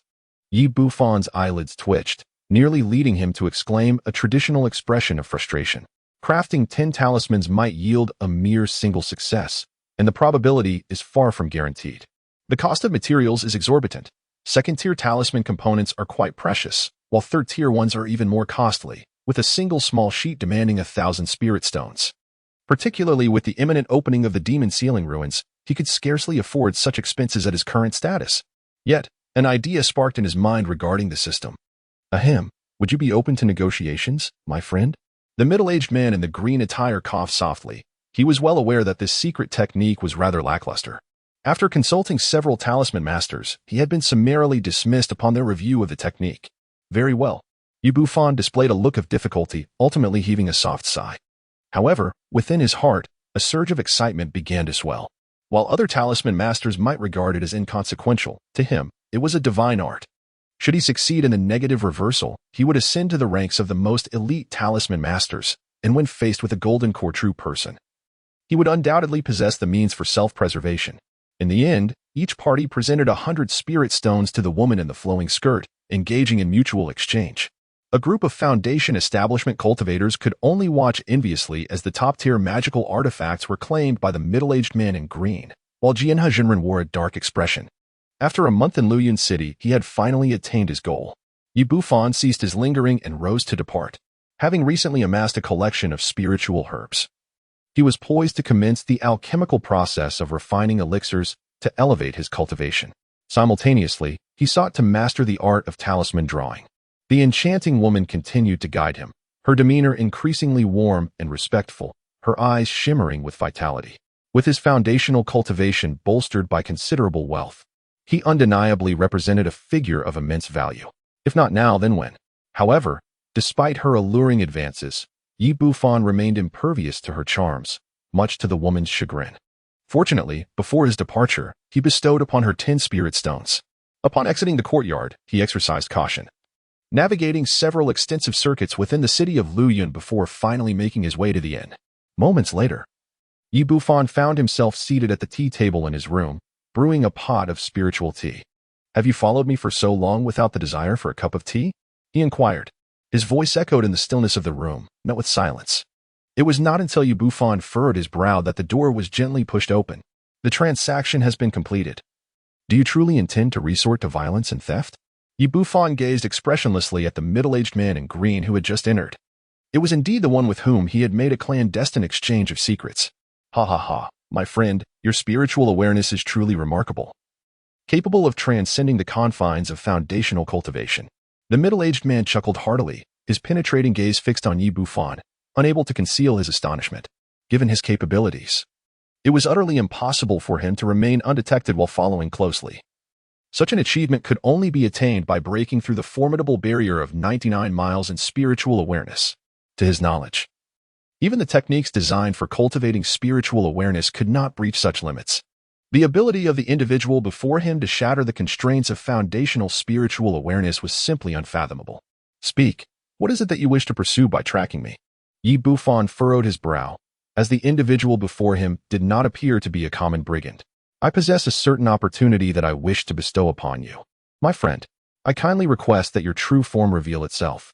The middle-aged man in the green attire spoke with resignation. Yi Bufan remained silent. After a moment, the door was pushed open once more, and another Yi Bufan entered. He collected the paper figure beside the tea table into a storage bag and said expressionlessly, "Opportunities are meant for fellow cultivators. I shall not see you off." He had never believed in the notion of serendipity. "Do you not desire the chance to form your golden core? I hail from the Hua family in Jiangling and possess a map to a sealed magical relic, which contains 2 essential materials for refining the crystal congealing pill, the misty divine flower, and the snow spirit ginseng. Your spiritual awareness far surpasses the foundation stage, and your strength must be quite remarkable. Together, the core materials will be within our grasp." The middle-aged man in green spoke with calm assurance. The crystal congealing pill, known for enhancing the chances of forming a golden core, commands a staggering price, even a subpar specimen. In Luyun City, it would incite chaos and bloodshed in an instant. Even the 5 great sects and the 3 demonic factions possess only a few, for otherwise, those foundation-stage cultivators would not dare to venture into the treacherous sealed relics. Their scarcity stems from the rarity of the spiritual herbs and the lack of core materials. These 2 primary ingredients have almost vanished from the world, leaving only remnants in ancient relics or old medicinal gardens. My own strength is insufficient. Therefore, I shall not pursue it." Yi Bufan's expression remained impassive, yet a cold sneer lingered in his heart. He had indeed heard of the Jiangling Hua family. In Zhao country, there were 18 esteemed cultivation families, each with ancestors who had reached the pinnacle of the golden core stage. Regardless of the authenticity of the primary materials in question, even if they were genuine, it would likely lead to a place of certain demise. Yi Bufan requires the crystal condensation pill, yet his temperament is as steadfast as an old dog, making it improbable for him to take such a great risk. Is he truly unmoved? The middle-aged figure in green was momentarily taken aback, as if encountering such a cautious individual for the first time. "Well then, safe travels, and I shan't see you off." Yi Bufan directly issued an eviction order. This individual, though seemingly at the pinnacle of foundation establishment, exuded an incessant aura of peril. He remained vigilant throughout, never lowering his guard. "Are you not the renowned Zhang San?" the middle-aged man in green attire remarked after a moment of silence. "What do you mean by this, fellow Taoist Hua?" Yi Bufan's pupils contracted slightly, yet his expression remained impassive. Deep within his flowing sleeves, 2 third-tier enemy confinement talismans quietly slipped into his grasp. "My cultivation method is rather unique, rendering me exceptionally sensitive to the ominous energy of the sun. Coincidentally, I possess a keen interest in ancient texts, which I have diligently gathered. Among them, the characteristics of the heavenly evil true demon technique are documented, detailing both the yin and yang malevolence. Furthermore, it is noted that the foundational methods for establishing the golden core of this technique are located within the Heavenly Demon Sect." The middle-aged man in the green attire chuckled softly. "Are you threatening me?" Yi Bufan's gaze turned frigid, a palpable aura of menace enveloping the entire room. Brother Zhang's prowess was unparalleled, unmatched by any of the younger generation. How could I dare to act rashly? The middle-aged man in the green attire let out a bitter laugh. I merely sought a formidable ally to procure spirit herbs and transcend into the golden core. Fellow Hua, perhaps you should seek others. Yi Bufan squinted, pondering how he could silently eliminate this individual. Very well, I shall seek out others. The middle-aged man in the green attire sighed, rising to depart. As he reached the threshold, he paused slightly, his lips moving as he conveyed a message to Yi Bufan. He then lamented, if this fails to sway Brother Zhang, then I find myself at an impasse. Yi Bufan fell into silence. After a brief moment, he cast forth a token and declared, the sealing of the demonic relics commences. You shall relay messages to me. Ha! Excellent. I am called Hui Yanhai, and in 2 months' time, I shall await the esteemed arrival of Brother Zhang. The middle-aged man in green attire's eyes sparkled with delight. After a hearty laugh, he accepted the token and strode away with great purpose. Yi Bufan remained silent, his consciousness trailing behind the other until they had traversed several miles and exited the south gate of Luyun City. Chapter 43, The Pinnacle of Second-Order Talismans. A visit from the 5 great sects. Is Hui Yanhai deceiving ghosts? Yi Bufan let out a cold laugh, swiftly gathering his belongings before departing. After his exit, the figure of a middle-aged man in a green robe reappeared within the inn. At this moment, his demeanor was markedly different. His gaze was profound as an abyss, his stature upright, emanating an aura of authority without a hint of anger. Ancestor, why do you place such significance on that individual? Inquired a young man clad in black, whose expression was filled with bewilderment. The Green Phoenix Ancestor, a shape-shifting grand demon, held a status equivalent to that of a true monarch of the nascent soul among the human race, yet even he, as a direct descendant, had never garnered the Ancestor's attention. Yet now, the Ancestor treated this human with exceptional regard. Are you aware of the origins of the Heavenly Calamity true demon technique? The middle-aged man in green responded with a detached expression, his eyes betraying a hint of trepidation. That unparalleled demonic art hails from the most ancient sect of the 10 Directions domain, the Divine Demon Sect, a place where transformation sovereigns reside. It is astonishing that a mere foundation establishment practitioner has managed to cultivate it. The middle-aged man furrowed his brow, perplexed beyond comprehension. Among the 3 paramount demonic scriptures of the Divine Demon Sect, the Heavenly Calamity true demon technique is the most arduous to master. Not a single soul has succeeded in its cultivation within the last several millennia. A transformation sovereign. The young man in black stood in stunned silence. My true form cannot traverse the realms of humanity. I merely inhabit the body of a human cultivator, the middle-aged man continued. Though I may be somewhat weakened, the Heavenly Calamity true demon technique holds great significance for our kind. You should strive to cultivate a good rapport with him, and once we enter the demon sealing ruins, guide him to that location. Yi Bufan meandered through the winding streets of Luyun City, donning an array of disguises, finally securing a secluded little residence to take refuge in. The bustling inn was far too crowded, making it impractical for his endeavors. It was imperative to ascertain the truth. This man was undoubtedly not Hui Yanhai. Yi Bufan paced restlessly in the courtyard, his expression a tumult of emotions. In the secret store, even the esteemed sword crane master failed to recognize him, and a mere foundation establishment expert had effortlessly divulged his secrets. This revelation instilled a sense of caution within him. Golden core? Yet, despite the prowess of sword crane master, he did not evoke that impression. The middle-aged figure in the green attire resembled an unfathomable abyss, sending shivers down his spine. Furthermore, the content of his telepathic message pertained to cultivation techniques. Yi Bufan's Heavenly Calamity true demon technique only encompassed the foundation establishment and golden core stages. And having experienced a vast reservoir of spiritual energy, he placed immense importance on advanced techniques. This individual possessed knowledge of the whereabouts of such techniques. The cultivation realm is vast, and the domain in which Yi Bufan resides is known as the Eastern Immortal Region. The Zhao Kingdom, situated in a remote area, is surrounded by several other cultivation nations, such as the Yuan Kingdom, the Zhenwu Kingdom, and the Huiyun Kingdom, with the most formidable among them being the Eastern Tang Dynasty. Lauded as the immortal nation, the middle-aged man in green claimed that the advanced techniques resided in other nations and promised precise information in exchange for cooperation. However, matters concerning techniques were still premature. There was no need for haste. His agreement to collaborate was merely a tactical maneuver to extricate himself from the enigmatic green-clad figure. Until he possessed a 90% certainty of survival, he would not dare to venture into the demon-sealing ruins. Having assumed numerous identities, he currently enjoyed a semblance of safety. Yet his priority remained to swiftly enhance his cultivation and strength. A sense of urgency surged within Yi Bufan. Perhaps due to his less than favorable luck, despite his steady demeanor, he found himself surrounded by formidable figures. He then entered the room and retrieved the secret technique of ritual talismans. The Heavenly Ritual Talisman Method, by inscribing multiple talismans simultaneously, using several talismans as offerings, one can enhance the success rate of a single talisman, with a 9/10 offering yielding a minuscule chance of elevating it to a superior talisman. Conversely, the negative reversal, by inscribing multiple talismans simultaneously, using fewer talismans as offerings, one can improve the success rate of several talismans, with a 1/10 offering resulting in a significantly greater probability of transforming them into superior talismans. Yi Bufan's eyes sparkled with excitement as he fixated on the system.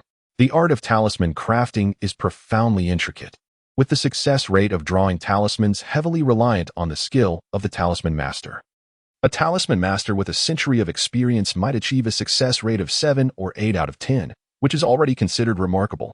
In other words, this secret technique enables one to draw 10 talismans, but only one would successfully activate after being offered. For talisman masters, this is merely a trivial pursuit. However, after the reversal, Yi Bufan discovered that he could draw 10 talismans and, by offering just one, achieve a staggering 90% success rate. Moreover, the likelihood of producing a high-quality talisman was significantly increased. Such a success rate is nothing short of extraordinary in the realm of talisman crafting. He had struck gold. Yi Bufan felt a surge of excitement. With this secret technique, he no longer needed to worry about depleting his spiritual stones. In a short span of time, he could swiftly rise to prominence in the realm of talisman crafting, bringing forth an abundance of wealth. Moreover, with an arsenal of talismans at his disposal, he could confidently contend against those at the foundation establishment stage, and even if he could not triumph over those at the golden core stage, he would still be able to retreat unscathed. Without hesitation, he set his plans into motion. Yi Bufan ventured out, spending a substantial sum to acquire a plethora of talisman-making materials, the majority of which were of the first and second tiers, with no purchases of third-tier items. The art of talisman crafting demands utmost concentration and tranquility, with exceedingly high standards for both technique and mastery of magical energy. Thus, it is utterly impossible to suddenly ascend to the rank of a third-tier talisman master. On another note, he found himself financially strained once more. Having previously expended over 200,000 on spiritual herbs, he now spent nearly 300,000 on talisman paper and cinnabar, effectively declaring himself bankrupt. Nevertheless, he remained unperturbed during the following days. Yi Bufan embarked on a leisurely life of alchemy, cultivation, and talisman crafting. His cultivation steadily progressed from the 6th to the 7th level of foundation establishment. Although the pace of advancement invariably slows with each subsequent stage, even for those with exceptional spiritual roots, the formidable side effects of the Fire Dragon Blood Pill, which contains a staggering 99% impurities, did not hinder Yi Bufan's rapid progress. He reached the pinnacle of the 6th level of foundation establishment within a mere few days. While the exceptional spiritual roots typically require 3 to 4 months to achieve the same, after half a month, relying on the potent toxicity of numerous Fire Dragon pills, Yi Bufan forcefully shattered the barriers, ascending to the 7th level. The surging fluctuations of his magical energy significantly enhanced his sense of security. Moreover, his proficiency in talismanic arts advanced remarkably, enabling him to employ secret techniques to craft first-tier top-grade talismans. Even for prodigies in talismanic arts, achieving the status of a first-tier master talismanist typically requires 5 to 6 years, with a low success rate. However, he, after investing considerable effort to grasp the fundamentals, has now harnessed the ritualistic talisman techniques to achieve a remarkable rate of 1 to 5. By sacrificing one talisman, he can manifest 5. As his spiritual awareness expands and his vitality increases, he is bound to reach the ability to manifest 1 to 10 in due time. Subsequently, Yi Bufan, under the pseudonym Li Si, commenced collaborations with several minor talisman shops in Luyun City, peddling talismans. Although the first-tier talismans are not particularly costly and lack the popularity of second-tier ones, their abundance has proven lucrative, yielding tens of thousands of spirit stones within just a few days. Opting to craft talismans was an astute decision. The speed of income generated rivals that of robbery. Yi Bufan sighed as he stood in his study, unfurling 5 sheets of yellow talisman paper, poised to inscribe symbols with his brush. Given his current prowess, plundering below the Dan realm was a trivial matter, yet it undeniably bore its risks. Should he encounter a concealed Golden Dan master, he would find himself lamenting too late. With merely 2 months remaining until the sealing of the demon relics, those eager to enhance their strength and seize opportunities within the ruins had descended into madness. Bufan overheard the shopkeeper mention that many cultivators outside Luyun City had fallen victim to robberies, with some even stripped of their undergarments by assailants. These attackers were invariably dark, demonic cultivators. It seemed as though Luyun City had been entirely encircled by these fiends. Among them, it was likely that disciples from the 5 major sects were involved. The chaos of life and death. Yet the spirit stones they pilfered do not amount to the wealth I could amass from the comfort of my home while crafting talismans. Bufan felt that his current leisurely life was quite satisfactory. His cultivation was progressing steadily, akin to an old dog, and he would be able to advance to the golden core stage within half a year. The second-tier fire dragon talisman had been successfully mastered. Bufan suddenly paused, retracting his talisman brush as he invoked a secret technique to sacrifice an unfinished talisman. The remaining 4 talismans instantly radiated a blazing crimson light, shining with unparalleled brilliance. A second-tier novice fire dragon talisman. After numerous days of endeavor, it had finally come to fruition. He had ascended to the rank of a second-tier talisman master. Bufan chuckled heartily, overwhelmed with joy. Becoming a second-tier talisman master typically requires decades of dedication, yet he achieved this remarkable feat in mere days. In the following period, he set aside first-tier talismans and devoted himself entirely to the second tier. Initially, he focused on the basic fire dragon talisman, but as his proficiency grew, bolstered by the extraordinary augmentation of secret arts, he soon mastered the creation of top-tier second-tier talismans with astonishing success rates. Consequently, Bufan ceased visiting small shops and instead forged partnerships with prominent talisman establishments. The demand for top-tier second-tier talismans in Luyun City soared, and once available for sale, they were snatched up within half a day. As time passed, spiritual stones flowed into his possession like a torrent, transforming him from a mere pauper into a wealthy figure. He amassed a collection of several hundred top-tier second-tier talismans, capable of inflicting grievous injuries even upon minor sword immortals when unleashed. In terms of cultivation, his progress was equally remarkable, swiftly approaching the 8th level of foundation establishment. Meanwhile, as a plethora of talismans flooded the market in Luyun City, a talisman master named Li Si began to rise in prominence, capturing the attention of various influential factions. Second-tier, top-tier talisman masters were exceedingly rare, with only 3 or 4 in the entire city, esteemed by the city lord's mansion and holding a status comparable to that of golden core true persons. Bufan found it impossible to conceal the truth. The once desolate residence was suddenly teeming with visitors. Individuals from the 3 major demonic sects and the 5 esteemed immortal gates arrived in droves, all eager to court favor.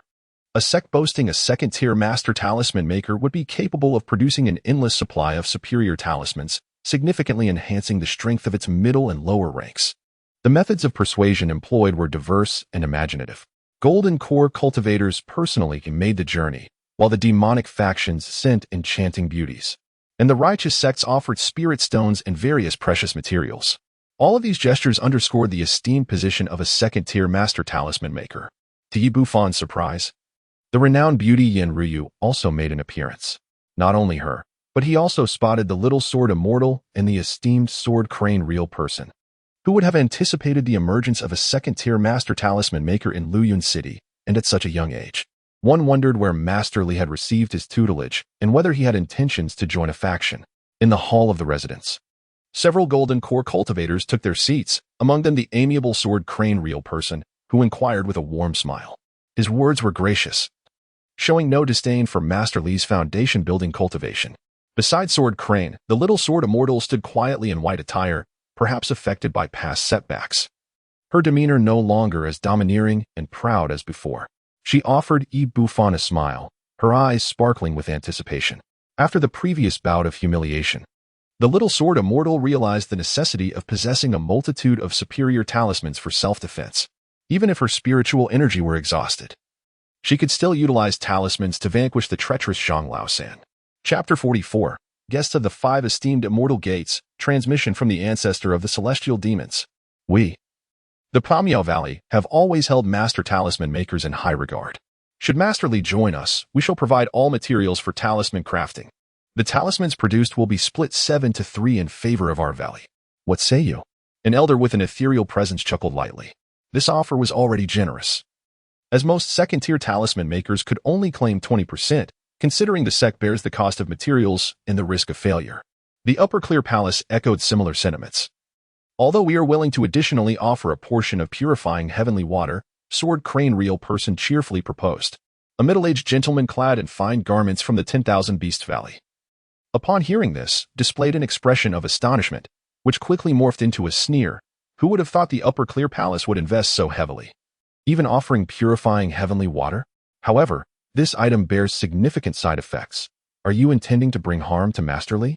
Sword Crane Real Person's expression darkened. The purifying heavenly water was a treasured possession of the Upper Clear Palace. What other golden core spiritual materials devoid of side effects could the 5 esteemed immortal gates provide? Just as he was about to retort, the finely dressed middle-aged man continued.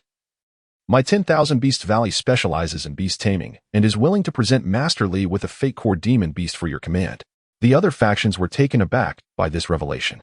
The acquisition of a false Dan demon beast was tantamount to securing a formidable bodyguard, which held considerable allure even for those at the Golden Dance stage.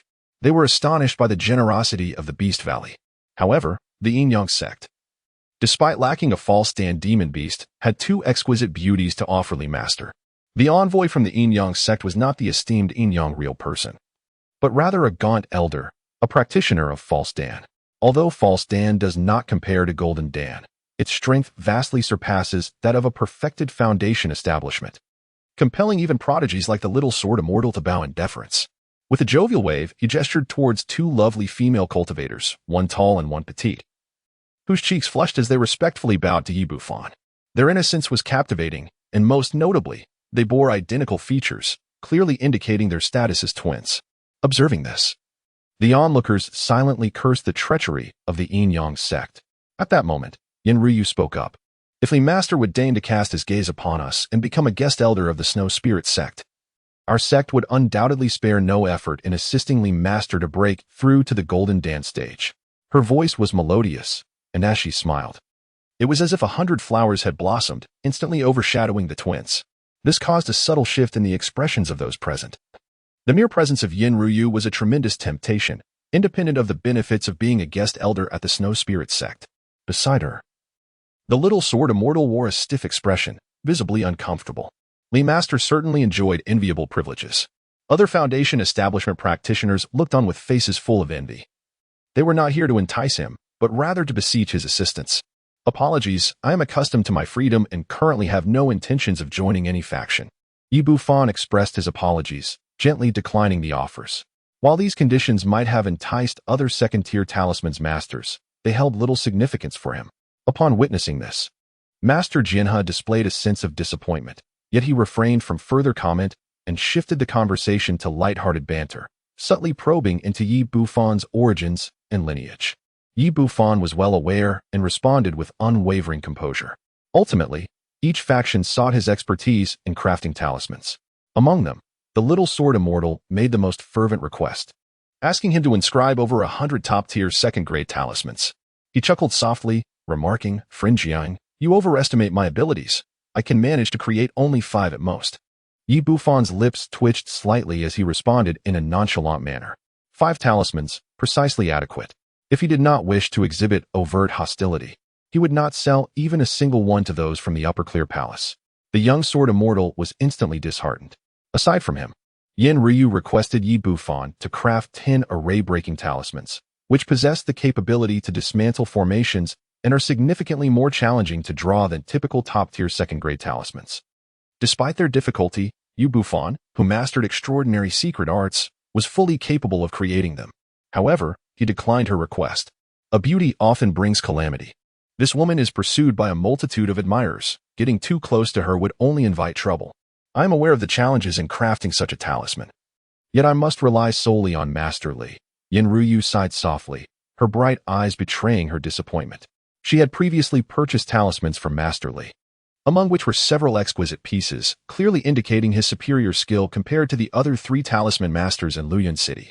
She wished to find treasures within the demon's sealing relics, and array-breaking talismans were indispensable. My abilities are limited, Master Li remarked. Bufan shook his head. Subsequently, he engaged in lively conversation with various prominent powers. Several Golden Core practitioners sought Yi Bufan's insights on talismanic arts, while he, in turn, inquired about the path of cultivation. The atmosphere was exceedingly harmonious. By evening, both parties reached an agreement on several talismanic exchanges. Yi Bufan seized this opportunity to acquire third-tier materials, expressing his intent to experiment with third-tier talismans. Within the confines of Luoyuan City, second-tier materials are readily available for purchase, while third-tier ones are exceedingly rare and exorbitantly priced. Aside from Golden Core cultivators who may possess some, ordinary Foundation establishment practitioners scarcely come into contact with them. Ultimately, the gathering concluded in joyous camaraderie, and the guests dispersed. Before departing, Master Jianhe exhibited a warm demeanor, revealing a look of admiration for Yi Bufan. I never anticipated that Master Li would possess such profound insights into the sword path. It is indeed remarkable. Should the opportunity arise, I would be delighted to host you at the Qing Palace. Certainly, certainly. Yi Bufan smiled warmly as he bid farewell to the Sword Crane Master and the Little Sword Immortal. However, as soon as they departed, his smile faded, replaced by a cold smirk. During their conversation, the Sword Crane Master had repeatedly mentioned the second-tier Supreme Tracking Talisman, evidently intending it as a means to deal with him. A month and a half has elapsed, yet he remains fixated on me. That old fool, I shall surely eliminate you sooner or later. Yi Bufan let out a cold snort, for he had not forgotten the grudge of being pursued. He then paced in the hall, reflecting on the conversations of the day. Perhaps this identity could be brought into the open, allowing him to operate with utmost transparency. By leveraging the identity of a talisman master, he could forge alliances with the 5 great sects and the demonic path, obtaining the information and rare treasures he desired from them, all while evading the threat of being hunted for his possessions. Today, various factions expressed goodwill towards him, allowing him to fully appreciate the advantages of being a talisman master. The realm of cultivation was not solely characterized by brutal combat. It also encompassed human emotions and social intricacies. These individuals had needs that he could fulfill, making it unlikely for them to turn against him under normal circumstances. Over time, a vast web of connections would form around Yi Bufan. By then, anyone who dared to make a move against him would have to weigh the formidable foundation of cultivators backing him, including those at the Golden Core stage. Even if risks were present, who could have anticipated that a mere second-tier talisman master possessed abilities rivaling those of a false core? This aligned perfectly with Yi Bufan's strategy of steady development. For the next half-month, Yi Bufan once again embarked on the leisurely pursuit of talisman crafting. With his exquisite talismans surpassing those of the other 3 talisman masters in quality, his reputation gradually resonated throughout Luoyuan City, hinting at the emergence of the foremost talisman master in the region, albeit among those below the 3rd tier. Initially, the 3 second-tier talisman masters from the city lord's manor expressed their dissatisfaction with Yi Bufan, as he had encroached upon their business, repeatedly visiting him to issue warnings. However, when Yi boldly declared that Luoyuan City could not accommodate him and prepared to depart in dejection, the esteemed Jianhe Zhenren and the distinguished Jindan cultivators from the Valley of Beasts paid a visit to those 3 talisman masters. Subsequently, a serene calm enveloped the city. Now, the entirety of Luoyuan City acknowledges Master Li as a cherished guest of the various sects and demonic factions. As the day of the unsealing of the demon relics draws ever closer, these prominent Jindan figures seek to procure exquisite talismans, ensuring that their descendants possess ample means of protection upon entering the relics. They would never allow Master Li to be driven away. Yi Bufan expressed his heartfelt gratitude and then leisurely continued to draw talismans. In this day and age, the demand for top-tier second-grade talismans far exceeds supply, and spirit stones flow into his pockets like a river. His worth surpasses that of an ordinary Golden Core cultivator. He possesses no less than 300,000 spirit stones. Even amidst relentless alchemical endeavors and the purchase of spiritual herbs, his cultivation level, having undergone the vigorous impact of numerous elixirs, has forcefully breached the barrier and ascended to the 8th level of Foundation establishment. His formidable magical power is nothing short of terrifying, having surpassed the pinnacle of Foundation establishment. Confronted with a minor sword immortal, Yi Bufan is confident he could overpower his opponent, even at their peak. Moreover, within the esteemed Qigong sect's foundational sword scripture, the Qing Xiao Miao Zhen Sword Classic, which comprises 9 levels, he has already ascended to the 7th. The sword capsules contained within the 108 acupoints harbor an exceptionally potent swordsmanship power, and he has touched upon the threshold of sword intent. It may be said that Bufan is currently the foremost foundation establishment cultivator in the Zhao Kingdom, with a comprehensive strength comparable to that of a false core. Of course, he still falls slightly short when facing early-stage golden core cultivators. However, with the aid of swordsmanship, he can retreat effortlessly. Bufan was quite pleased with this orderly progression of his cultivation. He found great satisfaction in such days of steady improvement. The only source of his discontent was Yen Ruyu, the most beautiful woman of Zhao, who frequently came to him, requesting that he draw the array-breaking talisman. Each time she visited, a few suitors trailed behind her, their gazes directed at Bufan, filled with either envy or wariness. Bufan was rendered speechless. In utter helplessness, he resolved to sketch 1 or 2 rudimentary array talismans to dismiss the woman. However, before he could even begin his drawings, his tranquil existence was shattered. The messages relayed by the Heavenly Demon Ancestor and Green Vine sent a chill coursing through Bufan's entire being. Chapter 45. Bufan breaks through to the third-rank talismancer. In the residence of Luyun City, Bufan sat beside the stone table, crushing the communication jade talisman in his hand, his expression shifting unpredictably. Opposite him, Yen Ruyu, clad in a simple dress, possessed fair skin and bright eyes, resembling a celestial being descended from the heavens. Does Master Li have urgent matters to attend to? She inquired, her beautiful gaze flickering with curiosity. She had encountered numerous foundational cultivators, yet most revealed their origins easily. Only this young man in blue attire exuded an air of enigma. His aura suggested a perfected foundation. Yet his appearance was unremarkable, leaving her with an impression that felt somewhat surreal. "It's nothing, merely the passing of an old friend," he replied. Bufan's complexion returned to normal, yet within his heart, he was on the verge of cursing vehemently. The message conveyed through the transmission talisman was from his petite master, urging him to devise a means to seduce Yen Ruyu, explicitly stating that it would be best to capture her and conceive a child, for she would take responsibility for raising it. This ancient spirit of the nascent soul truly had a deranged mind. If she desired a child, could she not bear one herself? I have promised my friend Yen that in a few days, I would retrieve the array-breaking talisman, but I cannot guarantee how many I will be able to draw. Bufan cast an awkward glance at Yen Ruyu, forcing a smile.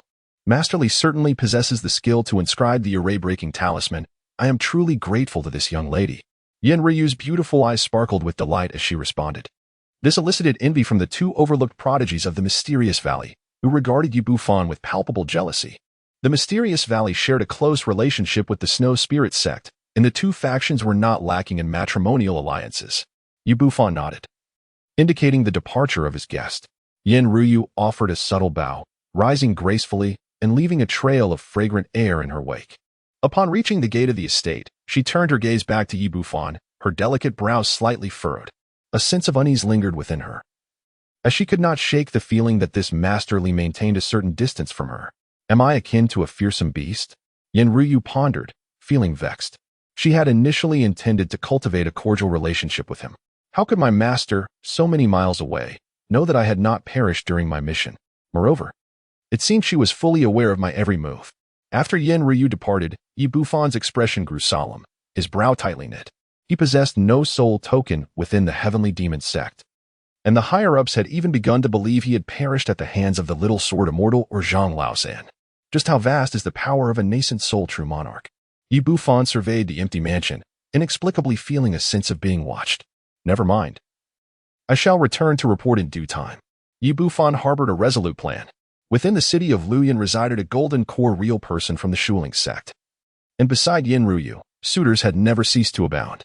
Even if he were to fail in his mission, his master would not be overly reproachful. As night fell, Bufan commenced his endeavor of inscribing the array talismans. With remarkable fluidity, he completed 15 sheets in a single breath. Among these, he intended to sell 2 to Yen Ruyu, while retaining the remainder for his own future needs.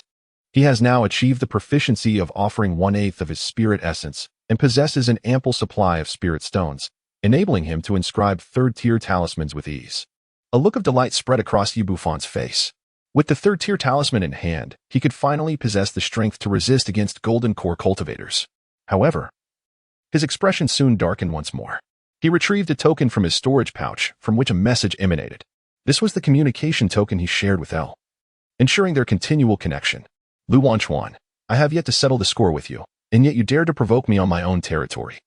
Bufan's eyes flickered with a shadowy gloom.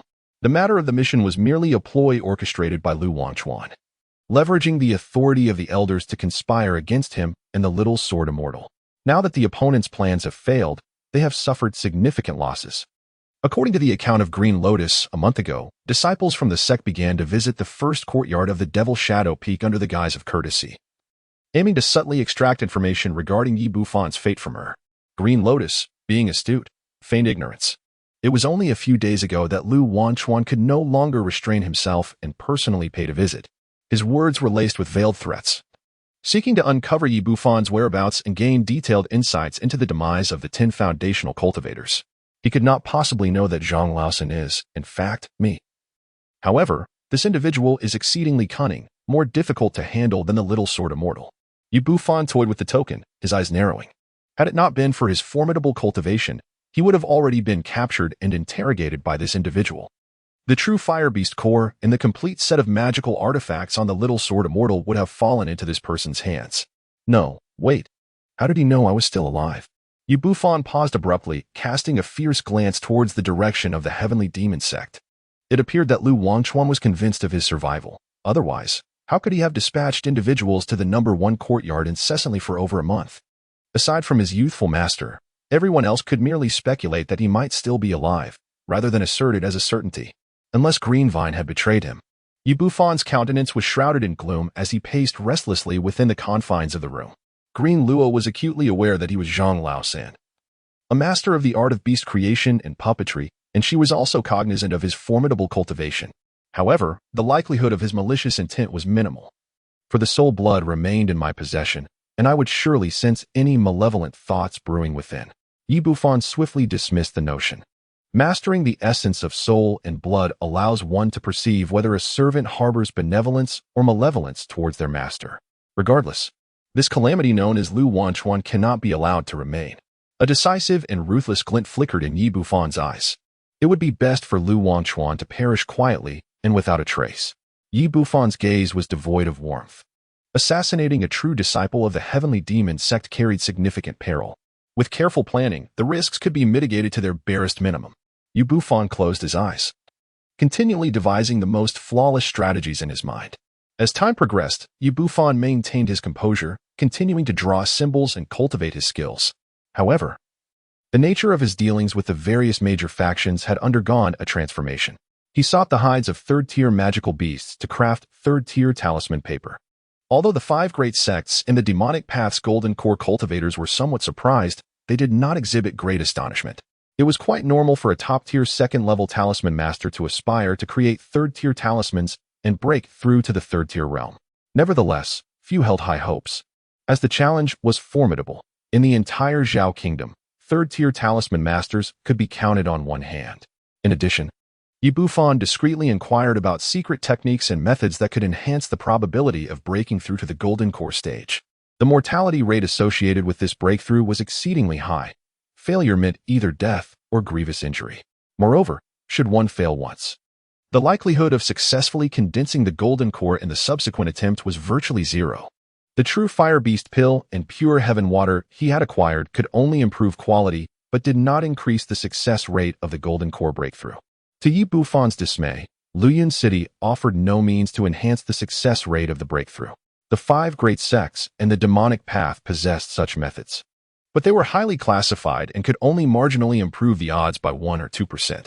Thus, he resolved to return to the Heavenly Demon Sect, seeking his master's counsel in the hopes of discovering a secret technique, despite its significant side effects. Yi Bufan felt a sense of helplessness. As time passed, the day of the opening of the Demon Sealing Ruins drew ever closer, prompting various factions to gradually withdraw from Luyun City. Yi Bufan's business had noticeably dwindled. However, he had already amassed a considerable fortune and accumulated a fair amount of third-tier beast skins. Thus he remained unperturbed. On this day, the illustrious Jindan from the 10,000 Beasts Valley visited Yi Bufan's residence to bid farewell. During this period, their collaboration had flourished, and their rapport had deepened. The demonic sect was particularly adept at beast taming, yet the combat prowess of its disciples was rather limited, hence they were in dire need of protective talismans. Masterly, today I must take my leave to prepare my disciples for entry into the ruins. If you wish, I can have my disciples escort you inside, ensuring your safety. The illustrious Jindan, also known as the Beast Master, chuckled heartily as he extended his sincere invitation while seated at a stone table. Those rascals from the 10,000 Beasts Valley would devour a person without leaving a bone. It would be far wiser to accompany the disciples of my Jinlan Tower instead, interjected a middle-aged man in gray robes with a cold sneer. He was a Golden Core elder from Jinlan Tower, one of the 5 great sects, who had previously remained in the shadows. Recently, drawn by Yi Bufan's burgeoning reputation as an exceptional talisman master, he had come to Luyun City for trade. Notably, Jinlan Tower held the least prominence among the sects, with only 2 or 3 talisman masters of average skill. Begone! There are hardly any virtuous individuals among your righteous sect. The Beast Master retorted sharply, casting an unfriendly glance at the middle-aged man in gray. Upon witnessing this, Yi Bufan shook his head and chuckled, expressing his gratitude to the 2 venerable elders.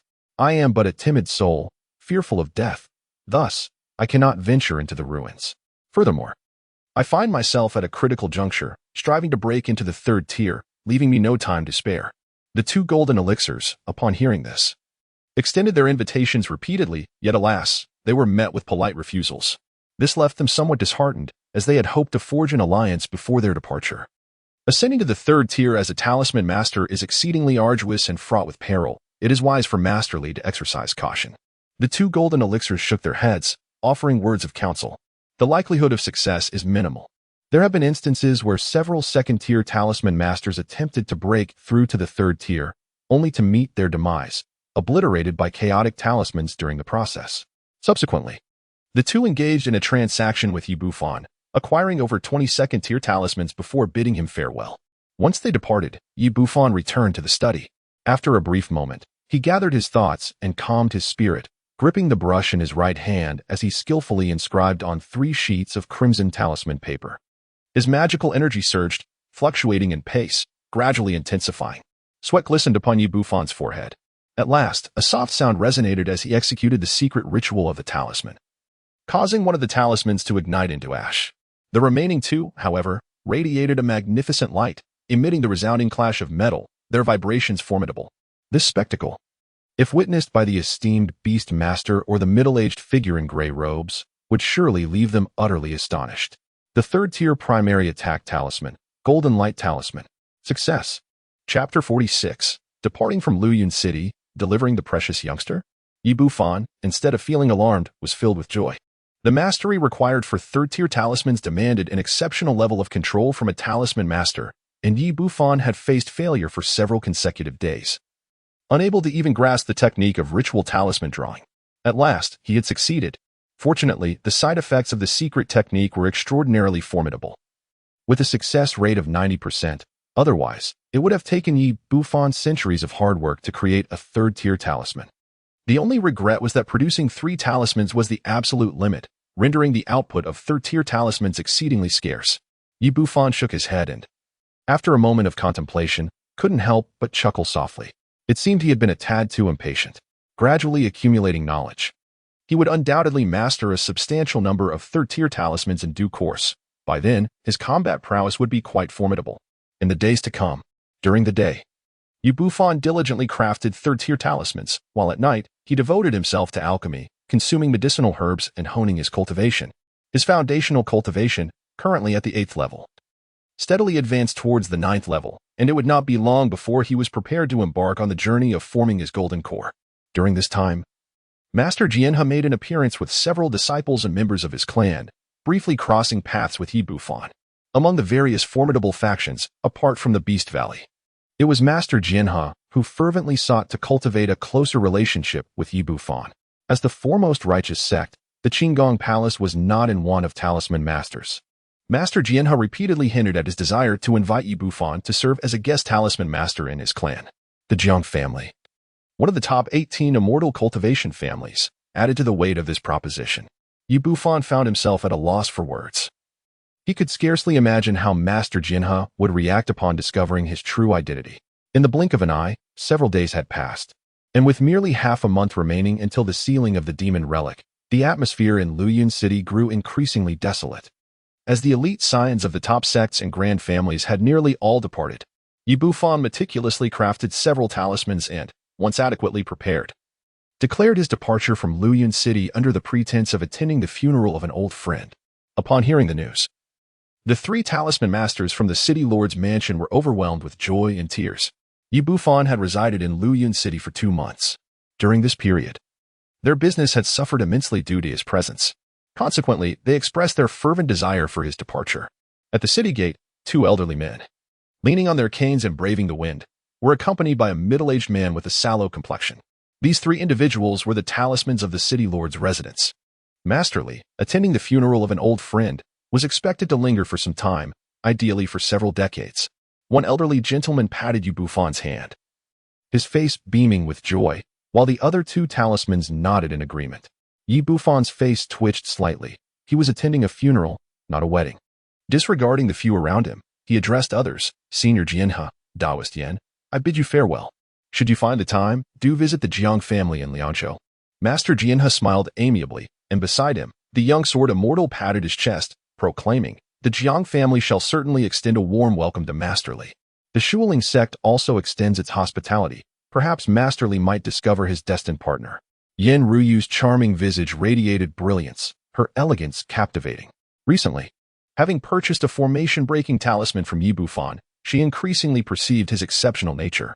Her every smile and frown bewitched those around her, leaving Jianhe's youthful disciples in a daze for an extended period, and even Bufan felt his heart race. A potential calamity for the nation, he mused, growing more vigilant towards Yen Ruyu, though his expression remained inscrutable. After exchanging a few pleasantries, Bufan strode purposefully towards the wilderness outside the city. Once he departed, the other smiles finally waned. Master, as a venerable golden core cultivator, one of the top 10 in Zhao, why would you demean yourself to see off a mere talisman master? If it is merely for the sake of friendship, we juniors could have done it, remarked a purple-clad youth named Luyu, Jianhe's eldest disciple. His prowess surpassed that of Bufan, even in defeating Mo Xuanhuan, second only to the young sword immortal. Given Master S strength, even an ordinary golden core cultivator does not warrant such treatment, let alone a second-tier talisman master, added another, a youth with a sallow complexion named Wu He, a disciple of Jianhe. Though he appeared young, he had already surpassed 50 years of age, having attained the perfected foundation establishment stage. A second-tier talisman master is indeed of little significance. The politeness of those top-tier golden core cultivators towards him stems from the demon sealing ruins. Otherwise, they would merely regard him with admiration rather than condescend to court his favor. Jianhe's gaze was profound as he replied, in the realm of cultivation. The higher the cultivation base, the greater the status. Li Si is merely a second-tier talisman master, with a vast disparity in status from the golden core level. Should misfortune strike, he could easily be seized by any golden core cultivator and used as a tool for talisman crafting. Of course, a third-tier talisman master stands on a different footing altogether. I personally extend my goodwill not solely for the Jiang family, Jianhe sighed lightly. Aside from Jiang Jian, the rest of the Jiang family lacks strength. Accordingly, C is to bolster the lower-tier power and prepare for future upheavals. Return now. Focus on your cultivation and always be prepared for the ruins. Jianhe waved his hand and turned to leave. Lu Yu and Wu He, among others, nodded in agreement. As they approached the residence of the Shangqing Palace, Wu He halted momentarily, exchanged greetings, and then turned to walk down another street. Bufan ventured not far from Luyun City, seeking refuge within a thicket. There, he transformed his appearance into that of a middle-aged man clad in a purple robe and retrieved a common flying sword artifact.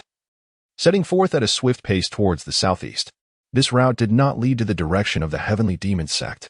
As over 2 months elapsed, Bufan remained uncertain whether the esteemed sword crane master had stationed any spies along the path to the Heavenly Demon Sect. Exercising caution, he resolved to take a detour. As he soared through the skies, the mountains and rivers below receded rapidly. Shortly after, Bufan glided over a wooded area. A young man with a face marred by scars, clad in a green robe, ascended from the forest. He fixed his gaze upon Bufan, who flew several miles ahead, his eyes flickering with intent. Subsequently, he concealed his presence and pursued discreetly, resembling a rogue cultivator intent on ambush. Bufan seemed oblivious to his surroundings. Continuing his swift advance, the 2 figures, one in front and the other behind, had soared through the air for quite some time, covering a distance of nearly 100 miles from Luyun City. Was this the territory of Zhao? The man in the green robe gazed at the distant silhouette still soaring ahead, casting his eyes around with a hint of hesitation. Zhao, the domain of the Valley of 10,000 Beasts. To venture in recklessly might result in being besieged by the disciples of that valley.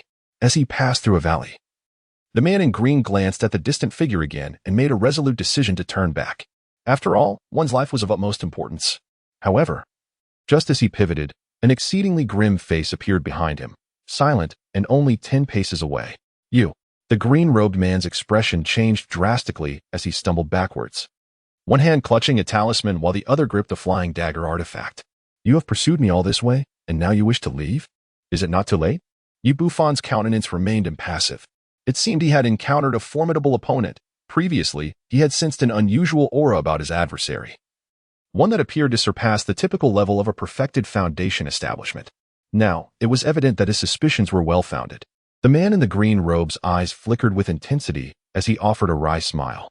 As a fellow perfected foundation establishment cultivator, the ability to craft illusions unnoticed and manifest his true self behind him was a testament to the other's formidable prowess. By this alone, it was clear that the individual before him was beyond his capability to confront. Should a confrontation ensue, his demise was inevitable. Who are you? Bufan spoke lightly, expressing that he merely wished to gather a few more votes to bolster his strength before entering the demon sealing ruins. He had not anticipated the formidable prowess of the gentleman before him. The man in the green robe clasped his hands, beads of cold sweat adorning his brow. Oh, a calamity cultivator? I have never been fond of calamity cultivators. Bufan raised an eyebrow, his gaze shimmering with a cold light. I am willing to offer everything. The man in the green robe's expression shifted slightly. He gritted his teeth and produced a storage bag. His decisiveness was remarkable, to the point that Bufan found it astonishing. It was as if he were presenting treasures. How intriguing. One does not often encounter a robber with such discernment. Bufan chuckled lightly, extending his hand through the air to grasp the storage pouch, weighing it thoughtfully. Very well, considering your cleverness, I shall spare your life. Bufan, feeling disheartened, waved his hand dismissively and turned to continue his journey upon the flying dagger artifact. In the blink of an eye, he had traversed several miles. Meanwhile, the man in the green robe lingered for a while, remaining rooted to the spot until Bufan's figure vanished from sight, at which point he let out a long sigh of relief. His back was drenched in cold sweat, leaving him somewhat uncomfortable. However, he could not dwell on such matters any longer. This individual had appeared behind him without a sound, his strength undoubtedly rivaling that of senior brother Jiang. It was undoubtedly Zhang Laosan. The green-robed man grimaced at the thought of his lost storage bag, feeling an acute pang of regret. With a fierce glare directed towards the direction Bufan had departed, he summoned his remaining flying sword and swiftly soared towards Luoyuan City. Faced with someone capable of seriously injuring senior brother Jiang, the odds of him emerging victorious were exceedingly slim. Yet, at that moment, a voice suddenly echoed from above. You may be more astute than Jiang Yijian, but alas, pursuing me was a grave mistake. Chapter 47. A snap of the fingers to suppress. The warning from Huoyan Hai. Who informed you of my whereabouts? The voice was soft, yet it struck the green-robed man like a thunderclap, causing every hair on his body to stand on end. He abruptly looked up and was astonished to discover a figure hovering above him, head lowered in observation. This person resembles a ghost. The green-robed man was taken aback, and without a moment's hesitation, he urged his flying sword into action. Having spent many years in the shadows, engaging in thievery, his reflexes were remarkably swift. With a whoosh, the sound of the sword resonated as he mounted his flying sword and fled. In an instant, he had covered 10 miles. Although he had attained the pinnacle of the foundation establishment stage and prided himself on his formidable abilities that depended on his opponent, Midnight's Dark Hand, Zhang Laosan, currently within the Zhao Kingdom, had already secured a place among the top 10 on the list of infamous fiends, his notoriety well known. Given his capacity to severely injure the foremost swordsman of the Qingdong sect, he could just as easily do the same to him. No, he could even kill him. If only he could return to Luoyuan City, he could summon his master to eliminate him. As a sword practitioner of the Qingdong sect, he excelled in speed, far surpassing the average foundation establishment cultivator. There was no way he could be caught. The green-robed man was quite confident in his speed. But before he could finish his thoughts, the flying sword suddenly came to a halt before him. Bufan stood expressionless, his seemingly slender figure embodying the immovable strength of a mountain, radiating an overwhelming aura of intimidation. My swordsmanship at the Shangqing Palace is unparalleled in speed. How could you possibly keep up? The man in the green robe exclaimed in astonishment, promptly turning to flee like a streak of green light in another direction. His speed was impressive, yet Bufan was swifter still. Like a bolt of crimson lightning, he closed the distance in an instant, reappearing before the green-clad man. His cold, piercing gaze fixed upon him. Impossible. Absolutely impossible. The green-robed man grimaced, desperately changing his escape route yet again. The 5 great sects in the 3 major demon religions had dominated the realm of speed for over a millennium, unmatched by any. Under equal cultivation, none could surpass them in swiftness. Yet, at this moment, he was effortlessly pursued. How could he fathom such a reality? The harsh truth struck him relentlessly. No matter which direction he fled, that Zhang Laosan would invariably appear like a specter in pursuit. Zhang Laosan, even if I must perish, I shall drag you down with me. The man in green ceased his retreat, unleashing a frenzied roar as his mana surged forth, manifesting thousands of sword shadows from his flying sword, cascading toward Bufan. This was the myriad swords technique of the Shanqing Palace, potent enough to threaten any perfected foundation establishment. The air crackled with intensity. Bufan's expression remained indifferent as he extracted 50-second-tier fire dragon talismans from his storage pouch. The green-robed man, upon witnessing this, felt his composure shatter completely. How could someone so vastly superior resort to using talismans against him? Was he even human? With a thunderous roar, the sheer number of talismans combined would give even a fully realized foundation establishment cultivator a severe headache. In an explosive burst, 50 crimson fire dragons materialized, radiating an extreme heat, resembling a fiery cloud that descended heavily. Their target, however, was not the green-robed man, but the void 100 feet away. Upon casting the talisman, Bufan effortlessly unleashed a flying sword, its radiant light sweeping across the battlefield, suppressing thousands of sword shadows in the blink of an eye. He had grown immensely stronger compared to his former self. Even the most formidable minor sword immortals would falter before him, unable to last beyond 10 moves. As for the average perfected foundation establishment practitioners, he could eliminate them in an instant. Bufan's expression remained impassive, his indifference towards the vacant visage of the green-robed man evident. As his gaze fixated intently on the location of the talisman's assault, suddenly his pupils constricted. From the previously desolate space, a hand abruptly emerged. Ethereal azure light swirled, transforming into a claw reminiscent of an eagle-s, effortlessly obliterating 50 fiery dragons. Such prowess surpassed even that of the minor sword immortal by a considerable margin. The void rippled like water, and a silhouette of azure materialized. Indeed, it is you. Bufan sneered coldly, summoning back his flying sword, his eyes subtly glimmering with a blood-red hue. The individual before him was none other than the middle-aged man in green attire, Hui Hai, who had sought to collaborate with him at the inn. The man in the green robe was momentarily taken aback, clearly recognizing this figure. Brother Zhang's intelligence far surpassed that of ordinary men. Hui Yunhai regarded Bufan with a smile, clapping his hands in amusement. Bufan's expression remained impassive as he spoke. Our collaboration has a mere half-month left. Do you intend for this fool to track me down with the aim of taking my life? Initially, he suspected it was merely a robbery. However, after trailing for over 100 miles, the situation began to appear somewhat dubious.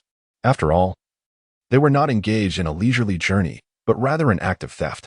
Upon closer observation, utilizing his spiritual perception that surpassed the foundational level, he discerned the true identity of the man in the green robe, a youth with a gaunt face named Wu He, who was none other than the disciple of the esteemed sword crane master. Bufan was taken aback, initially believing that the esteemed Jianhe Jinren had detected him. However, he quickly realized that this was not the case. Jianhe Jinren lacked the ability to penetrate his animal-raising techniques, and even if he could, he would never send his disciples to their demise. Having been in Luoyan City for 3 months, the only one capable of tracking and uncovering his true identity was the enigmatic Hui Yuhai. This is merely a small gift for my friend, Hui Yuhai said with a light chuckle, his smile soon fading. Moreover, I wish to remind you that in just half a month, the sealing of the demonic ruins will commence. If you return to the Tianma sect, how shall we collaborate? During this time, he had personally witnessed this young man transform into masterly, skillfully navigating among the major factions and reaping substantial rewards. Those in the Golden Core stage remained blissfully unaware. In Hui Yunhai's eyes, this individual, with his cunning, methods, and acting prowess, surpassed his peers to such an extent that he even developed a fondness for his talent. Yet, just in recent days, this young fellow seemed intent on fleeing. Hui Yunhai could not allow this to happen, so he sent a message to the disciple of Jianhe Jinren, Wu He, arranging a meeting under the guise of trade to inform him of Zhang Laosan's whereabouts. Upon receiving the news, Wu He, in his excitement, immediately transmitted his sound talisman to Jianzhi Shenren. He then pursued the trail to prevent Zhang Laosan from escaping back to the Tianma sect. However, unbeknownst to him, the sound talisman had been intercepted by Hui Yunhai. The reason Hui Yunhai refrained from tracking Zhang Laosan himself was that he wished to avoid a direct confrontation. He simply intended to warn Zhang Laosan to return to Luoyuan City while offering Wu He's head as a means to ease their relationship. Little did he expect that this young man's spiritual awareness was astonishingly formidable. Hui Yunhai gazed at Yi Bufan, unable to conceal his astonishment. The fact that he could detect him indicated that this individual's spiritual awareness was perilously close to that of the Golden Core stage. I have urgent matters to attend to. I must return to the Tianma sect. Yi Bufan was acutely aware of Hui Yunhai's sentiments. Brother Zhang, as you well know, my intentions are solely to collaborate with you, devoid of any malevolence. Hui Yunhai furrowed his brow. The sinister realm of the Heavenly Demon Sect was a place he would never dare approach, not even in its current state of possession, let alone confront its true primordial form.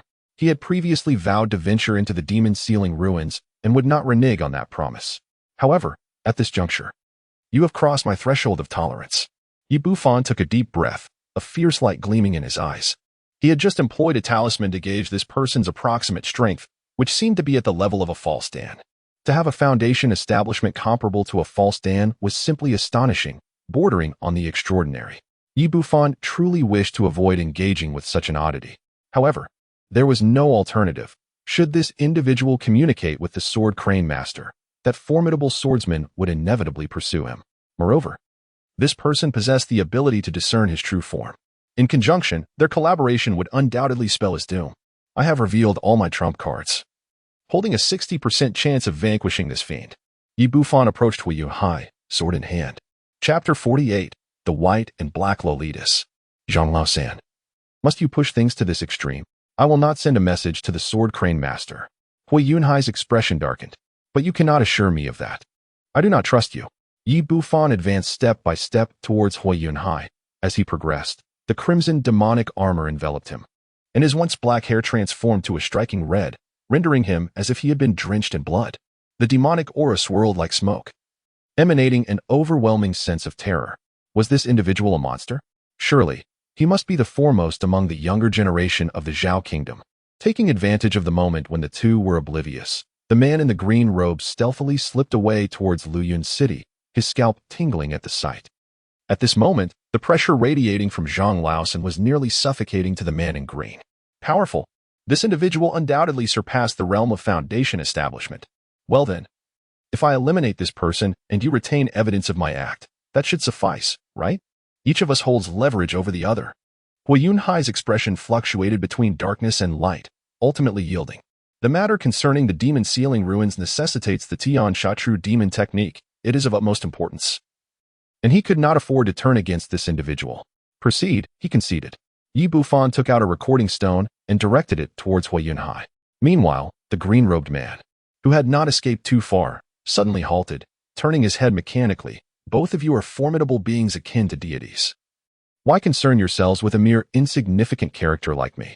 Please let me go. I shall not divulge anything to my master. The green-robed man's face turned ashen, and in the presence of Yi Bufan, he found himself devoid of the courage to resist. With a swift motion, Hui Yunhai appeared beside the green-robed man, seizing him by the neck and effortlessly snapping it.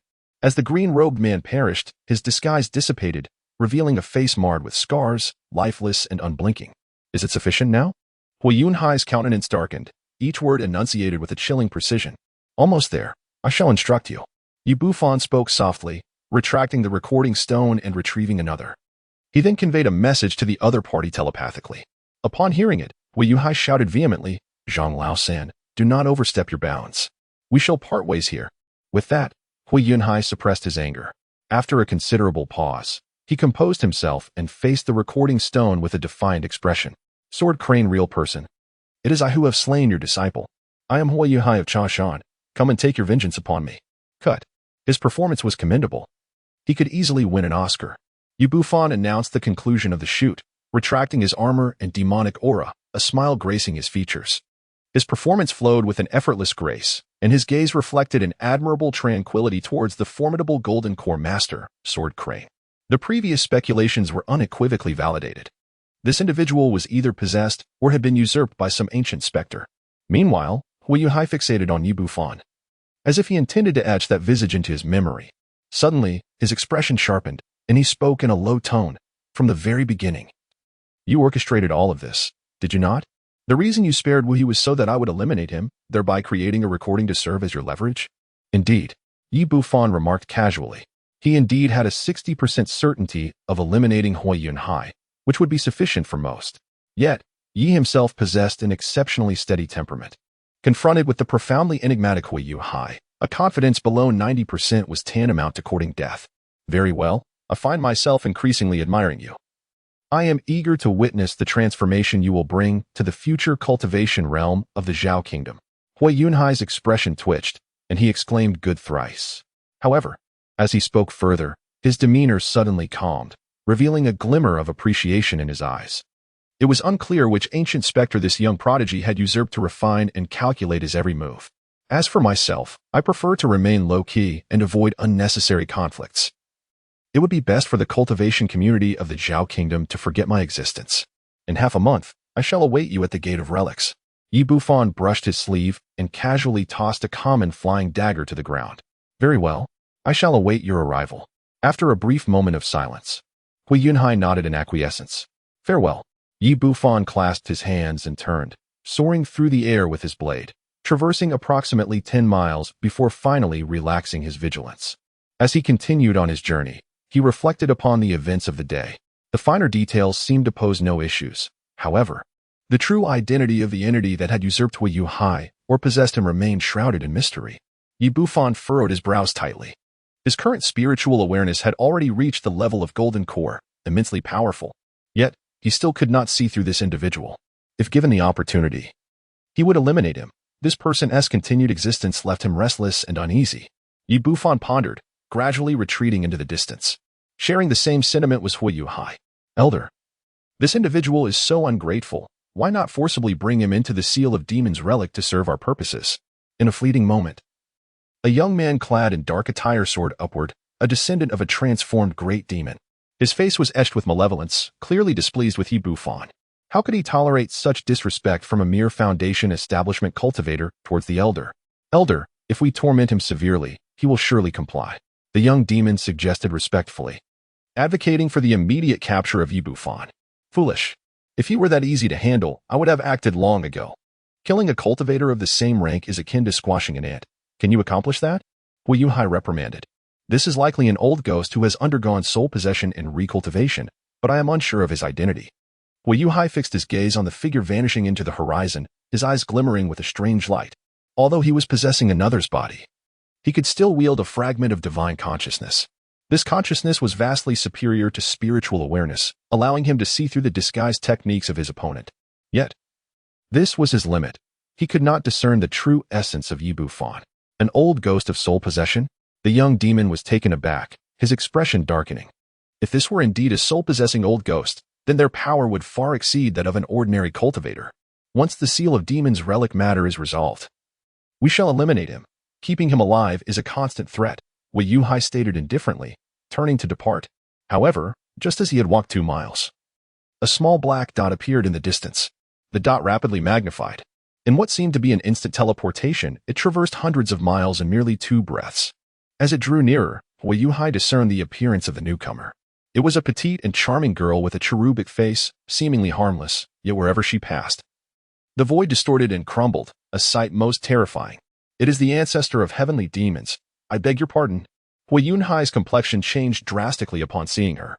Just as he was about to speak, his attention was captured by the black dress adorning the adorable girl. His voice faltered. A black dress. Hui Yunhai recoiled as if he had seen a ghost. The young demon beside him turned ashen in an instant, before the two could escape. A girl clad in a white dress blocked their path, her appearance identical to that of the girl in the black dress. A white dress. Hui Yunhai, upon spotting the girl in the white dress, felt an unexpected surge of joy and hurried towards her. Zhao Yuan was well aware that the ancient demon ancestor had once divided his consciousness into 2 distinct entities, each inhabiting its own corporeal form. One embodied benevolence, while the other harbored malevolence. The benevolent entity, filled with compassion, seldom resorted to violence. While the malevolent one had claimed the lives of hundreds of thousands of cultivators over the centuries, including several formidable demons from the demon race. Even Hui Yunhai would avoid crossing paths with him. What brings you, my friend from the demon realm? Hui Yunhai approached the girl in the white dress, offering a sincere smile. The girl tilted her head in silence, while the girl in the black dress scrutinized Hui Yunhai with a gaze reminiscent of one assessing a delectable morsel. Qingfeng, you have quite the audacity to scheme against my disciple? Chapter 49, The Unfortunate Hui Yunhai. What? Zhang Laosan is your disciple? Hui Yunhai's expression shifted dramatically.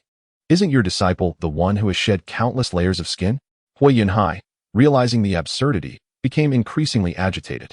He had never encountered a cultivator so intent on adopting various identities, first Zhang Laosan, then Master Li, and now the emergence of Yi Bufan. The enigmatic youth was equally taken aback. Summon your true self. I desire fried phoenix wings. The girl in the black dress fixed her gaze on Hui Yunhai, licking her small pink tongue. For the sake of her sworn rival, she had kept a close watch on Yi Bufan, though she could not approach Luoyuan City. Hui Yunhai, hearing her words, turned pale and hastily directed his attention to the girl in the white dress. Rest assured, esteemed friend from the demon realm, I shall not harm your disciple. I merely require a small favor from him. He gestured towards the girl in the black dress, hoping she might offer a solution. Currently, I cannot contend with her. The girl in the white dress displayed a look of sympathy before shaking her head gently. Hui Yunhai's expression darkened instantly. After a prolonged silence, gritting his teeth, he declared, very well. I shall provide it shortly. Although wings could regenerate, provoking the girl in black would not be so easily rectified. Even the demon dragon would be unable to protect him from her wrath. This woman is utterly unhinged. I still require your demon race's snow god flower, as well as the secret formula that enhances the likelihood of offspring. The girl in black, her large eyes gleaming, extended her delicate hand. Hui Yunhai? Achu. Yi Bufan sneezed, a sudden chill coursing through him. Who is casting curses upon me?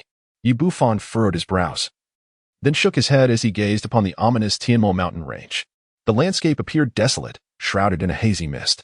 This was the miasma of the Tianmo Mountains, a poison that could claim the lives of even the most seasoned cultivators if they lingered for too long.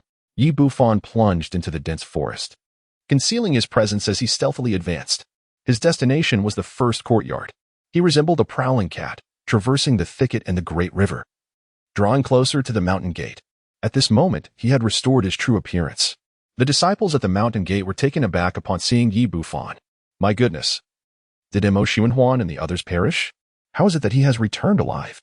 Recently, the incidents outside Luoyuan City had stirred considerable commotion, with rumors suggesting that Yi Bufan had fallen at the hands of the Little Sword Immortal. The Little Sword Immortal had suffered a severe blow from Zhang Laosan, resulting in the deaths of Mo Xuanhuan and several others among the top 10 foundational practitioners. Presently, the members of the Heavenly Demon Sect largely believed Yi Bufan to be deceased. It is indeed Junior Brother Yi. Please present your token. Two young men in black robes approached cautiously. Upon witnessing Yi Bufan produce the token of the Grand Ancestor's first disciple, they relaxed their vigilance. It truly is him. Without further inquiry, they quickly donned smiles and welcomed Yi Bufan into the mountain gate. Although his cultivation was rather modest, merely at the first level of foundation establishment, his esteemed status commanded respect, and those guarding the entrance dared not offend him. Yi Bufan chose to disregard the crowd, swiftly soaring towards the Shadow Demon Peak. He needed to return to the first courtyard before the news reached Lu Wanchuan's ears.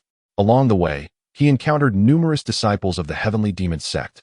Their astonishment was palpable as they whispered among themselves.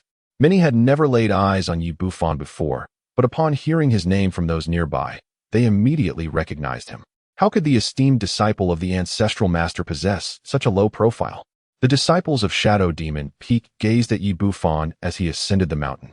Although surprised, their indifference quickly returned.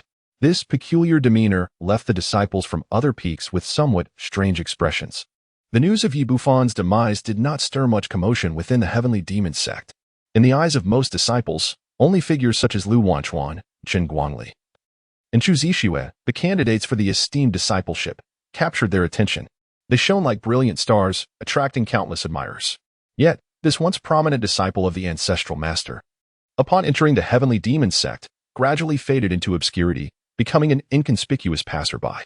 While their statuses may have been comparable, their strengths were worlds apart. Yi Bufan had now arrived at the first courtyard.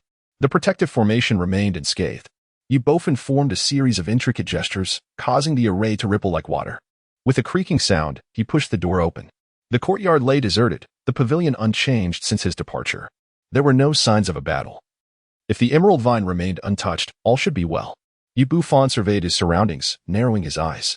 At that moment, a graceful figure clad in a green dress burst forth from the attic.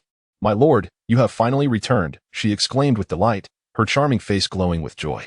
"You must be weary. Allow me to attend to your bath."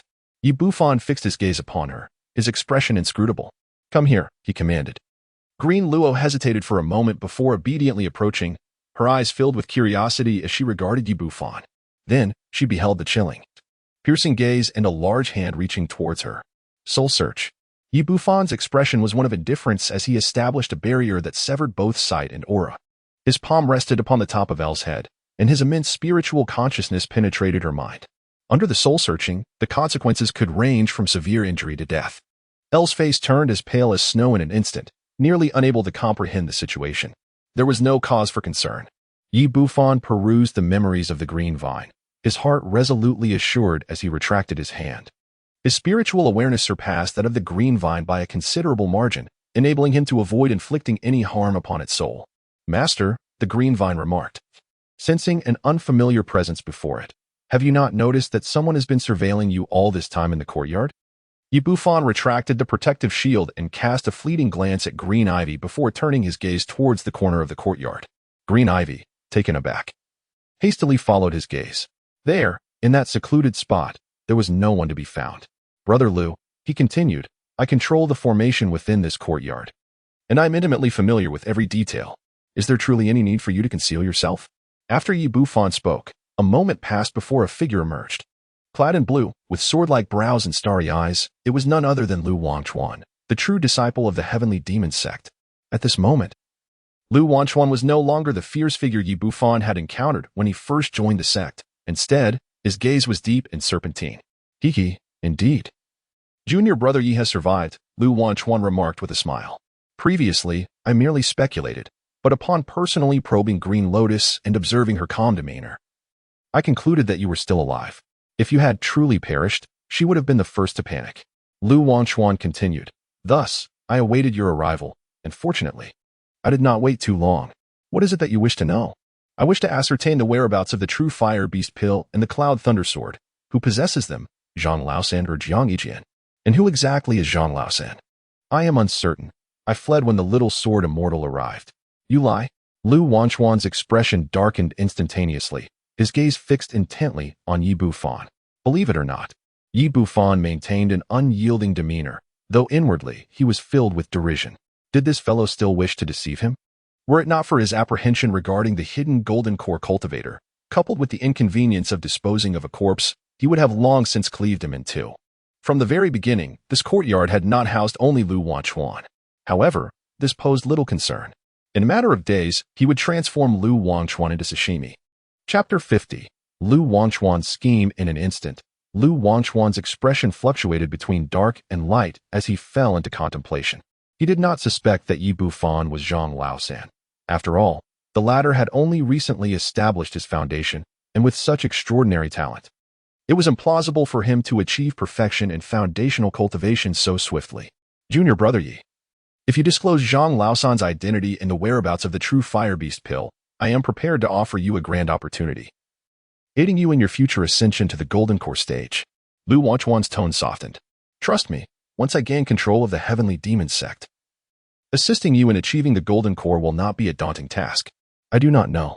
Bufan spoke concisely. Lu Wangchuan hesitated momentarily, offering a wry smile as he clasped his hands in greeting. "I apologize for the intrusion, Junior brother Yi. My heart is filled with urgency, and if I have offended you, I hope you will forgive me. Should you encounter any troubles in the future, do not hesitate to seek my assistance. Farewell." With that, he turned and exited through the door, gradually fading from view. At last, he was gone. LL, visibly shaken, patted her small chest, clearly unsettled. After all, Lu Wangchuan, in her eyes, was akin to a celestial dragon, a figure with the greatest potential to become a saint. Bufan nodded lightly, a smile gracing his lips as he gently patted the head of Greenlow, saying, "In a moment, I shall bestow upon you some treasures to enhance your cultivation." "Thank you, Master, Green Lo exclaimed joyfully, immediately casting aside any lingering doubts regarding the soul-searching matter. She embraced Yi Bufan wholeheartedly, the embrace in the mountainous landscape offering him a sensation of softness and resilience. Take this storage bag and go forth. Yi Bufan produced a storage pouch and, following the delicate curve of the emerald vine's fair neck, slipped it into the depths of her enchanting form. This prompted the emerald vine's charming visage to flush crimson, and she bashfully fled. Yi Bufan gazed at the figure retreating before him, his expression solemn and restrained. Should El Lu ever betray him, he would not hesitate to take her life. Yet, since she had remained loyal, she was still one of his own. To those who were his, he never held back. Yi Bufan turned his gaze towards the courtyard wall, his eyes shimmering with insight, and he unexpectedly beheld the silhouette of a middle-aged man stealthily departing, following Lu Wanchuan. I recall that the one who assigned me this task was Elder Yu from the Demon Sword Peak. It must be him. Prior to my initiation into the Heavenly Demon Sect, I had encountered this individual standing behind the Master of the Demon Sword, at the nascent stage of the Golden Core. His status considerably inferior to that of Elder Su, who had previously ordered my search. It appears that this fellow frequently associates with Lu Wanchuan, given my current strength. While I might be able to contend with him, eliminating him seems implausible. Yi Bufan contemplated for a moment, ultimately dismissing a reckless decision. He resolved to break through to the Golden Core stage before eliminating that old scoundrel. At that point, his chances would be nearly certain. Turning back to his loft, he consumed several exquisite poison pills and sat cross-legged on his bed to refine them. He aimed to reach the 9th level of Foundation establishment as soon as possible. Not far behind the artificial mountain near the first courtyard, Lu Wanchuan caressed the soul banner in his hand, quietly awaiting his arrival. Moments later, a short-bearded, middle-aged man clad in a dark blue python robe approached. Lu Wanchuan hurriedly stepped forward to pay his respects, nervously inquiring, "Uncle Yu, how goes the observation?" His scrutiny of Yi Bufan was merely a fade. Uncle Yu is the focal point of this matter. When one tells a lie, despite outward calmness, their spirit carries corresponding fluctuations, imperceptible to ordinary individuals but detectable by Uncle Yu's treasure that senses such soul vibrations. Indeed, he had lied. This implied he was aware of Zhang Laosan's identity or the whereabouts of the true fire beast pill. Lu Wanchuan lowered his gaze, revealing a glimmer of coldness. He had schemed tirelessly for the true fire beast pill, only to have Zhang Laosan emerge unexpectedly. How could he possibly accept this? Zhang Laosan had once severed Li Kuei's legs. Leaving the scene meticulously cleaned, he was evidently a cautious individual. How could a mere Yi Bufan possess such knowledge? Uncle Yu scoffed. It is likely that Zhang Laosan intimidated him, which is why he dared not speak of that day. I simply wish to know the details of that day. Zhang Laosan's techniques, spells, and artifacts. Upon thorough investigation, the Heavenly Demon Sect must have someone suitable. How many such formidable individuals can there be? Lu Wanchuan gritted his teeth, harboring hatred not only for Zhang Laosan but also for the lying Yi Bufan. After some thought, Uncle Yu suggested, "Isn't Gui no longer a disciple of the mission hall? He wishes to venture into the demon sealing ruins and requires your protection. Arrange for him to approach and test the waters." Upon hearing this, Lu Wanchuan pondered for a moment. I hope he reveals the truth before we enter the demon sealing ruins. Otherwise, upon my return, I cannot kill him. But I shall ensure he suffers, were it not for the consideration of the first disciple of the ancestor. A character as insignificant as Yi Bufan would have long since been captured for soul-searching. His movements were swift. That very night, he summoned Gui to the Holy Mountain. The Holy Mountain was the training ground of the Heavenly Demon Sect Master and the future Saint's son. Independent of the 6 major peaks, as the true disciple of the Sect Master, Lu Wanchuan naturally had the privilege to cultivate there. Rest assured, Senior Brother Lu, I guarantee the completion of the task, Gui replied, his face alight with excitement as he respectfully exited Lu Wanchuan's Jade Tower. Although he was merely at the 4th level of Foundation establishment, and thus seemingly unqualified to be Lu Wanchuan's trusted aide, this was an exceptional opportunity. Upon returning to his residence, he meticulously devised a plan to pry the truth from Yi Bufan. Having interacted with him before, as he was the one who initially assigned the tasks, Gui understood that Yi, being timid and fearful of trouble, could likely be coaxed into revealing the truth with some persuasive words. Yi Bufan resided in the first courtyard for a night, and the following day set forth towards the Demon Abyss Pool, the hallowed chamber of the ancient demon ancestor, where even the sect leader would not dare to enter without a command. However, as the disciple of this venerable master, Yi Bufan was an exception. He sought to acquire the method of forming the golden core from his esteemed mentor in preparation for what lay ahead. In the realm of cultivation within the Zhao Kingdom, only those who have attained the status of golden core true person stand as the pillars of strength, capable of serving as elders in the most formidable sects, enjoying privileges and authority that command respect. Even the candidates for the title of Holy Son would reverently address him as Uncle Yi. This status is far beyond that of mere foundation establishment practitioners. Moreover, longevity plays a crucial role. 600 years.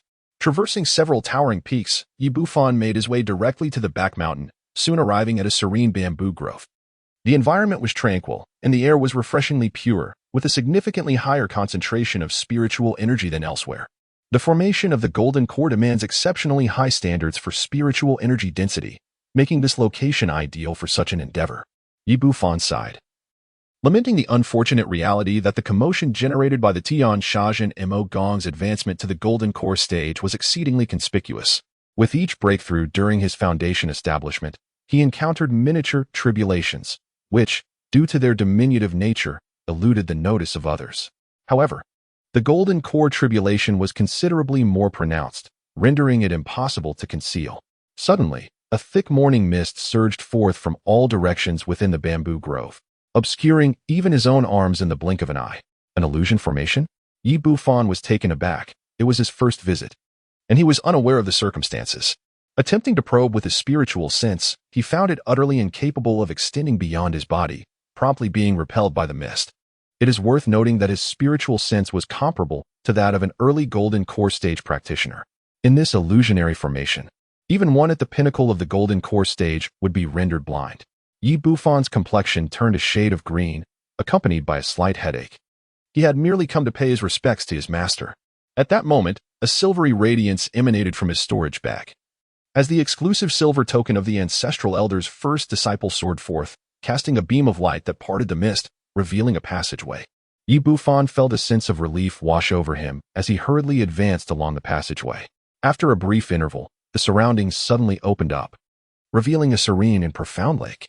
At the heart of the lake stood a magnificent palace crafted from white jade, resplendent in its beauty. An arch bridge spanned the lake, linking the plaza that lay before the palace. Yi Bufan cautiously ascended the arch bridge, only to be astounded by the terrifying density of spiritual energy surrounding him.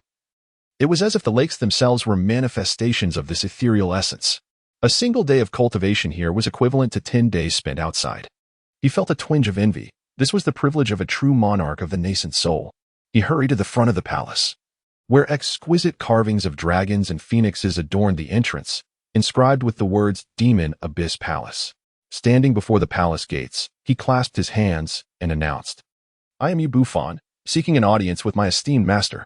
After a brief moment, silence enveloped the air, yet the palace doors opened silently before him. Upon witnessing the scene, Yi Bufan cautiously stepped inside. As he entered, he was momentarily taken aback, his expression shifting dramatically. Within the grand hall, there existed a pool, gently emitting wisps of white vapor. To his astonishment, seated within the water was a statuesque woman, her figure reminiscent of fine porcelain, embodying unparalleled beauty. Her flawless skin was exposed to the air. Chapter 51, The True Demoness. Calamity from above. She sat gracefully atop a jade platform, her long, flowing hair cascading over her shoulders, her eyes delicately closed, with a subtle vermilion mark adorning her brow, rendering her beauty indescribable. The rising mist from the pool accentuated her presence, making her appear akin to Chang'e from the Moon Palace. Her resemblance to the youthful form of her cherished master was striking, as if she were an evolved version of that visage. The most notable distinction, however, was her lack of attire. Yi Bufan is an ordinary man who has maintained his youthful form for over a century. One can only imagine the intensity of such an experience. As she gazed upon his delicate and fair figure, her throat went dry with desire. "Is it beautiful?" A chilling voice echoed from behind. Yi Bufan's scalp suddenly tingled, and as he turned to look, he was met with the sight of a young girl in a black dress, her head tilted to the side as she gazed at him. Her eyes were profound and enigmatic, as if concealing a lurking demon within. He had encountered his master. Yi Bufan felt cold sweat forming on his forehead and hurriedly bowed. However, deep within his heart, he was already cursing. The woman on the jade platform was undoubtedly connected to the ancient demon ancestor, perhaps even being one and the same. This was no mere coincidence. His master had deliberately allowed him to witness this. What was her intention? Yi Bufan's heart plummeted to the depths. And although the scene was alluring, he found himself bereft of the fortune to indulge. Do you desire it? The girl in the black dress approached. A fragrant allure wafting into Yi Bufan's nostrils, laden with exquisite temptation. I dare not. His body betrayed him, revealing his intentions to deceive. Suddenly, the girl in the black dress erupted into laughter, her enchanting eyes crescent-shaped with mirth as her small hands clasped her belly, shaking with delight. The flowing black dress swayed gracefully, reminiscent of a black lotus in bloom. Oh dear, little white, no one in this world has ever seen our bodies. And now someone has. Our own disciple, no less. What should we do? I shan't kill him. Perhaps you should take action? The girl in the black dress glanced towards the depths of the palace, playfully jesting. Upon witnessing this, Yi Bufan's expression drastically changed. And he couldn't help but take 2 steps back, cold sweat trickling down his brow. Regardless of the meaning behind these words, it was evident that his master before him exhibited signs of a certain neurosis. No, it was almost pathological. The palace was enveloped in silence, with no one daring to respond. You are not inherently benevolent. There is no need to suppress your malevolent thoughts. Let them be unshackled, the girl in the black dress said. Her voice crisp and melodious as she gazed deep into the hall. Yet, to Yi Bufan, it felt as though an icy chill had enveloped him. Noticing the lack of response, the girl in the black dress expressed a hint of disappointment. However, as her large eyes darted around, a smile once again graced her doll-like face, exuding an irresistible cuteness. Do you know why I chose you as my disciple? She inquired, clasping her small hands behind her back and circling Yi Bufan. Previously, I was merely intrigued by your inferior young spiritual root and your unusual progress in the foundational stage of cultivation. But now, my curiosity has only intensified. In just a few months, you have ascended from the 1st to the 8th level. Even with the aid of spirit-enhancing elixirs, such rapid advancement seems implausible. Tilting her little head, her enchanting peach blossom eyes sparkled with brilliance. Perhaps, my disciple possesses some enigmatic constitution. Yi Bufan's pupils constricted, yet his expression remained composed. Regret welled up within him. It was evident that his master was engaged in a confrontation with some formidable entity, and he should not have arrived at this moment. Ah, that's a good reason. I believe you. I shall no longer pry into your secrets. The enchanting black-clad girl with alluring peach blossom eyes approached Yi Bufan. Her petite frame drawing near, her breath fragrant like orchids as she whispered, You have 3 masters. Would you not desire to deceive them for thrice the delight? Yi Bufan gazed at the cherry-red lips that were tantalizingly close, inhaling their fragrant allure, while his eyelids twitched uncontrollably. What a cursed triple dose of delight. Confronted by a master whose mental state was deteriorating into something increasingly morbid, he longed for escape. Yet, to his horror, he soon discovered that his body felt ensnared by an invisible hand, rendering him utterly immobile. Master, Yi Bufan's countenance was grim, his cultivation surging with fervor, and his eyes transformed into a crimson hue as he struggled to contain the fury within.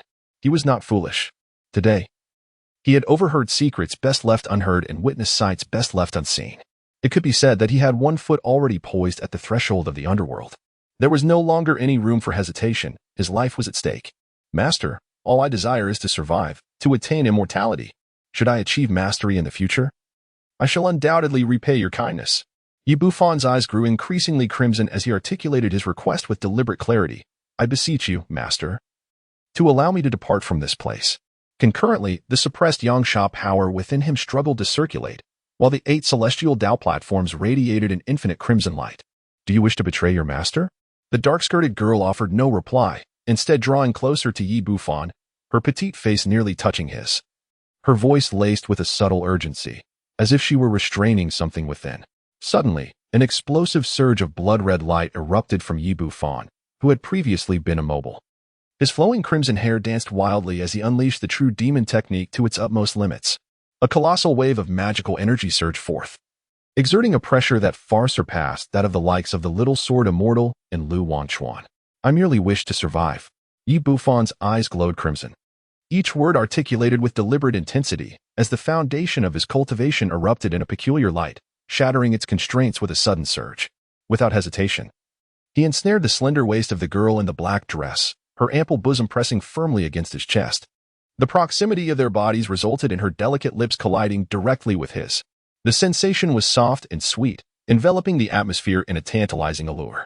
However, Yi Bufan was devoid of any lingering romantic thoughts. The cloud thunder sword soared forth from his storage pouch, His right hand secured her waist while his left gripped the sword, thrusting it with lightning speed towards the center of her brow. Even in the face of imminent peril, even the ephemeral may exhibit the courage to shake the trees. This transpired in the blink of an eye. The girl in the black dress appeared taken aback by Yi Bufan's ability to break free from his restraints. As she felt the essence of his masculinity in the warmth of his lips, her youthful visage betrayed a moment of panic, her cheeks flushing a deep crimson. A blend of embarrassment and indignation.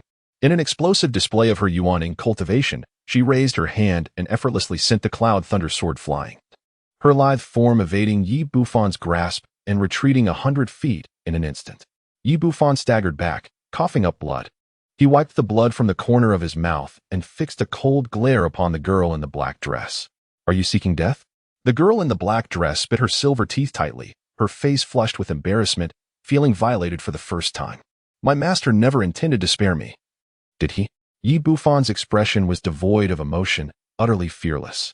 He had always strived to evade perilous situations. Today, he merely sought to inquire about the matter of forming a golden core, never intending to clash with his master. Yet, faced with life and death, he had no choice but to act thus. This was merely an unforeseen circumstance. A benevolent impulse had risen in rebellion, attempting to suppress me. And I could not allow it to succeed. I intended to use you to unsettle her mind, though I had somewhat underestimated the marvels of the Heavenly Dao's foundation. The girl in the black dress took several deep breaths, her gaze fixed intently on Yi Bufan, feeling an inexplicable sensation. Bound as she was, even the golden core was ensnared. Yi Bufan's strength surpassed her expectations, and what surprised her most was that glimmer of extraordinary light. The wonders of the Heavenly Dao's foundation were far beyond her imagination. She reevaluated Yi Bufan and suddenly realized that this seemingly unremarkable disciple had grown at an astonishing rate. It was time to take action. Yi Bufan took a deep breath, his gaze growing increasingly composed. I have never claimed that I would kill you. The girl in the black dress remarked, her eyes shimmering with an unusual intensity, a smile blooming on her delicate face. You possess more potential than anyone else. The future holds great promise for you, perhaps even surpassing me. One day, when you achieve the Yuanying stage, it is not inconceivable for us to become Dao companions. Yi Bufan wore an expressionless visage, as if he were oblivious to the world around him. This dark-clad mistress was a bundle of nerves. Her thought processes utterly divergent from those of an ordinary person. Her words were hardly worthy of belief. Speak, then, what is it that you require of me? The petite figure in the black dress reined in her mirth, lightly gesturing with her delicate hand, causing a thick mist to rise from the pool, obscuring her own exquisite form. At that moment, she had wholly suppressed any lingering benevolence. Turning to face Yi Bufan, she endeavored to maintain her composure. Yet the fiery blush upon her countenance refused to dissipate. Chapter 52. The Method of Core Formation, the Demonic Dragon Technique. Yi Bufan gazed at the girl in the black dress, remaining silent for an extended period. He found it utterly incomprehensible to fathom the actions of this enigmatic woman. Logically, he should have met his demise today. I wish to inquire about the method of forming a golden core. Yi Bufan took a deep breath and clasped his hands together, declaring, regardless of the circumstances, surviving is what matters. Once I attain a certain level of strength, I shall be able to contend with any ulterior motives this individual may harbor. The girl in the black dress appeared astonished after a moment of contemplation. She nodded and remarked, the method of forming the golden core? Indeed, with your pace of cultivation, it won't be long before you achieve the pinnacle of foundation establishment. The Heavenly Demon Sect possesses a technique that can enhance the success rate by 20%. I also have several auxiliary methods that may increase the probability of forming the golden core, perhaps by 30 to 40%. Only 30 to 40%? Yi Bufan felt a tinge of disappointment. Upon noticing his reaction, the black-skirted young girl widened her enchanting eyes and declared, a success rate of 30 to 40%. Coupled with the crystal condensation pill, the overall success rate will not fall below 60%. In the entirety of the Zhao Kingdom. Can you name any of those so-called top sects that boast a higher success rate than 30 to 40%? The Heavenly Demon Sect has thousands in the foundation establishment stage, yet the number of golden core realms barely exceeds a few dozen, accumulated over centuries, which underscores the immense difficulty of advancement. The number of golden core practitioners in the righteous sect, the Qing Palace, is similarly scant. The auxiliary techniques with a 30 to 40% success rate are knowledge she possessed before her reincarnation. If even a whisper of this were to escape, it would undoubtedly incite a war throughout the Zhao Kingdom. Yi Bufan remained silent, fully aware of his own circumstances. He understood that the auxiliary techniques, which might prove invaluable to those with superior or exceptional spiritual roots, held little significance for him. His cultivation speed, comparable to that of those with superior spiritual roots, was overshadowed by the fact that his innate quality was merely that of an inferior yang spiritual root. The journey he had taken thus far was nothing short of miraculous. Advancing further would undoubtedly prove even more arduous than for others. It was no wonder that in the realm of cultivation, possessing outstanding innate talent was paramount, as it greatly influenced the processes of forming the golden core and achieving the nascent soul. Bufan sighed, choosing his words with care. Is there a method that guarantees the achievement of the golden elixir?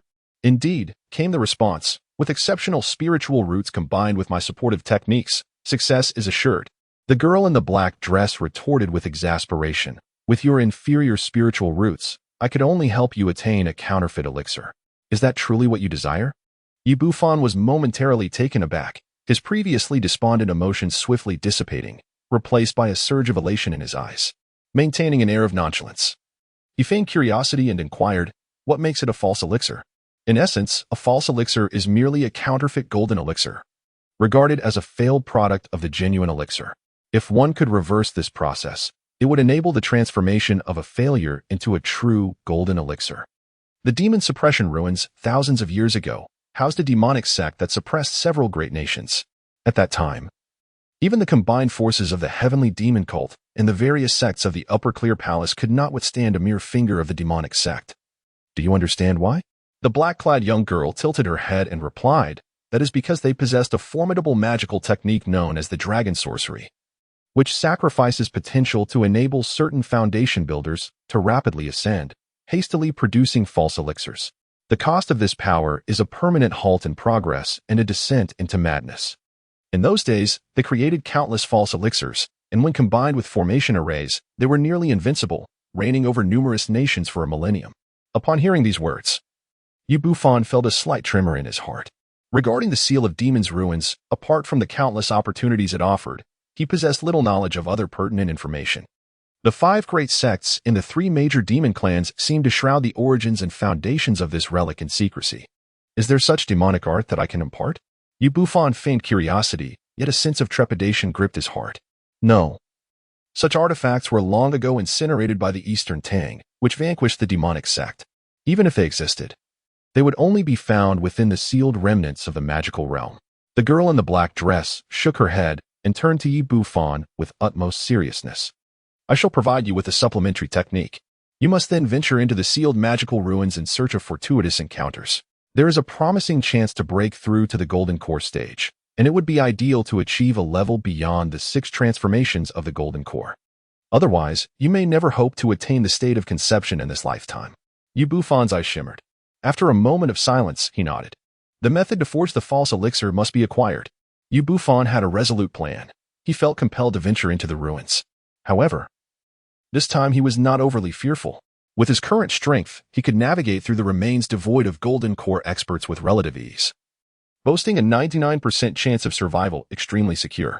Of course, to hedge against unforeseen circumstances, he prepared to craft over 100 third-tier talismans. Subsequently, the girl in the black dress tossed a jade slip to Bufan, who accepted it with a salute before turning to leave the palace. Observing his vanishing figure, the girl in the black dress curled her lips into a faint smile.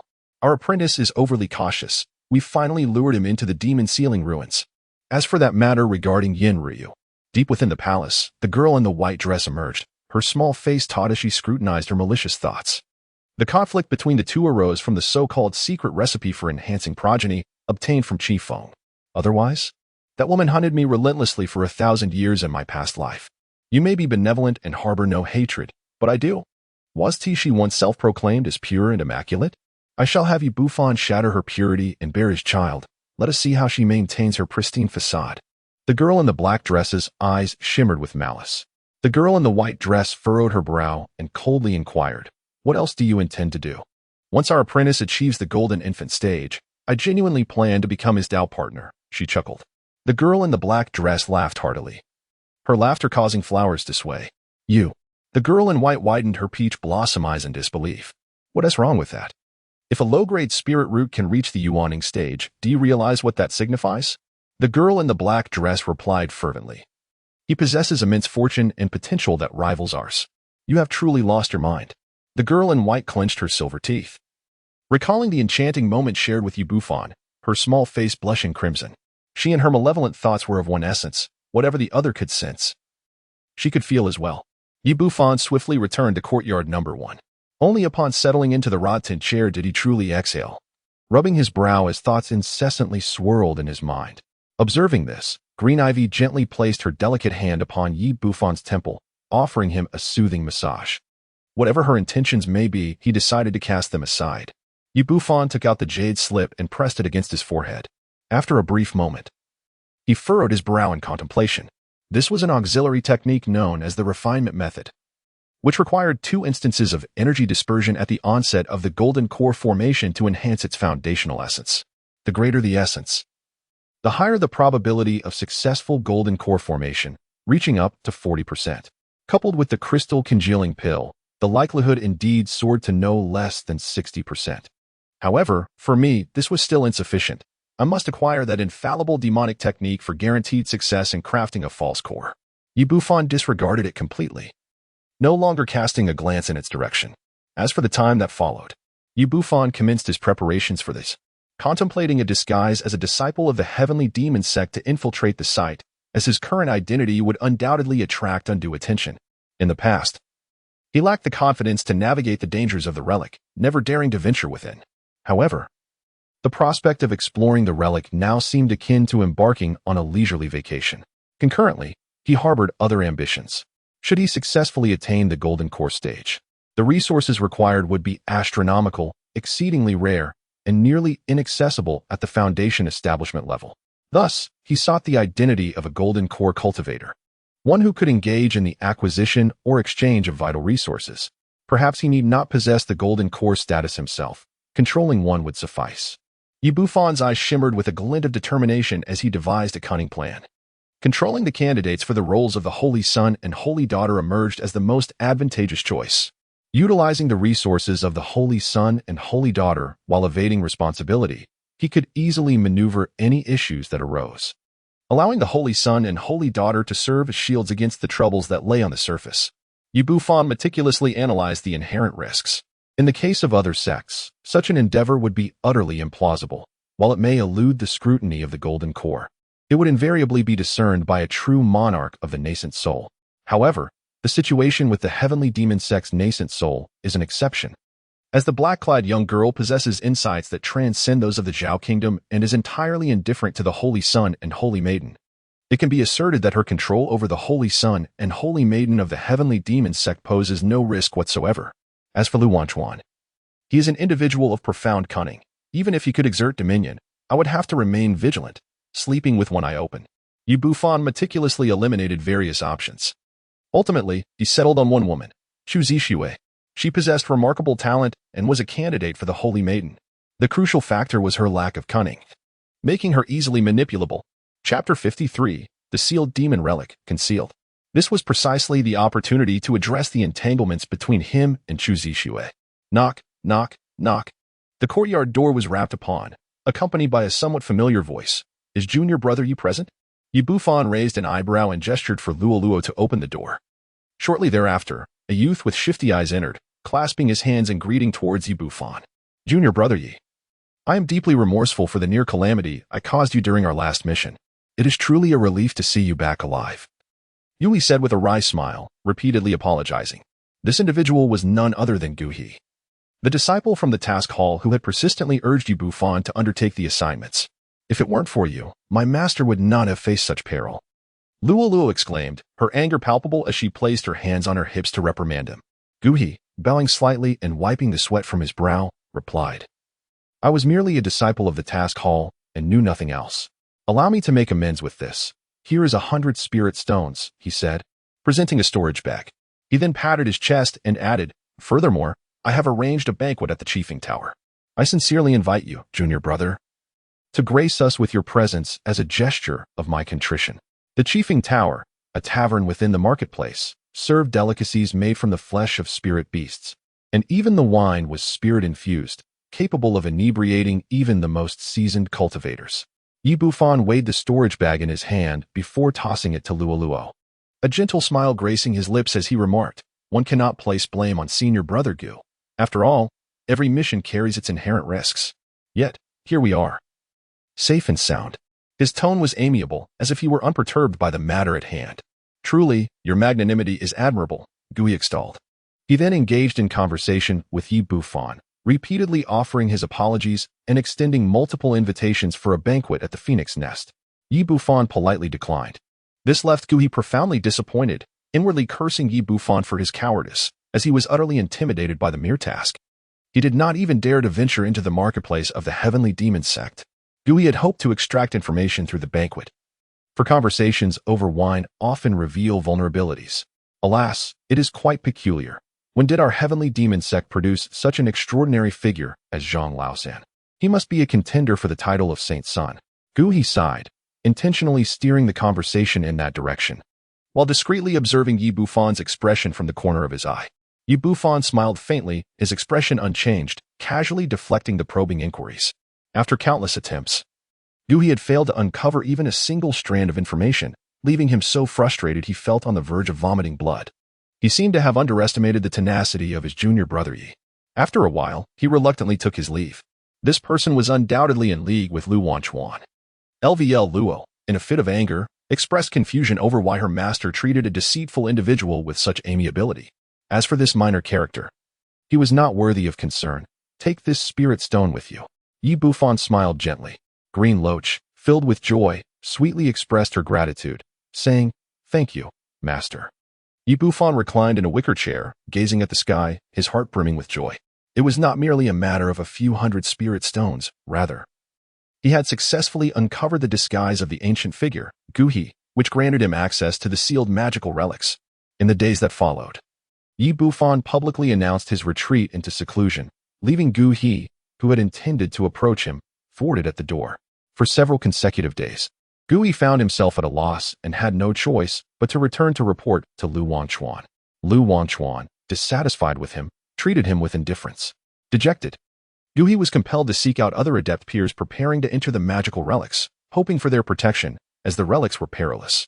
With numerous high-level foundation-building cultivators readily available, his limited cultivation level would be tantamount to courting death if he ventured in recklessly. Soon enough, half a month slipped by, and the day to journey to the relics arrived.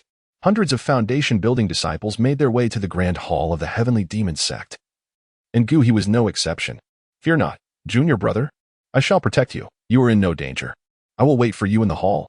A robust young man clad in a gray robe, weighing the bulging spirit stones in his hand, laughed heartily as he pushed open the door. "Thank you, senior brother Qi," Gu replied, his face alight with joy. To ensure his survival within the magical relics, he had visited countless senior brothers of the 7th and 8th levels of foundation building, seeking a guarantee of safety within the relics. He did not aspire for vast riches, but merely sought a modest opportunity, as he had been stagnating at the 4th level of foundation building for far too long. Naturally, he sought out those who were known for their mercenary services, cultivators who had engaged in assassinations or protective duties for clients. Such individuals valued their credibility. Having mingled within the task hall for many years, he was well acquainted with the inner workings. Some disciples would often enlist the aid of these experts to fulfill their sect duties. "Hurry and prepare to head to the hall," Gu urged himself. Swiftly returning to his courtyard to gather life-preserving talismans and healing elixirs, then hurriedly made his way to the grand hall. However, just as he stepped outside, he froze in place. Before him sat a figure cross-legged on a large stone, smiling warmly at him. "Yi Bufan, what brings you here?" Gu stammered, his expression darkening slightly, a flicker of resentment gleaming in his eyes. Had it not been for his inability to extract information from Yi Bufan, which displeased Lu Wanchuan, he would not have needed to seek protection from formidable peers. Following Lu Wanchuan into the relics, even a mere sip of broth would have filled his coffers. Moreover, he had already invested 100 spirit stones. Yi Bufan rose, a faint smile gracing his lips as he said, "Come, let us bid farewell to Brother Gu." Gu furrowed his brows, about to utter a response, when a flying sword, swift as lightning, pierced through his forehead. A tremendous force propelled him, and with a resounding thud, his body was impaled against the wall of the courtyard behind him. Scalding blood trickled down his brow, staining Gu's face, which bore an expression of utter disbelief. "Hiss." Yi Bufan approached with an impassive expression, deftly extracting the flying sword and capturing the remnants of Gu He's soul, sealing it away. This technique would prolong the time before his soul tablet shattered. Subsequently, he swiftly discarded Gu He's corpse into his storage bag. Moments later, Gu He, following the throngs of people, entered the grand hall of the Heavenly Demon Sect. At this moment, the hall was filled with over 300 foundational cultivators, the majority of whom were disciples at the 6th or 7th level of foundation establishment, all elite, each radiating vitality. Among them, many had achieved the pinnacle of foundation establishment, their faces brimming with confidence. At the forefront stood several candidates for the roles of saints, including Lu Wanchuan, Chen Guangli, and a pallid, sickly youth. Additionally, there were the captivating saintesses, Chu Zixue, Shang Wanqingyao, the Gu woman of Gu Peak, and the master sister of Blood Peak, a striking figure clad in red wielding a long blade. Many disciples gazed at them with a mix of admiration and trepidation. Surrounding these candidates for sainthood were a throng of followers, shining like stars around the moon, deterring anyone from approaching. Why has Gu He delayed for so long? Brother Qi frowned as he noticed Gu He's arrival. I was tidying up and was slightly delayed. Yi Bufan, disguised as Gu He using the beast creation technique, smiled and stood beside Brother Qi. He scanned the grand hall, and his smile grew even brighter as his gaze passed over Lu Wanchuan. Chapter 54, Little Brother. You cannot afford to offend all 108 of them. The bustling hall fell silent as the imposing figure clad in purple robes of the Heavenly Demon Sect approached. The ceiling of the demon relics opens once every 50 years. You must seize this opportunity, the sect leader proclaimed, his eyes like lightning. Gradually speaking, whether you can achieve the golden core depends entirely on your fortune. He paused, his gaze flashing with demonic light. Encounter righteous cultivators? Kill them one by one. They will not spare you either, so it is best to eliminate their prodigies. Lastly, strive to seize celestial treasures. The top 5 will be rewarded with crystal condensation pills. With these words, excitement surged through the crowd. Crystal condensation pills. Even within our Heavenly Demon Sect, few have the privilege to partake, Brother Qi remarked, turning to Yi Bufan. Junior Brother Gu, if you can assist me in seizing a substantial amount of treasures and help me break into the top 5, I will protect you for life. I will give it my all. Yi Bufan nodded, yet a cold smile lingered within his heart. To shield him for a lifetime? With what? A brazier, perhaps? Moreover, he was in dire need of the Ningjing Dan. Naturally, it must be of his own concoction. Should he fortuitously refine the Ningjing Dan into a supreme toxic elixir, his chances of transcending into the golden core realm would dramatically increase, even without auxiliary techniques. The Ningjing Dan provided by the sect bore insufficient impurities and poison. What use would it serve him? Without indulging in excessive chatter, the demon lord stepped forth from the grand hall, gesturing grandly as a skull, enveloped in swirling demonic energy, manifested before them, its colossal size comparable to that of a large plaza. He ascended the skull, followed closely by Lu Wanchuan, who had his hands clasped behind his back, and subsequently by Chen Guangli, Chu Zixue, and others. These esteemed candidates for the title of saint naturally positioned themselves at the forefront. Only after they had taken their places did a group of foundation establishment disciples, either anxious, exhilarated, or expectant, ascend the skeletal artifact. Yi Bufan stood alongside his senior brother Qi in the most inconspicuous corner. The howling winds wailed as a skull soared toward the distant sky, its speed far surpassing that of any magical artifact, covering thousands of miles in mere moments. Yi Bufan gazed upon it with immense envy. Such treasures could only be wielded by those at the Golden Core stage, merging with their very being to unleash a force capable of shattering mountains.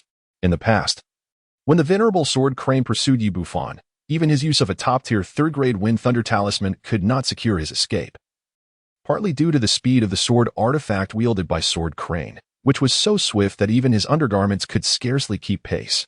The demon ceiling ruins lie in the northern territory of the Heavenly Demon Sect, nestled within an ancient mountain range that marks the border of the Zhao Kingdom. Beyond this range stretches the northern Mang Mountain, and further north lies the Kingdom of Huiyin, which also hosts its own cultivation factions, rivaling the Zhao Kingdom's martial realm. As the skull raced onward, senior brother Qi incessantly instilled ideas into Yi Bufan's mind.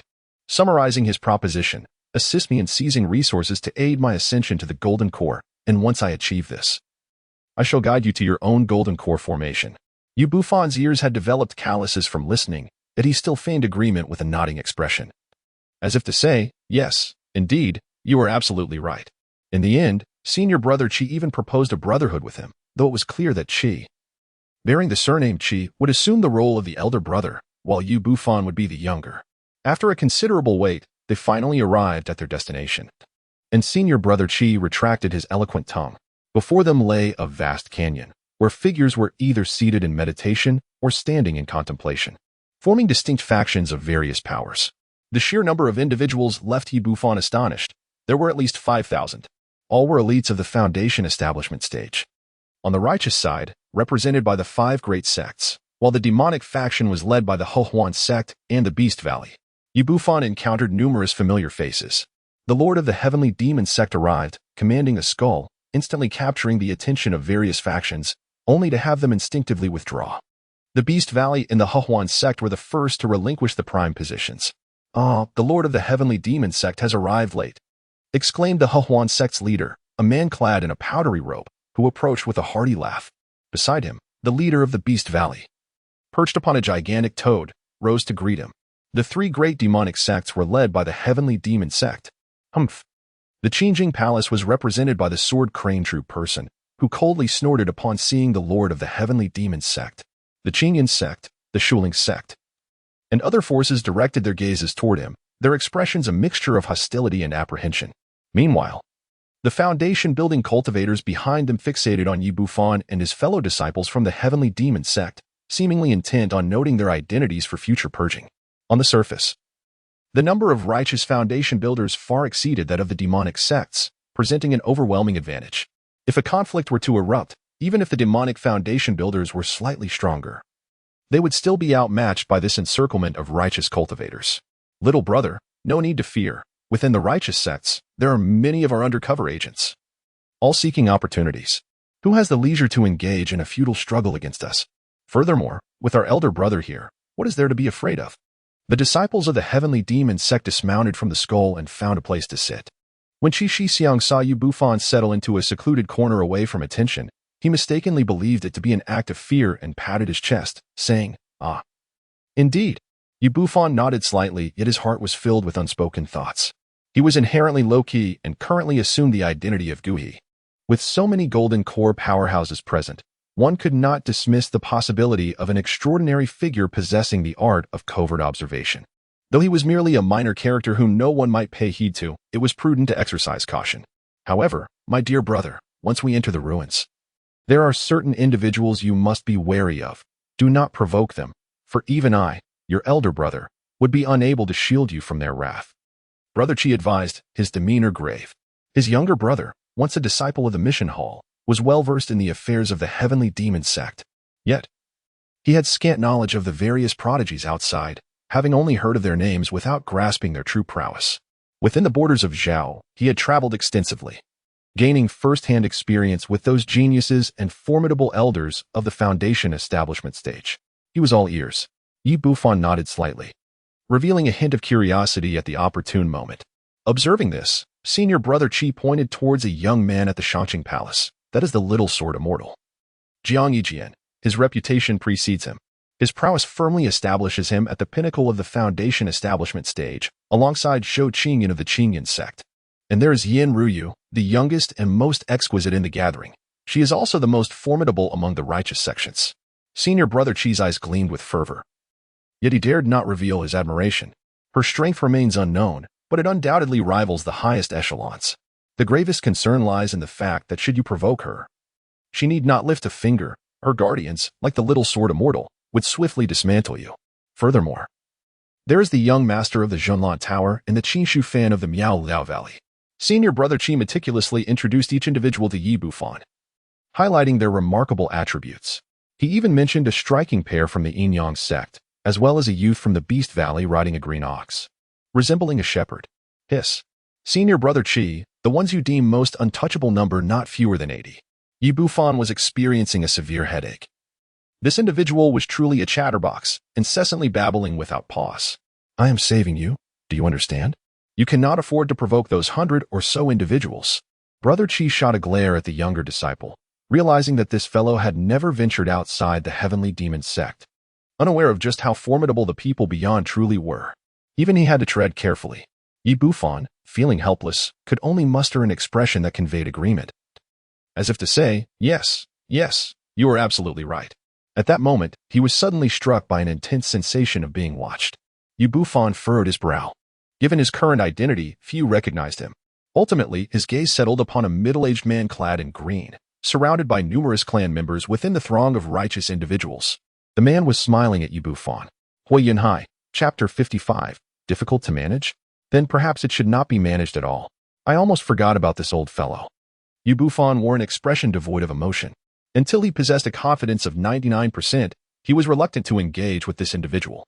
Despite the fact that the other party held crucial information regarding the primary material of the located somewhere within the ruins, this person remained exceedingly perilous. Retracting his gaze, Bufan closed his eyes and meditated, choosing not to linger any longer. His primary objective on this journey was to master the demonic dragon technique for the creation of false elixirs. He had no intention of collaborating with Hui Yunhai or coveting the main ingredient for the unless absolutely necessary. After a brief moment, as the leaders of the 7 major sects cast their spells, a colossal luminous gate materialized deep within the canyon, emanating an ancient aura. The sealing magic ruins had been opened for 3 months, allowing entry for those below the golden core level. Within lay ancient demonic beasts, formations, traps, and more. Survival depended entirely on one's fortune. Furthermore, unless absolutely unavoidable, it was best not to attempt to break through to the golden core within the ruins. Real Master Jianhe, the female leader of the Shuling sect, and other influential figures successively cautioned their disciples, with the final words serving as a warning. Breaking through to the golden core within the ruins, without a protector, significantly heightened the mortality rate. Moreover, one could attract the attention of some inexplicable entities. Over the past millennium, there had been numerous inexplicable fatalities among newly ascended golden core cultivators within. Subsequently, the men and women of the Yin-Yang sect were the first to enter the Luminous Gate, followed by the Shangqing Palace, Shuling sect, and other major powers. Each individual was brimming with excitement, as if they were pillaging a treasure trove. Over 5,000 Foundation establishment cultivators streamed in, and Bufan blended among them. Uncertain of how many would emerge alive, the leader of the Shuling sect, a strikingly beautiful Taoist nun, sighed softly after all had entered. The sealing magic ruins were controlled by the 7 major sects, and each time they were opened, half of the participants would perish. This time, the mortality rate would likely exceed 70%. Such matters ought to be communicated to those below. Real Master Jianhe's countenance grew grave. As a high-ranking member of the Shangqing Palace, he was well aware of the secrets within. Upon hearing this, the demon lord furrowed his brow and remarked, "The upper echelons of both righteous and demonic sects have sworn an oath. The matters concerning the demon sect are strictly forbidden from dissemination. In the struggle for survival, only the strong endure. Moreover, this is the final opening of the ruins." He did not continue further. This ruin had once served as the dojo of the demon sect 3,000 years ago, while it was not a secret within the Zhao Kingdom's cultivation realm. Few were aware of the events following the demon sect's downfall. Should something truly go awry, it would wreak havoc upon the Zhao Kingdom's cultivation realm, potentially affecting surrounding nations. And even the demon sect might find it difficult to safeguard itself. Within a grove of ancient trees, light flickered as Bufan and his senior brother Qi fell from the sky. Entering the ruins involved random teleportation, however. Those who entered closely together could be transported to the same location. Ah, the spiritual energy here is so rich, truly a place of ancient blessings. Senior brother Qi inhaled deeply, marveling at the atmosphere. Bufan surveyed his surroundings and took out a map for careful examination. The range of the demon sealing ruins was vast, extending nearly 1,000 miles. To be precise, it was a mountainous paradise, far superior to the cultivation environments of any elite forces in the Zhao Kingdom. He found himself at the outer edge of the ruins, in the ancient moonlit forest, situated 100 miles from the inner sanctum. Bufan furrowed his brow in contemplation. According to the aforementioned description, within the inner realm lies a celestial abode inhabited by the elders of the demon sect, known as Qiang Mountain. Although most treasures within the caves have been plundered over the course of a millennium, there remain a few that are well preserved, safeguarded by formidable protective formations. The clues to the demon dragon technique, as well as the regions occupied by the elders of the demon sect and the domain of the sect leader, stand as primary objectives. Bufan contemplated for a moment, deciding to explore this location. Armed with a plethora of broken formation symbols and his extraordinary prowess, he was filled with hope for dismantling the array. Indeed, the area where the disciples of the demon sect resided had a significant probability of harboring the dragon magic. as this technique was cultivated by foundation-building disciples. While the elders typically did not practice it themselves, at most, they possessed knowledge of the methods employed by these disciples. However, that region had been thoroughly scavenged by the foundation-building cultivators of previous years, leaving not even a single spirit stone to be found. Junior brother. From where did you acquire this map? It is astonishingly more detailed than mine, at least by several dozen times. Senior brother Chi leaned in, his eyes widening in astonishment. He suddenly realized that not only did it contain a detailed route of the outer and inner regions, but it also included the core area. Such a map would likely be scarce among the over 5,000 foundation-building cultivators. It was a serendipitous find, Bufan replied calmly. This map belongs to the little sword immortal. Upon hearing this, senior brother Chi immediately became exhilarated, rubbing his hands together and exclaiming, "Excellent, excellent. Junior brother, you truly are my lucky star. With this map, I might indeed secure a vast array of rare materials and ascend into the top 5.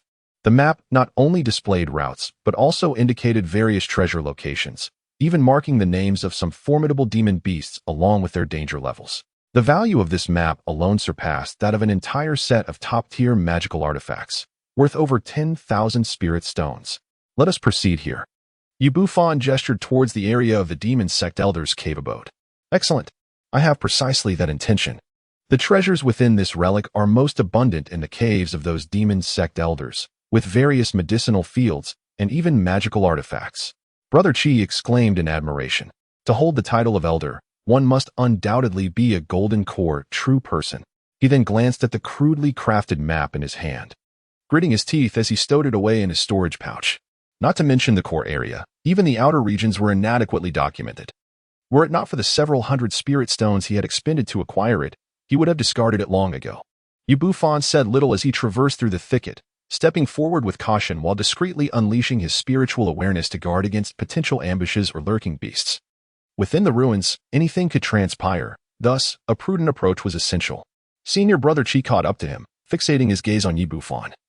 His eyes glimmering with mischief as he remarked, "Junior brother, how about entrusting this map to me? I shall bear the brunt of any danger." During this expedition into the ruins, he had initially intended to use Gu He as a mere pawn.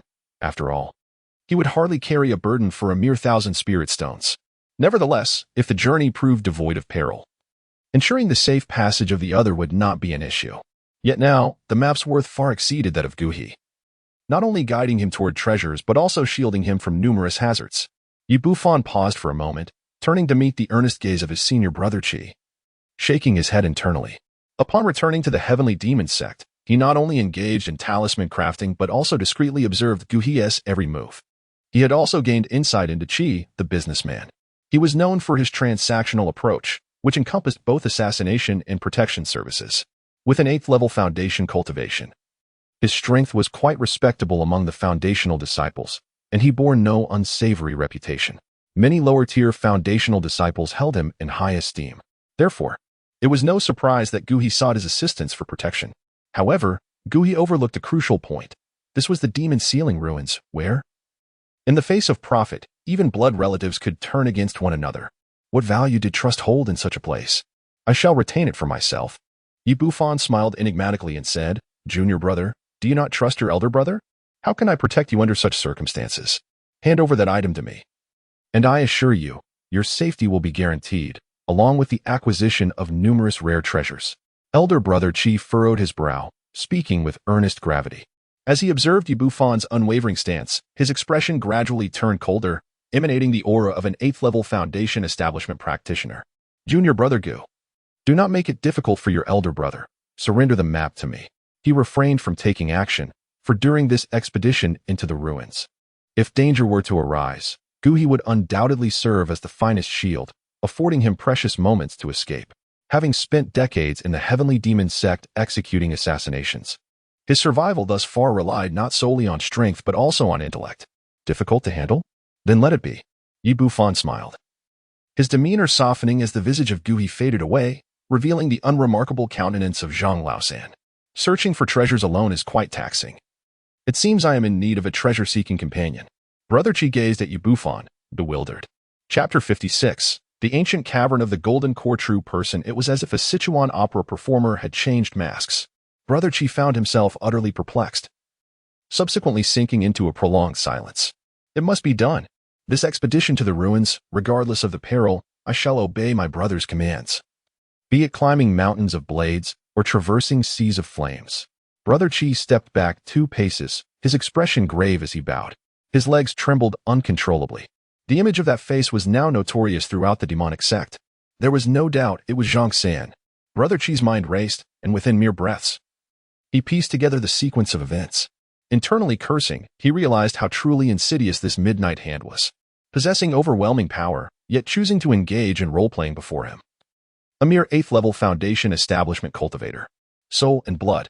Bufan extended his hand, his expression devoid of emotion. Brother Chi's countenance shifted slightly as he forced a smile. Brother Zhang, this is unnecessary. A glimmering flying sword gleamed coldly, pressed against his brow, effectively silencing his subsequent words. Brother Chi became utterly rigid. Harboring no doubt that should he dare to refuse, Zhang III would not hesitate to take his life. As for resistance, Zhang III was a ruthless figure who had nearly slain the little sword immortal. As a practitioner of the demonic path, one must possess both the ability to endure and to yield. Brother Chi managed to maintain a semblance of a smile as he relinquished his soul's blood. Leading the way ahead, Bufan spoke softly. Senior Brother Chi lowered his head, obediently leading the way ahead, the two of them making their way towards Qiyang Mountain. From the time they were at the ruins to the present, their roles had completely reversed. Senior Brother Chi had transformed into a mere footman, while Bufan had taken on the mantle of the elder brother. They traversed the ancient moon forest, encountering several waves of monstrous beasts along the way, all of which were effortlessly dealt with by the footman. This individual possessed considerable strength. With the other shielding him from the tempest, Bufan strolled leisurely, as if he were on a vacation. This infuriated Senior Brother Chi to the point of nearly spitting blood. Just how formidable was the former demon sect? Bufan encountered remnants of crumbled walls along his journey. Even to this day, traces of the formation linger, refusing to be obliterated by the relentless passage of time. The enchantments of this demonic sect surpassed those of the Heavenly Demon cult by several measures. After several hours, he finally beheld the majestic Qiyang Mountain. The grandeur of the mountain was awe-inspiring, with numerous cultivators ascending and descending its slopes, both righteous and demonic factions represented. Their arrival did not attract any particular attention. Bufan gave a brief command before commencing his ascent. On either side of the mountain path lay various caves, wooden houses, small courtyards, and stone caverns, all of which had been thoroughly plundered. According to the map, there were 2 ancient caves hidden deep within, where the treasures remained relatively intact. Bufan took out the map, his gaze fixed upon 2 marked locations. Situated in a remote area, they were protected by concealed formations, making it exceedingly difficult for even a golden core master to detect. He decided to venture there, hoping to find clues related to the dragon magic art. Bufan identified his target, a glimmer of anticipation illuminating his expression as he followed the map's guidance. Moments later, he arrived at the designated location marked on the map. Is there someone present? Bufan was momentarily taken aback, his brow furrowing, but it soon relaxed. At that moment, a group of individuals stood at the designated location on the map, attempting to breach the formation. Among them, an elderly man held a compass, clearly a master of formations. Old Taoist of the Qingyan sect, can you manage this? If not, I shall force my way through with the Myriad Beast Valley. An impatient cultivator, a 9th-level demon practitioner riding a toad, declared. A middle-aged man clad in white furrowed his brow upon hearing this and retorted. This cave residence has been studied by our predecessors in the Qingyan sect for many years. It can only be breached by dismantling the formation. Even a golden core cultivator could not break through by sheer brute force. This cave had long been concealed by an illusionary formation, remaining undiscovered until a century ago when 2 cultivators from the Qingyan sect and the Shangqing Palace inadvertently stumbled inside, catching a glimpse of its treasures. Enough prattle. I possess over a dozen top-tier 2nd-level formation-breaking talismans. I doubt we cannot breach it. The toad demon practitioner sneered, forcefully pushing back several disciples of the Qingyan sect as he reluctantly produced the talismans. These talismans had been procured from Master Li of Luyun City at considerable expense in spirit stones. However, once the formation was dismantled, the treasures of this golden core cave would belong to his Myriad Beast Valley. Both sides had around a dozen disciples, and the Myriad Beast Valley harbored no fear of competition. The toad demon practitioner stepped forward, conjuring 2 formation-breaking talismans in quick succession. The talismans transformed into beams of white light as they struck the formation S barrier, creating ripples that spread outward. The white light appeared to possess disintegration capabilities, continuously dismantling the structure of the formation. This brought joy to the toad demon practitioner. But his expression quickly soured as the white light dissipated within the formation in mere breaths. He hastily summoned several more talismans, but alas, they vanished without a trace. Humph. Toadly, unless you wield a third-tier formation-breaking talisman, you will not even breach the outer layer of defense with mere second-tier ones, the middle-aged man in white scoffed. He was Mo Gui, the direct descendant of Elder Mo of the Qingyun sect, and even he could not acquire a few third-tier formation-breaking talismans, let alone this Toadly. In that case, you should hasten to have your formation master break through, Toadly replied, his face darkening, and his eyes flickering momentarily as he retreated. With his hands clasped behind his back, he discreetly performed a spell, causing a token hidden in his robe to tremble. The formation was of high strength and could not be breached easily. It was the perfect time to summon a master from his sect. He recalled that Su Feng was not far away. Toad Li's eyes glinted with cunning. Su Feng was at the peak of the Foundation establishment stage and commanded 2 top-tier, second-level wind-splitting eagles, making his overall strength second only to figures like the Little Sword Immortal. When the time came, the cave and the storage bags of the Qingyun sect disciples would all be theirs. Mo Gui instructed the old Taoist to continue dismantling the formation while casting a vigilant glance at the myriad Beast Valley disciples, subtly signaling for reinforcements. Their collaboration was but fleeting.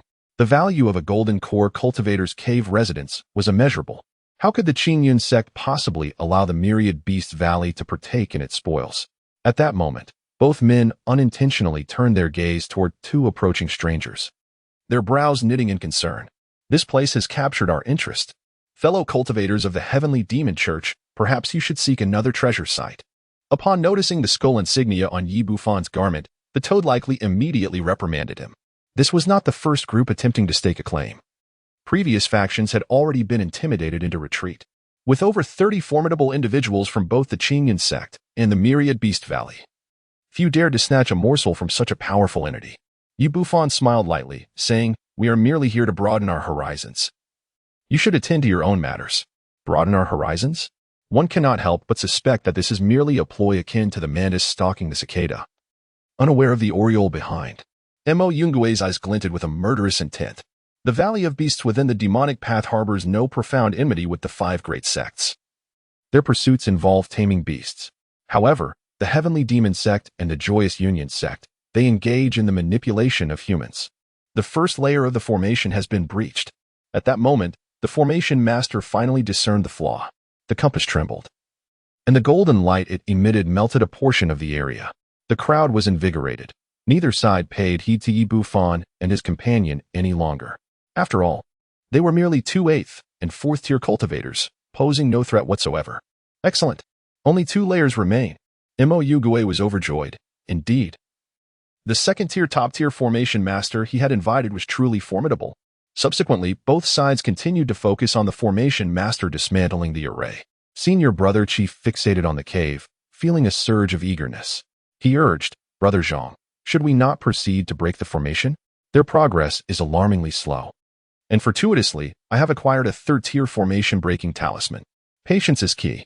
Yi Bufan found a large stone and sat cross-legged upon it, in the presence of Senior Brother Qi. He had no intention of employing the beast creation technique to conceal himself, for he harbored no fear of these individuals. The crux of the matter lay in the multitude of hidden figures lurking in the distance. Any further concealment would render him overly conspicuous. It was evident that this group had covertly summoned reinforcements. With a few more, even the diminutive Sword Immortal would hesitate to recklessly seize the treasures. Senior Brother Qi exclaimed in haste. Although Zhang Laosan was formidable, he could not withstand a collective assault from numerous foes. Those capable of entering the ruins were certainly no weaklings. The formation was robust, and even several 3rd-tier talismans could not breach it. Yi Bufan chuckled lightly. The map was quite clear in its details. He remarked, "Once they have expended their efforts to breach the formation, we shall enter and seize what is ours." He was exceedingly cautious, aware that a golden core's lair could harbor formidable countermeasures. To rashly break the formation would be perilously unwise. In contrast, the individuals from Qingyun sect and the Beast Valley posed little threat. It was an opportune moment to reveal a semblance of his presence, drawing the attention of the likes of the Little Sword Immortal and Lu Wangchuan. Ideally, they would be lured closer. Subsequently, he could assume a different identity and discreetly eliminate these few adversaries. Chapter 57. The Little Sword Immortal and the Formation Breach. The breach of the formation continued. Bufan extended his spiritual awareness, discovering that numerous individuals concealed their presence, secretly observing this place. Clearly, the people from the 10,000 Beast Valley in the Qingyan sect remained oblivious. His spiritual perception surpassed the foundation establishment stage, enabling him to distinctly sense the fluctuations of their cultivation levels. 2 individuals had achieved the pinnacle of foundation establishment, while the others were merely cultivators at the 8th or 9th level, from both righteous and demonic sections. Among them, one of the perfected foundation establishment practitioners belonged to the Celestial Demon Sect, identifiable by the token of its disciples, which resonated with one another. However, to Bufan's astonishment, that disciple unexpectedly retreated. Bufan touched his face, pondering whether he appeared particularly frightening. Did his fellow disciples flee at the mere sight of him? How could he be mistaken for Zhang Laosen? Meanwhile, a shadow clad in black stealthily retreated down the mountain, a countenance marred by both shock and resentment. This individual was none other than Yu Cheng, the younger brother of Li Kuei, who had suffered a broken leg at Bufan's hands.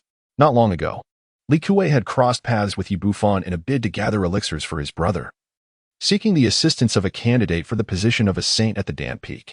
Yu Cheng had vowed to avenge his brother, diligently tracking Zhang Laosen for several months. Based on his brother's descriptions, he had produced numerous likenesses. Alas, his efforts bore no fruit. The next word he received about Zhang Laosen came when the latter had severely injured the Little Sword Immortal. Now, upon unexpectedly encountering him, Yu Cheng felt no inclination to engage. He only wished to flee. "Brother, I am powerless to avenge you," he thought, his gaze flickering with determination. "But someone else can." For the past few months, Lu Wangchuan had been fervently searching for Zhang Laosen. If he could merely leak the information, Lu Wangchuan would undoubtedly come to eliminate him. Lu Wangchuan was rumored to possess the soul banner of 10,000 souls, a formidable artifact capable of rivaling treasures of immense power, which should suffice to subdue Zhang Laosen. The demonic realm's soul banner of 10,000 souls was exceptionally unique. It did not adhere to conventional grading, but was instead distinguished by the quality of souls it contained, provided one could withstand the backlash. Even a cultivator in the chi refining stage wielding a banner filled with the powerful souls of myriad spirits could vanquish those at the foundation establishment stage, or even golden core practitioners. Yet, the crafting of such a soul banner was arduous, and weak souls were prone to dissipating. Consequently, true soul banners of 10,000 souls were exceedingly rare in the Zhao Kingdom. Regardless of Zhang Laosen's fate, this matter could not be pursued any further. After a brief silence, Yu Cheng resolutely headed southeast, determined not only to disseminate the news but also to locate the secretly infiltrated Li Kuei.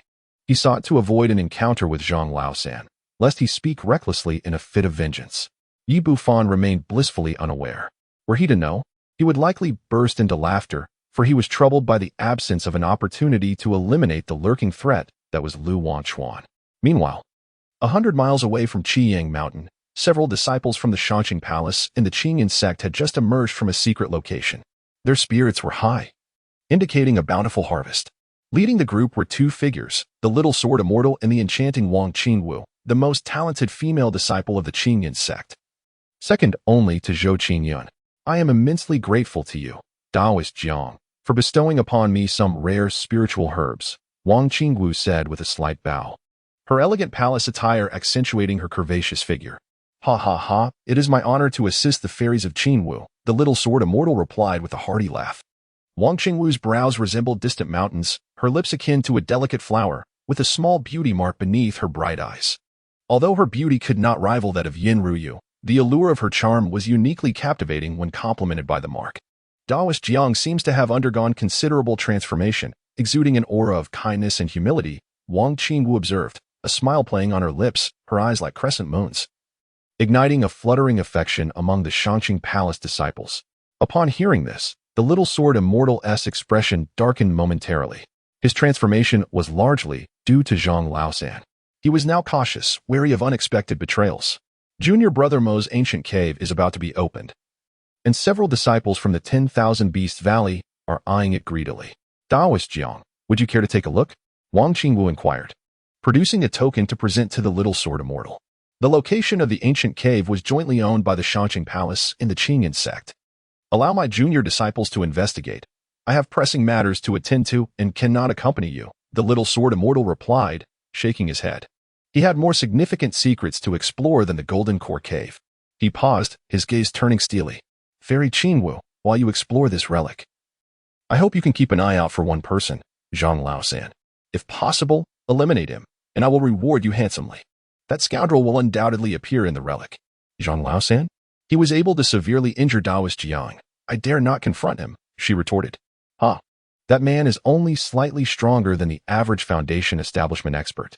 Had he not taken advantage of my depleted energy and struck while I was down, he would not have been my match, the little sword immortal replied, his face darkening as he acknowledged the painful truth. Oh, I see. The outside world has indeed overestimated Zhang Laosan, Wang Qingwu mused, her expression shifting to one of contemplation before she nodded in agreement, having owed a favor. The little sword immortal had no reason to deceive her. If she were to run into trouble, her father would not let him off lightly. A flicker of confidence passed through her features as she declared, should I encounter him, I shall do my utmost to resolve the matter. After parting ways with the little sword fairy, Wang Qingwu, accompanied by several junior disciples, soared towards the direction of Qiyang Mountain. Fortunately, the distance was not great. An hour later, Qiyang Mountain came into view. Before they could draw closer, Wang Qingwu spotted two cultivators hastening ahead. One was at the 8th level of Foundation Establishment, while the other had reached the pinnacle of Foundation Establishment, riding upon a wind-splitter eagle, moving with astonishing speed. Su Feng. Wang Qingwu furrowed her delicate brows. She was familiar with several young powerhouses from the Beast Valley. Although their individual prowess was mediocre, the beasts they commanded were terrifyingly strong and numerous. Su Feng was one such individual. In the wind-splitter eagle he controlled excelled in speed. Even the little sword fairy might struggle to keep pace. In a direct confrontation, Wang Qingwu was fully capable of overpowering him, but in a battle of evasion, the outcome was uncertain. This is bad, realization struck her, and her fair complexion shifted as she hastily darted towards Qiyang Mountain. The second barrier has fallen. In a secluded area of Qiyang Mountain, the cultivators from Qingyun Sect and Beast Valley watched with exhilaration as the luminous screen shattered before them. Fortunately, it was merely a 3-element formation, not a 5-element one. The elder holding the compass wiped his brow, revealing a smile. The former could be breached after a prolonged assault even in the early stages of the Golden Core realm, while the latter would remain impenetrable even in its mid-stages. Breaking through the third layer, the Qingyuan mirror, would not prove too difficult. Prepare yourself, he advised, relaying a message to Mo Yungue to remain vigilant against the Beast Valley. Mo Yungue nodded, discreetly instructing his fellow disciples to ready themselves for action. Buzz. The elder adjusted the compass, casting a series of incantations towards the final barrier, which resembled a mirror. The barrier gradually cracked open, ancient energies seeping through the fissures. Observing this, the atmosphere among the cultivators from Qingyun Sect and Beast Valley grew tense. Meanwhile, some cultivators hidden within the nearby woods could no longer contain their anticipation. Brother Zhang, the formation is about to break, Brother Qi exclaimed, breathless. Yi Bufan's expression remained tranquil as he stood still, quietly observing. With a crisp sound, it was at the very moment the final barrier shattered. Yi Bufan gazed into the depths of the cave, his pupils narrowing in alarm. Chapter 58. Murder. Intimidation. A piercing scream reverberated through the air as the formation master at the forefront was cleaved in two, blood splattering the disciples of the Qingyun Sect and the Beast Valley. Within the cave, several armored giants emerged, wielding their blades. Are these puppets? Mo Yunhui and Frog Li's expressions shifted dramatically as they shouted and retreated swiftly. Yet they were a moment too late. Another scream echoed as a cultivator at the 8th level of Foundation Establishment from the Qingyun Sect was cleaved in half by a massive sword. For puppets, each equivalent to the pinnacle of Foundation Establishment. Senior Brother Qi was drenched in cold sweat, casting a grateful glance at Zhang Laosan. Had it been him breaking the formation earlier, he would have met the same fate. Such high-level puppets are immensely valuable. The master of this cave is no ordinary individual. Yi Bufan squinted his eyes. The inheritance of puppetry is far rarer than that of alchemy or talismans, especially for those of the 2nd tier or above. In the entirety of the Zhao Kingdom, no one has been able to forge a top-tier puppet of the 2nd tier. However, puppets ultimately cannot compare to living beings. Even those that are on par with the peak of foundational cultivation are insufficient. With the two factions of the Qingyun Sect on guard, maneuvering skillfully, even 4 puppets could not claim another life. In fact, as events unfolded, they they began to mount a counterattack. Whoosh! Several figures suddenly sprang from the shadows, seizing the opportunity while the puppets were engaged, darting swiftly into the cave. Following closely, a dozen more figures seized their chance to slip inside. How dare you? Mo Yugue and Li the Toad were both startled and enraged, nearly spitting blood. They had painstakingly dismantled the formation and dealt with the puppets, suffering the loss of 2 cultivators in the process. How could they accept being outmaneuvered? Charge in. They paid no heed to the puppets, instead seeking any opportunity to escape into the cave. Meanwhile, several more cultivators stealthily broke through the defenses. Brother Zhang, Brother Qi urged anxiously as he noticed Yi Bufan remaining motionless. If we delay any longer, we may miss our chance entirely. Yi Bufan squinted, remaining silent until everyone had rushed inside, at which point he rose and leisurely entered the cave. Brother Qi, filled with delight, hastened to lead the way, this time willingly. The interior of the cave featured a long corridor illuminated by lamps adorned with white orbs, casting light ahead.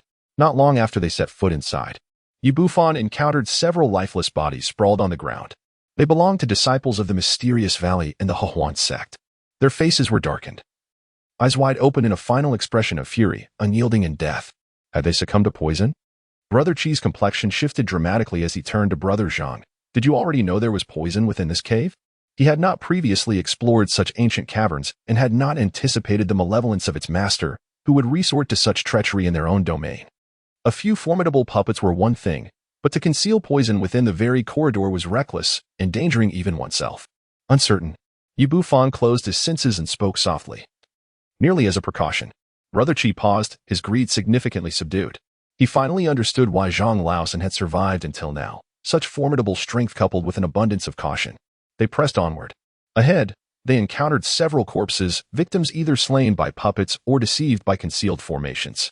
Brother Qi felt a chill run down his spine. At last, they traversed the corridor and entered a grand hall, flanked by several stone doors. Inscribed with seal characters, words like alchemical chamber, scripture repository, and herbal field adorned the doors, which shimmered with a protective array. Bang! Bang! You dare to seize our treasures? Seek your own demise. Retreat at once. At that moment, Mo Yungue and Frog Li joined forces, engaging fiercely with the intruders. Among them was a youthful figure named Yu Guang, whose delicate features resembled that of a peach blossom. Upon hearing the commotion, he sneered and brandished a dark hook, just a share of the spoils. In this realm, the capable shall claim their due. Beside him stood a female cultivator clad in sheer fabric, her beauty captivating, exhaling a cloud of pink mist to disrupt their opponents. This pair, evidently members of the Heavenly Sect, demonstrated their prowess through coordinated strikes, managing to hold off 7 or 8 cultivators. Yu Guang, at the peak of the Foundation establishment stage, found it challenging to be subdued, especially with his partner by his side. Mo Yungue's expression darkened as he surveyed the other dozen cultivators, suspecting hidden observers. However, he did not anticipate the presence of so many. Nevertheless, it posed little issue. As long as he could stall these adversaries until reinforcements from Qingyan sect arrived, they would all meet their end here. With that thought, a cold smile crept upon Mo Yungue's lips. Just then, from the corner of his eye, he caught sight of 2 figures approaching the stone chamber inscribed with scripture repository. It's you too. Mo Yugue seethed with rage. Had he not been entangled in the current battle, he would have relished the opportunity to slay these 2 wretches. The emergence of Yu Guang had already frustrated him enough, yet these 2 sought to capitalize on the chaos. Haha, so it's Qi Shi.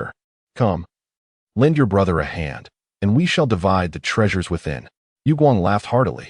He had previously encountered Qi Shi, and while the latter could not match his strength, he was competent enough to rival a Foundation Establishment 9th layer cultivator. However, Brother Qi ignored him, advancing toward the scripture repository and relentlessly bombarding it with spells. The protective array was not particularly robust, and its shimmering barrier began to crack. Yu Guang's smile faltered, and he shouted in fury, Qi Shi, do you think a Foundation Establishment 8th layer cultivator can monopolize this? Aren't you afraid of breaking your teeth? The other hidden assailants displayed murderous intent. This scene momentarily stalled the intense battle. Seizing the opportunity, Mo Yugue and Frog Li interjected, casting spells to thwart Qi Shi. Stop this at once. The toad likely bellowed in fury, brandishing a flying dagger that soared directly towards Qi Shi's nape. Mo Yugue, seizing the opportunity, hurled 3 earth spike talismans, causing the ground to fracture as massive spikes surged forth to mercilessly impale Qi Shi. Qi Shi's countenance shifted in alarm. Just as he prepared to defend himself, a voice resonated. "Do not concern yourself. Continue to open the stone door." Yi Bufan furrowed his brows, pivoting to hurl a flying sword. The dragon magic might indeed be concealed within this scripture chamber, and he had no desire for any interruptions. "You little brat." The Foundation establishment practitionerly sneered, but before he could finish his words, his expression shifted dramatically. The flying sword, resembling a dragon, shattered several ground spikes into dust, sending his flying daggers careening away. Hiss. The flying sword darted towards Toadley, emitting a series of sharp, piercing shrieks. The velocity was astonishing. In a moment of desperation, Toadley summoned the large green and yellow toad, attempting to thwart the onslaught. However, the resilient skin of the green and yellow toad, capable of withstanding the pinnacle of Foundation establishment, was pierced as easily as paper. Whoosh! The flying sword pierced through his body, swiftly embedding itself in the heart of the toad likely, pinning him against the stone wall. Blood gushed forth, and the corpse trembled, a sight both shocking and macabre. In his final moments, he could not comprehend how, as a 9th-level Foundation establishment cultivator, he could meet such a swift demise. This sudden turn of events rendered the previously tense atmosphere eerily silent. Mo Yungue, along with over 40 other cultivators, gazed upon the lifeless form of Li, a chilling dread coursing through their veins. Chapter 59. The Mastery of the Demon Dragon Technique. The Ancient Herb Garden. This individual is exceedingly treacherous, and their cultivation undoubtedly exceeds the 4th level of Foundation establishment. This strength is now second only to Zhou Kingdom. Mo Yungue felt a chill in his heart, contemplating retreat. To annihilate at the 9th level, only the most formidable among the foundational first tier could achieve such a feat perhaps, if they united their efforts. There might be a chance of victory, yet the cost would undoubtedly be steep, with numerous casualties. Yu Guang and the others shared a similar sentiment. Yu Bufan commanded his flying sword, his gaze emanating a chilling intent as he contemplated exterminating all present in a single stroke. Yet, before he could make a move, Mo Yungue and Yu Guang, among others, swiftly withdrew, employing their skills to hastily retreat into the passageway. With the arrival of Su Feng and his companions for support, the cultivators of the Beast Valley, in a state of terror, hastily retreated as well. In the blink of an eye, the hall was left desolate. Yi Bufan was taken aback, rendered speechless. Just as he was about to pursue and eliminate these individuals, a thunderous sound echoed as the stone door beside him swung open. Senior Brother Zhang, while the treasures within are undeniably significant, should these individuals manage to escape, they may summon a multitude of others. At that point, Qi Shiqiang suppressed his urge to glance into the stone door and urged with urgency, "They are merely a rabble, even if 100 or 80 of them arrive. We can easily dispatch them and leave unscathed." Yi Bufan instructed Qi Shi to examine the corpse of the toad Li, while he himself ventured into the stone chamber. At this moment, the quest for the demon dragon technique was of utmost importance. Inside the chamber, several sandalwood shelves were arranged, upon which lay a collection of tomes. Enshrouded in a layer of dust, Yi Bufan picked up a journal. It appears that the master of the cave is also an alchemist. From the journal, he learned that the cave's owner is known as the Celestial Alchemist, possessing cultivation at the early stage of the Golden Core. There exists a lineage of third-grade elixirs and Golden Core techniques, including the Sun and Moon technique, which allows one to absorb the essence of the Sun and Moon, facilitating a powerful rotation of celestial bodies for formidable attacks. Additionally, there is a foundational technique, the Demon Transformation Art, which, upon reaching mastery, grants the ability to transform into a demon, bestowing immense strength alongside the Golden Core techniques. Yu Bufan examined the collection, his brow furrowing increasingly tighter. These cultivation techniques were exquisite treasures of the immortal realm, yet they paled in comparison to the supreme demonic art. However, the sheer quantity exceeded 100 volumes, and selling them to immortal families or sects would yield immeasurable value. Particularly the alchemical inheritance, if brought to the pill peak of the Heavenly Demon Sect, could likely be exchanged for 2 magical artifacts. The Golden Core spells, infused with the Celestial Gang's demonic flames, when mastered, possessed the power to taint artifacts. The consequence, the agony of burning, and the immense consumption of spiritual energy during their execution, rendering them suitable only as a trump card. Yi Bufan was struck by a sudden surge of emotion. The name Heavenly Gang Demon Flame held immense weight. A millennium ago, a rogue cultivator of the Golden Core stage successfully mastered this technique, transforming his previously unremarkable strength into an overwhelming force. He even managed to suppress the renowned sword Taoist of the Upper Qing Palace, who was hailed as the foremost in offensive prowess, thereby securing its place among the top 10 Golden Core spells. In combat, this technique incessantly tainted the enemy's magical artifacts, diminishing their power. With such capabilities, who could possibly stand as a rival? Bufan exhibited a look of delight. The spells of the Golden Core level demand an exceptionally high level of comprehension, and the cultivation process is notably slow. Consequently, the majority of Golden Core practitioners typically master only 1 or 2 spells, wary of overextending themselves.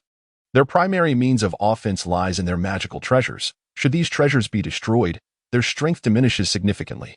Bufan carefully stored away his spell and resumed his search. To his dismay, he found no trace of the dragon magic, nor even a hint leading to it. Alas, is the dragon magic truly so elusive? It should not be the case, for in those days, there were thousands of practitioners from the demon sect who mastered this art. Bufan found himself in a state of confusion. Fortunately, his efforts were not in vain, as he obtained the cultivation method for the Heavenly Gang Demon Flame. After thoroughly scouring the stone chamber, Bufan wielded his sword to cleave open several other stone chambers. In the medicinal field, each herb boasted an age of 3,000 years. Bufan's eyes gleamed with fervor as he beheld a vast expanse of medicinal fields. While the majority of the spiritual herbs lay unattended and withered, a few hundred still thrived. The fragrant aroma of the herbs was intoxicating, invigorating his spirit. Among them were several rare spiritual herbs believed to be extinct in the outside world. Should this be revealed, it would undoubtedly incite frenzy among the golden elixir practitioners. Unlike the foundational stage, those of this caliber had exceedingly high demands for the age of herbs in their alchemical pursuits. Such spiritual herbs, apart from ancient ruins, had long been scavenged from the outside world. This reality also elucidated Bufan's inclination towards the path of talismans rather than alchemy, as the future would hardly provide him with such an abundance of rare herbs for his crafting endeavors. A windfall indeed. Bufan, overwhelmed with excitement, retrieved a multitude of boxes, meticulously gathering the spiritual herbs and storing them in his dimensional pouch. He then proceeded into the alchemy chamber, where an array of elixir vials adorned the jade shelves, though the quantity was meager. Additionally, there lay an alchemical furnace, with the deeper recesses designated for the art of potion crafting. Bufan opened the container and observed that it predominantly contained foundation-building elixirs, sealed and preserved with wax to prolong their shelf life. However, there were no elixirs suitable for Golden Core cultivators. This was to be expected, for the Heavenly Alchemist had long since consumed the Golden Core elixirs they had crafted. Bufan opened the large chest in the corner of the alchemy area. The haphazard arrangement within clearly suggested that it contained nothing of great value. Rather, it appeared to be forsaken. Bufan initially paid no attention, but upon opening it, his eyes widened in astonishment. It was filled with spirit energy depleted, nothing but dark, worthless elixirs. What a stroke of luck! Bufan's eyes burned with fervor as he seized a handful of elixirs. The second-tier elixir, Gu Yuan Dan, contained a staggering 90% impurities, while the second-tier Shening Dan boasted an 86% impurity rate. To others, these subpar elixirs might hold little value, yet for Bufan, they were nothing short of treasures. Although they could not compare to the finest toxic elixirs, the sheer quantity was more than sufficient for his needs. Previously, the elixirs he concocted in Luyun City had nearly been exhausted, leaving him at a standstill at the peak of the 8th level of Foundation establishment, unable to ascend further. This was entirely reasonable, as the transition from the 8th to the 9th level, and subsequently to perfection, represented a significant bottleneck, one that could not be surmounted merely by the accumulation of ordinary elixirs. Otherwise, Li Kuei would not have found himself in a predicament where he endured the tragic fate of losing both legs in his quest for his brother's breakthrough. Bufan endeavored to procure the materials necessary for the refinement of the breakthrough pill. However, the primary ingredients proved elusive. As for seeking discarded pills at the pill peak of the demon sect, that was an impossibility. Even those mere remnants would be repurposed by that group, meticulously decomposed to extract their valuable medicinal components for the consumption of lower-tier Qi practitioners.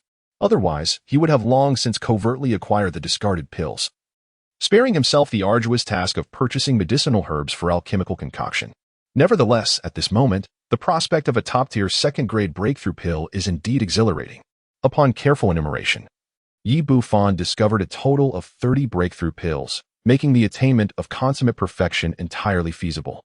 Moreover, he possessed over 60 third-tier waste pills, resulting in a remarkable profit. Following his advancement to the Golden Core stage, he found himself abundantly supplied with cultivation resources for the foreseeable future. Bufan was overjoyed and carefully collected all the discarded elixirs. Subsequently, he rummaged through the artifact chamber, discovering a plethora of top-tier magical tools and materials for refining artifacts, all of which he eagerly accepted. Finally, he arrived at the main chamber. The main chamber was desolate, devoid of any valuable items. In the deepest recess, a skeleton with a gaping hole in its abdomen sat cross-legged on a meditation mat, next to which hung a storage bag. How intriguing! This individual remarkably escaped the fate of being slain by the Celestial Dynasty in years gone by. Bufan was taken aback as he scrutinized the individual's abdomen, which appeared as though it had been pierced by the vicious claws of a demonic beast. He surmised that this person had returned from the brink of death, only to succumb ultimately to their injuries. Gathering the storage pouch, he unsealed it, revealing not only a few healing elixirs but also several spiritual herbs that had nearly lost their vitality. Finally, there lay a magical artifact, a resplendent golden sword. Bufan's heart surged with excitement as he hastily tucked away the treasured artifact. This was worth far more than any counterfeit treasure. Is this the dragon magic technique? Bufan retrieved one of the 3 ancient tomes in his storage bag. Upon glimpsing the cover of one, his expression transformed into pure exuberance. A foundational cultivation method, astonishingly carried by a golden core realizer, signifying its immense value and significance. Bufan activated the demon dragon technique. Moments later, he closed the skill, and his expression fluctuated between joy and anxiety. No wonder, the secrets of this technique were indeed profoundly enigmatic.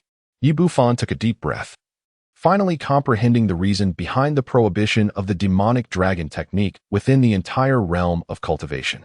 Even outside the ruins, no records of it could be found, nor were there any hidden factions of the demonic path secretly hoarding it. This was not merely due to its considerable side effects. One could assert that it represented the most sinister and deranged of techniques. Any practitioner who dared to study it ultimately faced a grim fate, being devoured by its creator and reduced to mere sustenance. While this could be classified as a side effect, Bufan believed he could evade such a destiny, even seizing the grand opportunity of birthing an offspring from it. In addition to the demonic dragon technique, there existed another auxiliary secret art closely related to it. To achieve mastery in this practice, one required the demonic flame flower, a vital spiritual herb essential for the formation of a false golden elixir. Many of these had been cultivated by the Beast sect, lying within the ancient herbal garden deep within the ruins. The final tome was the primary cultivation method of the Golden Core true person, which held little relevance for Bufan. Nevertheless, one of the most crucial locations within the ancient herbal garden's ruins was a place he simply had to visit. Bufan narrowed his eyes, speculating that the place mentioned by Hui Hai, which contained the primary ingredient of the Ningjing Dan, must be the ancient medicine garden.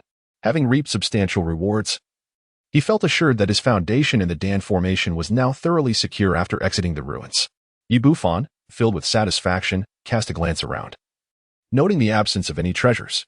He collected the storage pouch of the golden elixir true person and turned to depart. However, just as he set one foot outside the main chamber, he abruptly halted. Something was amiss. The healing pills of the golden elixir true person remained intact, without a trace of depletion, and even the magical artifact showed no signs of damage.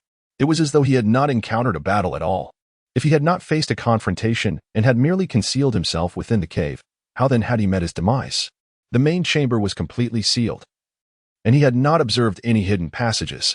Bufan's thoughts drifted to the owner's abdomen, seemingly pierced by the claws of a monstrous beast. Could it be that someone was murdered in this very chamber? At this realization, a chill ran down Bufan's spine.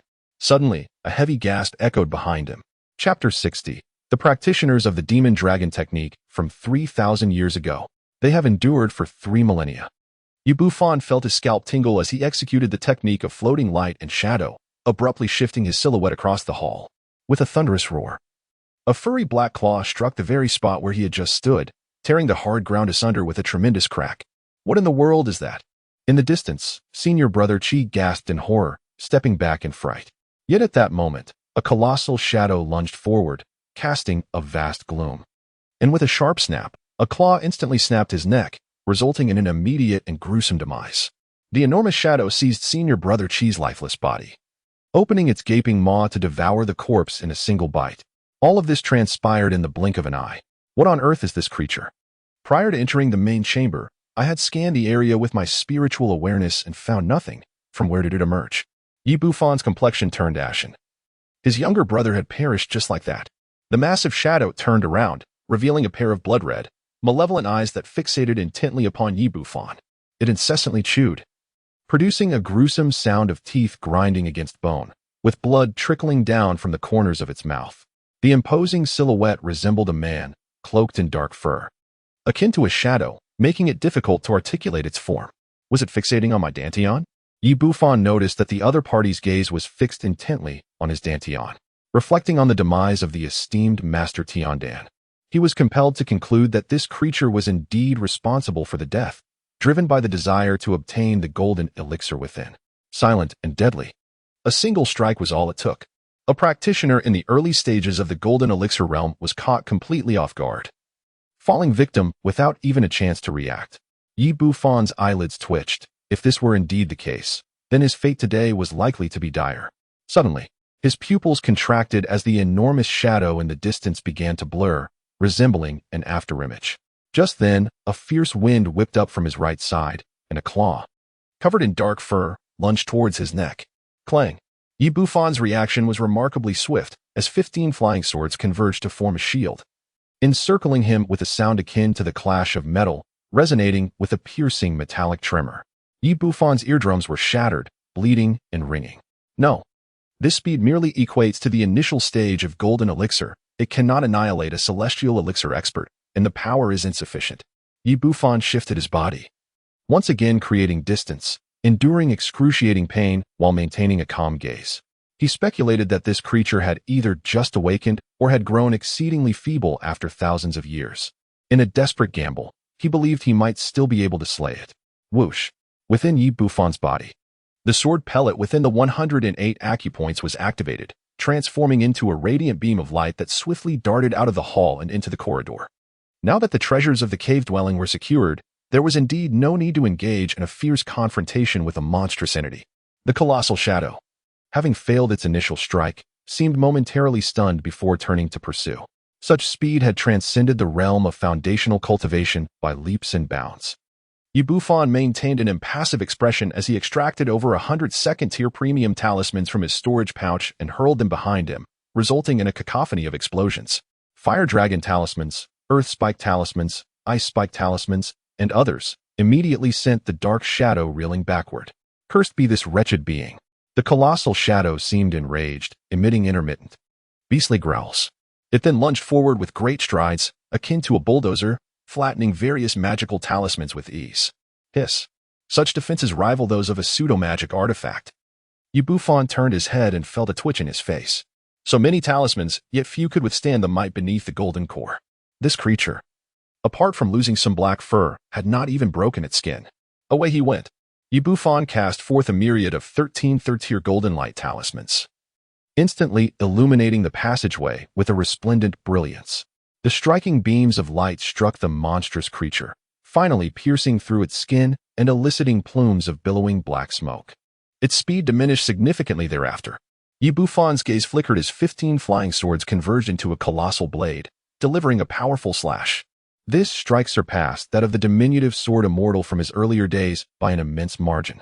With a resounding crack, the creature's hide was cleaved open, and its head was forcefully severed. Bufan was taken aback, pondering whether he had overestimated this creature.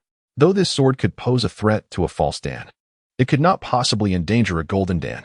Yet, in the next moment, the monster's head fell to the ground, dissipating into black smoke, while its towering form sprouted a new head, as if nothing had changed. What on earth is this? Is this fellow cheating? Bufan felt a tingling sensation on his scalp. He finally discerned the origin of this entity. The creature could transform into a black mist, infiltrating every conceivable crevice. As long as there was the slightest gap in the main chamber, it could penetrate through. In terms of speed, its strength was merely at the false Dan level. While the Yunlei sword might have the potential to counter it, the creature was exceedingly sinister, making it uncertain whether it possessed other means of attack. He summoned his flying sword and hastily sped toward the exit of the cave dwelling. The creature, having regained its strength, relentlessly pursued him. Bufan soared through the air, casting talismans with abandon. Yet this time, the creature appeared to exhibit a newfound cunning, skillfully evading his attacks. It possessed intelligence, albeit limited, and was neither demon nor human, nor ghost, nor puppet. What, then, could it truly be? Yi Bufan furrowed his brow. Suddenly, a spark of inspiration ignited in his mind. This creature emanated the aura of someone who had cultivated the demonic dragon technique. Outside the cave, a considerable number of cultivators had gathered. A sword cultivator? Aside from the little sword immortal of the Shanqing Palace and the great disciple of the sword crane master, Lu Yu, who could slay the 9th-level foundation establishment toad, Li. In an instant, Su Feng's brow tightened, sensing the situation had become rather troublesome. He had initially anticipated significant gains from this venture, yet unexpectedly encountered a formidable adversary along the way. According to Mo Yungui's description, this individual was not affiliated with the Shanqing Palace, but rather a sword master secretly trained by the Heavenly Demon Sect, likely the sect leader himself. Wang Qingwu, however, maintained a calm demeanor. Despite the opponent's strength, she felt no fear. Moreover, she was accompanied by a group of disciples from the Qingyan sect, along with several skilled sword practitioners brought by the little sword immortal. How about we temporarily join forces, Qingwu? Once we dispatch that individual, we can divide the treasures he possesses, Su Feng proposed confidently, believing he could take down the sword cultivator alone. However, as a practitioner of the demonic path, he preferred to engage in a group assault rather than a solo confrontation. As for the notion of dividing the spoils afterward, that seemed rather far-fetched. Very well, but it would be best if you harbored no ill intentions. The little sword immortal is not far from here, should he come to our aid. You may find yourself in a precarious position, Wang Qingwu replied, nodding her agreement, her autumn-like eyes glinting as she chuckled lightly. Having just entered the ruins, she was reluctant to engage Su Feng in a fierce battle, for being injured could easily make her a target for others. Su Feng's expression shifted slightly, but he quickly composed himself, offering an awkward smile, of course. He certainly could not contend with the little sword immortal. The two parties fell silent, patiently awaiting the emergence of their foe. Regardless of what they obtained, it would ultimately serve as their wedding garment. He has emerged. Mo Yugui and Yu Guang from the Hehuan sect had been closely observing the cave and could not help but feel elated upon spotting a figure swiftly darting out. The disciples from the Qingyan sect, Shanqing Palace, and the Valley of 10,000 Beasts were invigorated, channeling their energies to prepare for a decisive strike against the arrival. Indeed, it was a sword cultivator who seemed intent on fleeing. Su Feng and Wang Qingwu exchanged glances, both breaking into smiles. Yet in the next moment, their smiles froze in place. Yi Bufan darted out of the cave like a bolt of lightning, charging toward the crowd while calling out loudly, "Brothers and sisters, quickly assist me in slaying this fiend." Chapter 61. The Reversal of the Demon Dragon Technique. Astonishing side effects. Yi Bufan's figure moved with astonishing speed, leaving Su Feng and Wang Qingwu bewildered by his words before he vanished into the crowd. "Brothers and sisters, I shall seek reinforcements." His voice initially resonated nearby, but by the time he uttered the word reinforcements, Yi Bufan had already sprinted several dozen miles away. What incredible velocity! Su Feng marveled, astonished that this individual was even swifter than his own windbreaker eagle. Just as he was about to give chase, a chilling scream pierced the air. Su Feng hastily turned to see a massive shadow, dark as night, tear a disciple of the 10,000 Beast Valley in half. Curse it! The enormous shadow's crimson eyes glared at the group, perceiving them as accomplices of the fleeing man. In its ignorance, it charged into the crowd, unleashing a bloody rampage. A barrage of magical artifacts and talismans struck its form. Yet, not only did they fail to breach its defenses, they couldn't even halt its advance. In the blink of an eye, the sky was stained crimson, as over a dozen foundation establishment cultivators perished. Wang Qingwu, Su Feng, and Mo Yugui were left in shock. Their spines chilled. Those who had come to this relic were all elites. Yet before this beast, they felt as fragile as mere paper. That man used us as a shield against this monster. Su Feng and the others quickly grasped the situation, their frustration boiling over into curses. Beast. Even Wang Qingwu, typically composed, trembled with rage, wishing she could exact vengeance upon the one who wielded the sword light. However, there was no time for such thoughts. Split up and flee. Quickly, Wang Qingwu commanded, her face pale, as she summoned a pink handkerchief and sped away. Su Feng urgently commanded his windbreaker eagle, neglecting to issue any warnings, and fled without hesitation. In an instant, chaos erupted as everyone scattered in panic, lamenting that their parents hadn't blessed them with additional legs. Now, despite their reluctance, They had no choice but to abandon the treasures of the cave. Let me never lay eyes on that man again. Otherwise, I shall ensure your demise. Su Feng seethed, nearly coughing up blood. Upon reaching a distance of 10 miles, he dared to glance back, only to find that over 30 had perished outside the cave. The ground was littered with corpses, and blood had turned the area a deep crimson. He even glimpsed the body of Yu Guang from the Hehuan sect, torn asunder, one leg entirely missing, with his magical artifact shattered, to annihilate a perfected foundation establishment cultivator in an instant. Such a feat could only be accomplished by a false core cultivator. What manner of monster is this? Su Feng's face was a mask of terror. Not only him, but even the likes of the little sword immortal would falter against such a creature. The thought of that sword-wielding individual lingered in his mind. How could he have escaped alive? A fragrant incense stick's worth of time later, the area had descended into utter chaos. Unfortunate souls who encountered the dark-furred beast met their demise without so much as a chance to react. Meanwhile, the instigator of this calamity had already fled over 200 miles away. The cultivators of the demon dragon arts were in disarray. Yi Bufan halted his steps, standing atop a small hill as he gazed towards the direction of Qiang Mountain. His countenance darkened. He once again retrieved the ancient tome chronicling the demon dragon technique, meticulously perusing its contents. Aside from the resonance described within that bore a resemblance to the creature, no other pertinent information was available. Summoning the system, he finally discerned the issue at hand. The demon dragon technique, a pinnacle demonic art of the foundation establishment stage, a subsidiary method of the grand art of the demon and monster ancestor of the nascent soul stage, renowned for its astonishing cultivation speed. Utilizing the demonic flame blossom as the alchemical material for forming a false stand, success is assured. Side effects: upon achieving the false stand, one's consciousness becomes muddled, gradually transforming into a mere vessel of flesh and spirit, serving as sustenance for those who practice the grand art of the demon and monster ancestor, who will then consume it to nourish their own realms and cultivation. Despite having anticipated this revelation, Yi Bufan still felt a jolt of astonishment. In essence, this technique is a secret method employed by practitioners of the grand art of the demon and monster ancestor to cultivate potent elixirs, utilizing the entire sect as a crucible. Foundation establishment cultivators as the ingredients, and the demon dragon technique as fuel. The ultimate outcome would be the forging of an extraordinary dan. Such grand designs. Was this an endeavor to defy the heavens? Yi Bufan could hardly fathom the true strength of that individual. At the height of its power, the demon sect commanded dominion over numerous nations, rendering the current righteous and demonic paths mere footnotes of history.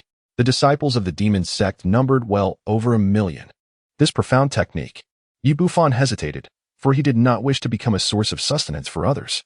In a twist of fate, the false elixir transformed into a true golden pill, awakening his consciousness. His identity shifted. The practitioner of the demonic ancestor scriptures became a human medicine, with his essence, cultivation, and corporeal form serving as nourishment for the practitioners of the dragon of demise, facilitating their ascension in realm and cultivation. It is worth noting that if the disparity in cultivation is too great, consumption becomes impossible. Yi Bufan gazed at the system panel, utterly astonished. He had contemplated the possibility of reversal. At most, he envisioned a transformation from a false elixir to a genuine one, that is, the golden elixir, while simultaneously evading the fate of becoming a grand medicinal pill himself. However, the current scenario of an identity reversal, wherein the other party had directly become his grand elixir, was simply unfathomable. What heights would my cultivation reach should I consume it? Yi Bufan's heart raced wildly, and his breath came in heavy gasps.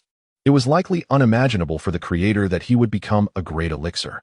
However, he soon regained his composure. No matter how extraordinary the elixir might be, with his current cultivation level, it was impossible for him to consume it. He would be obliterated before even approaching it. Perhaps, in the future, he could utilize this great elixir to form a nascent soul. Yi Bufan's gaze shimmered with determination, yet his foremost priority at present was to attain the golden core. For the attainment of the nascent soul was still a distant goal. Yi Bufan's gaze sharpened as he directed his attention towards the direction of Qiang Mountain. A shadow was approaching him at an astonishing speed. Has this creature set its sights on me? Yi Bufan was perplexed. Why would he pursue him when there were so many others before the cave? Whoosh! Yi Bufan hurriedly transformed into a streak of sword light, soaring towards the east. Along the way, he deftly changed directions several times, even employing the art of beast creation and the technique of concealment to mask his presence. Yet, The shadow pursued him relentlessly, as if equipped with radar. Something was amiss. This creature possessed low intelligence, so how could it remain so fixated on me? Yi Bufan soared over a vast lake, glancing back to see the dark shadow still pursuing him from dozens of miles away. Ultimately, he lured it before several cultivators of the Hehuan sect. However, the monstrous entity paid no heed to the Hehuan sect practitioners, relentlessly trailing him instead. This creature had completely transformed into a potent elixir, its continued existence intricately linked to the practitioners of the ancient scriptures of demonic and fiendish origins. Could it be that one of them has set their sights on me? Yi Bufan traversed the skies with his sword, increasingly struck by a sense of dread. If such a formidable figure as the Grand Apothecary existed, how terrifying must the entity that once ruled multiple nations 3 millennia ago be? Could it be that I possess some unique distinction? Yet the only aspects that set me apart from others are but two: the foundation laid by the heavenly Tao and the true demonic arts of the celestial calamity. Yi Bufan paused mid-air. With a resounding thud, he effortlessly dispatched a charging vulture. His expression fluctuated between various emotions. He glanced down at the jungle, where several cultivators from the Shangqing Palace and the Zhanlan Tower were fiercely battling a colossal serpent demon. Yi Bufan's eyes glimmered as he plunged downward. Moments later, he soared towards the southwest. Gazing down upon the battlefield, the serpent demon lay lifeless, while several cultivators sat on the ground, their faces ashen, staring in disbelief at the retreating figure of Yi Bufan. A second-tier pinnacle spirit-crowned serpent had been decapitated with a single stroke. Who could possess such ferocity? Was the little sword immortal truly so formidable? Zhao Feng, is he the prodigy nurtured in secret by your Qigong? The members of Zhanlan Tower exchanged fearful glances towards a young man in a blue robe from Qigong. Zhao Feng, the son of the seventh elder of Qigong, though not exceptionally powerful, held considerable influence. With a wry smile, Zhao Feng opened his mouth to speak, but before he could utter a word, a billowing cloud of black smoke swept across, a terrifying aura suffocating the onlookers. What manner of beast is this? Panic surged among the crowd as they beheld a shadow looming 2 meters high, relentlessly pursuing the one who had just struck.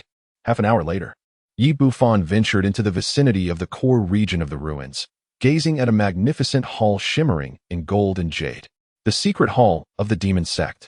It stands as one of the most pivotal places of creation within the entire Demon Sect, housing not only magical treasures and spiritual herbs, but also vital materials for forming golden elixirs, and even the legacies of some esteemed golden elixir masters. At this moment, before the hall, there were hundreds of foundation-building cultivators, representing various factions. Among them were prodigies such as the minor sword immortal, Chu Zixue, and Shou Qingyun, who were relentlessly assaulting the protective array. At last, they had arrived. Yi Bufan revealed a relaxed smile. His earlier assistance in vanquishing the serpent demon for those several cultivators was motivated by a desire to inquire about the whereabouts of the young prodigies, including the little sword immortal. He preferred not to engage in a direct confrontation with that formidable entity until he had gathered more information. His intention was to evade it, and the sole method to achieve that was to delegate the task to others. As he approached the grand hall, Yi Bufan donned a blue robe, altering his aura. He also smeared a few traces of blood upon his face.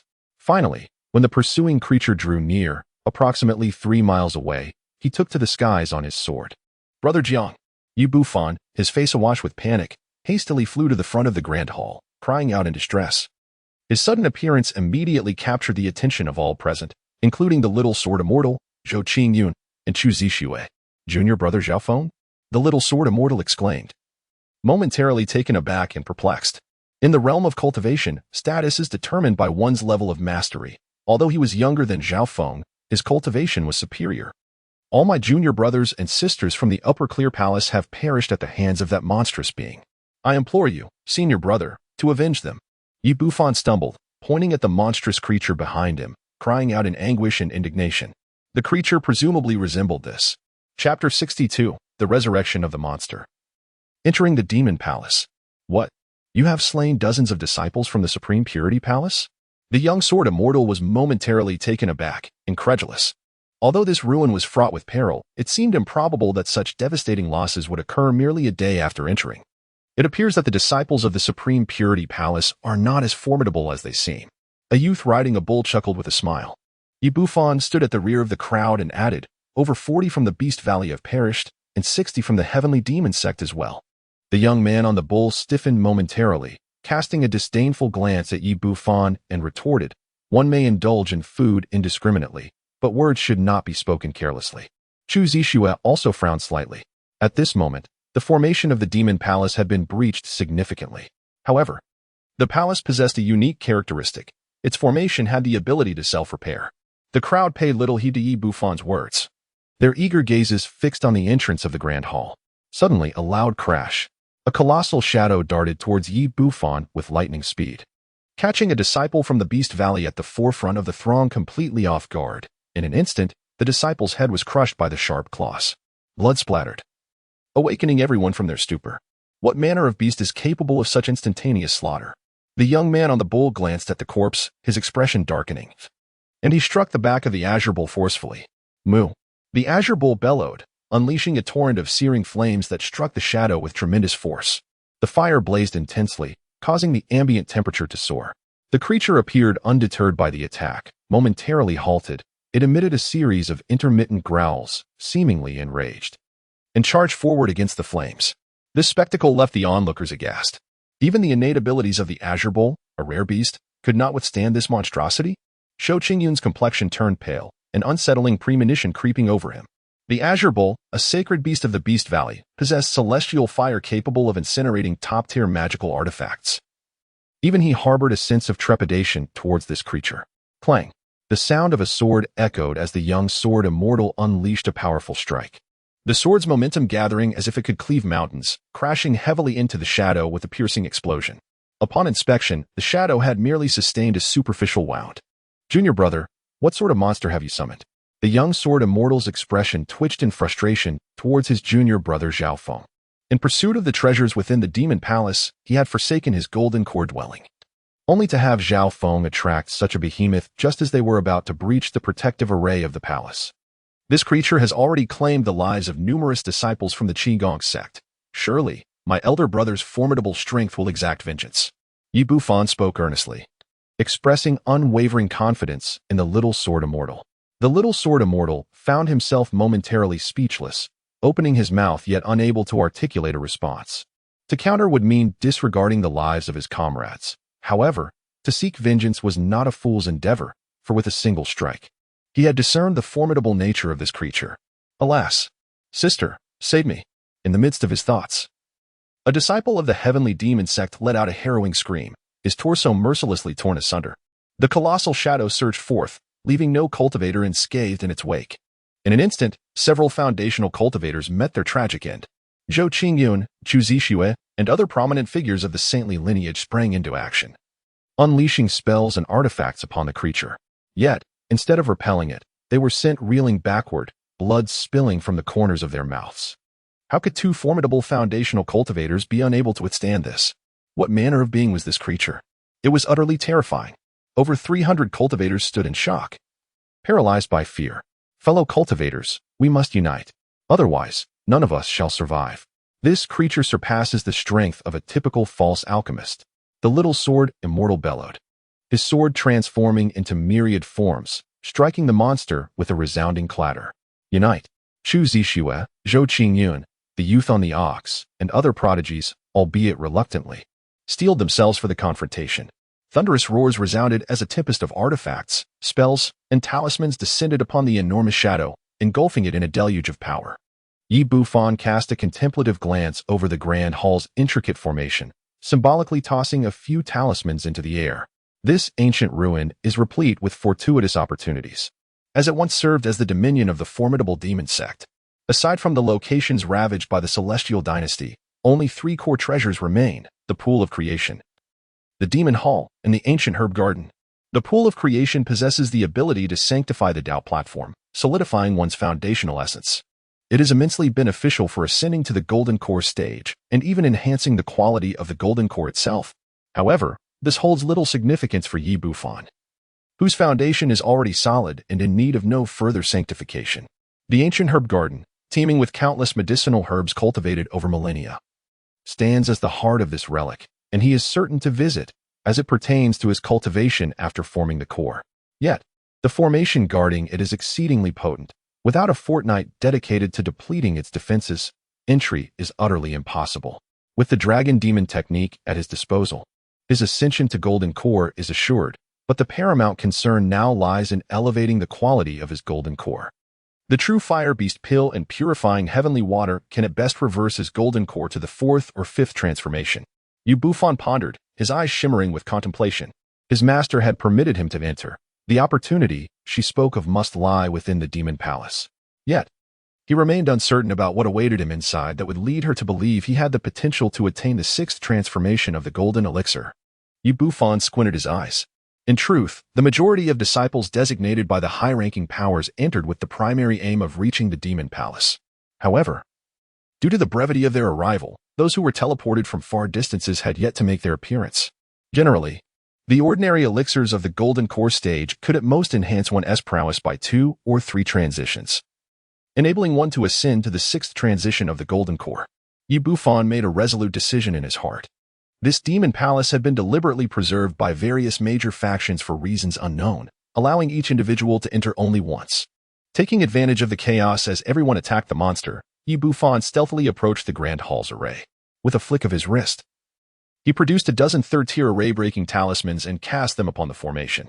The array's luminous barriers shimmered, and several beams of light erupted forth, swiftly dismantling the formation. Bufan once again produced dozens of ordinary second-tier talismans, unleashing a dazzling brilliance to feign an attack on the monster, thereby concealing his array-breaking talisman. With a thunderous roar, under the relentless assault of hundreds, the creature finally succumbed, exploding into fragments. It was finally vanquished. The little sword immortal and the others rejoiced. But before they could exhale in relief, the disintegrated monster transformed into a billowing black mist, and after a few breaths, reconstituted itself into its monstrous form. What? It can resurrect? The faces of everyone turned ashen, pale with dread. If it can come back to life, how can they possibly defeat it? Only Bufan discerned an anomaly. Upon its second resurrection, its form was slightly diminished, though the change was not particularly pronounced. Bufan's gaze flickered with a newfound sense of ease. He surmised that this creature could only resurrect a mere dozen or so times before it would be utterly vanquished. Thus, he no longer had to live in fear. Suddenly, a cultivator from the Beast Valley was caught off guard and had his head torn apart by the resurrected monster. Such a tragedy. The creature charged forward relentlessly. Jiang Yijian, the monster's target was him. Surrender him, or we shall all suffer dire consequences. The young man on the cow wore a grim expression, and upon closer inspection, he finally sensed something amiss. He suddenly pointed at Bufan and bellowed. His eyes filled with loathing and contempt. Hand over Zhao Feng. Otherwise, we shall all perish. Zhou Qingyan also shouted. The others, heeding the warning, retreated, clearing a path for Bufan. Indeed, the monster disregarded everyone else and barreled straight towards Bufan. The young sword immortal hesitated for a moment, but ultimately revealed a ruthless demeanor, declaring, Zhao Feng, you attracted this trouble. You should deal with it yourself. After all, preserving his own life was of paramount importance. He withdrew with the disciples of the Shanqing Palace, choosing not to cast another glance at Zhao Feng. Deal with it? I have no time for that. Bufan spoke calmly, having discerned the creature's weaknesses through numerous trials. The treasures of the young and what attributes inflicted the greatest harm, and its resurrection attempts were limited. However, regardless of the multitude of weaknesses, he understood that to annihilate it entirely would inevitably require a significant sacrifice. With a swift motion, he turned and thrust his sword, shattering the last vestiges of the protective formation. Subsequently, he grasped the array-breaking talismans in each hand and forcefully tore through the barrier, stepping through the gaping fissure into the Grand Hall. Chapter 63. The Golden Tower, Bufan's Great Fortune. How can the formation be breached so swiftly? The young man on the cow exclaimed, astonished. Soon, everyone noticed the ashes scattered at the formation's edge. They were third-tier array-breaking talismans. He had been dismantling the formation all along, and the sheer volume of ashes suggested he had used no fewer than 10 talismans. Chu Zixue's delicate face turned frosty. Realizing that while her group had painstakingly resisted the creature, this fellow had stealthily dismantled the formation and entered first. The young swordsman, the cow-riding youth, and others widened their eyes in disbelief. Third-tier array-breaking talismans were highly esteemed even by golden core cultivators. How could a disciple of the Qigong sect possibly possess so many? At that moment, several figures soared in from the distance, and as the crowd looked up, they were taken aback to see a familiar young man among them. Zhao Feng. Damn it, we've been deceived. The one just now was not Zhao Feng.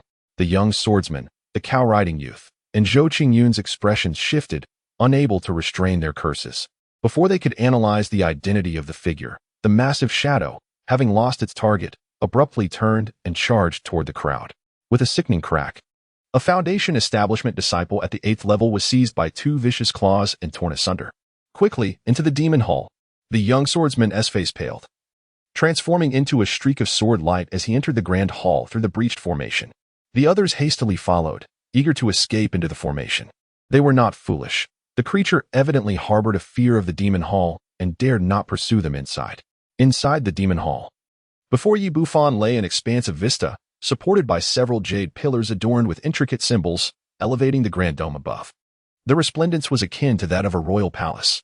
At the terminus of the hall stood an ascending staircase of pristine white marble, upon which rested a majestic dragon throne. Seated upon it was a middle-aged man, draped in a black and gold dragon robe, his countenance cold and imposing, fixated upon the intruding Yi Bufan with an unwavering gaze.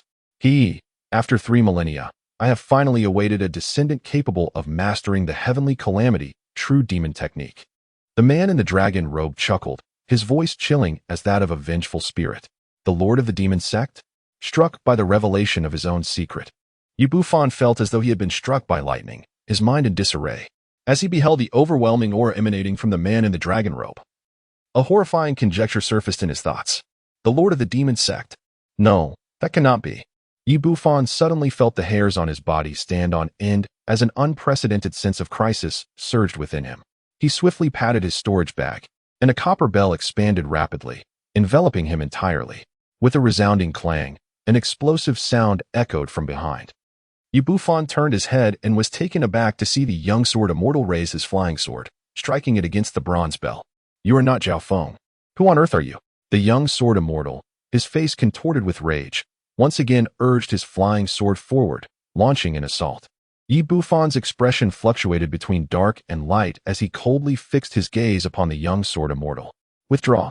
Yi Bufan's gaze flickered momentarily, and he suddenly stowed away the bronze bell, facing the oncoming flying sword with closed eyes, as if relinquishing all resistance. There was no sound of the sword piercing his heart, nor was there a hint of anguish. Yi Bufan opened his eyes once more, only to find that the little sword immortal had vanished, along with the vast hall and the middle-aged man clad in a dragon robe.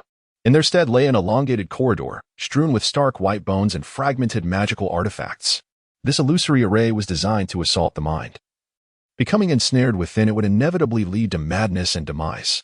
Yi Bufan meticulously scrutinized the skeletal remains, a chill creeping into his heart. The number of bones was at least 3,000 or 4,000. Had he not sensed something amiss and resolutely maintained his spiritual focus, he would likely have found himself ensnared in this predicament. Zhang Yijin did not possess the prowess to instill such a sense of urgency within him. The power of this illusionary array was not overly exaggerated, likely only at the pinnacle of the second tier. Yi Bufan pondered for a moment, stepping over the bones and advancing slowly.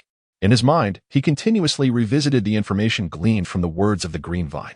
Upon entering the Demon Palace, the first trial was an illusionary array, and it was quite normal for these bones to be found here. For over a millennium, many prodigies of the Heavenly Demon Sect had ventured forth with rare treasures and emerged unscathed from the palace. Overall, there was little within the Demon Palace that posed a threat to him. At the heart of the palace stood a pyramid, concealing countless spiritual objects, elixirs, and more. Those fortunate enough to pass the trials could obtain a precious artifact. Yi Bufan proceeded along the corridor, remaining vigilant of his surroundings while incessantly pondering and deliberating in his mind. The opportunity was quite straightforward, possessing both chance and strength was sufficient. Yet, Yi Bufan could not shake the feeling that something was amiss. 3,000 years ago, why did the Eastern Land's immortal Tang not seize the treasures of the Demon Palace? Were they deemed unworthy? Yi Bufan furrowed his brow. Even if they held disdain, the forces of the Upper Clear Palace and the Heavenly Demon Sect ought to thoroughly scour the Demon Hall. If their intent was to test their disciples, transforming the ruins into a perpetually exploitable treasure would be prudent. The numerous ancient caves and the heavenly materials and earthly treasures nestled within the mountains outside are already sufficient. There exists no justification for not seizing the vast wealth of the Demon Hall. 2 possibilities arise. 1. The Demon Hall possesses unique qualities that deter those nascent soul-true monarchs from destroying or plundering it. Or 2. It harbors treasures of which they are aware but cannot locate, thus they refrain from destruction, allowing their descendants to unearth them. Both possibilities are plausible. Yet Yi Bufan remains uncertain. He cannot shake the feeling that these ruins conceal myriad secrets. Caution is paramount.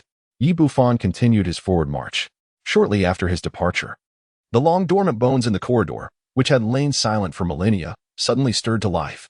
The sound of cracking bones echoed through the air as skeletal forms gradually rose, grasping the tattered remnants of magical artifacts nearby, and began to march mechanically in the direction Yi Bufan had taken.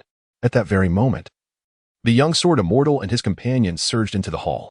Before they could behold the gathering of skeletons, they seemed to be ensnared by a spell of paralysis, rendered utterly motionless. Moments later, one by one, the foundation-building cultivators succumbed to an inexplicable demise, collapsing eerily upon the corridor's floor, much like the bones Yi Bufan had witnessed. Over 300 individuals, half of them perished in the blink of an eye, without a whisper. Following their demise, unseen by any, luminous orbs emerged from their bodies, greedily absorbed by the solid floor beneath them.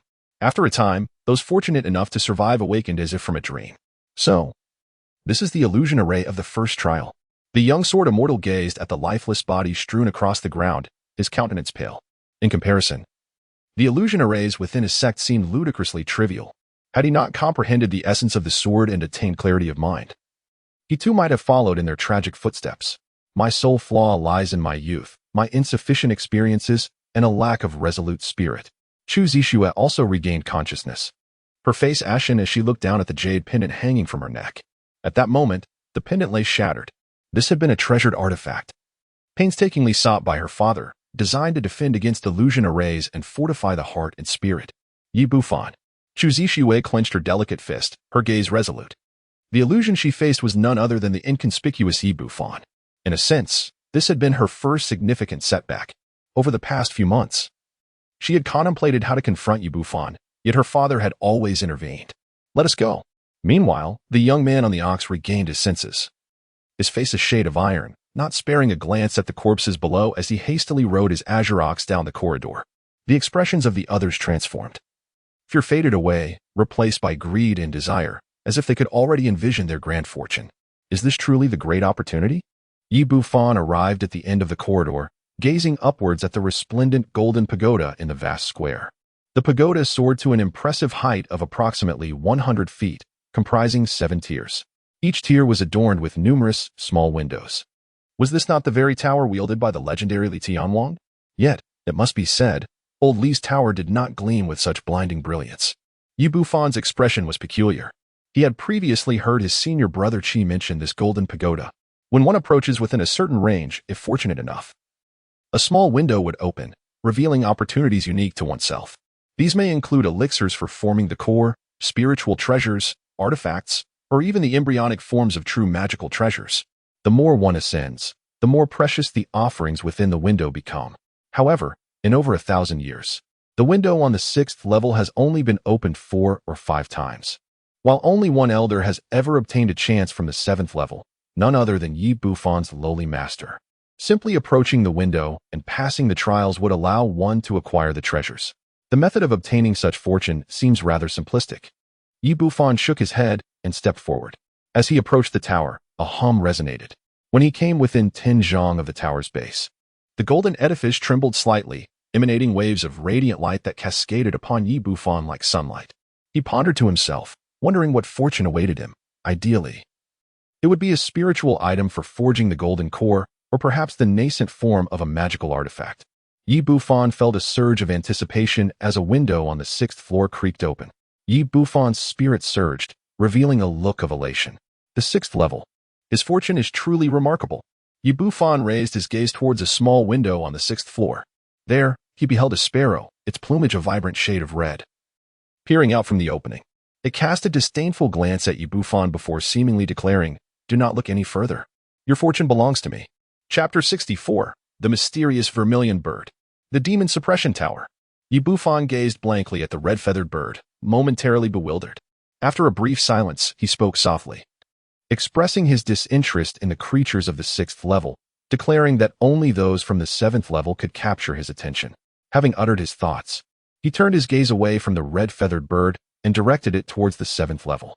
He had never heard of anyone retrieving a living creature from the Golden Tower, which struck him as exceedingly strange.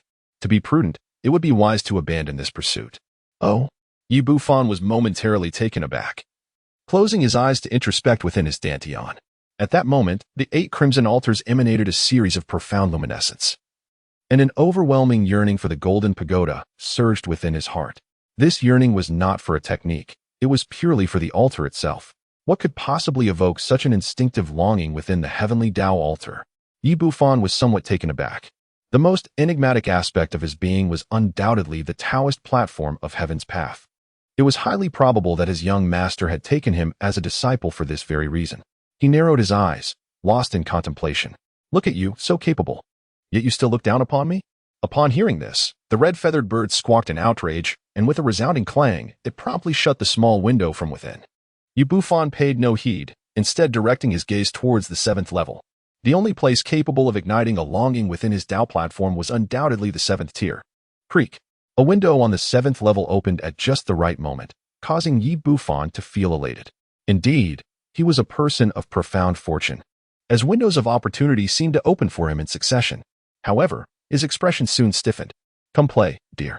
The red-feathered bird poked its head out from the window of the 7th tier, incessantly casting flirtatious glances at Yi Bufan. Its demeanor resembled that of a courtesan standing by a window in a brothel, waving a handkerchief to entice patrons. Yi Bufan's expression was blank, filled with an overwhelming desire to crush the peculiar bird. Observing his indifference, the crimson-feathered creature found itself in a state of helplessness. If only you and I could forge a pact of spiritual companionship, I could unveil to you the secrets of this golden tower. What secrets, you ask? Yi Bufan narrowed his eyes, harboring a sense of vigilance. Within this golden tower lies an object of immense fortune for human cultivators, one that several primordial infants of the Xiantang sought in vain. Regrettably, they failed to uncover it and feared provoking the spirit of the tower, which might lead to the destruction of this great opportunity, thus leaving the tower abandoned. The red-feathered bird chuckled softly, enticingly remarking, I am truly unable to escape. Only by signing a contract can I free myself.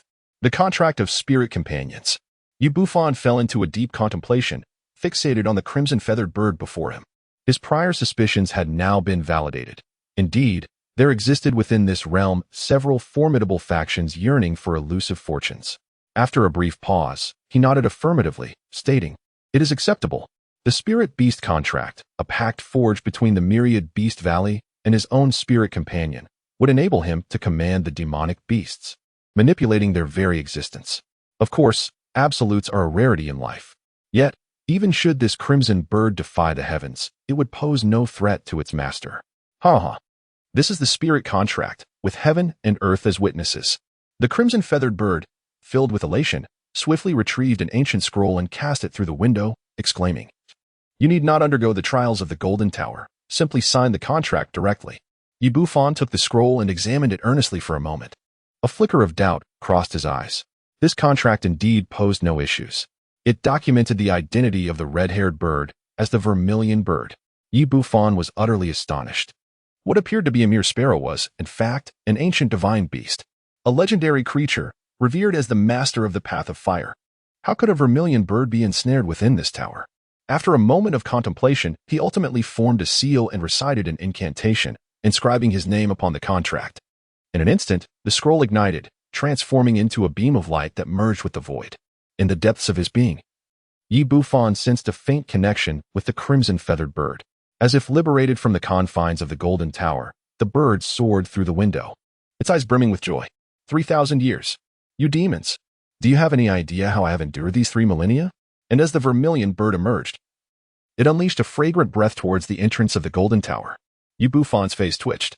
This divine beast, the vermilion bird, was rather different from the majestic image one would expect. Young man, as a token of gratitude, I shall assist you in mastering this demon suppression tower and obtaining the fortune of heaven and earth within. However, upon leaving this place, you must dissolve the spirit beast contract. The red-feathered bird fixed its gaze upon Yi Bufan. Oh dear, what a feisty female. Yi Bufan silently scoffed, pondering that this Zhuke transformed into human form likely resembled a figure akin to Li Kuei. It turns out that the power of the demon-suppressing tower can indeed manipulate the fortunes of heaven and earth. Upon hearing the latter part of the statement, Yi Bufan's eyes flickered with understanding, and he nodded slightly. He had long anticipated this. The vermilion bird was merely using him to extricate itself from peril, while he, in turn, sought to exploit this creature for treasures. Given the remarkable intelligence of such a divine beast, attempting to truly subjugate it with his current cultivation would be tantamount to courting death. "Ha! I have a fondness for the astute," the red-feathered bird exclaimed, increasingly convinced that it had chosen wisely. To master the demon suppression tower, one requires the secret method of the 7th level. You have already squandered one opportunity, and there will be no further chances. The red-feathered bird continued. However, others may still have opportunities, and at that time, you can simply seize it. The secret method? The 7th level has only been unlocked once in all these years. Rest assured. The tower spirit of the demon suppression tower was previously unable to break free from the influence of the demonic entities, making it difficult to reveal the secret method. However, now that the demonic forces have waned significantly, their impact on the tower spirit diminishes. The tower spirit will unveil the secret method in search of a master to rid itself of the demonic entities. The red-feathered bird perched on Yi Bufan's shoulder, sneering. Demonic entities? The Lord of the Demon Sect, is he truly still alive? Yi Bufan's pupils narrowed as he exclaimed, "A formidable demon cannot master the demon suppression tower?" This ancient artifact, a remnant of a celestial lord who transcended before his demise, had been breached by the demons when the tower's spirit was weakened. The demon suppression tower is inherently restraining towards malevolent entities, yet the demon itself is but a serpentine dragon. It may exert influence over the tower, but it cannot command it. The crimson-feathered bird spoke slowly. Yi Bufan's eyelids twitched, and he finally comprehended the origins of the master of the demon sect, the Jiaolong. Yi Bufan turned and stood in the corner of the square, quietly awaiting the arrival of others. Simultaneously, he instructed the red-haired bird to conceal itself. For the appearance of the vermilion bird was exceedingly conspicuous. It seemed that the major factions were intent on seizing the heaven and earth fortune. This enigmatic entity, was it under the dominion of the demonic beings? Or did it belong to the transcendent being who had achieved enlightenment? Yi Bufan stroked his chin in contemplation. The forces of heaven and earth, enigmatic and profound, are beyond the perception of ordinary mortals and cannot be seized through conventional means. When bestowed upon a nation, it manifests as national fortune. When it graces an individual, that person becomes the child of destiny, favored by fortune itself. Certain individuals invariably emerge from dire straits, perhaps not without the influence of such fortuitous energies. This mysterious essence has the potential to elevate the quality of the golden elixir, though the precise extent of enhancement is elusive. It also holds a certain subtlety in aiding the stages of embryo formation and spirit transformation. What my revered young master urged me to seize is likely this heavenly and earthly fortune. The reactions observed on the Taoist platform are also attributable to this phenomenon, as both are, in a sense, derived from the same source. In Yi Bufan's eyes, determination flickered. This object must be acquired. However, the matter was of great consequence. Whether it was the demon suppression tower or the cosmic fortune, its removal would undoubtedly provoke the covetous gaze of all factions. He was acutely aware of the adage that an innocent man may suffer for possessing a jewel. Nevertheless, it was Zhang Laosan who sought to seize these treasures. What connection did this have with him, Yi Bufan? Whoosh, whoosh, whoosh. Yi Bufan suddenly turned his gaze towards the corridor, where figures emerged in quick succession. In the blink of an eye, over 100 foundation-building cultivators surrounded the Golden Tower. They, too, had set their eyes upon Yi Bufan. Chapter 65, Awe-inspiring Presence, Plundering. Who are you? The little sword immortal bellowed, his eyes gleaming like blades, fixed upon this impostor who bore an uncanny resemblance to Zhao Feng, Zhou Qingyun, Chu Zixue. And others also cast their scrutinizing glances, their expressions far from amiable. Had it not been for this individual luring the monstrous creature, they would not have suffered such significant losses. In that moment, an overwhelming aura pressed down upon them, akin to a tempest, nearly a nameless pawn. Yi Bufan smiled. Facing the imposing presence of hundreds with the grace of a gentle breeze caressing the mountain ridge, his figure unwavering. In the entire relic, apart from that enigmatic demon, no one posed a threat to him. An insignificant pawn? I am intrigued to see from whence this insignificant pawn dares to scheme against me, Jiang Yijian. The little sword fairy rebuked, as a cerulean flying sword sliced through the air with a piercing shriek, aimed directly at Yi Bufan's head. Whoosh! The sword's aura surged like a dragon, its momentum akin to a rainbow. This strike was sufficient to vanquish an ordinary foundation establishment at the peak of perfection. The onlookers remained motionless, their gazes cold and observant, eager to discern the true identity of this mysterious figure. With their spiritual senses, they were astonished to find themselves unable to penetrate the veil of his true form. Clang! Yi Bufan, with a graceful flick of his sleeve, wielded a spear-like magical artifact before him, successfully deflecting the oncoming flying sword. Waves of sword intent surged forth, akin to the overwhelming weight of Mount Tai pressing down. Yi Bufan's physique was as unyielding as iron and steel, remaining utterly motionless. This scene caused a profound change in the expressions of all present. Zhou Qingyun and Chu Zixue, among others, were particularly grim faces. It is important to note that the Little Sword Immortal's combat prowess ranked among the top 5 in the Zhao Kingdom.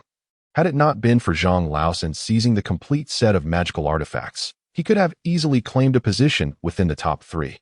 A mere casual strike from him would be insurmountable for an ordinary, fully realized Foundation establishment cultivator. Yet, the individual before them not only withstood such an attack but emerged unscathed. "Who on earth are you?"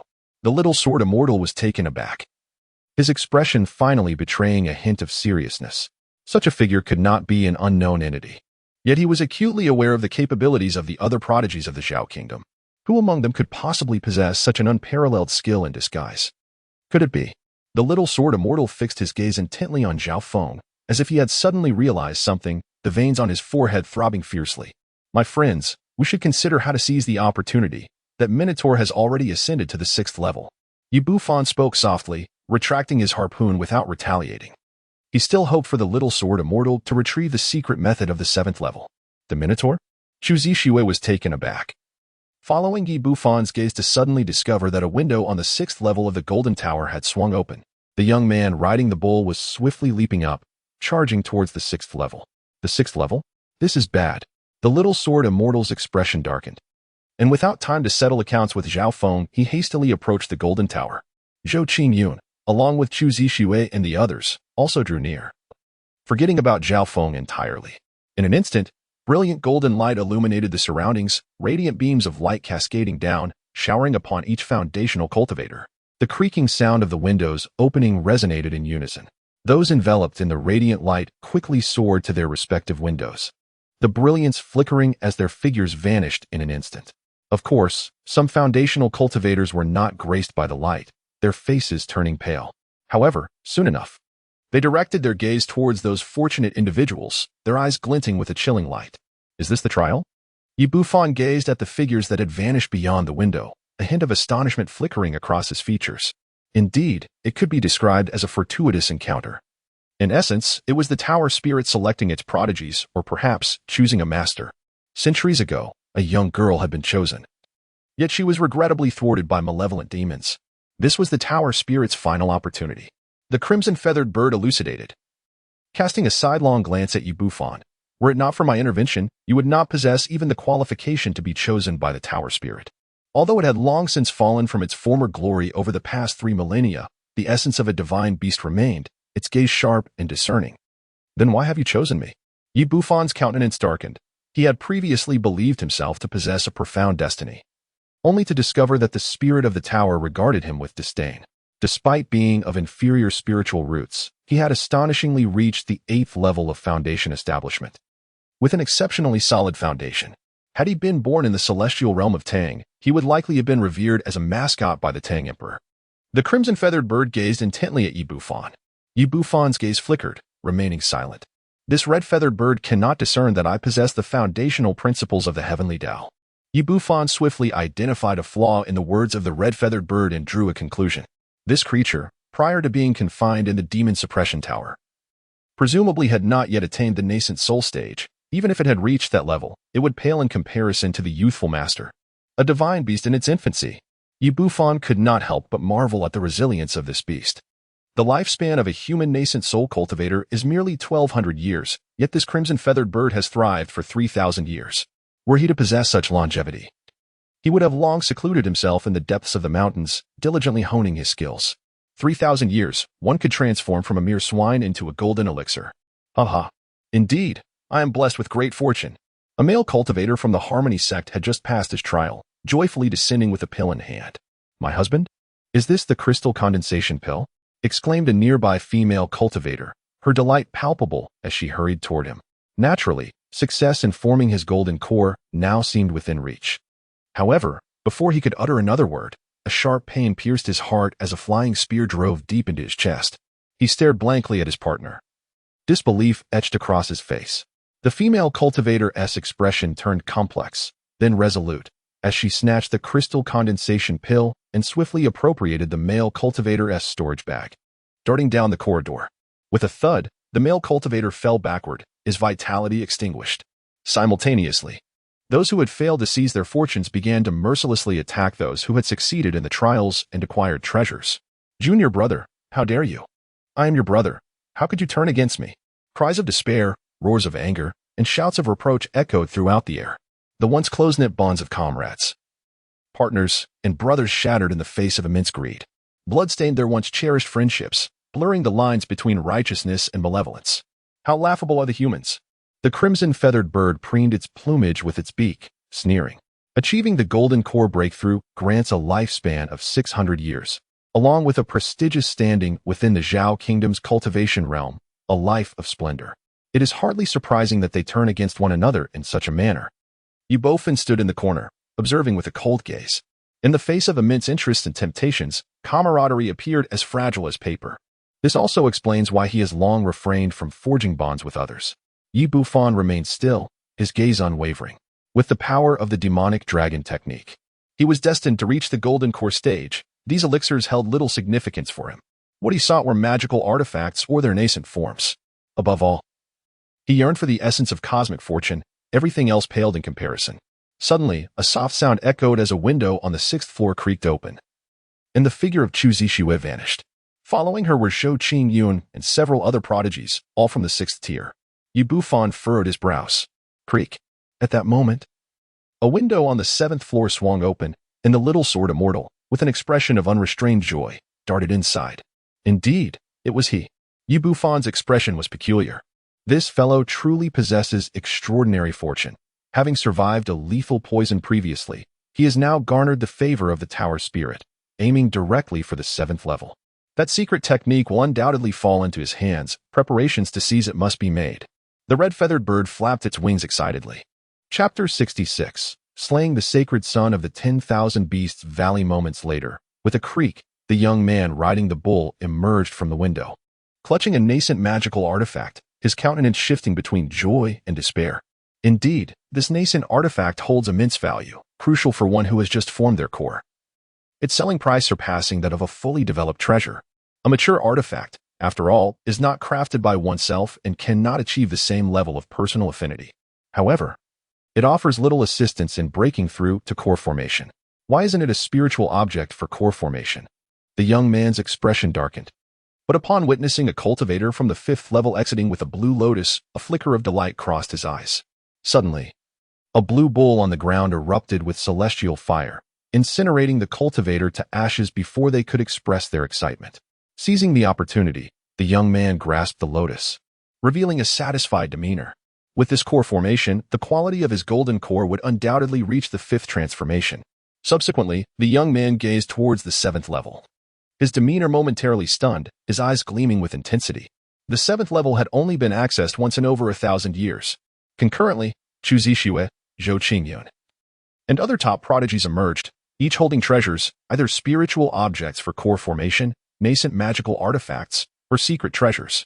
Each item was enough to make even a grandmaster of golden core envious. The group eyed each other warily as they landed on the ground, subsequently directing their attention toward the 7th level. Their bodies trembled in unison, dispelling any thoughts of mutual plunder. Compared to these treasures, seizing the artifacts from the 7th level was paramount. It is the little sword immortal. Who would have thought this individual would possess such profound opportunities? Zhao Qingyun exhibited a hint of jealousy.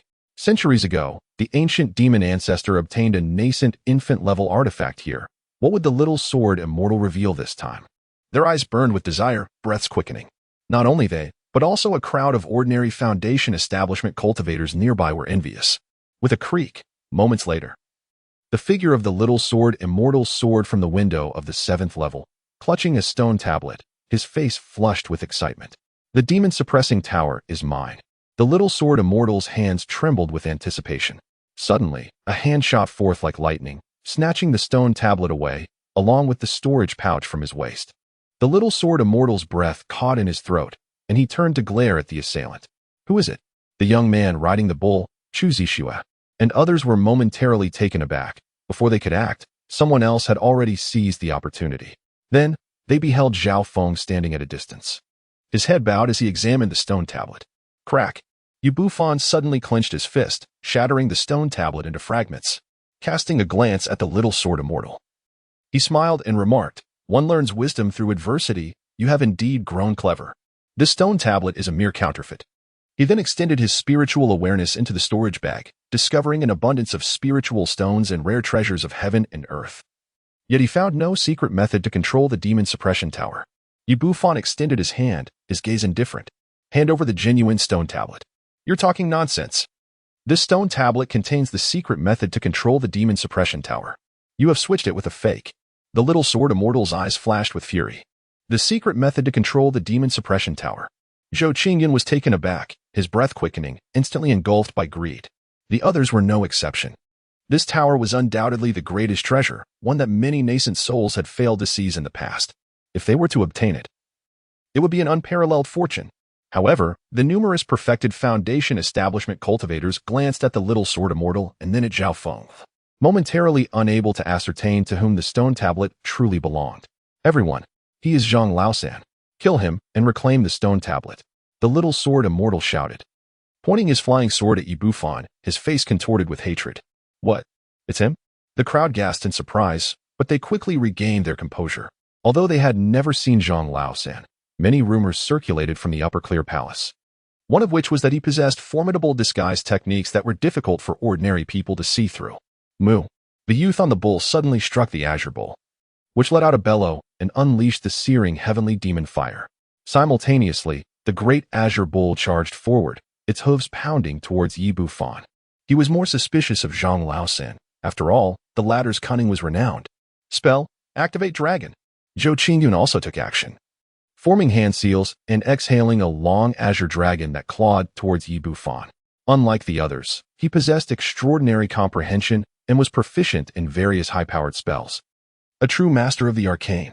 Others among the perfected foundation establishment cultivators summoned their magical artifacts to attack Bufan. Zhang Laosan, how the tables have turned. The little sword immortal symbolically swung his sword, a hint of mockery flashing in his eyes. Indeed, this individual was formidable, but with so many working together, even Zhang Laosan, renowned for his unmatched prowess, would surely meet his demise here. However, whoosh! 15 blue flying swords merged instantaneously, their sword energy like a rainbow, cleaving through the heavenly demon fire and striking mercilessly at the great azure bull's head. The bull's charge was abruptly halted, followed by a pained wail. With a ripping sound, the flying swords tore through its hide, cleaving it in two. Great azure! The youth on the bull's face turned ashen. Disbelief etched across his features as he looked at the corpse of the great azure bull. This bull was a rare breed from ancient times, and even a pseudo-magic artifact would find it exceedingly difficult to breach its defenses, let alone be slain by a single sword strike. With the great azure bull, he had few rivals of the same realm. The Upper Clear Palace's signature sword technique had achieved minor success. He then suddenly realized that Zhang Laosan was employing the complete set of magical artifacts once wielded by the little sword immortal, and that his swordsmanship had reached a remarkable level, stepping into the realm of minor success. How could this be possible? Even within the esteemed realm of the Upper Clear Palace, among the younger generation, only the young sword immortal has comprehended the essence of sword intent. Yet, the young sword immortal himself is even more astonished. He had anticipated that the other party might acquire the supreme clear profound sword classic from his previous storage pouch. However, merely a few months have passed. The other party has already attained such a remarkable level. Unbeknownst to him, the sword intent was achieved by Bufan through the influence of the sword classic side effects over the past half-month, leading to this minor success. Clang! Bufan summoned the counterfeit magical artifact, the copper bell, enveloping himself within its protective embrace, effectively thwarting Zhao Kingdom's spells and an array of magical instruments. Despite their relentless assaults, they found it exceedingly challenging to breach his formidable defenses. Bufan's magical prowess now far exceeds that of the former little sword immortal, rendering him entirely unperturbed by the prospect of depleting his energy. With a swift motion, he struck. A cold glimmer flashed in Bufan's eyes. Before the young man on the cow could react, a flying sword, akin to a bolt of thunder, pierced through the air in an instant. The young man, struck with terror, hastily summoned a pseudo-artifact, a shield crafted from beast hide. However, against the onslaught of the flying sword, The shield could only withstand for a fleeting moment. With a resounding crack, it was brutally punctured, creating a small hole. In a swift motion, a severed head soared into the air. Rolling to the ground with a dull thud, blood stained the young man's face, which bore an expression of utter disbelief. Retrieve. Bufan's expression remained inscrutable as.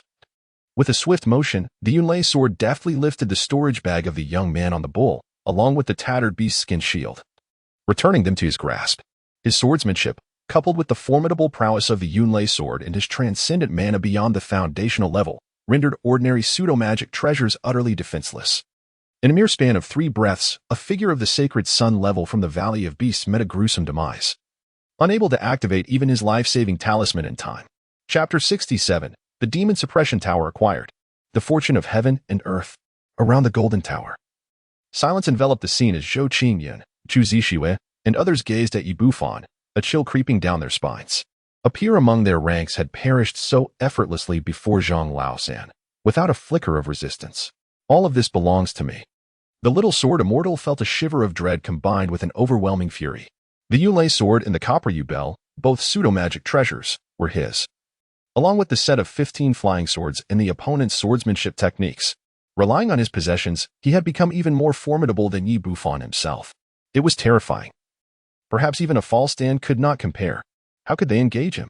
The numerous fully fledged Foundation establishment practitioners were engulfed in horror, their resolve wavering. They had never encountered such a powerful Foundation establishment practitioner. The so-called prodigies of the Zhao Kingdom's major factions were mere jesters in his presence. He possessed treasures capable of controlling the Demon Suppression Tower. They had to unite to slay him. The treasures within the tower shall be ours, Zhao Kingdom shouted, launching several spells. Upon hearing the mention of the Demon Suppression Tower, the others gasped, their greed overtaking their rationality as they unleashed their magical artifacts in a concerted assault against Bufan. Buzz. Bufan's countenance was icy. Disregarding the onslaught of attacks as 15 flying swords transformed into azure serpents, weaving through the throngs.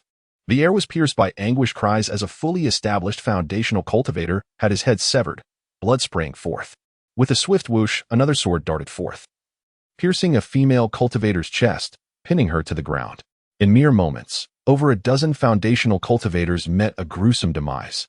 In stark contrast, Bufan's copper bell emanated a radiant glow, cracking under the barrage of assaults, yet being a mere pseudo-treasure, it remained resilient against complete shattering for the time being. This left many cultivators with grim expressions. Zhao Qingyun, Jiang Yijian, Chu Zixue. Suddenly, a voice boomed. All eyes turned to behold these 3 prodigies transforming into streaks of light, darting down the corridor with astonishing speed. Realization dawned upon the onlookers, who erupted in furious accusations of treachery. Their intent was clear, to have them stall Zhang Laosan, thus buying themselves time for escape. A band of fools. It was evident that Zhang Laosan possessed ample strength. Engaging him was tantamount to courting death. Zhao Kingdom fervently urged his evasion techniques. The Demon Suppression Tower was a treasure of immense value, yet even if he were to acquire it, the higher-ups would undoubtedly seize it. Sacrificing his own life for such a gamble was undeniably foolish. How could Zhang Laosan be so extraordinary?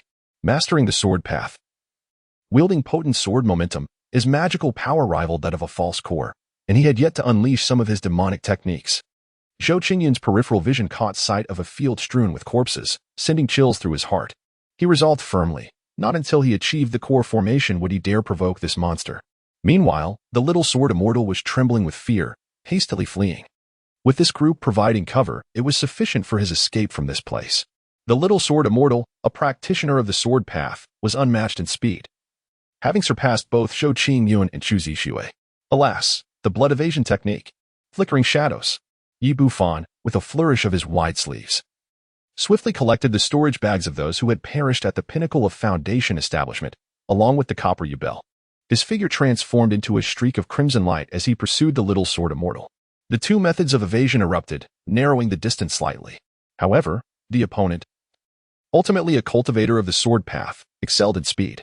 A flicker of determination ignited in his gaze as he activated the sword pellet within his body, propelling his velocity to astonishing heights. In merely 2 breaths, he closed the gap. What manner of monster is this? The little sword immortal sensed the terrifying sword aura and turned to glance back, his soul nearly fleeing in terror. Although their realms were comparable, the speed of his pursuer surpassed his own by more than double. Desperation surged. Gritting his teeth, the little sword immortal retrieved a third-tier escape talisman from his bosom.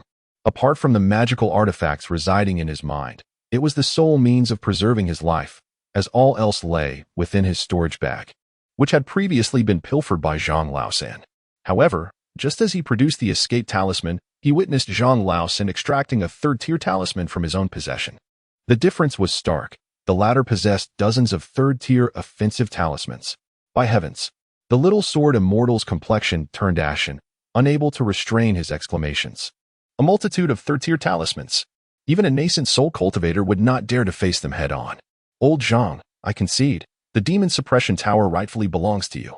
Without a moment's hesitation, the little sword immortal hurled a stone tablet behind him and swiftly affixed the escape talisman to his body, his speed surging as he feared the relentless pursuit of the old Zhang.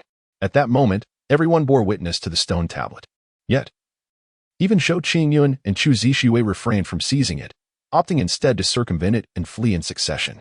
Bufan maintained an impassive expression as he retrieved the stone tablet, swiftly probing into it with his spiritual awareness. After confirming its authenticity, he proceeded. Bufan finally halted his steps and turned, swiftly making his way along the corridor towards the demon suppression tower. As a practitioner of the demonic path, shouldn't he eliminate all these individuals and conduct a blood sacrifice? The red-feathered bird perched upon Bufan's shoulder remarked in astonishment. My cultivation technique bears no connection to blood sacrifices. Merely slaying a holy son of the 10,000 Beast Valley will suffice to instill fear in them. What is paramount at this moment is to seize the demon suppression tower, for delay may lead to unforeseen changes. Bufan's gaze remained composed. He felt an unsettling sense of being watched as time passed, an inexplicable discomfort lingering within him. He returned to the vicinity of the golden tower. Bufan swiftly inscribed the contents of the stone tablet, murmuring incantations under his breath. Moments later, the demon suppression tower began to tremble, visibly shrinking at an astonishing pace. Reducing to the size of a palm in the blink of an eye. Ancient and imposing, it seemed capable of subduing all manner of malevolent creatures in the world. Bufan expelled a mouthful of blood, which stained the demon suppressing tower crimson. The tower glowed and spun rapidly, swiftly absorbing the bloodstains. A profound sense of connection surged within him, accompanied by a stream of information that penetrated Bufan's mind. The demon-suppressing tower, a prison for the great demons of the mountains, holds at bay countless adversaries of the world. Bufan's spirit jolted, and his countenance radiated with ecstasy. From the information gleaned, it was evident that even a nascent soul true monarch would find it exceedingly challenging to destroy the demon suppression tower. If one's magical power were sufficient, it could suppress any formidable demon beneath the transformation stage. Furthermore, this artifact served as a life-saving device. One could take refuge within it, rendering it nearly impossible for a nascent soul to inflict harm. It was truly a miraculous safeguard for one's life. Additionally, there resided 3 magical treasures and a plethora of medicinal pills, notably the crystal condensation pills. Although there were no foundational spiritual objects remaining, this was understandable, as over a millennium had elapsed, and the contents had likely been nearly depleted. It was no wonder that it could subdue such formidable malevolent entities of the world.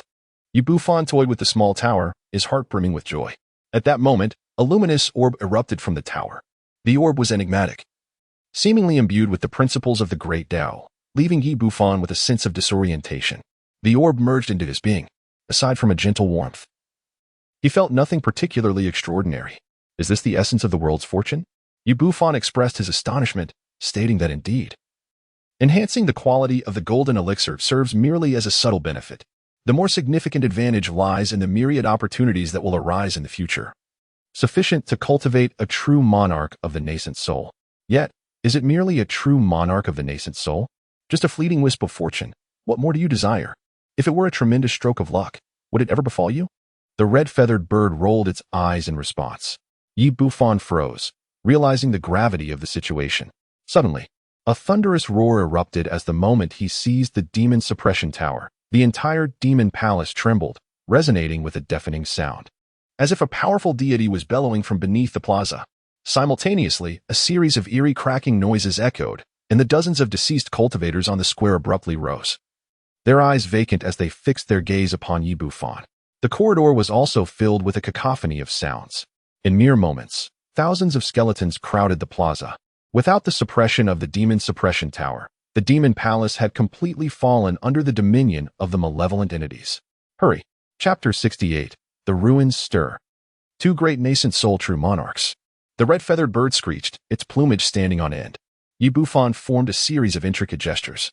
Commanding the thundercloud soared to manifest as a bolt of lightning that fiercely struck the horde of skeletons. The skeletons emitted a hissing sound as they were enveloped in black smoke, shattering upon impact and collapsing in great numbers. Were these beings also under the influence of the practitioners of the demonic dragon technique? Bufan felt fortunate that the Yunlei sword was particularly effective against these demonic creatures.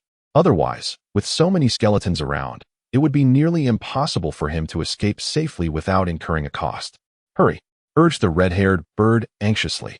Bufan did not dare to delay, rushing down the lengthy corridor. Along the way, he continuously shattered the encircling skeletons with the Cloud Thunder Sword, swiftly breaking through the siege. Whoosh! Bufan's figure burst forth from the demon palace. However, scarcely had he emerged when a colossal shadow collided with him, its razor-sharp claws glinting ominously as they lunged toward his dantian. Bufan's countenance turned slightly icy as he wielded the Cloud Thunder Sword, cleaving through the immense shadow that erupted into a cacophony of sizzling sounds. Truly, the lingering malevolence would not dissipate. Bufan's gaze darkened as he surveyed the gradually reviving shadowy monsters. He turned to look around, noting the desolation surrounding him. The distant figures of cultivators rushed forth in a state of panic, akin to lost dogs. Clearly, they had all fallen victim to the skeletal assault. Leave the tower. The enormous shadow fixed its unwavering stare upon Bufan, emitting intermittent roars as it charged once more. The demon was provoked, no longer willing to retreat. The red-feathered bird exclaimed urgently, "There are no less than 100 of these creatures in the ruins. If they encircle us, even a golden core cultivator cannot hope to escape." Bufan's gaze flickered as his figure swayed, transforming into a streak of lightning and vanishing from the spot. At this moment, wielding the Cloud Thunder Sword, his speed subtly surpassed that of an early golden core stage. After a brief interval, he soared 500 miles, completely shedding the massive shadow that pursued him. He found himself standing over a vast lake, his complexion growing pale. The energy consumed by the counterfeit magical artifact was excessively taxing. Even with his profound reserves of power, he found it challenging to endure. Plop. With a flourish of his sleeve, Bufan cast forth a paper effigy. The paper figure spryly moved its legs, darting swiftly towards a designated direction. Having accomplished this, Bufan plunged into the lake, descending to its very depths, whereupon he retrieved the demon suppression tower and entered within. The surface of the lake soon regained its tranquility. Moments later, a dozen enormous silhouettes soared above the lake, their blood-red eyes scanning the surroundings. After a brief pause, they roared and darted towards the direction in which the paper figure had fled. At the lake's bottom, Bufan sat cross-legged within the demon suppression tower, his gaze penetrating through the small window as the shadow upon the lake vanished, eliciting a sigh of relief from his heart. This relic was a domain of demonic entities, possessing a sense of perception that was truly remarkable. The aura of this tower could not be concealed for long. The red-feathered bird perched upon Bufan's shoulder spoke weakly. With so many shadows lurking, how did those cultivators who entered previously manage to survive and escape? Bufan posed a question that had long perplexed him. "Ah, therein lies the cunning of the demon fiends," the red-haired bird scoffed. "Each time the portal opens, the demon fiends discreetly instruct the shadows to slay certain cultivators, devouring their vitality, malevolence, and demonic energy. If they eliminate everyone, who would dare to enter next time?" Upon hearing these words, Bufan felt a chill run through his heart. Over the years, how many lives had the demonic fiends consumed? The reason why these malevolent entities, sealed beneath the ancient medicinal garden, had set their sights on you is most likely due to your cultivation method. The harmonious blend of vitality, malevolence, and demonic energy within you serves as the most exquisite elixir for the demonic fiends, remarked the red-haired creature with an air of peculiarity. Bufan was rendered speechless. Wait a moment, if it is indeed due to the nature of my cultivation technique, then it would explain why Hui Yuhai is so resolutely determined to collaborate with me. This fellow is likely intricately connected to the demonic forces. Bufan recalled that Hui Yunhai had come specifically for his martial arts techniques. He had a vague sense that the arrival of the other party was not a harbinger of good tidings. Nevertheless, he resigned himself to the notion that if the sky were to fall, he would have someone tall to bear the burden. With the ancient medicinal garden no longer an option, he chose to await the opening of the ruins and prepare for his departure from this place. Bufan contemplated for a moment and dismissed the thought of visiting the ancient herb garden. Indeed, It housed numerous rare spiritual herbs, including potent elixirs that could even aid in the process of birthing a child. Their worth far exceeded that of the nurturing crystal pill and ordinary spiritual items for forming cores. However, beneath the ancient herb garden lay a seal containing demonic fiends. He possesses a steady temperament, refraining from taking unnecessary risks. Most importantly, he has mastered the dragon magic, ensuring a high probability of success in breaking through to the golden core stage. As for the demon flame flower, he has ample time to seek it outside the ruins.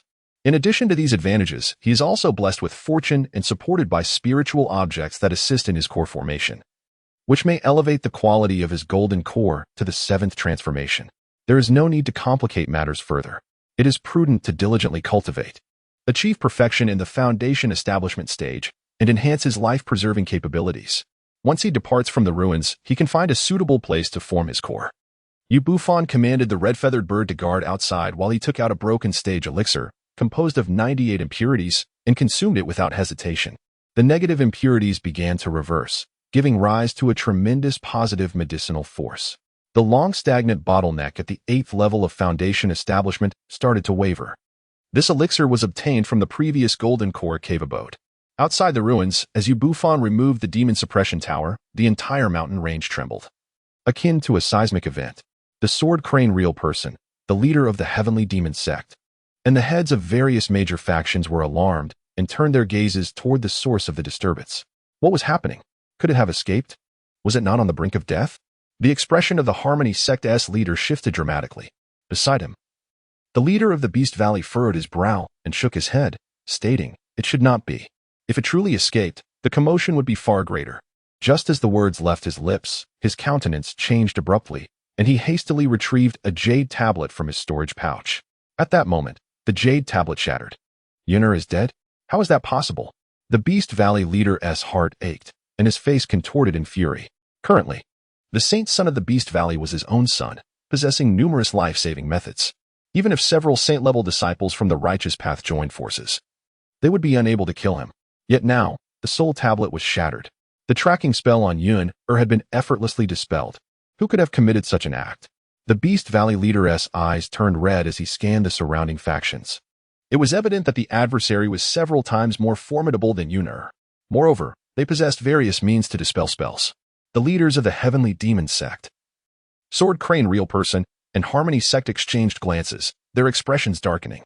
The swift demise of the Beast Valley Saint's son only indicated that someone far beyond the saint level had infiltrated the ruins. This posed a grave threat to all the prodigies of the various factions, to effortlessly slay the Beast Valley Saint's son. Such an entity could only be a Golden Core real person, yet how could a Golden Core infiltrate? The Heavenly Demon Sect leader pondered. There must have been a change within, related to the tremors of the ruins. The Sword Crane real person speculated, deeply concerned. He did not wish for his own prodigy from the Qigong Palace, especially his junior, Jiang Yijian, to perish within. The Beast Valley leader's expression shifted between dark and light as he fixed his gaze on the mountain enveloped by a vast formation.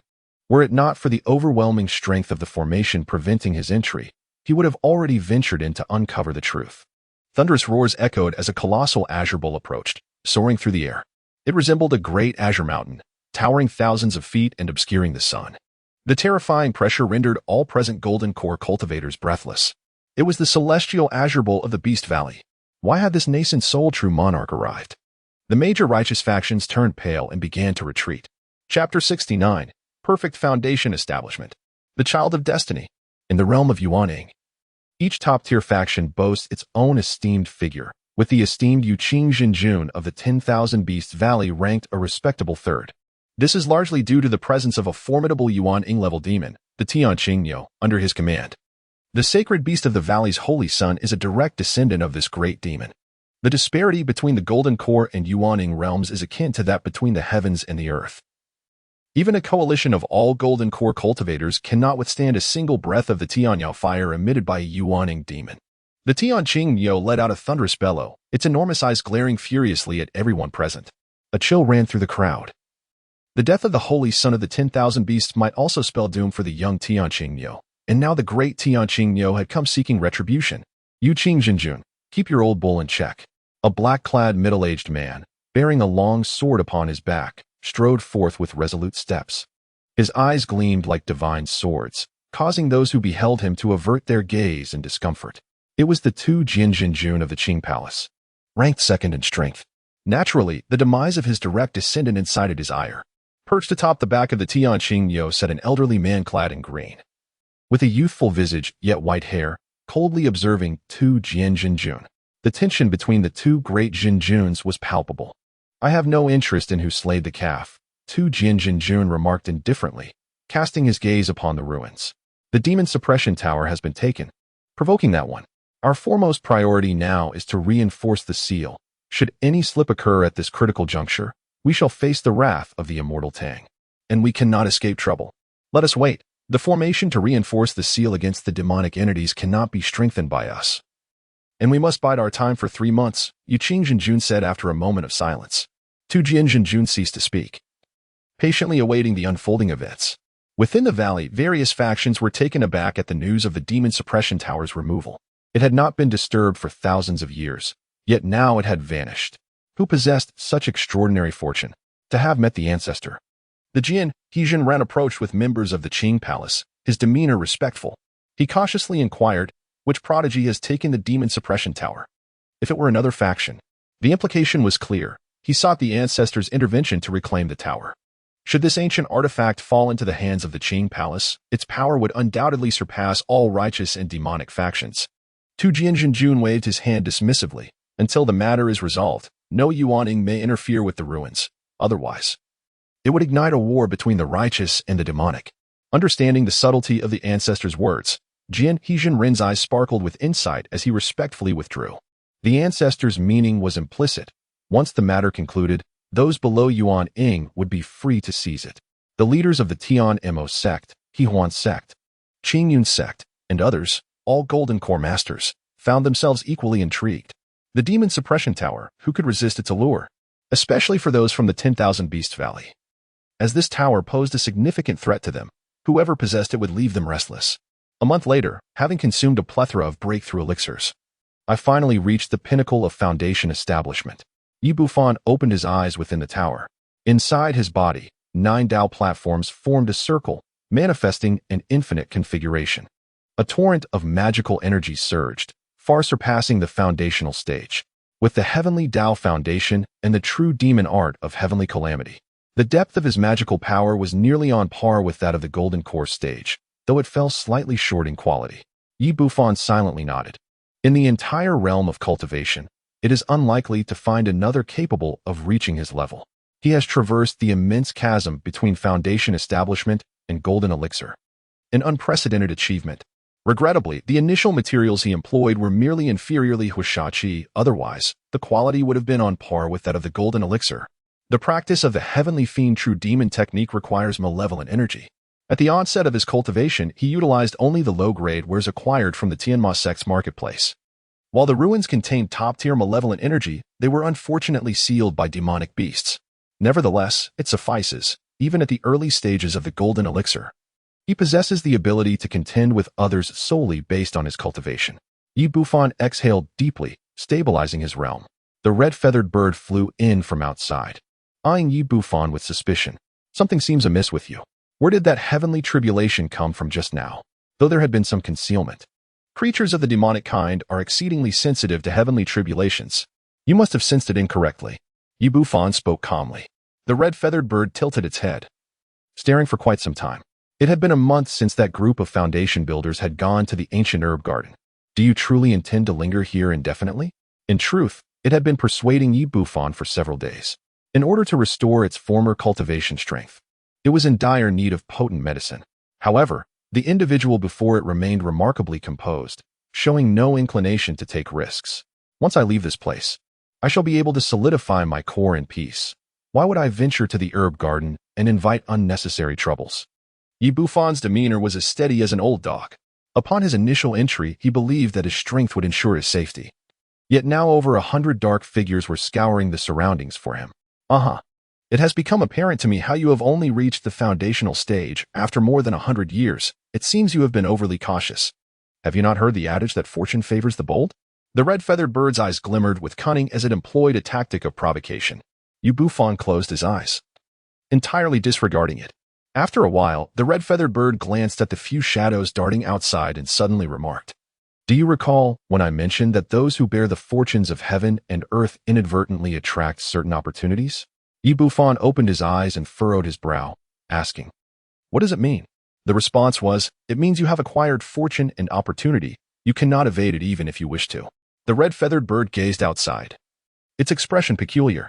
Bufan gazed out of the window, his expression abruptly stiffening. Above the lake, a multitude of colossal shadows converged, before erupting simultaneously into a billowing cloud of darkness, resembling an ominous storm. In mere moments, the black smoke coalesced into a gigantic hand, stretching 1,000 feet, casting a shadow that obscured the sun. The oppressive force it exuded was akin to that of a perfected golden core. "Hadn't you concealed the perception of the demonic entities?" Bufan's expression underwent a drastic transformation. The existence of the demonic fiend was well versed in various divination techniques, a fact that could not be concealed. It appeared that he was determined to possess you, and the cost of wielding such powers would undoubtedly be substantial. The feathers of the red-feathered bird erupted in disarray, clearly alarmed. The demon suppression tower was an invaluable treasure. However, it was inconceivable to allow the demonic fiend to pay such a heavy price, especially after being sealed for 3,000 years, at the brink of exhaustion. What could you possibly possess that captivates him so? The red-feathered bird shrieked. Boom! A colossal black hand, adorned with countless crimson eyes, stirred up a tempest as it lunged towards the lake. The demon suppression tower, concealed at the lake's bottom, was seized and swiftly drawn into the depths of the ruins. The howling winds roared, and within the tower, Bufan could only perceive the myriad sights outside rapidly retreating. The immense hand traversed mountains and lakes in the blink of an eye, spanning hundreds of miles. Is this the fortune of the chosen one? The opportunity? A fleeting thought crossed Bufan's mind, compelling him to unleash a torrent of curses. All he desired was to survive until the reopening of the ruins. What use was there for such opportunities? He shifted his form, intent on departing from the demon suppression tower. Yet countless eyes embedded within the sinister hands outside stared at him unblinkingly through the windows. Under the oppressive gaze of those ominous hands, escape seemed nearly impossible. Outside the ancient herb garden, a colossal array of light enveloped the grounds. Over 2,000 foundation-building cultivators outside exerted their efforts, wielding magical artifacts and casting spells, bombarding the protective barrier with relentless fervor. Numerous array-breaking talismans were also employed, gradually wearing down the defenses. This array could not withstand for many days longer. "We must intensify our efforts." Zhao Kingdom bellowed, his gaze fixated on the spiritual herbs visible within the barrier, his expression brimming with excitement. He was not alone in his fervor. The likes of the Little Sword Immortal, Lu Wangchuan, Chun Guangli, and Xu Zixue, along with many other elite prodigies from the Zhao Kingdom, shared the same fervent glances. The ancient herb garden spanned 100 miles, its abundance of spiritual herbs unparalleled. In the realm of cultivation, prowess remained paramount. Nothing could rival the importance of core formation and nascent soul herbs. Having spent nearly half a month assaulting the barrier with every means at their disposal, they were resolute in their mission to enter the herb garden. This array could hold for at most 7 days. The divine dragon grass and celestial demon flower shall be mine. Lu Wangchuan's eyes were fixed hungrily on several spiritual herbs deep within the garden. He had been too far from the demon palace previously, arriving only to find that the demon suppression tower was gone, missing out on a grand opportunity. He could not afford to let the ancient herb garden slip through his fingers. "Zhang Laosan, wait for me. Once I have seized the spiritual herbs, I shall seek you out." A glimmer of resentment flickered in Lu Wangchuan's eyes as he strained against the barrier. Suddenly, a piercing shriek echoed from the heavens, and a massive hand tore a gash in the protective barrier above the ancient herb garden. With a resounding crash, a tower was hurled downwards, obliterating countless spiritual herbs and embedding itself deep into the ground, leaving only the tower's peak visible. All assaults momentarily ceased as they stared in agony at the ravaged heap of herbs, their hearts aching as if blood were to drip from them. Then, they beheld a figure emerging from the small window at the tower's pinnacle. Bufan stood atop the tower, surveying the myriad of spiritual herbs easily within reach. Then glancing at the multitude outside the light barrier, striving to break through the formation, he felt somewhat bewildered. Chapter 70. The opportunity arrives too swiftly, like a tornado. Outside, the thousands of individuals were equally dazed, all petrified in astonishment. The opportunity had come too rapidly, akin to a whirlwind. Bufan suddenly comprehended the true essence of being a child of destiny. With fortune at his side, even if he did not desire it. Great opportunities would inevitably present themselves. However, such opportunities often come hand in hand with risks. Since he was already here, he decided to seize the moment and reap the rewards. Bufan inhaled the rich aroma of medicinal herbs, his hands deftly uprooting a plant from the soil. The heavenly demon flower, aged 3,000 years, holds a certain probability of aiding demonic cultivators in their breakthrough to the golden core stage. The divine dragon grass, a substance that refines the flesh and enhances one's constitution. The poisonous grievance ginseng, when consumed, guarantees certain death, a supreme toxin. Bufan's eyes blazed with fervor as he stowed away the demon-suppressing tower. Without a moment's pause, his hand began to fervently scour for spiritual herbs. Each specimen was a rarity, a treasure seldom found in the outside world. Cease at once. Zhang Laosan, I command you to stop. Outside the formation, thousands of Foundation establishment cultivators glared with crimson eyes, their fury erupting in roars. The young sword immortal, Zhou Qingyun, Lu Wanchuan, Qin Guangli, and other prodigies were consumed by jealousy to the point of nearly spitting blood. They had painstakingly dismantled the formation, only for Zhang Laosan to descend from the heavens, effortlessly reaping spiritual herbs, as if harvesting wheat. How could they possibly accept this? Meanwhile, looking up at the rift in the formation, it had now begun to mend itself, leaving no openings to exploit. Bufan completely disregarded them and continued his relentless search. In the blink of an eye, an entire area had been stripped bare. Lu Wanchuan pounded on the formation, roaring in fury. Suddenly, his fist halted mid-air, and a look of astonishment spread across his face. He realized that the formation's defenses had significantly weakened. The barrier had been breached, and its protective power had greatly diminished. Quick, take advantage of this moment to break through, urged the young master of Jinlan Tower, who had also sensed the shift. Upon hearing this, everyone's eyes lit up, and they launched a frenzied assault on the formation. The shimmering barrier trembled, revealing faint cracks. The defenses were truly compromised. It wouldn't be long before it could be completely shattered. Shangguan Qingyao was filled with elation and fiercely commanded, break it open swiftly. Capture and eliminate Zhang Laosan. The spiritual herbs he harvests still belong to us. Though they were of the same sect, when treasures were at stake, such bonds were easily disregarded. Meanwhile, within the formation, Bufan tirelessly gathered the spiritual herbs. Drenched in sweat, there were simply too many. He could not possibly collect them all. It was an endless endeavor. He longs to borrow the reaper from his past life in the countryside, to swiftly harvest the wheat with precision. However, he must prioritize the essential tasks at hand. Bufan accelerated his harvesting pace. The congealing infant grass, a spirit herb that facilitates the formation of an infant. The 9. A spirit herb that aids in the creation of an infant. Bufan's gaze fixated on the distant spirit herb, resembling an infant. His eyes ablaze with fervor as he hastened forward to gently pluck it. Treasures associated with the birth of a child are seldom found, and presenting such a rarity would undoubtedly incite a frenzied competition among those golden elixir masters. Even the Lord of the Heavenly Demon harbors a longing for such an item. Bufan darted through the 100-mile herbal garden, meticulously selecting only the rarest of spiritual herbs. The millennia-old sky Tsang Jade tree. Suddenly, he halted, gazing up at the towering tree that reached a height of 100 zhang. It resembled a cypress, yet its entire form radiated a deep black hue, as though sculpted from exquisite jade. This tree was the principal material for refining the nascent soul treasures. It was a divine object that stirred the envy of the nascent soul ancestors from the 5 great sects in the 3 major demon factions. Bufan gazed intently at the jade tree for an extended moment. The sky was a vast expanse of azure, and the tree, resplendent in its pure white jade hue, exuded an otherworldly beauty. His eyes flickered with apprehension as he suddenly sensed danger. He swiftly employed the blood escape technique and retreated with great haste. With a resounding clang, the earth trembled beneath him. Bufan barely had time to raise his cloud thundersword in defense, only to be met with an overwhelming force that sent him staggering backward. Upon further inspection, he discovered that the source of the assault was none other than a massive root of black jade. It was evident that something was amiss. This tree had indeed come to life. Bufan felt a tingling sensation in his palm. The power of the celestial jade tree was formidable, rivaling that of a golden core cultivator in the realm of body refinement. Caution! A piercing cry from a red-feathered bird echoed from afar. Bufan felt a sudden tension in his scalp and abruptly turned his head. Unbeknownst to him, the towering celestial blue tree, which had previously stood before him, now loomed behind. Its trunk, several dozen feet wide, split open like a gaping maw. engulfing Yi Bufan within. Ding ding! Yi Bufan attempted to cleave the celestial Tsang Jade tree with the Cloud Thunder Sword. However, the seemingly indomitable sword struck against it as if it were merely hitting adamantine, proving difficult to breach.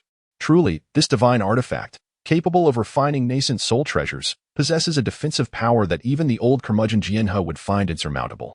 Yi Bufan found himself ensnared within a shadowy tree hollow, his gaze steady as he probed with his spiritual awareness. Upon contact with the jade tree, his essence was forcefully repelled. Simultaneously, an overwhelming force of attraction emanated from below, causing his figure to plummet. When the illumination returned to his sight, he was no longer within the confines of the tree hollow. Instead, he beheld an expansive vista reminiscent of an underground realm. With the surrounding stone walls drenched in a deep crimson hue, the scent of blood wafting toward him in waves. At the center lay an unfathomable abyss, from which hung countless bronze chains, each as thick as a house, their other ends extending into the depths of the chasm. Inscribed with enigmatic golden runes, a seal of formidable power. A chill coursed through Yi Bufan's heart, accompanied by a sense of ominous foreboding. He had encountered similar sealing formations within the tomes of the Heavenly Demon Sect. They were exceedingly rigid and potent against the demonic path. However, what he had previously witnessed paled in comparison to the current spectacle. Surely, your esteemed self has not gone to such lengths to capture me merely for a heartfelt conversation? Yi Bufan sensed the overwhelming and malevolent aura emanating from the abyss, his face twitching as he spoke. From the monstrous black hands to the celestial jade trees, each step was meticulously calculated. It was evident that the demonic entities desired his presence here. The underground realm lay in utter silence, devoid of any response. Yi Bufan's gaze suddenly sharpened. A roar erupted from the boundless abyss, accompanied by a surge of malevolent energy. You shall pay for this. The voice was faint, as if echoing from a great distance. Yi Bufan furrowed his brows slightly, only to be astonished as a graceful figure soared forth from the abyss.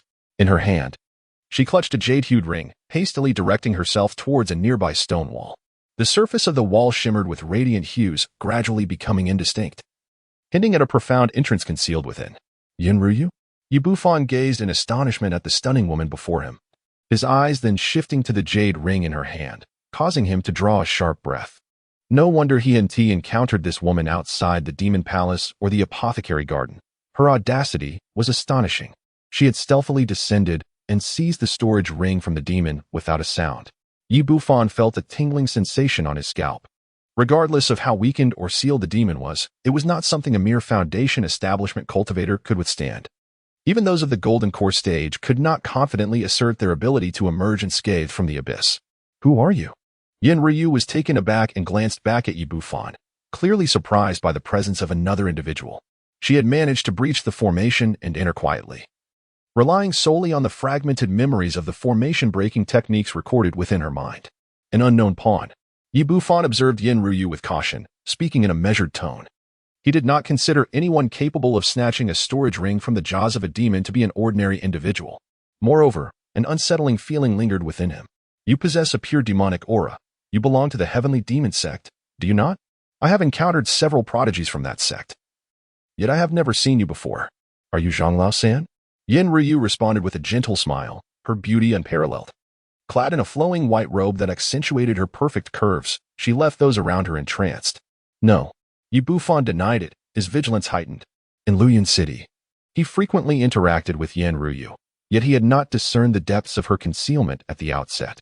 This woman, either possessed by some ancient monstrosity or under the influence of a malevolent spirit. Chapter 71, The Demon Dragon Ancestor, the Avatar. How about we collaborate to escape from this place? At present, a fragment of the demon's soul has inexplicably suffered damage, and it will take time for it to pursue us. Yinryu's eyes sparkled with clarity, exuding an air of elegance and warmth. Yet her underlying chilliness lent her an aura of detachment. Damaged? Yi Bufan suddenly recalled the words spoken by the red-feathered bird. Those monstrous black hands would exact a certain price from the demonic fiends. Could it be that he inadvertently aided Yinryu? However, she had also rendered him assistance. Had she not restrained the demonic fiends, he would likely have been ensnared by them by now. Very well. In the past, Yi Bufan would have distanced himself from this woman, but now, with his life at stake, it was indeed wise to join forces. The array beneath us is of the 3rd tier, and my array-breaking spike has already sustained damage. Do you possess any array-breaking talismans? Yin Ryu's face lit up with joy as she hastily replied. She had obtained 2 array-breaking talismans from Masterly, but had previously expended them to assist in entering this place with the array-breaking spike. I do have some.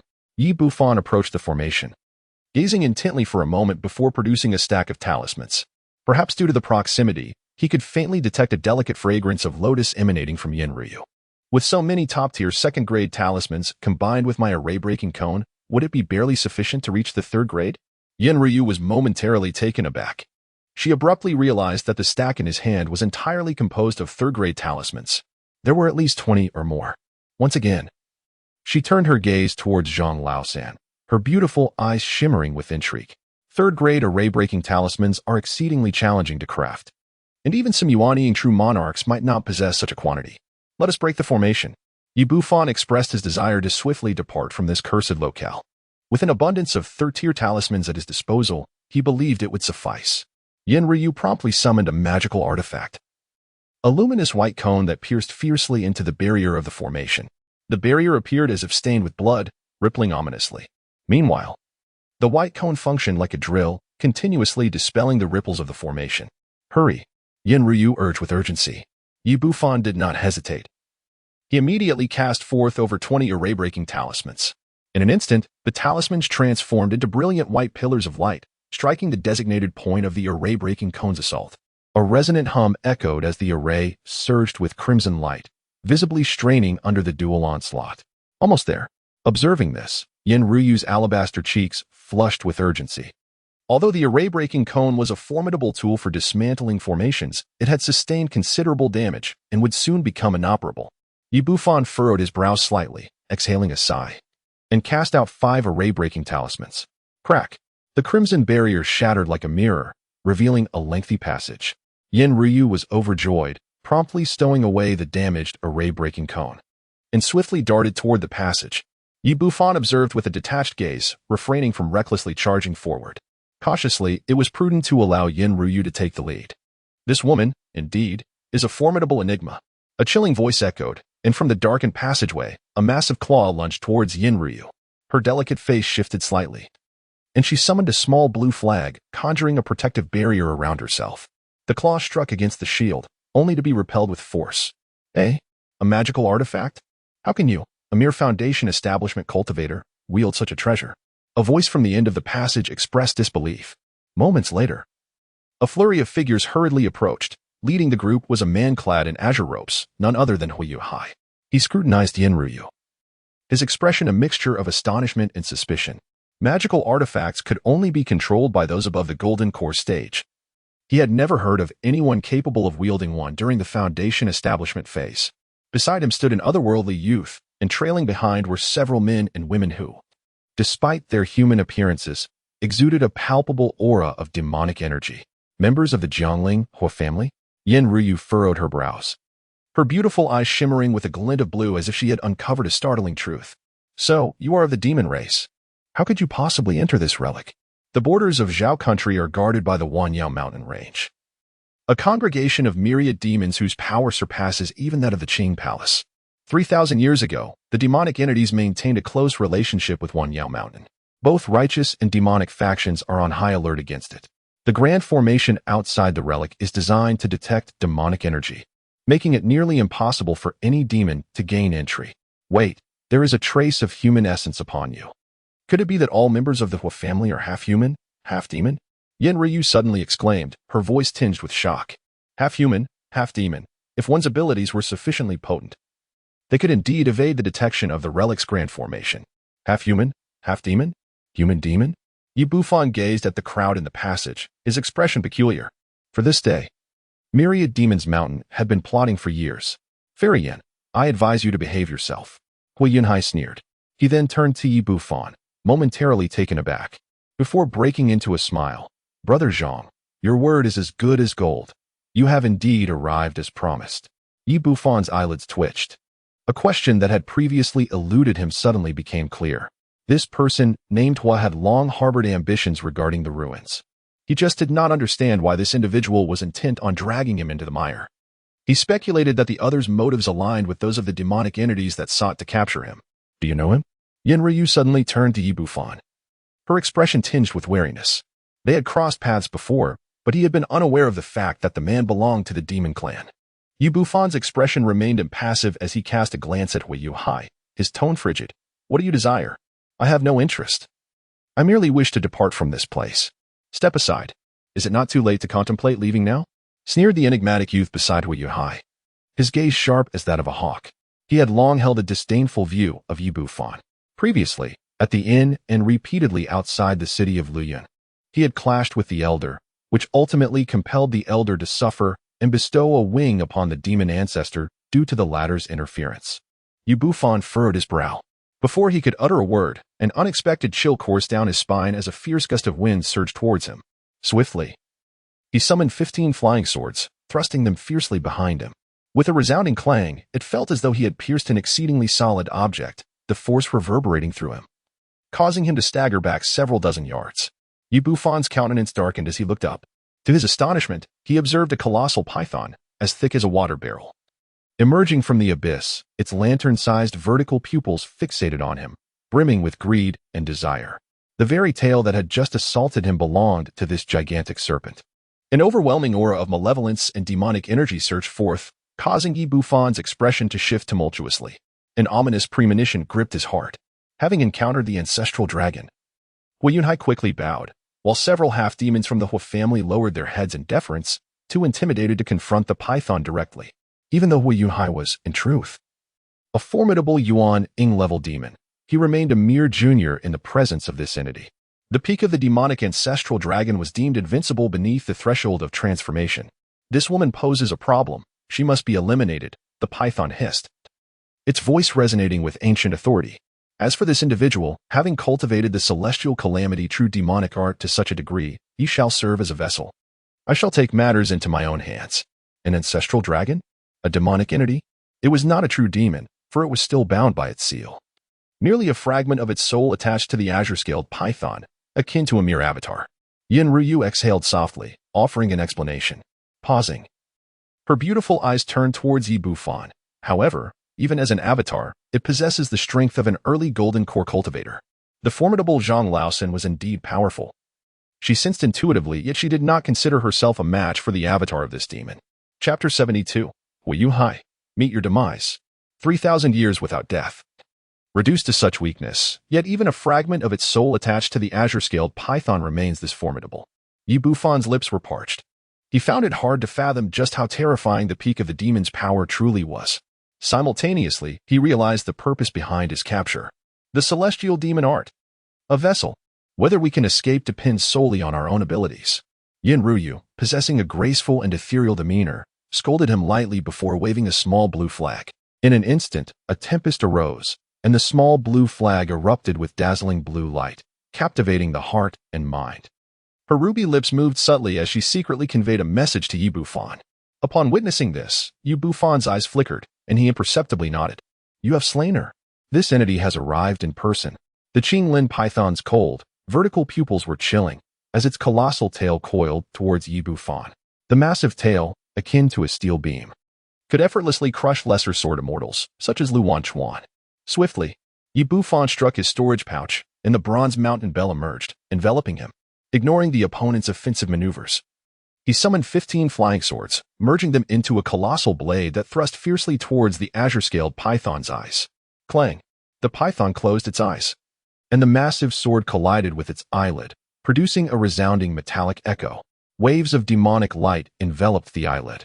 A blade potent enough to slay a false-stand cultivator merely pierced a single scale of the python.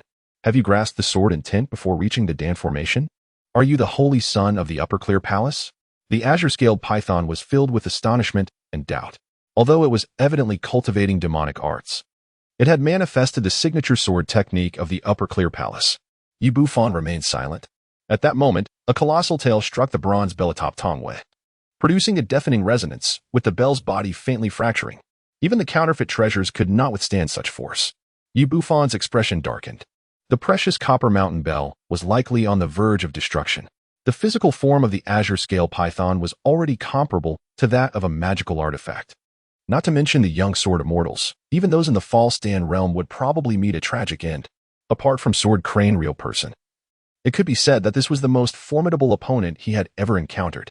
Bufan activated the celestial fiend's true demonic art, enveloping himself in a layer of armor while simultaneously affixing over 100 second-tier defensive talismans.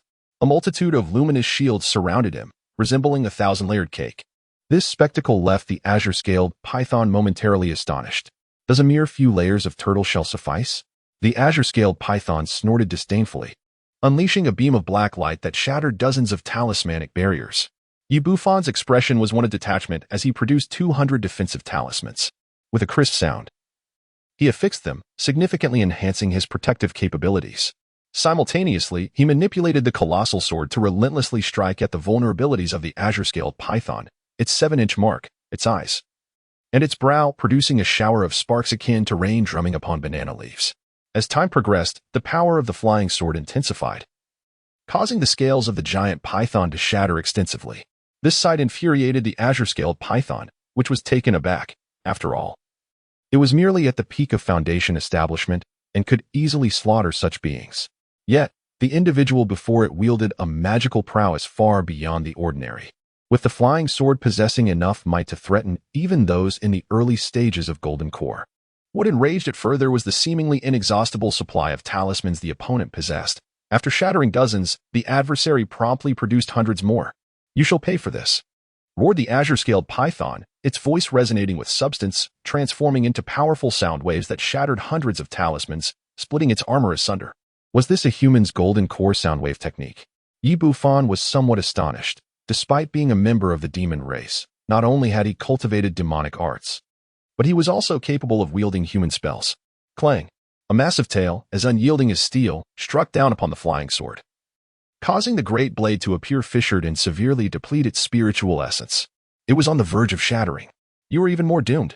Bufan's heart ached as if it were bleeding, his eyes reddening with sorrow.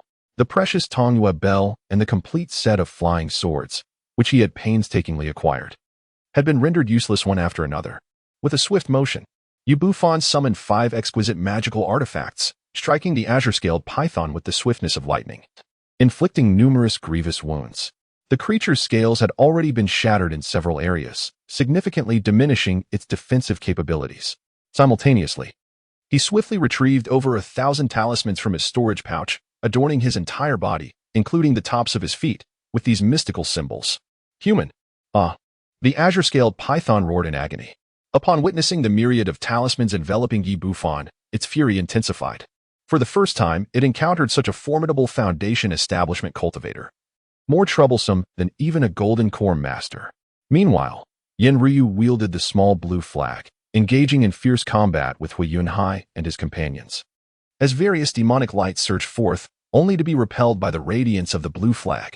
Although Hui Yunhai was powerful, he found it challenging to subdue Yenryu, who could manipulate magical artifacts. Yet, her spiritual energy was waning, unable to sustain the consumption of the artifact. "Eliminate her swiftly," Hui Yunhai thought, casting a sidelong glance at the battlefield where Bufan fought, his heart racing in shock. He had anticipated Bufan's prowess, but he never imagined it to be this formidable. Without magical artifacts, Bufan could still contend with the avatar of the demonic serpent, surpassing Yenryu's strength and rivaling that of a Golden Core master. Was this individual truly human? The eerie youth observed with trepidation, grateful he had not rushed into battle. Yenryu, too, was taken aback. Her eyes sparkled with surprise, her confidence in defeating the demonic beings bolstered. Bang! Bang! The two battlegrounds grew increasingly intense, spiraling into a fervent climax. Unbeknownst to them, a female cultivator from the Hui family, positioned behind Hui Yunhai, attacked Yenryu with a magical artifact while subtly producing a small jade vial, releasing a fine powder that wafted into the air, carrying a faint, elusive fragrance. Her eyes glimmered with cunning and excitement. Demonic light, spirit-reducing powder. On the battlefield, as Yenryu's delicate face paled, Hui Yunhai's expression hardened. His physical form erupted, transforming into a massive azure phoenix several meters long. Swish, swish. The phoenix's feathers shot forth beams of divine light, exuding an overwhelming presence. No matter your origins, the foremost beauty of the human race shall perish today. The azure phoenix spoke in a chilling tone. The phoenix clan's divine abilities. Yenryu's countenance shifted dramatically. Boom. Just as the Azure Phoenix unleashed its divine powers, a bolt of thunder suddenly surged forth, moving with blinding speed, a streak of light. Thud! The Cloud Thunder Sword pierced the Phoenix's head, driving it 10 feet away and pinning its entire body against the stone wall, blood gushing forth. Ah! Ye Bufan! The Azure Phoenix shrieked in anguish, its bloodied head turning towards the other battlefield, filled with rage and disbelief. It had never anticipated that Ye Bufan, engaged in combat with the demonic avatar, could deliver such a fatal blow. On the other side, Ye Bufan chanted incantations, his form shimmering into 3 ethereal manifestations. In a fleeting moment, his true self surged towards Yen Ryu, while the other 2 avatars charged at the attacking azure-scaled python. This was the second spell of the Heavenly Evil True Demon technique, True Demon Phantom. With 2 muffled thuds, the avatars were crushed by the python's tail. The python's cold, slit-like eyes turned towards Ye Bufan, brimming with fury and murderous intent. To engage him in battle while concealing one's strength and plotting against the Qing Feng was an affront that a formidable demon such as he had never endured. Meanwhile, the otherworldly youth and his companions had retreated, their gazes towards Ye Bufan filled with awe and trepidation. It was utterly terrifying. The strength of their opponent transcended the realm of foundational cultivation entirely. Thank you. Yen Ryu exhaled softly, her beautiful eyes fixed on Ye Bufan, her graceful figure slightly bowing. Previously, when she had communicated telepathically, her intention was merely to provide him an opportunity to distract Qing Feng, allowing her to summon her talisman. She had not anticipated that Qing Feng would be vanquished in a single strike. Such power was unparalleled, even in the fragmented memories of her world. This demon's avatars possessed incredibly resilient flesh, making them difficult to kill. However, united, we can resolve this matter. Ye Bufan could not help but steal a glance at the fair neck of Yen Ryu. A subtle restlessness stirred within him. A faint, inexplicable fragrance lingered at the tip of his nose. Chapter 73, The Ultimate Goal of the Demon, Possession. Yen Ryu seemed to sense something. As a delicate blush adorned her exquisite cheeks, her ethereal demeanor subtly tinged with a hint of allure, utterly captivating. A glimmer of astonishment flickered in Ye Bufan's eyes. However, he soon furrowed his brow, sensing that something was amiss. After scanning the surroundings with his spiritual awareness and finding nothing unusual, he pondered for a moment. Then shook his head. Casually, he picked up the storage bag belonging to Hui Yunhai and tucked it into his pocket, showing no inclination to share it with Yen Ryu. Ye Bufan, this grudge shall not be forgotten. Qing Feng glared at Ye Bufan with fierce intensity, her form becoming ethereal before gradually dissipating into the air. Ye Bufan paid no heed, turning his gaze towards the enigmatic youth and his companions. Quickly flee. The peculiar young man hesitated for a moment to glance at the azure-scaled python, and then resolutely made his escape. A gust of cerulean wind enveloped him as he swiftly darted towards the exit of the passage. The remaining members of the Hua family hurriedly followed suit. Would they truly be able to escape? A glimmer of cold light flashed in Ye Bufan's eyes as he wielded the Cloud Thunder Sword and pursued his adversaries. His speed was akin to that of lightning. In an instant, he caught up, and with a sweeping arc of his blade, more than a dozen fully formed Foundation establishment practitioners were vanquished without even a semblance of resistance. Ye Bufan, spare me, and I shall divulge crucial information. The anomalous youth cried out in terror, yet before he could finish his plea, a gaping hole and charred mark appeared in his brow, and his body collapsed to the ground with a thunderous crash. The entire encounter transpired in the span of merely 2 breaths. Yen Ryu, witnessing the scene, felt a surge of fear and regarded Ye Bufan with trepidation. Mastering the Cloud Thunder Sword, his combat prowess exceeded that displayed during his confrontation with the azure-scale python, as he dispatched opponents of equal rank with the ease of crushing ants. Meanwhile, the azure-scale python did not intervene, merely sealing off the exit with a cold, watchful gaze. By now, your magical energy must be nearly depleted, the azure-scale python remarked icily, an overwhelming surge of demonic energy erupting from within, its might surpassing even that of before. Upon hearing this, Yen Ryu's delicate features shifted in concern as she hastily glanced at Ye Bufan. Indeed, after successive battles and the exhaustive use of the Cloud Thunder Sword, Ye Bufan's complexion had turned pale. It was evident that his magical energy was running low. Ye Bufan spoke calmly, offering no rebuttal. Indeed, his magical prowess was formidable, yet it was not boundless. The continuous utilization of pseudo-artifacts and the manipulation of numerous magical tools had taken a significant toll on his energy. The woman from the Schwelling sect. Your own power is waning as well. Under the nourishment of demonic energy, the shattered scales of the azure-scaled python were astonishingly mending at a terrifying pace. Its aura growing increasingly formidable. It spoke with human words, a cold sneer gracing its lips. Now, what do you possess to contend with me? Were it not for the limitations imposed by the azure-scaled python's physical form, many of their methods would have been rendered ineffective. And these two would not have lasted this long. The demonic entities here, nourished by malevolent and demonic energies, exhibited remarkable regenerative capabilities. Even with desperate efforts, it was exceedingly difficult to truly vanquish them, and talismans proved futile. Coupled with our depleting magical reserves, our chances of victory were nearly non-existent. Yin Ryu pressed her crimson lips together, handing Yi Bufan a talisman. I possess 3 wind and thunder talismans. Whether we can escape depends entirely on fate. This situation is not as it once was. With only the azure-scaled python remaining, we might have a chance to flee. Have you noticed anything amiss? Bufan did not respond. Instead, he countered with a question. His gaze fixated on Yin Ryu's alluring figure, his breath growing increasingly rapid. As time passed, the sensation of heat intensified. Yin Ryu was momentarily taken aback, retreating a few steps while focusing on Yi Bufan's flushed face. Her feelings had not been so overwhelming. Previously, she had merely sensed a slight discomfort, and being deeply embroiled in battle, she had not paid it much attention. However, upon hearing his warning, she too became aware of the impending danger. There is a third wave of them. We must flee. Her heart raced like a startled deer, and she felt a surge of panic. Hastily, she affixed a thunder symbol onto herself, transforming into a streak of light as she dashed towards the cave entrance. Suddenly, a colossal serpent's tail crashed toward her. She barely managed to summon the small blue banner to deflect the attack. Yet, a deafening sonic wave surged forth, halting her momentum.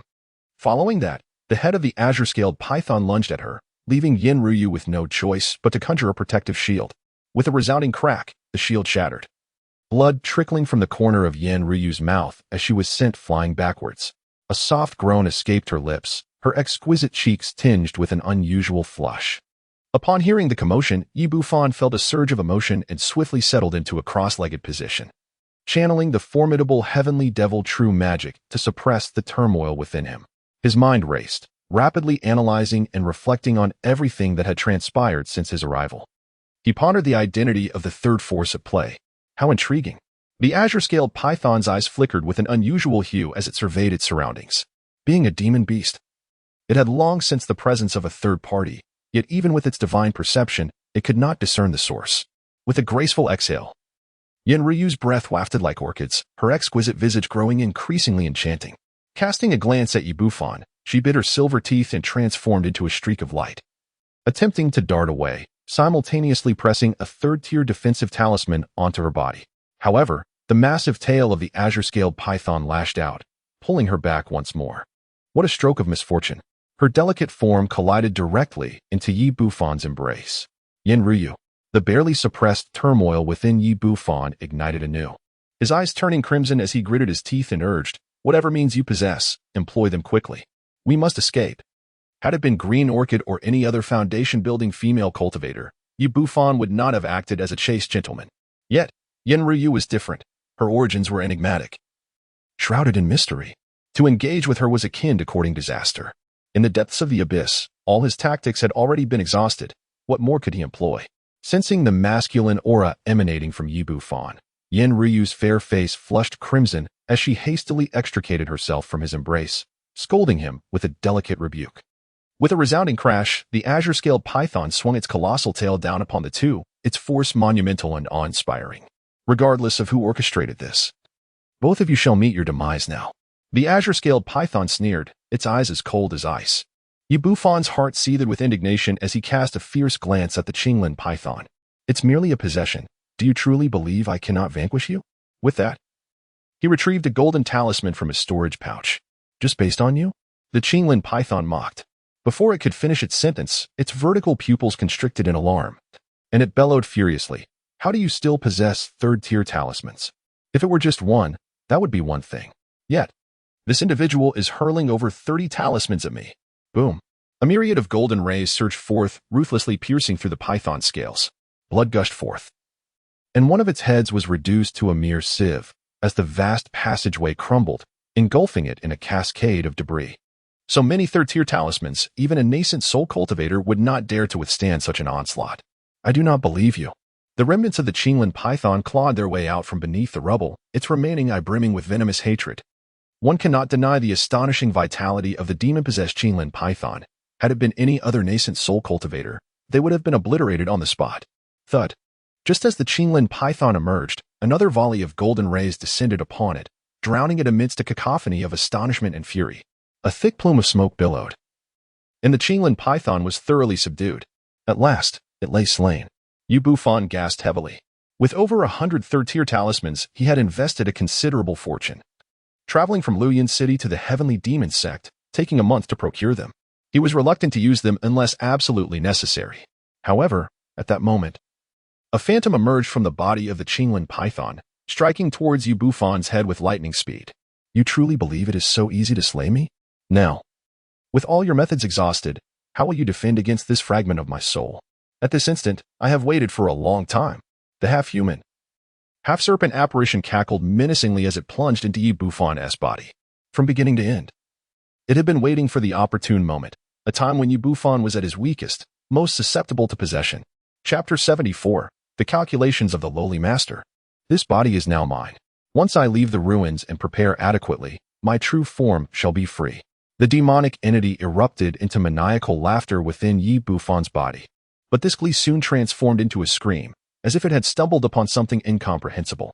Alas, I too have awaited this moment. Bufan's complexion flushed, as he stifled the growing turbulence within him. Upon hearing the demon's mention of the word vessel, he understood that the entity sought to seize control. Within his dantian, the foundational principles of the heavenly Tao erupted in waves of profound light, shattering the invading spirit into fragments. The heavenly Tao foundation. How could this be? The half-human, half-serpent demon was in disbelief. Regardless of your origins, when my true self emerges, I shall seize your heavenly Tao platform. The demon let out a roar of resentment, vanishing completely, transforming into shimmering particles that merged with Bufan's consciousness.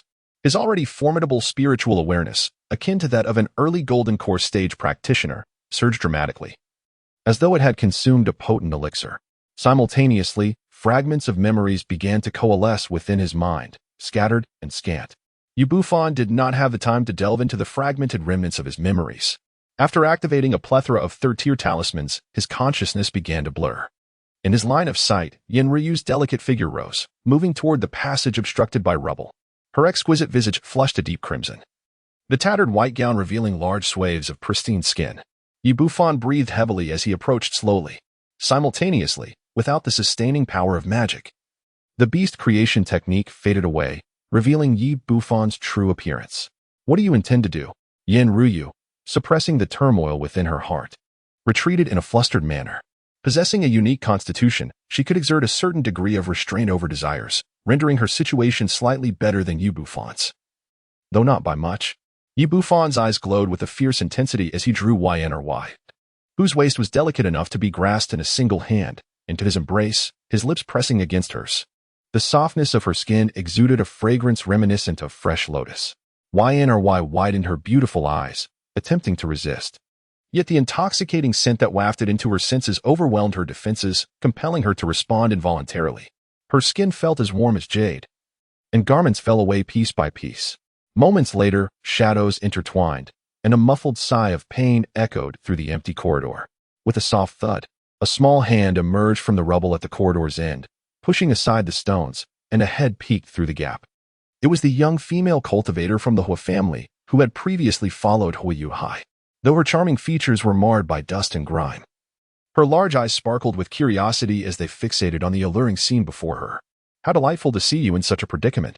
The female cultivator chuckled, observing the dazed Yenry. This girl was none other than the one who had harnessed a secret technique to split a fragment of her soul. Hiding within the body of the Hua family cultivator, the ancient demon ancestor, the master of Bufan, the enchanting girl in a black dress, had meticulously plotted for this day. Even if the two were unable to share the same room, she would contrive opportunities to bring them together. The moral decay of society was palpable. The girl's cheeks flushed crimson, and she instinctively turned her head away. Although she had lived 2 lives, she had never encountered a scene quite like this. My dear disciple, you truly are fortunate. This woman possesses a body of profound een, her essence immensely potent.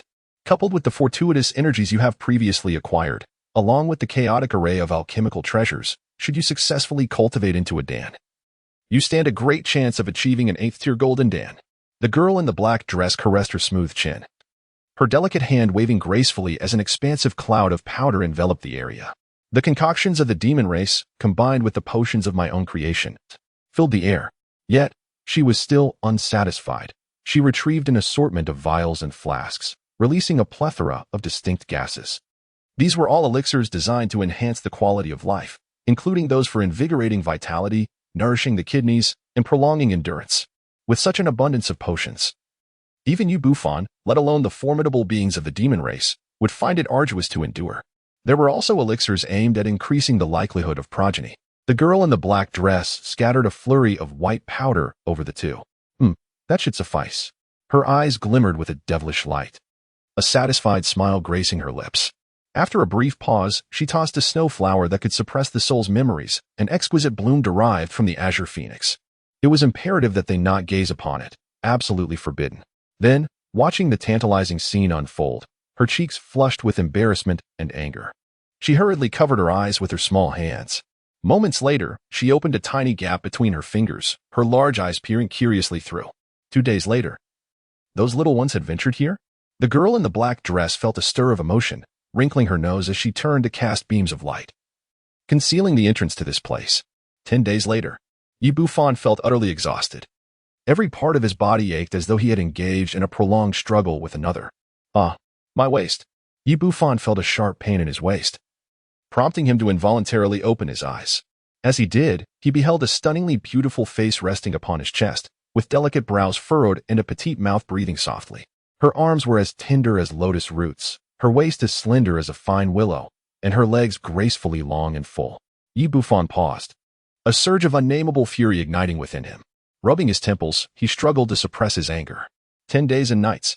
A cascade of vivid memories flooded his mind, leaving Bufan somewhat disoriented. Suddenly, he sensed an intense gaze upon him. Bufan. Yenryu's eyes, akin to autumn waters, brimmed with indignation as she fixed her stare upon him. She prided herself on her purity, having never mingled with any man within the borders of Zhao, steadfastly preserving her original essence, aspiring solely for the Yuanying and even the Tao of transformation. Yenryu could never have anticipated that she would find herself entangled with a member of the Heavenly Demon Sect for a bewildering 10 days within the ruins. A whirlwind of murderous intent, regret, and anger coalesced into a complex tapestry of emotions. She attempted to rise, but her delicate body felt weak and powerless, compounded by Bufan's leg draped over her, rendering her attempts futile. Get off.